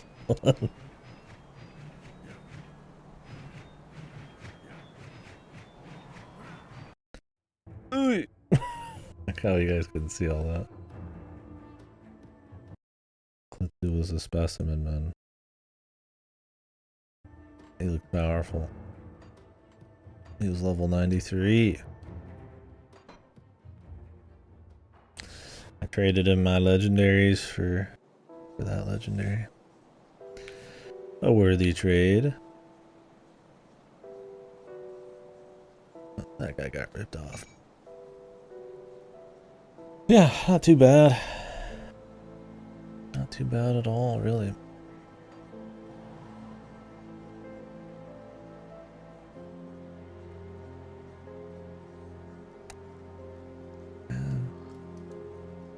Crazy because it looks like it's a downgrade, but it's clearly has to be an upgrade. You like look at it.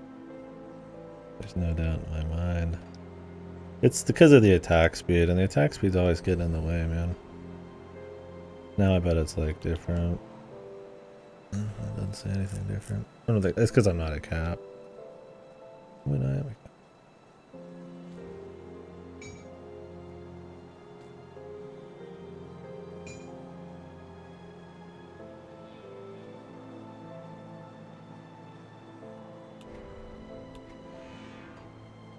Damn, look at that thing, man.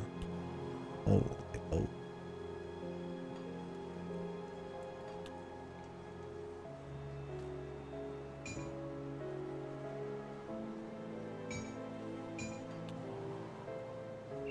What the fuck? Hmm.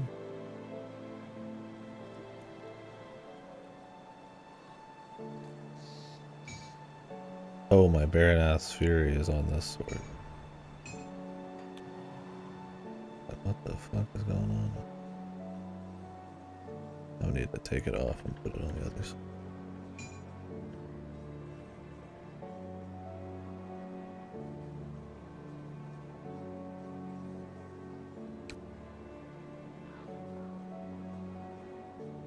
What I want to keep.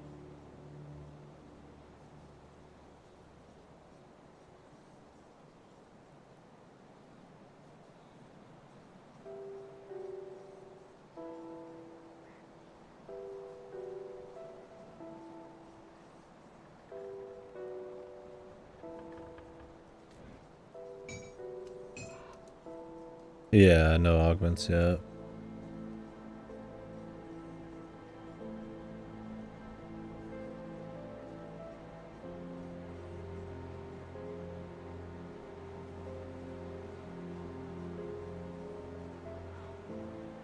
Yeah, it's hard to say.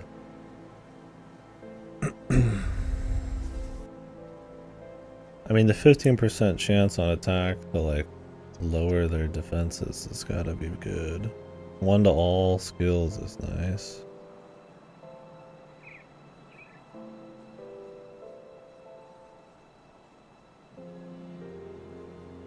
The Pierce is great. The Cold's great. The Frostburn's great. That's better than any of these, but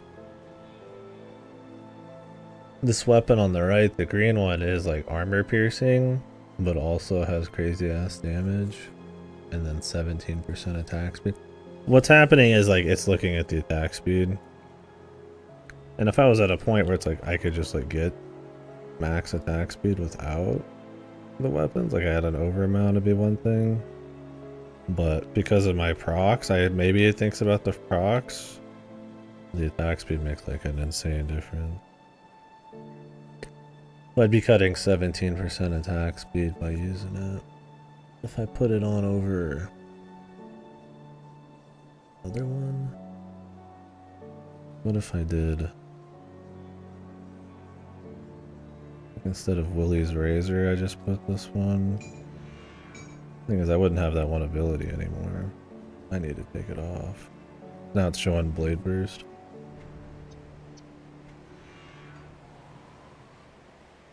$17, $198.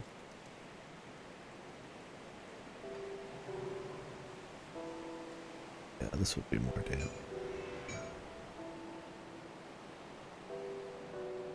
damn. How we doing though, Redless?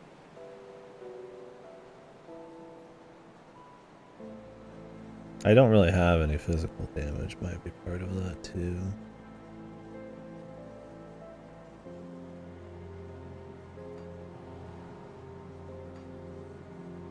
%188 now.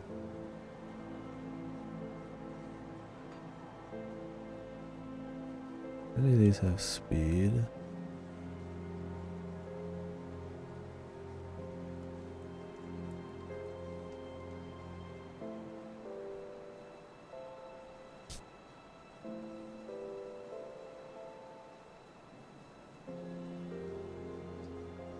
I mean, I'll get speed from other shit.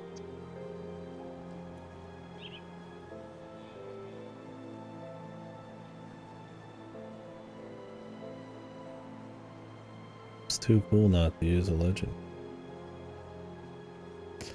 Yeah, the armor piercing makes probably a huge difference. I bet you that's where it is. I think the speed's a big thing, but I think that it's like complete pass-through maybe? But then again, I don't know. Because Willie's Razor's a little slower too, so this makes it better. Use Crescent Moon for procs. I just have to get the 200% speed.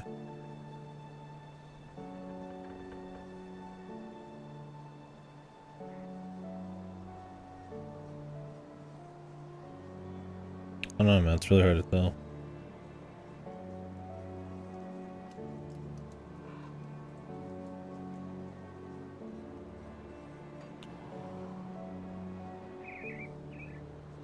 $17,000. 15,000. This is definitely juicier for raw ass damage.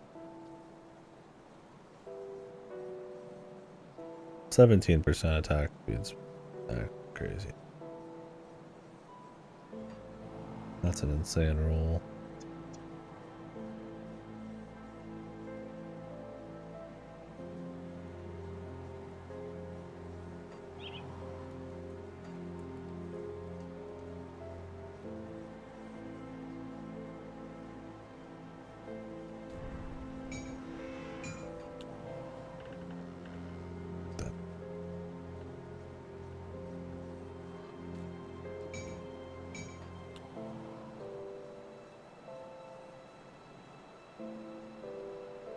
This is 19,817.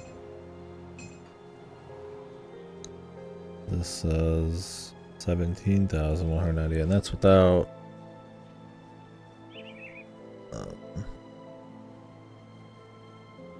everything else. And I don't know if it counts Moonglow.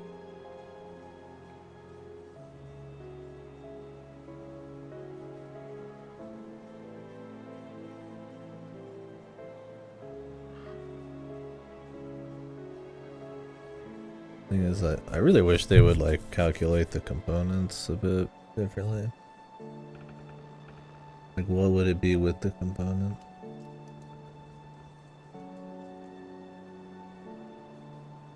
This would be 18% all damage with the Willie's Razor. And then you get Burnout Fury, which is super crazy maxed out. And then I've also got Viper Venom. You know, man, I'm just gonna do it anyways because it's fucking cool. It's purple, man. It's purple. Who fucking cares? I'm literally about to fucking take a massive break on the game. Let's just walk in there and smack some shit, alright?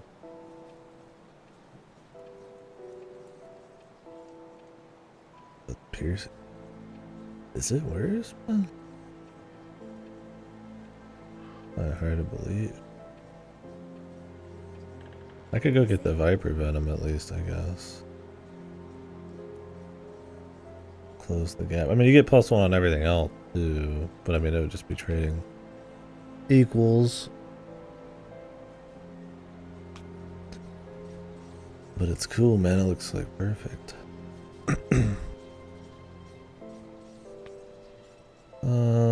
Where was Viper Venom? Can you make another shard of Baroness? It was really expensive to make, but we probably could. Not like I've got anything else to do with these.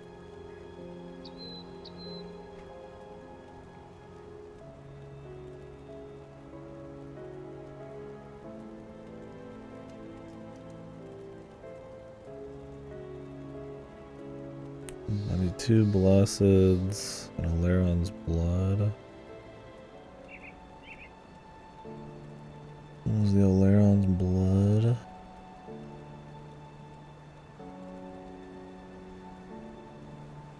Wait, what was Alaron's Blood?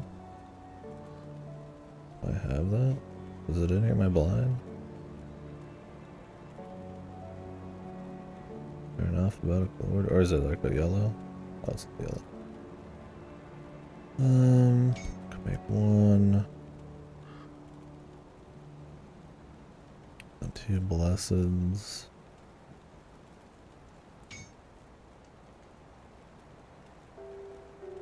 Bead silver. Sweepy.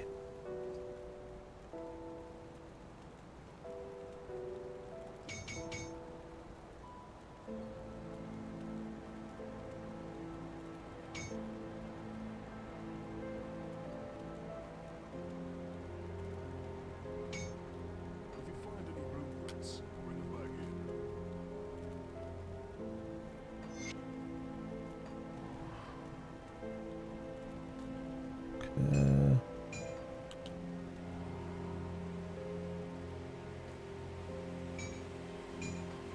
4K difference right now, but we still gotta get the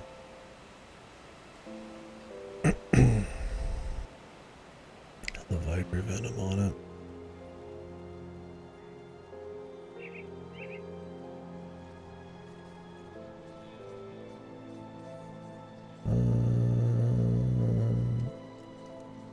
Where's that shit from? Fuck is oh. Cult of Bismil.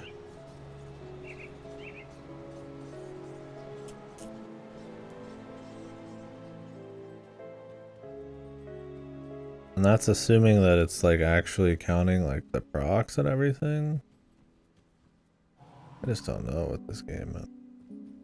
It was just like if you were just attacking a dummy with like a flat amount of armor nonstop, and that's how it calculates it, then okay. Come see what's left of my wares.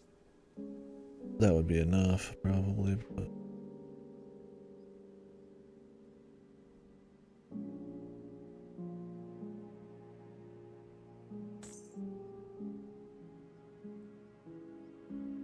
There's like, I feel like I want something better than Viper Venom, but I don't think I have anything else.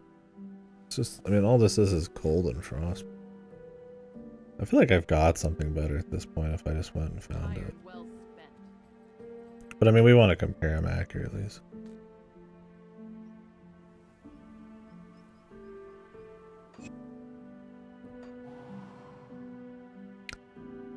$26,691 versus 30,442, man.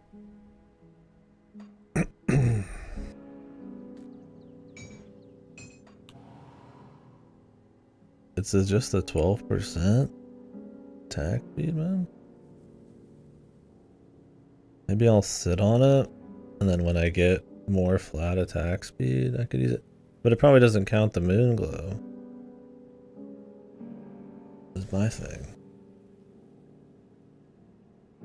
And the moon glow is just like a cold debuff on the enemy and shit. It's nice.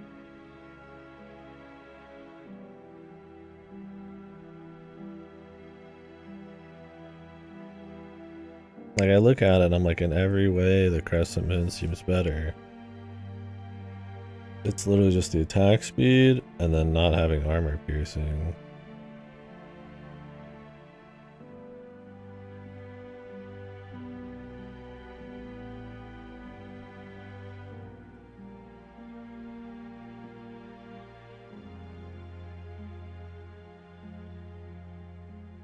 I just don't know. Can I even trust the fucking goddamn calculator, man? I mean, we could just sit there and like, I mean, what is a training dummy gonna do though, you know? It's like...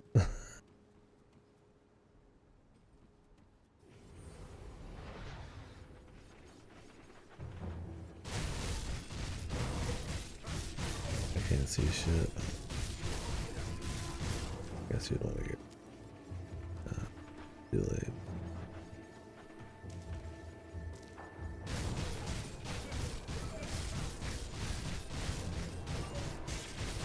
I mean, I guess you could just time how long it takes to kill one of these things. Or to get to half. And then make the swap. I mean, I guess that's one way to do it, huh? Probably the best call. How do we get these guys to reset themselves?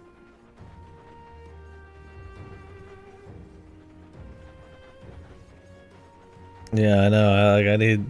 I need an actual DPS meter. I just don't know. I just want to know when I'm playing how I play. Like, if this is better. Because the game tells me it's 4K work. Just straight ass. But it's like, if I was 200% attack speed, I would not be surprised if like the gap would be closed pretty hard. But even then, it's like, is it calculating armor piercing? I mean, because, I mean, I look at Crescent Moon and it's better in every way. One Belgothian Shears is not going to change my life, and Moonglows already just probably beats that out. The 50% physical on Willie's Razor is literally a dead fucking snap. I mean, so is the physical to cold probably on Crescent Moon, but it's like the rest of it's fine. It's literally just armor piercing. It even has a higher attack. It's per second, you know. Let me try to reset the area, and I'll just like time. I'll start a timer, and then just wail on this thing. And then I'll do it again, and then whichever one wins, then we'll know for sure.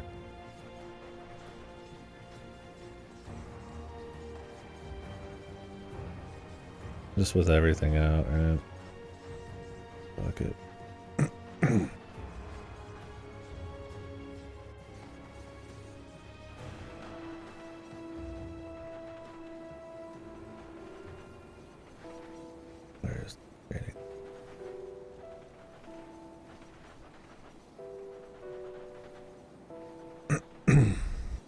Outside.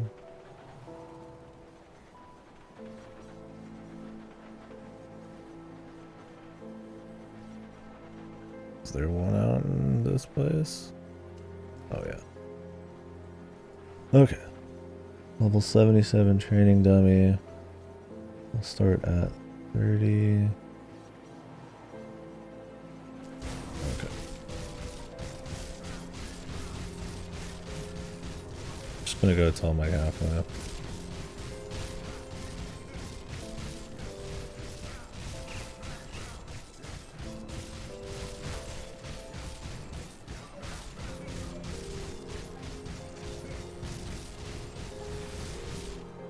That was 23 seconds. I opened with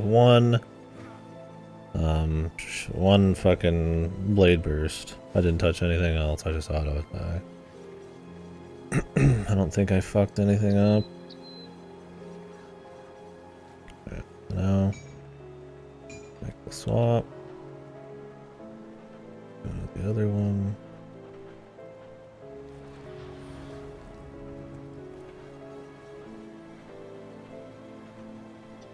Are these graves gonna get my fucking way, bro?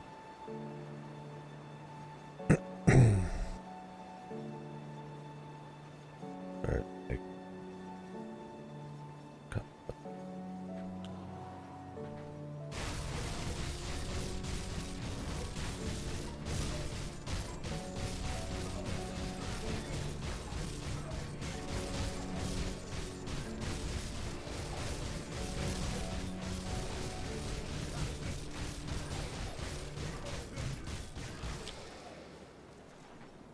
that was like a few seconds quicker. Like 3 or 4. I mean, maybe there's some randomization in there, but... Damn it. Clutch's generosity. Ah! That's gonna sit in this inventory. I'm gonna try to get more speed to make up for it. I think the gap will close when the 9%'s lost. How the fuck is Willie's Razor outperforming the fucking Crescent Moon, dude? It's armor piercing, man. I mean, maybe I need to run it again, but... Fuck. What the hell's going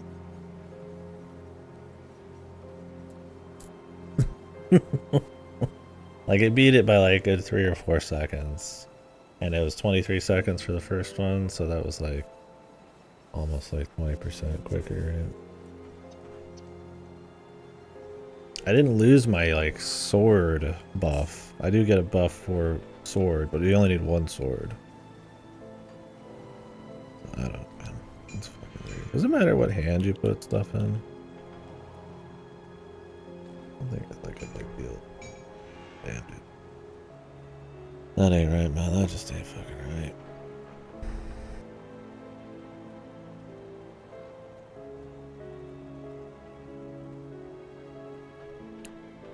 Alright, we need to get these boots.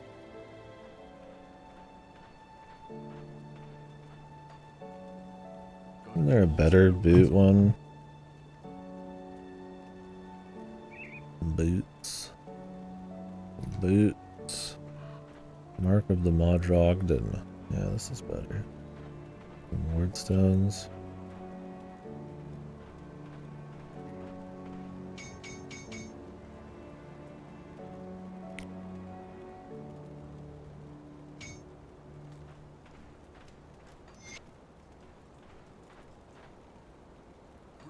Any blueprints you find?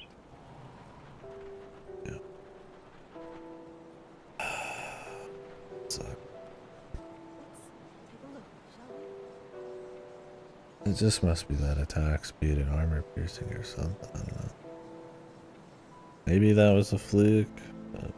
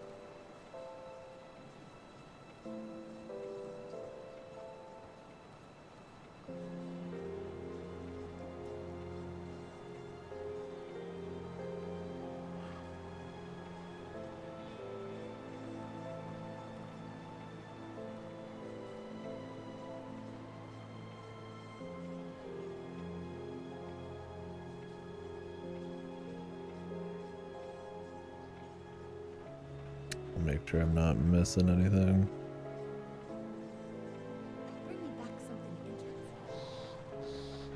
Ain't right, lads. Just ain't right. The world was looking brighter than Willie of Willie's Razors. Fuck this. Fuck this hard.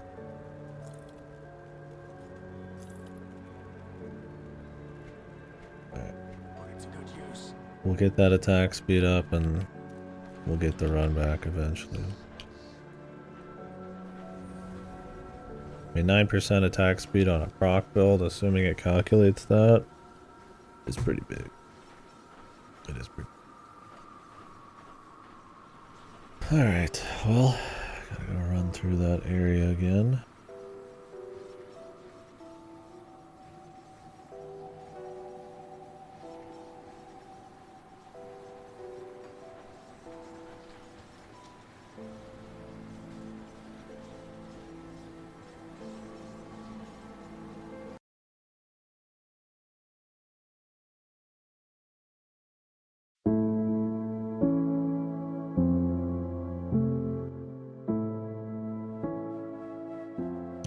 The song from a sequel I'm looking forward to quite a bit. Let's have a listen. Ooh. I'm gonna mute the fucking game audio for a sec.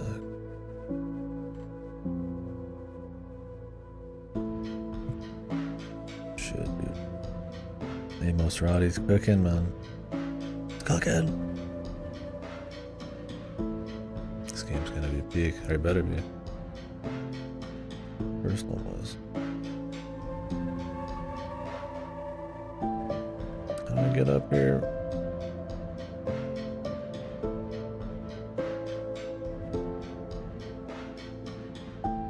I don't even know if there is an easy way.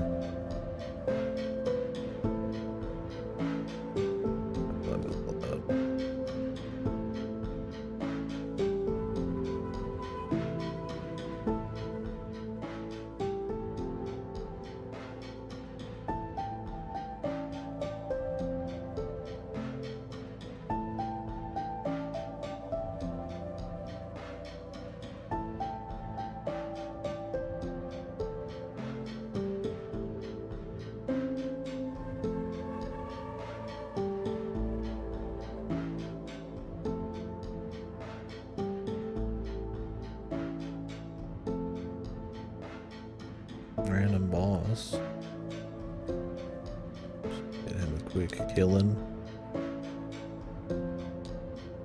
You can feel that other resistance, that's for sure. I'm just like standing in the shit that I like insta jump out of before.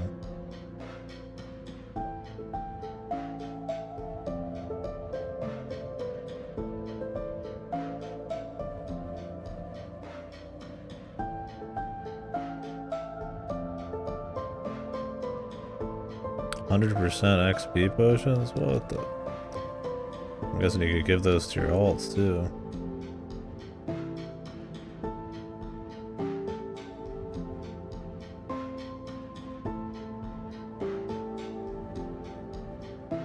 Damn, yeah, that's awesome. That would make going through, just cutting through the story and making alts like way more juicy. That was something I liked about D4 was there's a lot of just like account bound like things you could upgrade to just be able to do that kind of shit passively. And I mean that this game does that before D4 even thought about it is cool. I do wish this one with the expansion would make it all more like it would all flow together a bit better, but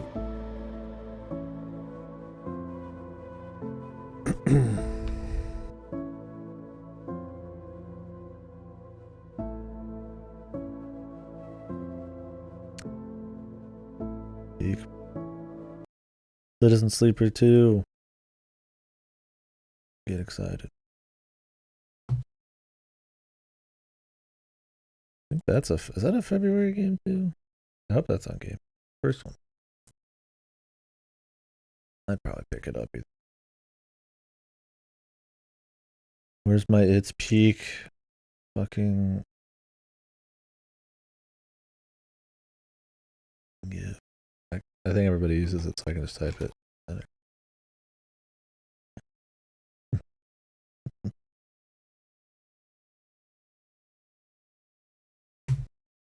I'm hip. I'm hip.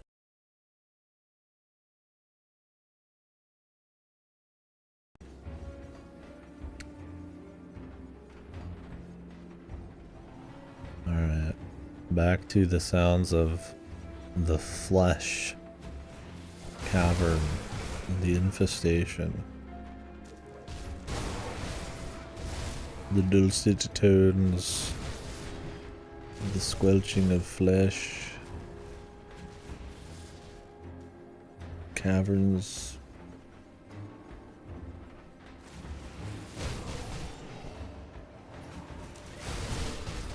Damn, that guy just melted.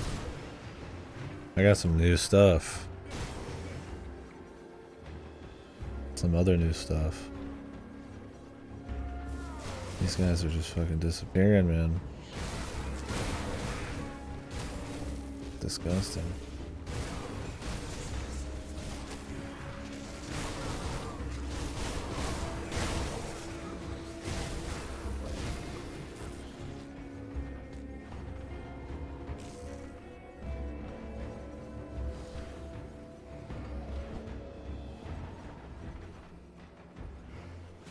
This feels like the last area.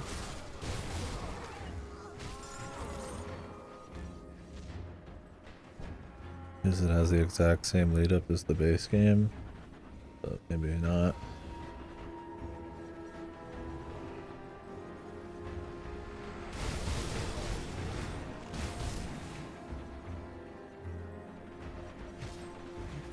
Looks good, Clitzy.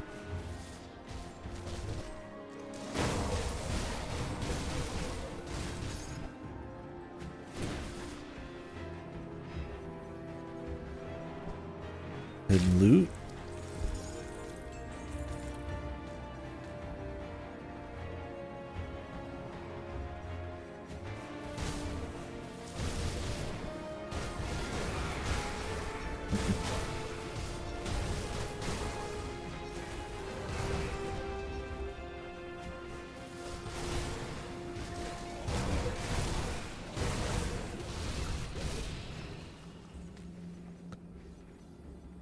Good at the beginning, I feel like we've missed. I really don't want to go all the way back. Hopefully it just kind of bleeds around. Oh, I appreciate that. Yeah, I'm not even close. Like I said, I mean, this is the only game I've even dug into this month other than EFF50 that was gifted, so I don't know if I'll do a second playthrough right away. Pretty cool to boot up with some people and do some co-op at some point. But yeah, I'd be on like a different build at that. Blocked by the ethereal.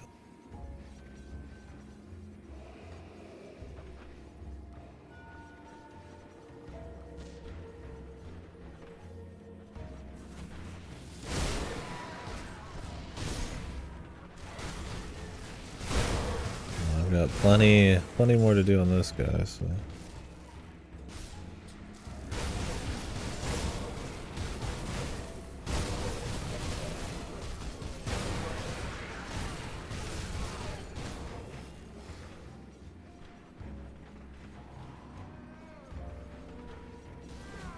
Yeah, I don't know. I mean, it has damage per second, but it just picks like it just picks one of 2 attacks to choose from, or 3 attacks. I guess like your most used.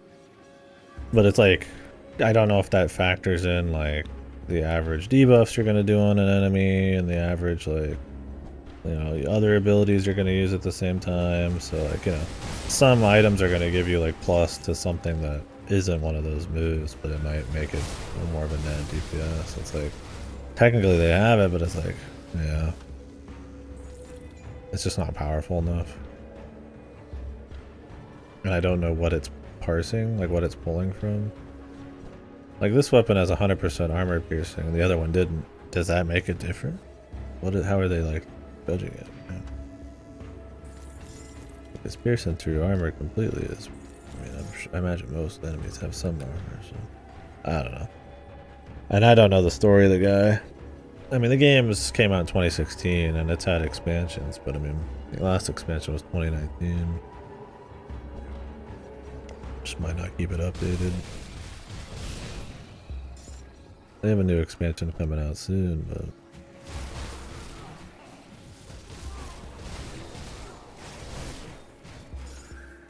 it's hard to say.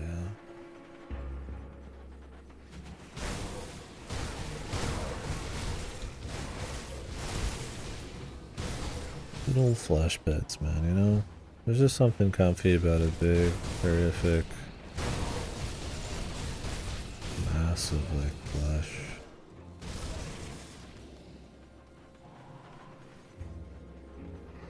What's even the purpose? What will they do with all this flesh? Teeth. What's up, weeb? How goes it, bud? Are you popping off about double jump? Still playing the same thing? Dude, what is this context? Jesus Christ. I'm trying to fucking like get it with the controllers more. Get the flesh one. Oh, another comically evil demon.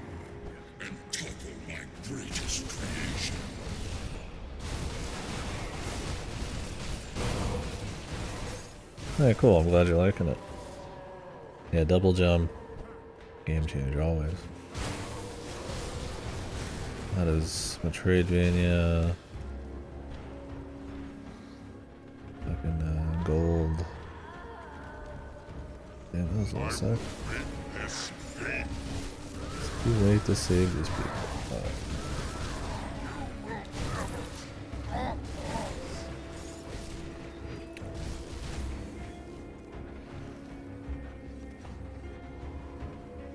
Yeah, couldn't save him.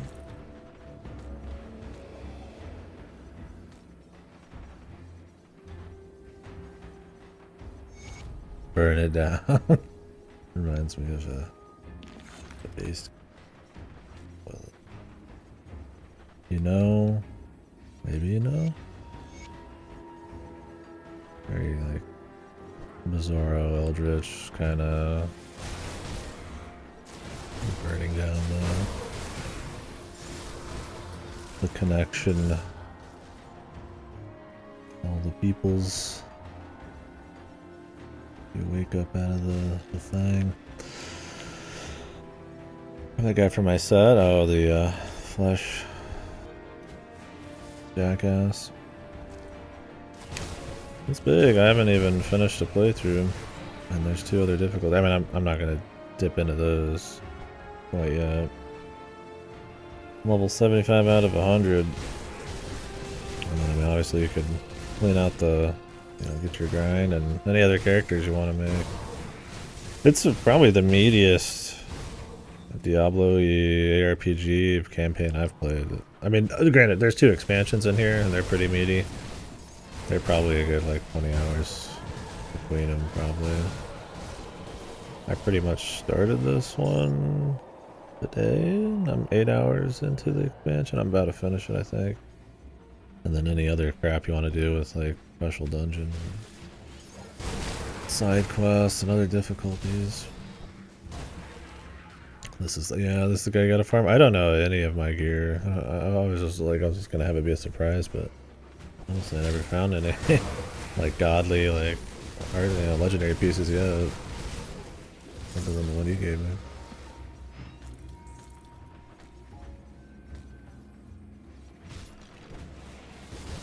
Yeah, it's long. There's another expansion coming out. Yeah, D4 was like 40, 30, but I didn't 100% D4. I didn't find it as interesting 100%. Maybe that's longer. Wait, what the fuck? I don't want to do that. Is that a shortcut?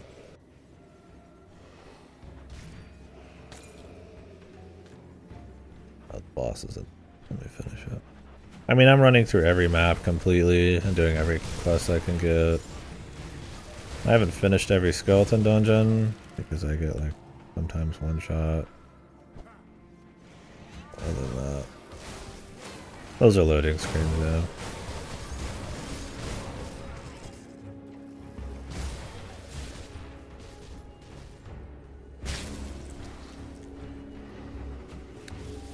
Nagron.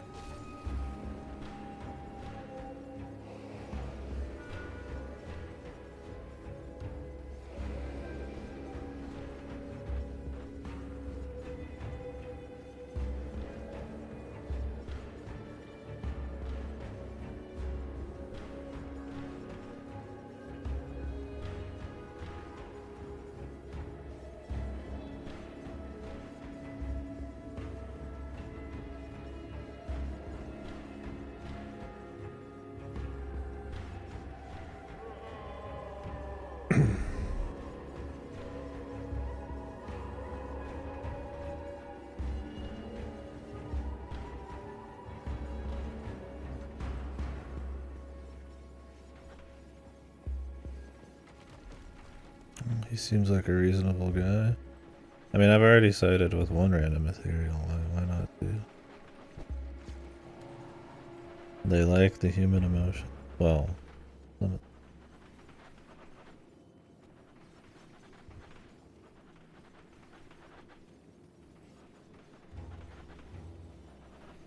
I'm gonna go turn in this quest.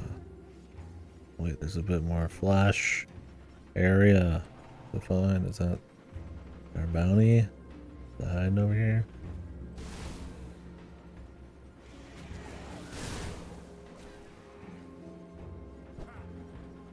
Or is Flesh Weaver her Axis the guy we're looking for? There's like a few Flesh Weavers.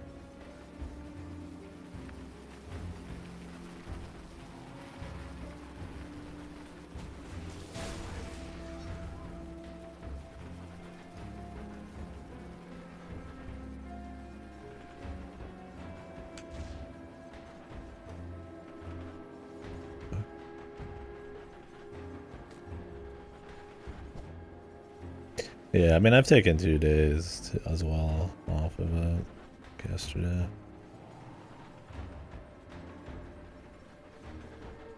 But, yeah, I mean, we're probably like 70 plus hours.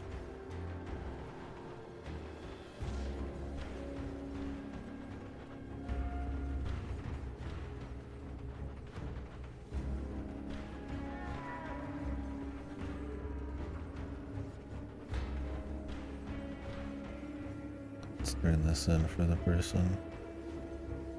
Yeah, no, it's fine. I mean, I'm probably ready to take a break for sure, but it's satisfying. And I mean, you know, it's gonna be different depending on builds. Can always start another one. Seeing them numbers go up is always pretty spicy, so if you're in the mood for it.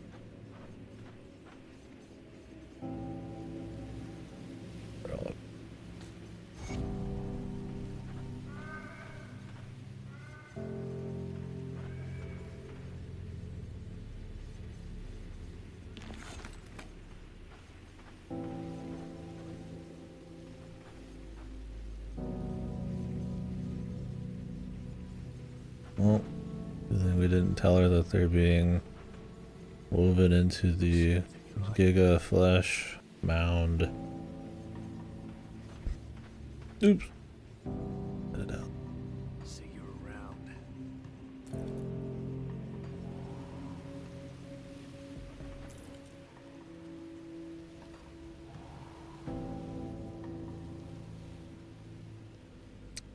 The shadows. I really want to drop my health again.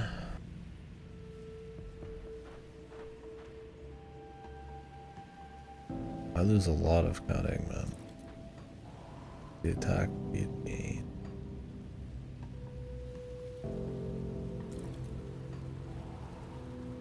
Is actually non-existent. What am I gaining then? Let's even that. not that much. We'll not bother. I think I passed on that piece earlier anyways. I mean, you could get through the story much quicker than I did. Maybe. Here. Lightning sphere? Man, that'd be the dream to have more on-hit stuff attached to like every piece of gear. I wouldn't say I was busting ass, but I generally play a little slower. Gotta do all sorts of crap. And on repeat playthroughs, I mean, like Klitz was saying, you could get XP potions, certain reps, so you can make your ults a little quicker. Are those like permanent XP potions? I mean, if you buy one, you assume you'd be okay to buy more. Or do you have to really like buy a stack?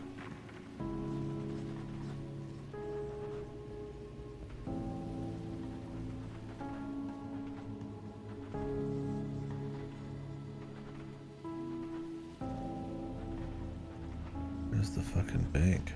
Pipeline. Who cares? I got space for one boss.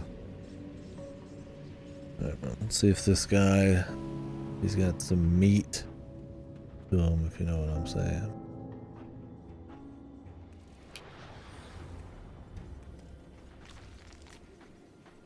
The heart.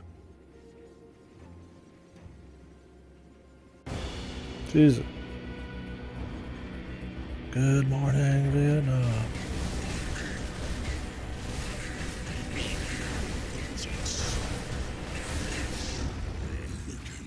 Will be your end.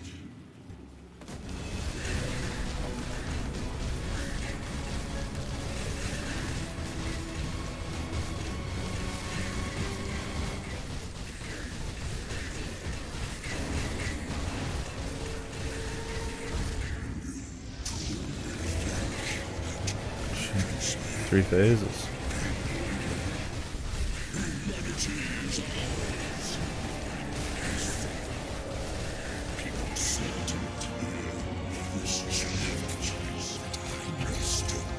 He's talking over himself.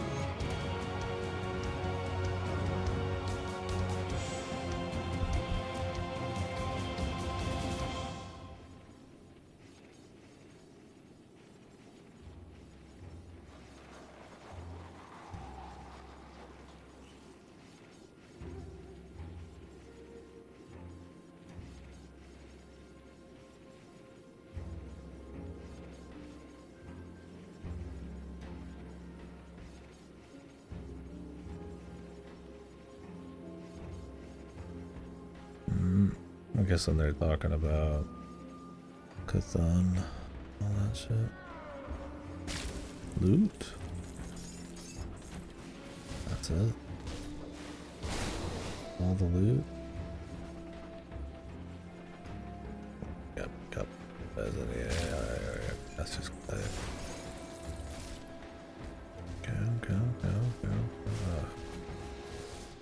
Come on, I gotta be a couple more jets in here, man. Come on,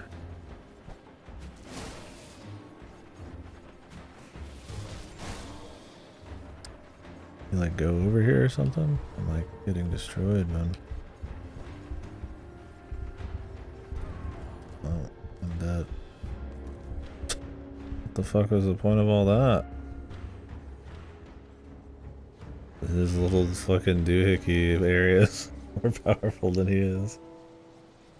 This is the power of the Fleisch Viper.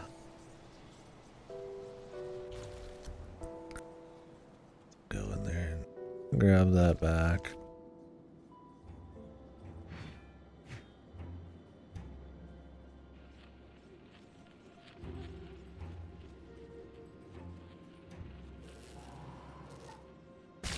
There you go.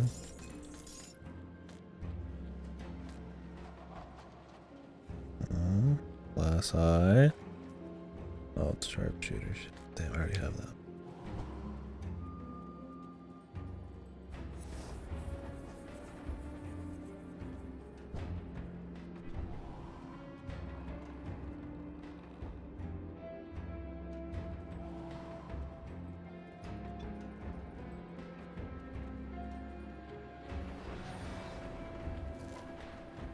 don't know where this flesh or act guy was.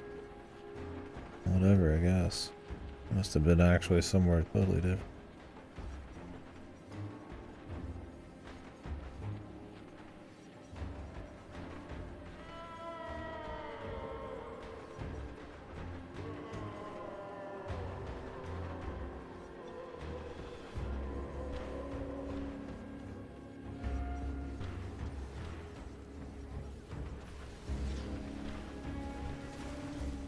Back to the resistance hideout, I guess.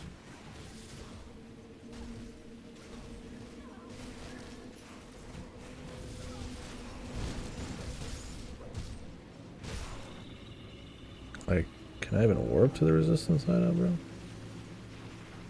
Okay, no, just right here is fine. Tell me, what happened in the Fleshworks?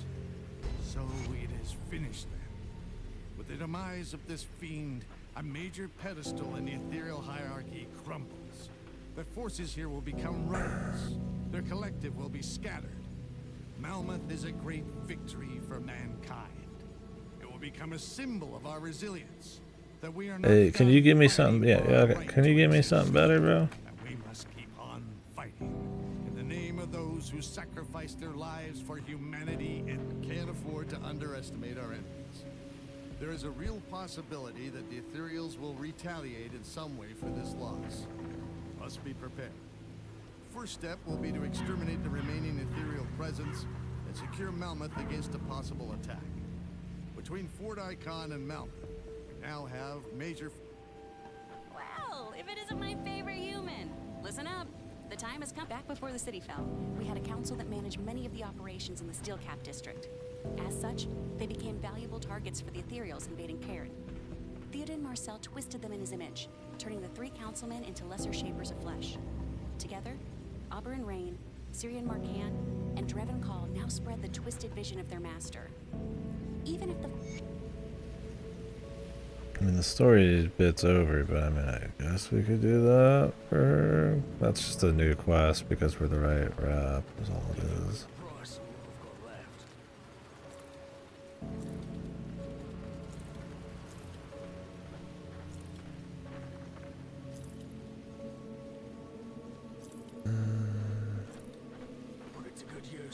Rare good. So rare about these goods.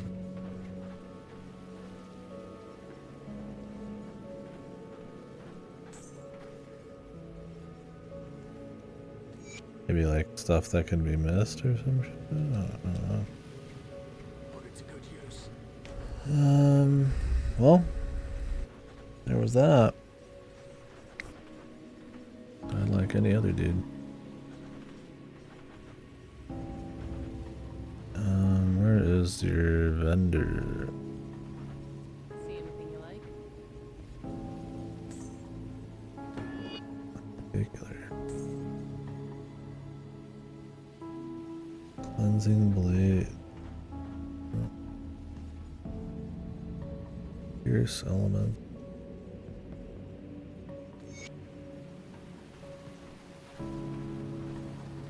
Already got a cool dog. Follows me around. Physical pierce. Eternal trauma. Armor. What am I cooking with right now? Cold. Acid poison is my, so I got 40% cold, 40% frostburn.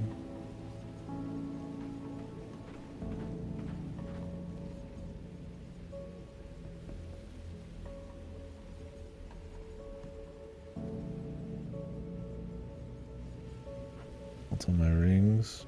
Pierce bleeding. Beat that easily.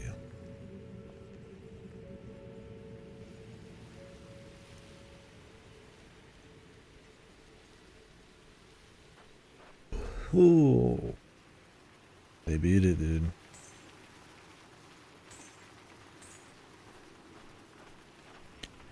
Literally the exact thing I'd want.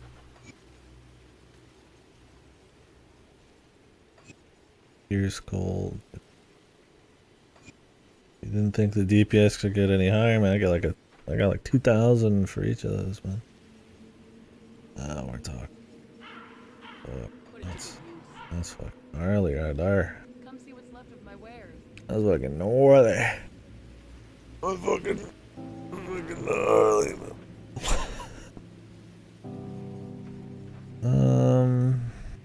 I want to drop the Viper Venom.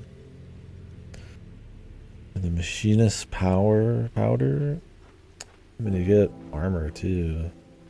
I mean, I would lose. The internal trauma doesn't happen. The physical doesn't happen. It would just be 40% pierce, 5% armor. And I lose the cold and the frostburn.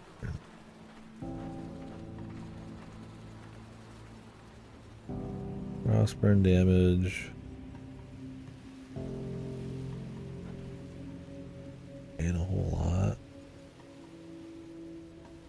Vitality decay and a whole lot.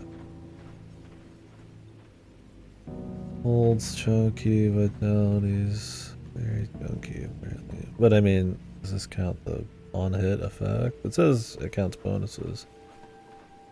Vitality decay. Big. Pierce is like huge one. But my Pierce modifier is like 1500%. The cold's like 900%. But the on-hit effects is going to be where the money is there, so.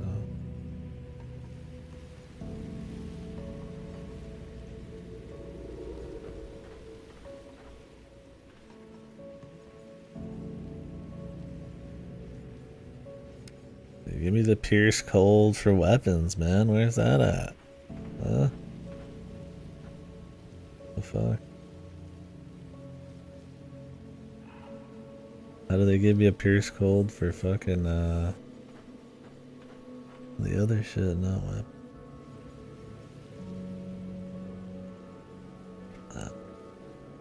I think the Pierce is probably better. I mean, I could test it.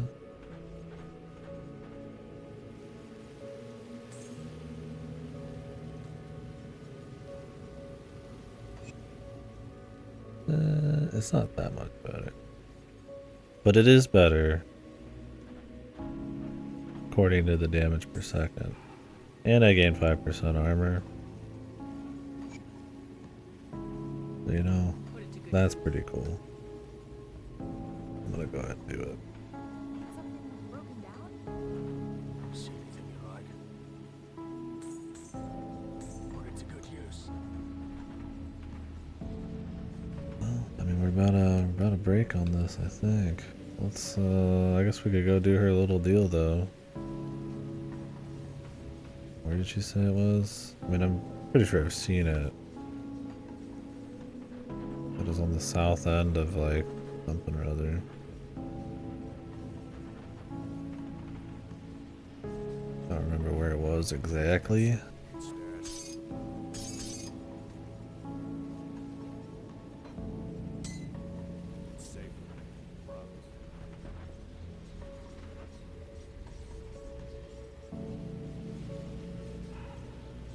She said near Crown Hill.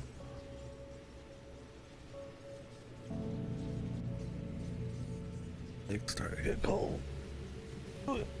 Hungry too. Probably do a food break before we jump back into the UFO 50. And maybe we'll swap to something else too after UFO 50, but I had a couple games I got close to finishing yesterday off stream. And I wanted to get those cherries on stream and then maybe start up some new ones.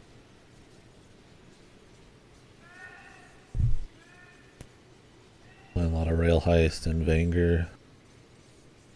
Rail Heist is sick. That game's awesome. Vanger.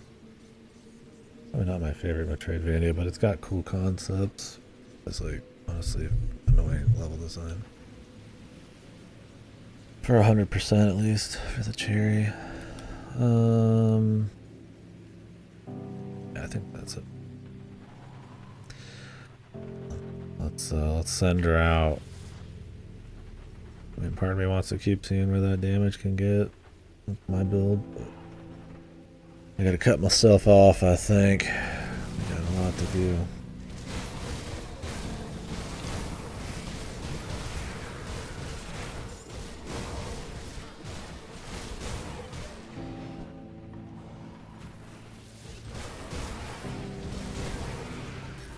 Always dip back in on the next X-Pack. Yep.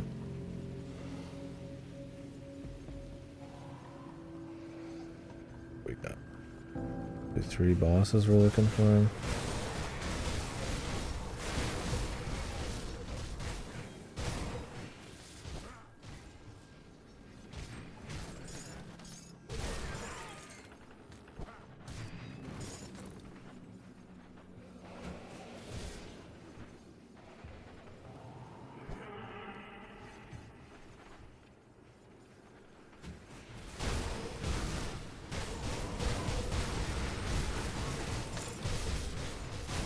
Not that guy. Another dude.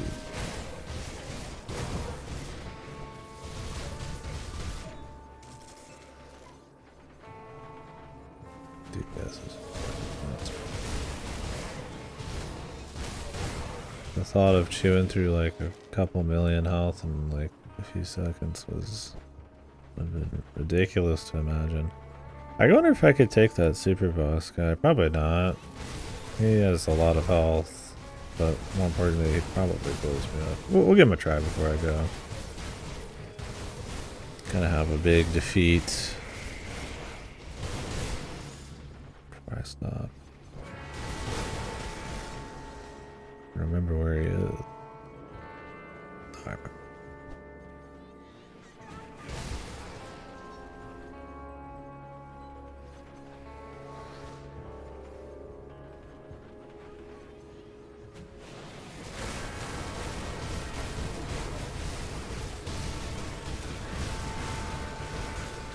Hated. Cause killing the flesh shaper wasn't enough for that, huh?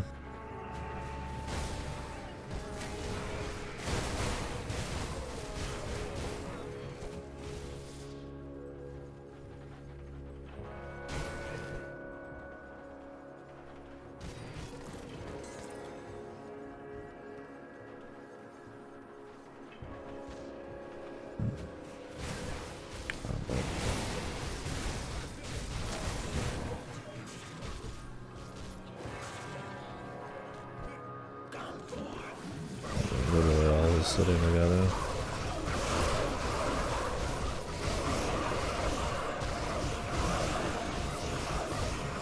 I'm not even using my debuff.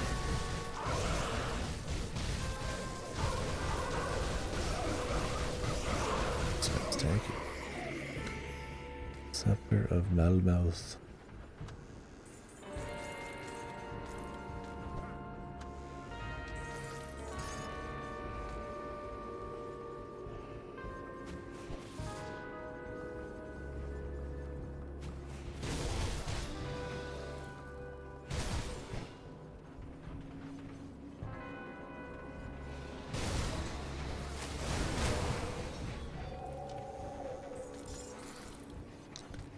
Looting the shitter.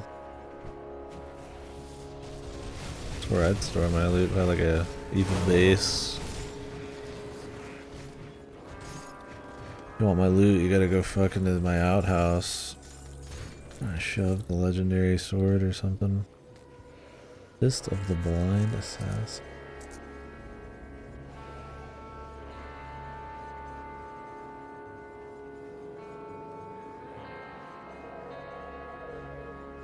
Cold converted to piercing. That would act pretty good. At this point, I'm like full piercing. Damn, weak points. Oof. See, this in theory should be better too. Because it has the piercing and everything. Oh, it doesn't have any piercing on it. It's just bleeding. Oh, man. Oh. Like, the set is awesome. The set's great. I don't know if you can get different rolls on set pieces. Does anybody know? Or if they're always the same. Because this set piece is kind of whatever. Like, cooldown reduction. I mean, Blade Spirit's okay. Anything past cap, though, ends up being kind of less interesting. the bleed. It's like, okay, you know, okay. I mean, they all feel like they're made for the class. Maybe it is that way always.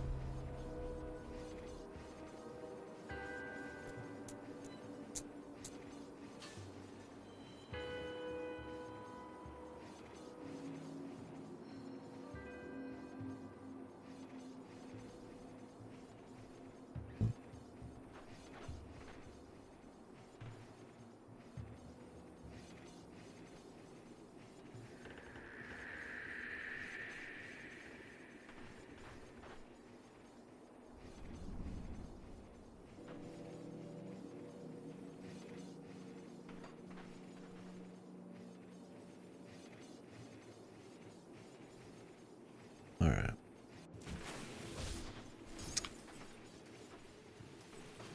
So, what did we think of Grim Dawn, guys? What are we feeling? I think I'm taking my leave for now.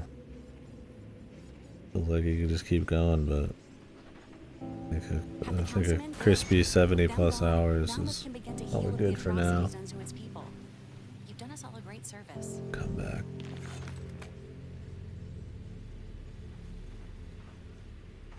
What did you do before the attack? The Mammoth Guard.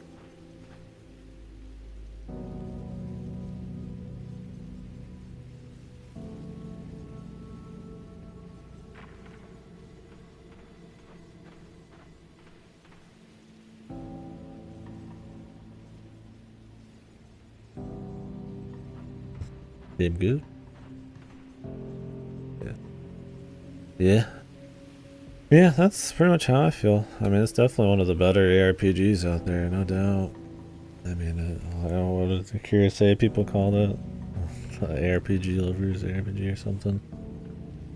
I mean, and that's definitely the case. You know, you get a deep enough build craft and a lot of loot. That's always spicy. You know, yeah, I wish it was kind of easier to tell what everything did because there is so many numbers, but you can feel it for sure. Be nice there. I can't speak for how active each build is, or if it's mostly just like spam in one ability, pump and dump type of shit. These tend to be more that way because min-max and shit like that. But it looks like there's a lot of options, even just per class. Like, I bet I could play this class with just throwing knives and shit, I imagine. Or more active where I spam abilities, but I just did an auto attack and I felt like I was destroying, so. And then, you know, you can get different, you know, subclasses and augments and stuff, and it's nice seeing all of those come together into like a point where you're just like melting a boss before he can even speak, so. Pretty satisfying there as far as like a numbers build crafting goes. I don't think the gameplay like evolves much over time because of the nature of it. So if you're looking for like, you know, oh, I unlock something that gives me like a new ability or augments an ability to work in a different way. Not really. I mean, you can get some different gap closers and like little fadeaways and shit. But, you know, it's about different characters for that. So maybe that. You know, and I feel like the genre's not really ever been good about that. I think like D3 kind of tried to with like the skill augments and shit, but kind of like having unlocks end up changing like how you play or making you feel more powerful in a way other than just numbers.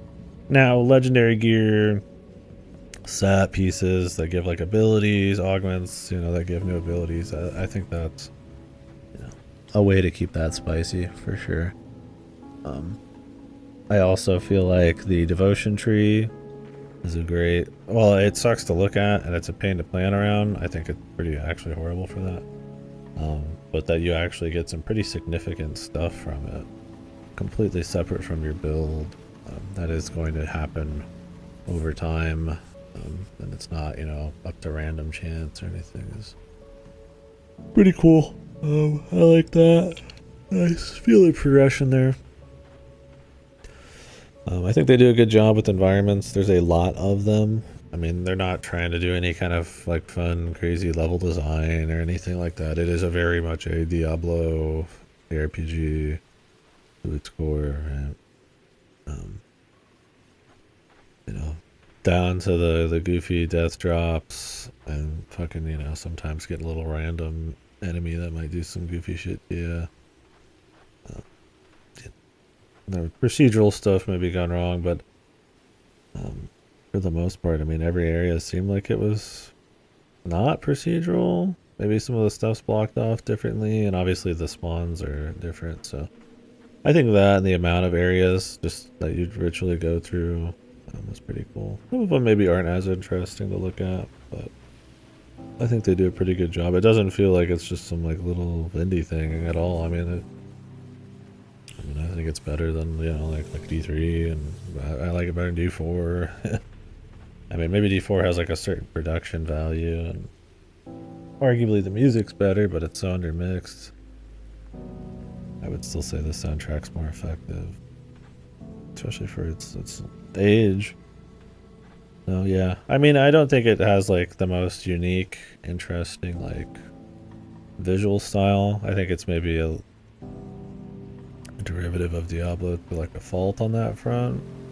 But you gotta think, 2016, this would be some of the only competition in town, so I think they do enough with the Eldritch setting to make it feel a little bit more than just hell dudes with a different name. You know, there's like some nice ethereals, I guess, not many, so they don't quite feel like the angels or anything, but they try to mix it up a bit, right? But it's supposed to, I feel like comfortable for people who want that like fast-paced loot explosion type of gameplay,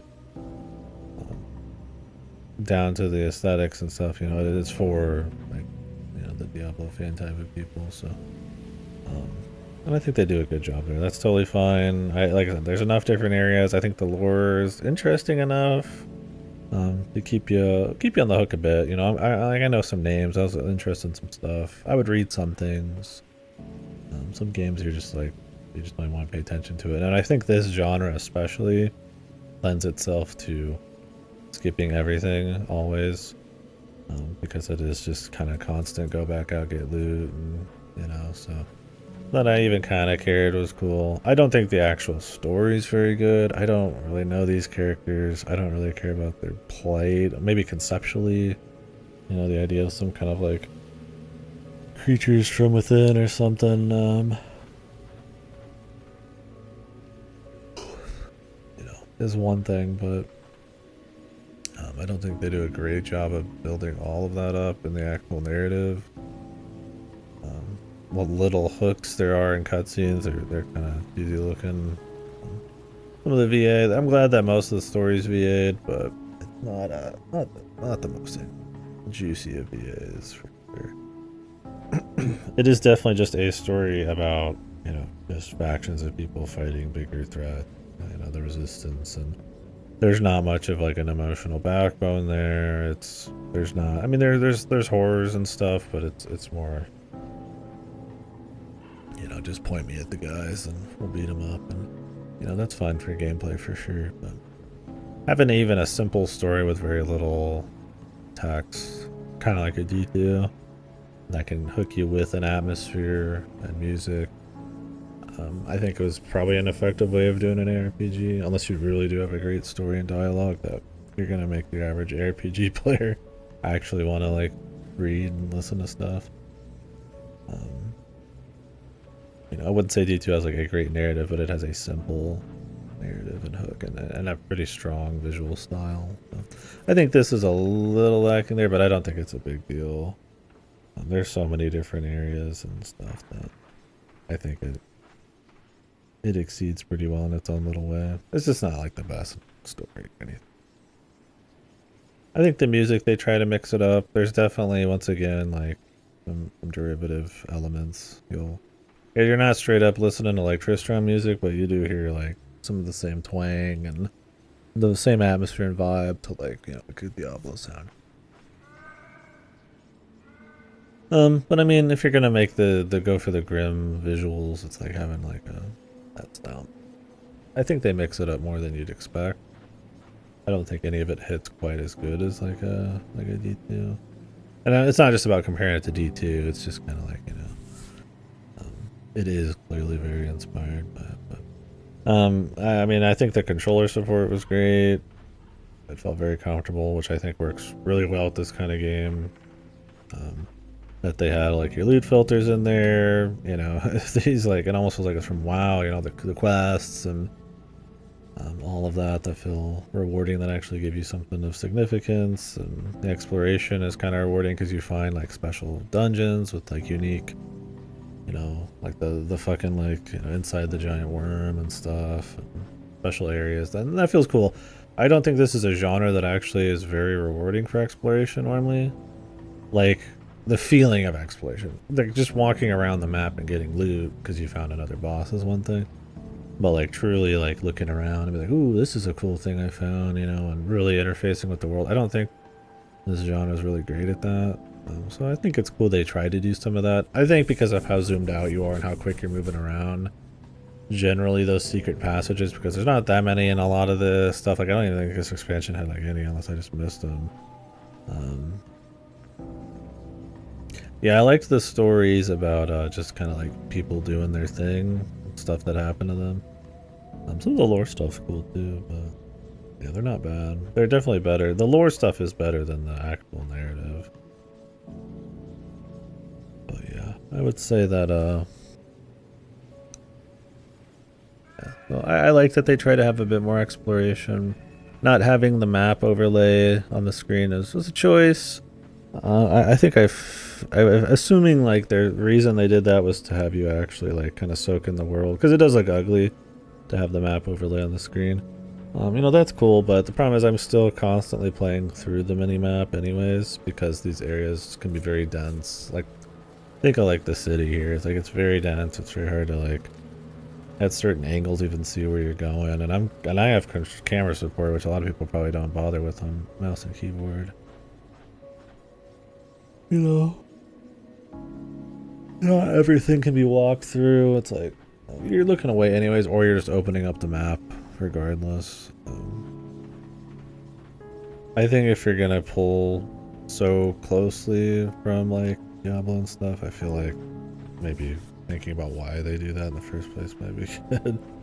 I get it, but it's also like, you know, it'd probably be a nice little bit of quality of life. But yeah, I like having unlocking bag slots is cool. I like that they try to do fun stuff with unlockables and all that shit. The length is crazy, man. There's so many areas, so much shit to go do. I mean, that's with 2 expansions, but combined the expansions are probably like 20, 25 hours, so. Or it took me probably like 40, 50 just to run through everything. And I mean, I take my time and shit and try to do every dungeon. But cool. They try to give you like choices in the story and all that. And that's kind of cute, and different reps you get from it. So I guess you'll be able to play the different difficulties in different ways slightly. I'm not sure how well other things in the genre do that. And D4 does pretty good there.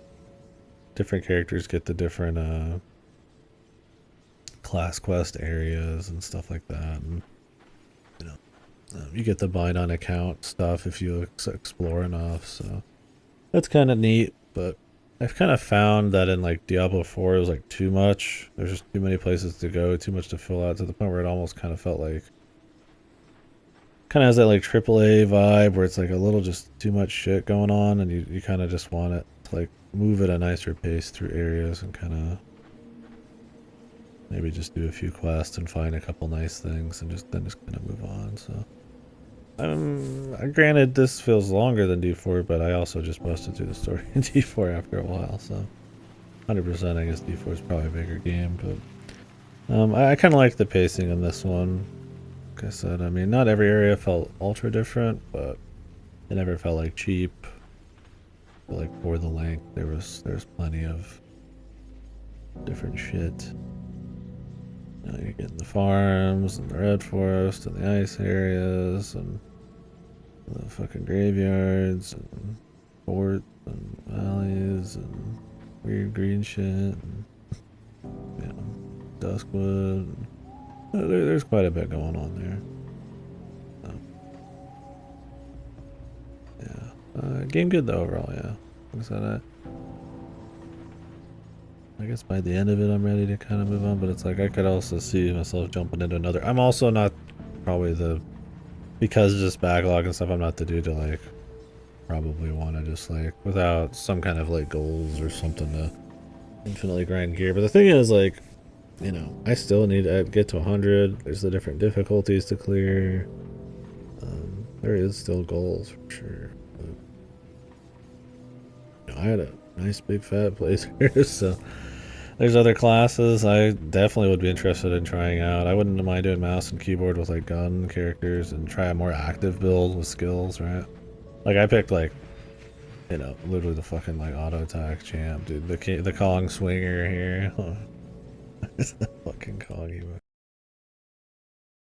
But yeah. So, and I mean, I didn't find it unfun or anything. It was fun seeing dudes like melt in front of me or whatever. But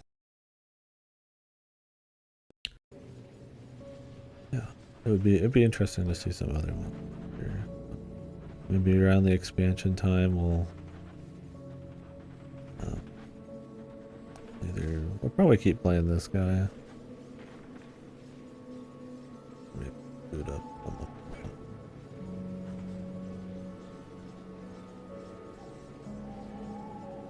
I think if you're looking for an evolution of the genre, I don't think this is really it.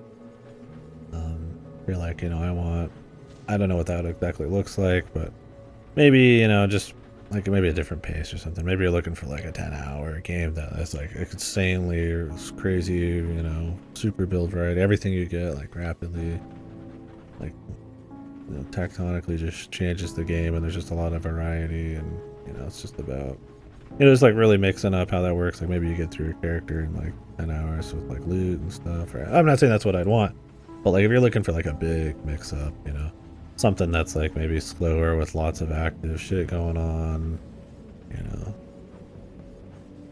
it's not really that. I don't think that's like a problem. I don't think the safety on this was like an issue. I think it knows exactly what it wants to be, and that's a good thing. I guess they delivered pretty well on it, but so I wouldn't call it like a big issue. But I mean, if you are looking, you know, if you don't like click with like the isometric looters, I don't think this will like, it's not like so much better or so much different that it's gonna like, whoa, this is, you know, it's, everything's changed.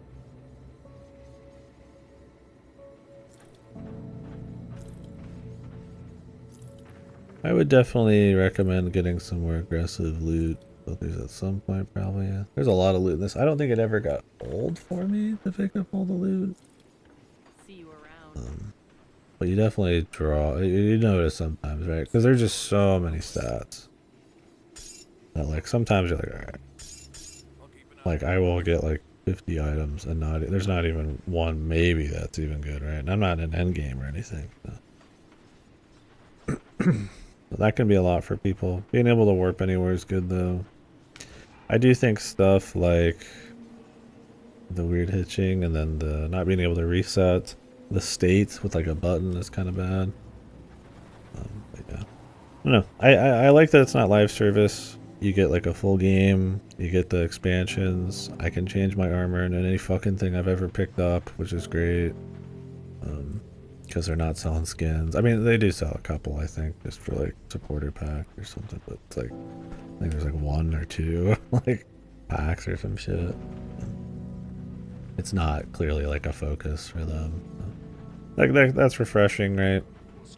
You know, not that there's like something like really wrong with like a PoE, but you know, it's a different speed, right? You know, you're not buying stash tabs or anything like that.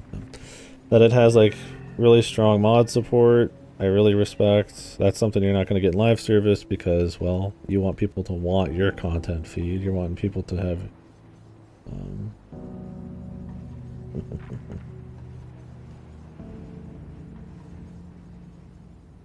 dog pics. You know, you could go make like a, you know, some titty armor, and it's like they're gonna not allow that, right? So, in this they will. That's cool. Or, you know, some kind of, you can walk around like Sauron armor. There's full Diablo conversion mods. You can get all the Diablo classes and stuff apparently in this, or play those games in this. That kind of stuff, and that's something that only mods can do. So I really respect that they had like mod support from apparently just like the inception of the game.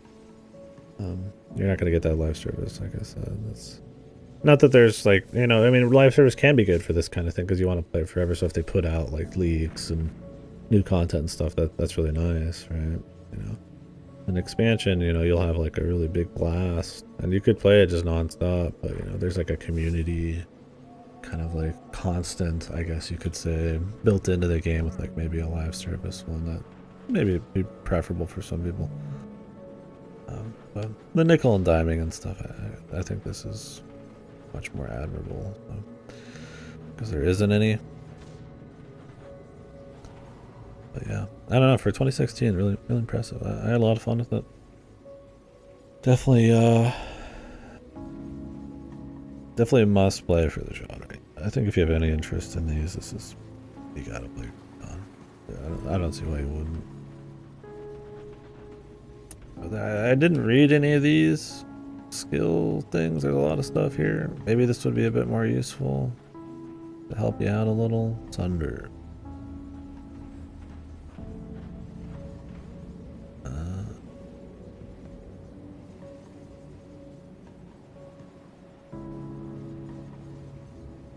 You're supposed to dodge stuff with Sunder? Yeah, so it's like maybe you should read these. I don't think they do an amazing job. Like if you've never played anything in the genre, I mean, one, there's not many of these that I feel like aren't kind of like a lot just starting off.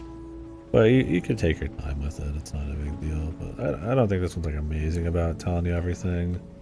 And I think like stuff like the devotion tree being kind of bad. It's great in effectiveness, but bad in like practice. Is not like it could be better. I'm not saying people should make their games for like just everyone, the lowest common denominator, but I don't think it would hurt to have like a little bit more robust, like kind of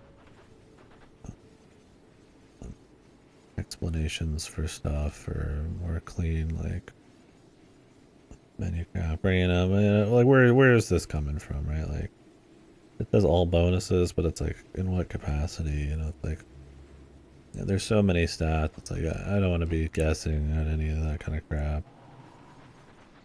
But I think for the part they do. We're gonna put these last couple skill points on.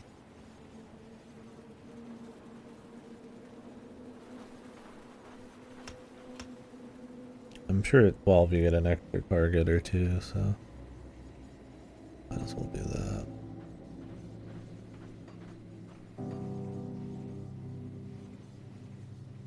Yeah, I think that's a big thing, and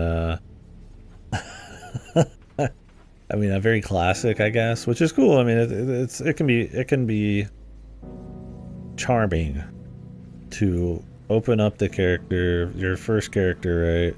Look through 8 classes and have no fucking idea what anything does, and you're just going off of vibes.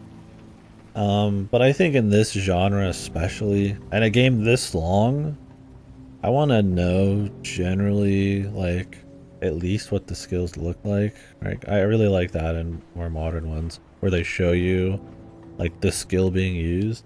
Like, because there's subclassing in this, and they don't tell you that's going to happen for a while, you're not going to know exactly what your build's going to look like, right? Like, I thought I was going to be doing minions, and I thought I was going to be doing X and Y, and I ended up with, like, an auto attack kind of minion build. And I got, like, a wolf and some skeletons and blade things, but so, like, it can change, and I think respecking is cheap, but I kind of wish it was just full freedom. I don't even think you should. I should just be able to change it right here, really. Or maybe only in towns or something, you know, or like I change my devotion tree whenever I want, because it's already a pain in the ass. So I think that it is pretty cheap in the end. It's not that bad. You just need the crystals, but honestly, we're just at the point like, why does it even take anything? I just do whatever. But yeah, in the beginning when it's like you just see the classes, and the classes are kind of untraditional, not completely, right? Like the shaman's like, what is the shaman? You know, he's a two-hander guy, but he's like a totem storm guy. You know, it's like, okay, it's like, well, the Arcanist is probably just like a mage, but it's like, you know, the gun guy's like, he's got like trap and stuff. I'm like, okay, you know, it's like, oh, I got a shield chick, or I got like another gun chick, but she's like got magic guns, and I'm like, well, how do they play different? I don't know, because I can't see the fucking skills, because all the explanations are just flavor text. And it's like, that's cool if you want to have like some like rich lore and flavor and RP, but you can't change your like raw class. And that's like, I want to pick not just, I like picking on style, but I'm willing to sacrifice like a style pick for something that looks really fun, right? And I find that getting out of my comfort zone and doing that kind of thing ends up being the most rewarding. It was like when I started playing Lance in Monster Hunter. Now I'm a Lance slut. So I think just, I don't think it hurts anything. It's just like, you know, have it be more explained, or have like a visual to show what an ability does. So, you know, people can know what they're getting into. You tell them all their skills anyways. I mean, yeah, it's nice to have some surprises, but this isn't the genre for that. I'm not going to have like a, whoa, I unlocked that skill. I can literally see them all when I get in here. I just don't know what they fucking do. And I sure as hell don't know what they do before I pick my classes, but luckily you can pick and then undo the class. But even then, it's like you look through these and you're just like, what is a lot of, what is all, you kind of get a feel for what these mean, but it's like you kind of would want to see it. And then it's like, well, what's a buff and what's not? Like, a lot of these are passive, but a lot of these are buffs that are just always on anyways. So it's like, I feel like you could probably have an even better like indicator of that, like a color or another shape. Like, you learn it all and it becomes second nature, but it's also like, you know, why even have it be anything other than smooth as silk? I don't think this game is like incredibly dense and like impenetrable. I mean, like, it's not like super hard to get into or that complicated of a game. I mean, it's complicated in that there's a lot of numbers, but at the end of the day, like, I mean, you know, I was falling asleep earlier, not because it's boring, but because, like, you know, it's not that trying, right? I'm like chilling out, and you just walk up and you just blow somebody up, and you just keep walking and blow somebody up. You know, it's more about the numbers, and trying to figure out all of that is really cool, but there's a point where it's like you could just kind of meet me halfway. So I don't know. Those are small complaints. Anyways, overall, great game, great ARPG. I thought it was solid. I'd like to do some more. There's plenty of replay value. Expansion 3 coming. Yeah, that'll be interesting. Cool. The mod stuff's cool. That they do the expansions is cool. How meaty the game is cool. The variety. And like I said, the story and stuff's kind of whatever, but the lore's got its moments. Aesthetically, you know, there's good variety there. It's a little derivative, but it's cool, and the music is clean. But yeah, I would say out of the ones I've played, and if we're talking like Diablo looter type, which I haven't played a bazillion of, and there's frankly not that many of them. There's like a bunch of little indie ones, but it's not like a crazy, like, there's just like, they're a dime a dozen genre. Like there's ones like Xanadu Next, which are like, you know, that's like a ARPG top down dungeon thing, but it's like, it's almost more like Ys, right? Like, I really like that, but I would say out of this style, like the Loot Pinata style, this is probably my favorite. I like it better than D4. I like the gameplay better than D2 and 3. PoE. Honestly, I don't have a shitload of these to pull from. Like I said, there's not that. I mean, I definitely prefer elements of the other ones at times. Like, I like D2's atmosphere and story way better than this. And, you know, I was in a Diablo 2's like soundtrack before I even fucking played the game. That was really strong.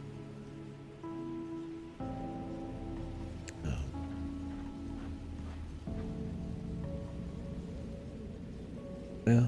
No, otherwise, yeah. I mean, I could understand. I don't know if I don't think I've played enough of the genre. Not that I haven't played a lot of them, but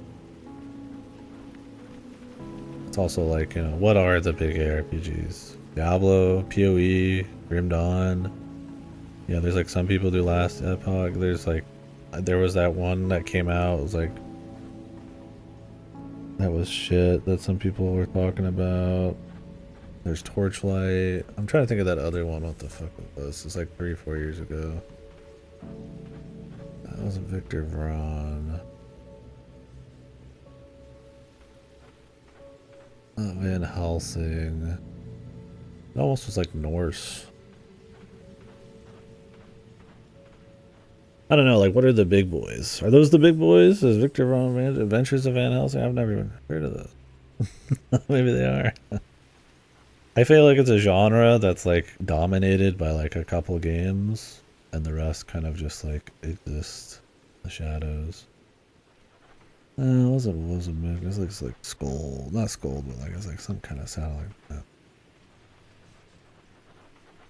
I think it got questionable reviews, but it had a fair bit of like flavor of the week hype. That's my thing, is like what are the big boys, right? It'd be interesting to see more experimental ones of these. Now, granted, there's some that are like these, like, you know, like a Xanadu Neck stuff that are a little different, but like the Loot Pinata type. I mean, I guess the thing is, like, you move away from it. No, not Wayfinder, although I have been looking at that a bit. What was it, man? You guys know more than me. God, I can't remember what the name was. I'm trying to think of some, and that's what I'm saying. Is like, I don't know if there's really like a lot of big boys. I mean, I guess if you really are into the genre, there's probably a shitload, but it's not like a Metroidvania, right? Where there's like a ungodly Metroidvania coming out every month or two. It's like people play PoE 1 for like a decade, and then PoE 2 comes out, and then maybe you dip into Diablo and like Grim Dawn, and like what else is there really?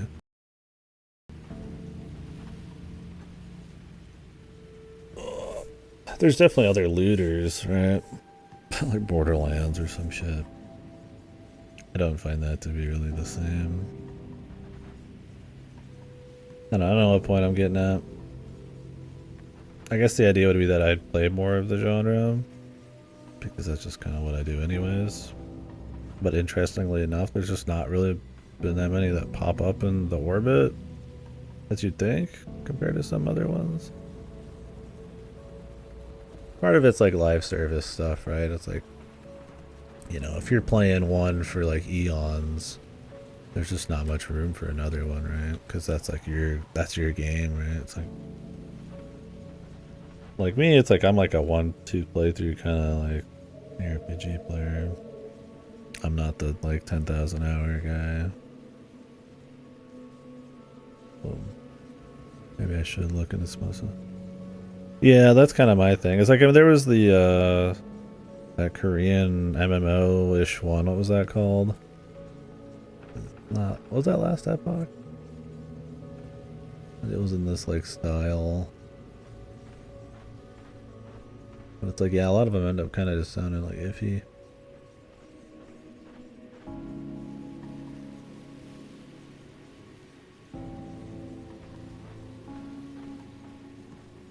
Which, I mean, I respect Grim Dawn even more for that, because, you know, they put out a pretty quality one.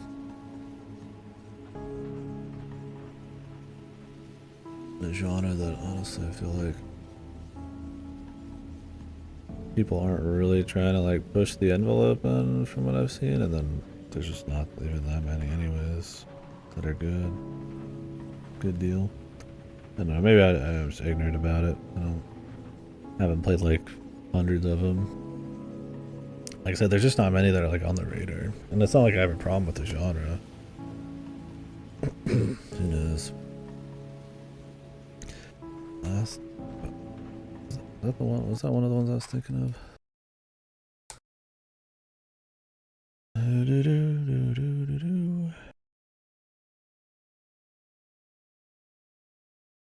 Was this the MMO one?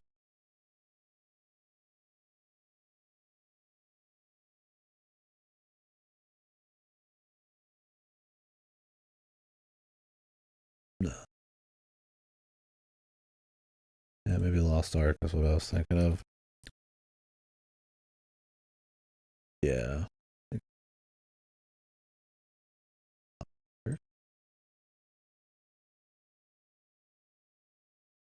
Like a Diablo.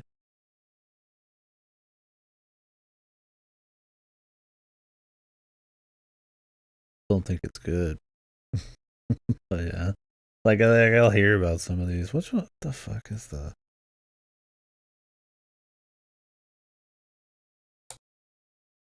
I like look up a list of here.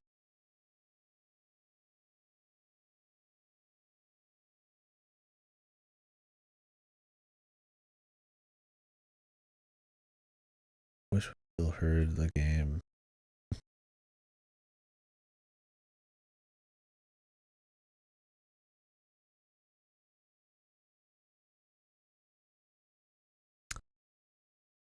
Yeah, I mean, I feel like there's games that are kind of like similar in like a weird way that have come out. I feel like the Vampire Survivor genre is like a micro, like kind of version of this type of thing with like, you know, because a lot of these have procedural elements anyways. I mean, obviously the depth of build is not there, but like the killing bazillions of dudes and like power fantasy shit, but like in a much more like small realm. Like I feel like that kind of like fits almost some of the same vibe. It's obviously super different, but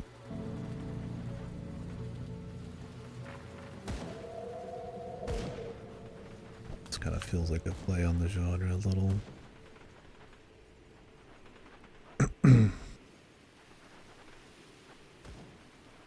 Oh yeah. Yeah, I mean I can't speak for it. Yeah, that's what I heard. It was just kind of very dull quest design and all that. Like I said, I feel like that's where this was kind of cool. Was maybe the quests themselves weren't insane, but like it was a steady clip between each new area and like the amount of quests you'd get. I didn't have like 100 bore-ass quests. I had like 3 or 4, and then it'd be a new area, and you know, like yeah, there's not much interaction with the world or any kind of like special mechanics going on. It's just walking through the dungeons and blowing dudes up, but because you're going through areas with a fair bit of variety and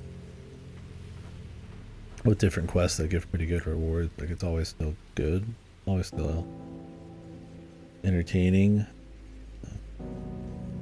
That was neat.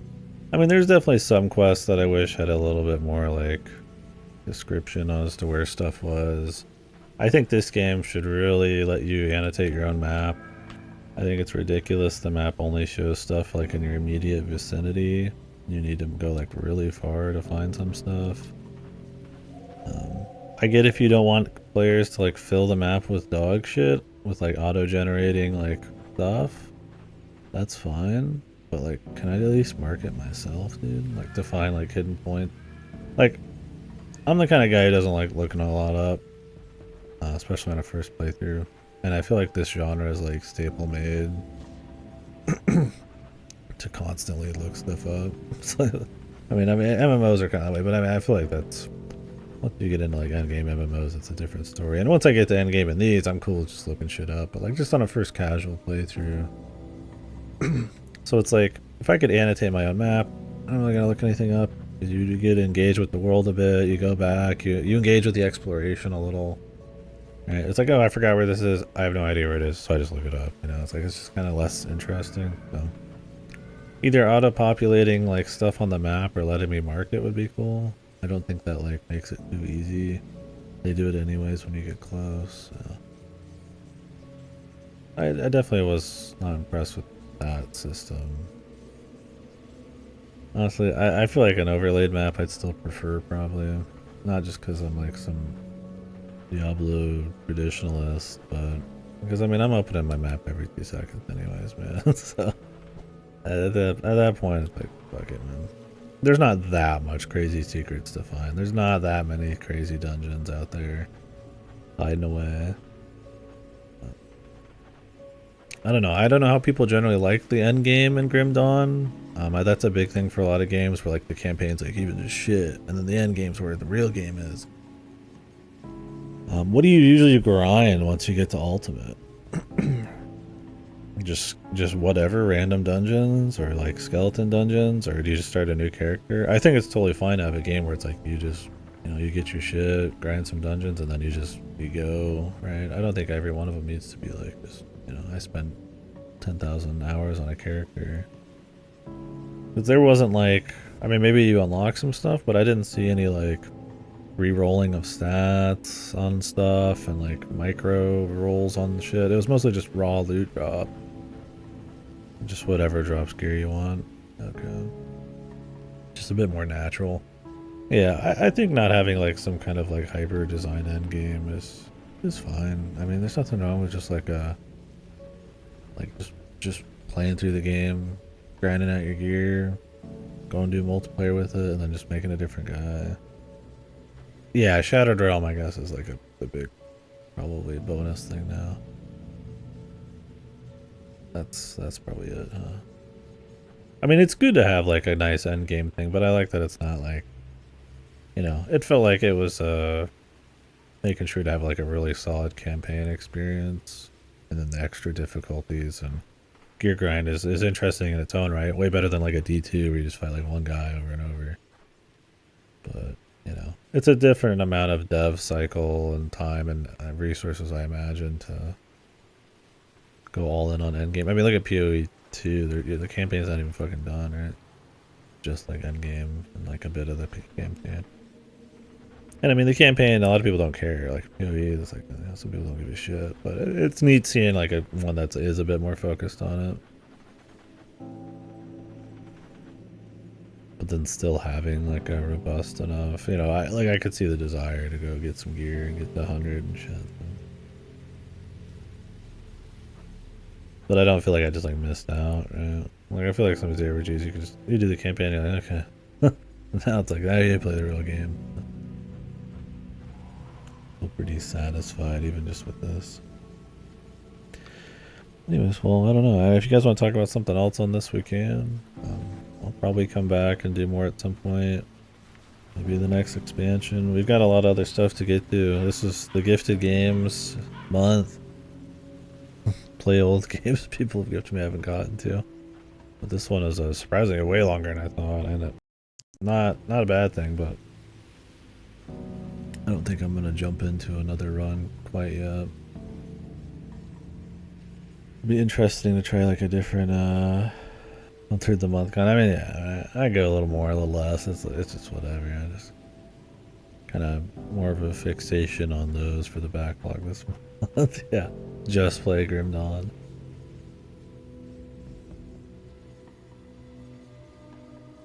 It was good. Yeah, appreciate it, Sim. You did gift this and the expansions. Oh, we didn't play the Crucible mode. It was cheaper to just buy the pack that came with the Crucible mode, but I've heard that was shit, man. I don't know what that even is. What the fuck is? I don't even think I want to try. If it's not just in the game, like, if I have to go to some weird mode, I don't even give a fuck. Yeah, I'll definitely look into the other games. You just want to stand there and kill shit. Oh, that's the whole fucking game already. Yeah, I'd be curious to see their other stuff. What all have they done since Grim Dawn? And before Grim Dawn was a Titan Quest and all that. Grim Dawn developers. Crate Entertainment. Grinding gear games. Is that what some people are calling it? Gear grind.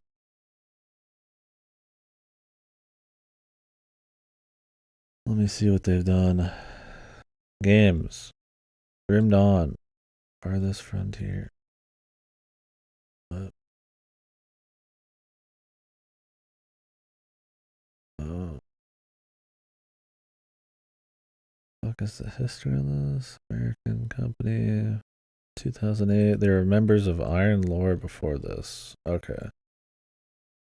Which was Titan Quest.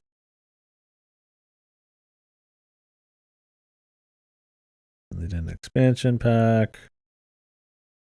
And then the company ate shit when they couldn't secure funding after 2008 for their next game.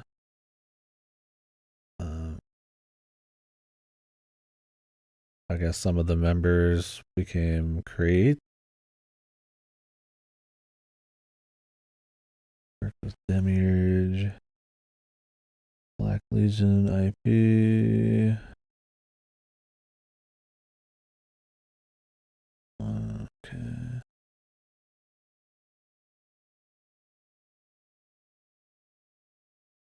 So they got the license to use Titan Quest game engine, the one they made, but the company they're in beforehand for Grim Dawn. Okay. I don't know how they survived so long with the contracting. Oh, Grim Dawn had a Kickstarter. The core of the company had only 2 full-time employees. This is just all wiki. Okay, they had a really good Kickstarter. Well, here's another Kickstarter success. I had no idea. It released early access. Okay.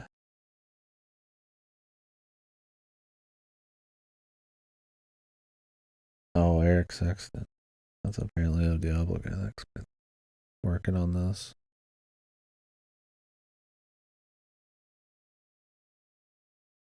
Okay, cool. So they only done Farthest Frontier since Grim Dawn?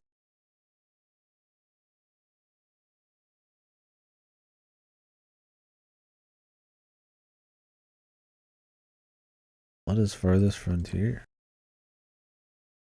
I mean, I know they did expansions for this, so I figured they're just doing random shit on the side. Town Builder.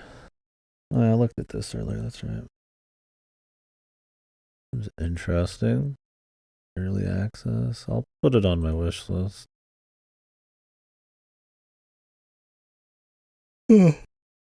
Cool. Interesting. Hopefully it goes well for them. What are you guys? Game good. Had fun with it. Solid ARPG. Definitely the must plays, the pillars of the genre. The genre that's full of a lot of derivative mediocre shit, probably, but I bet you there's a lot of really good gems out there too, and we just haven't found them yet. But this one's good. Awesome. Thank you, Sid. Well, fuck, man, I've been playing it so non-stop, and I feel like it was so kind of anticlimactic with that DLC, and that, like, is there more? I feel like I should be booting back up, but 73 hours was pretty good, man. I've got a lot more grinding that can be done.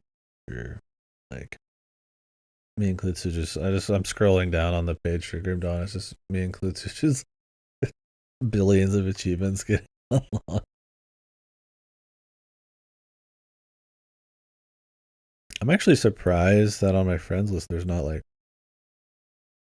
way more people. I mean, this will be cool. I'll definitely be recommending this to anyone who's genre. Yeah, what if I look up action RPG on Steam? What else I get? See, then you get stuff like Dark Messiah, Might and Magic. Like, that's not even. I mean, it's probably great, but it's not like this. It's like fucking like, you know, action RPG is such a shit like genre name. Like FF7 Rebirth is in here. You know, like okay, like Prince of Persia: The Lost Crown. Like, yeah, it's got RPG elements and it's actiony. Torchlight Infinite. It's just really, there's honestly not a genre with a ass load of games. Alright, well, I've got some fucking acid reflux. I need to eat. Yeah, What did you think on the torchlights? We were talking about those a little bit. I think I own like all the torchlights. I have one torchlight, but I probably own them somewhere else. Yeah, I was like, I know they're a little older, and they're a bit more like, I mean, like 2009. Torchlight 2 is very good. People seem to like them. It'd be interesting to see a more like simple, like to the basics kind of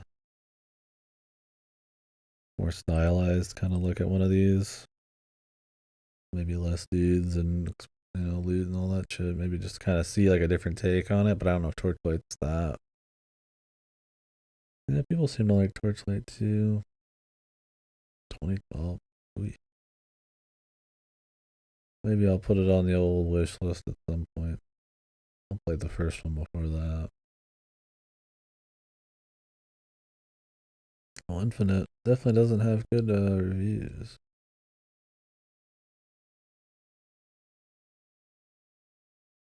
You can't even find it when you type Torchlight in. Is it like 2 words now or something? What does this company do these days? Runic Game. Oh, maybe that's what I did. Is that it? I think did they just die after making Hob? Oh, I remember this game, Hob. Oh shit, I remember seeing this. What happened? It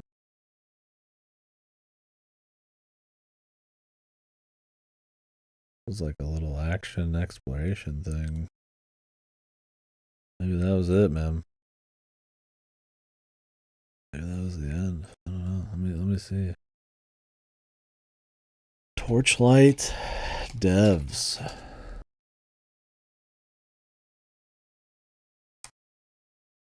Runic Game.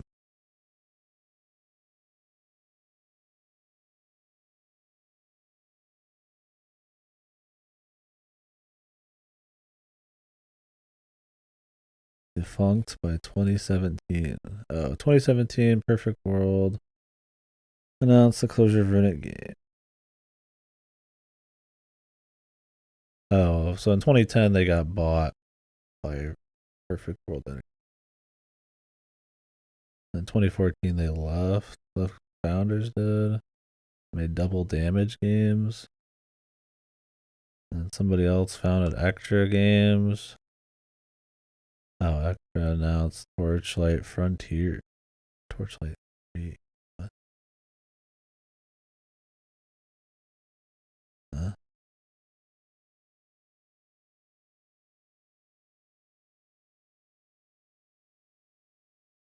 Did this come out? Torchlight 3? Not on Steam? Where is this thing? Or is that Torchlight? Is that Torchlight Infinite or whatever? Wait, no, there is a Torchlight 3 on. Wait, it's right here. It's supposed to be shit. Fucking hell, dude. Torchlight. Wait, let me look at Torchlight. Torchlight Infinite. Okay. Torchlight 3. Alright. Very cool, dude. Well, what else did this company turn into? The Torchlight ones. Different devs. Well, it was one of the same devs, but yeah, different. Like Max Schaefer or whatever founded the company that did both. And it had some of the Runic people in it. I guess just not the right people. The other guys went and made what was in here?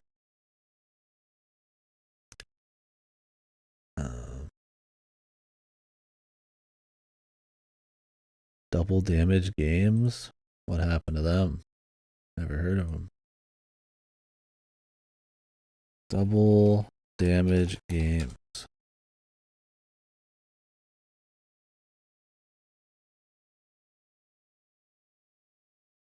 Oh, they did Rebel Galaxy. Heard of that one. Then Rebel Galaxy Outlaw, which did not review well and sell many copies.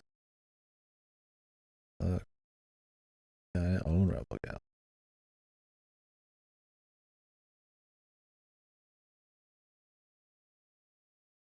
Apparently the devs have left the industry. Yeah, cool. Really happy end to the Torchlight saga there. Sadly, that's like probably 90% of fucking game careers. So. That sucks. I mean, it's cool finding out guys like the Capsized Capsized devs are like still cranking out games like decades later. But yeah, not always, huh? Well, anywho, folks, I'm gonna take a little break, get a little food, and then we're gonna go ahead and jump into probably some UFO 50. I'm just gonna knock a little UFO 50 out. We'll do a little bit. I think that'll be cool.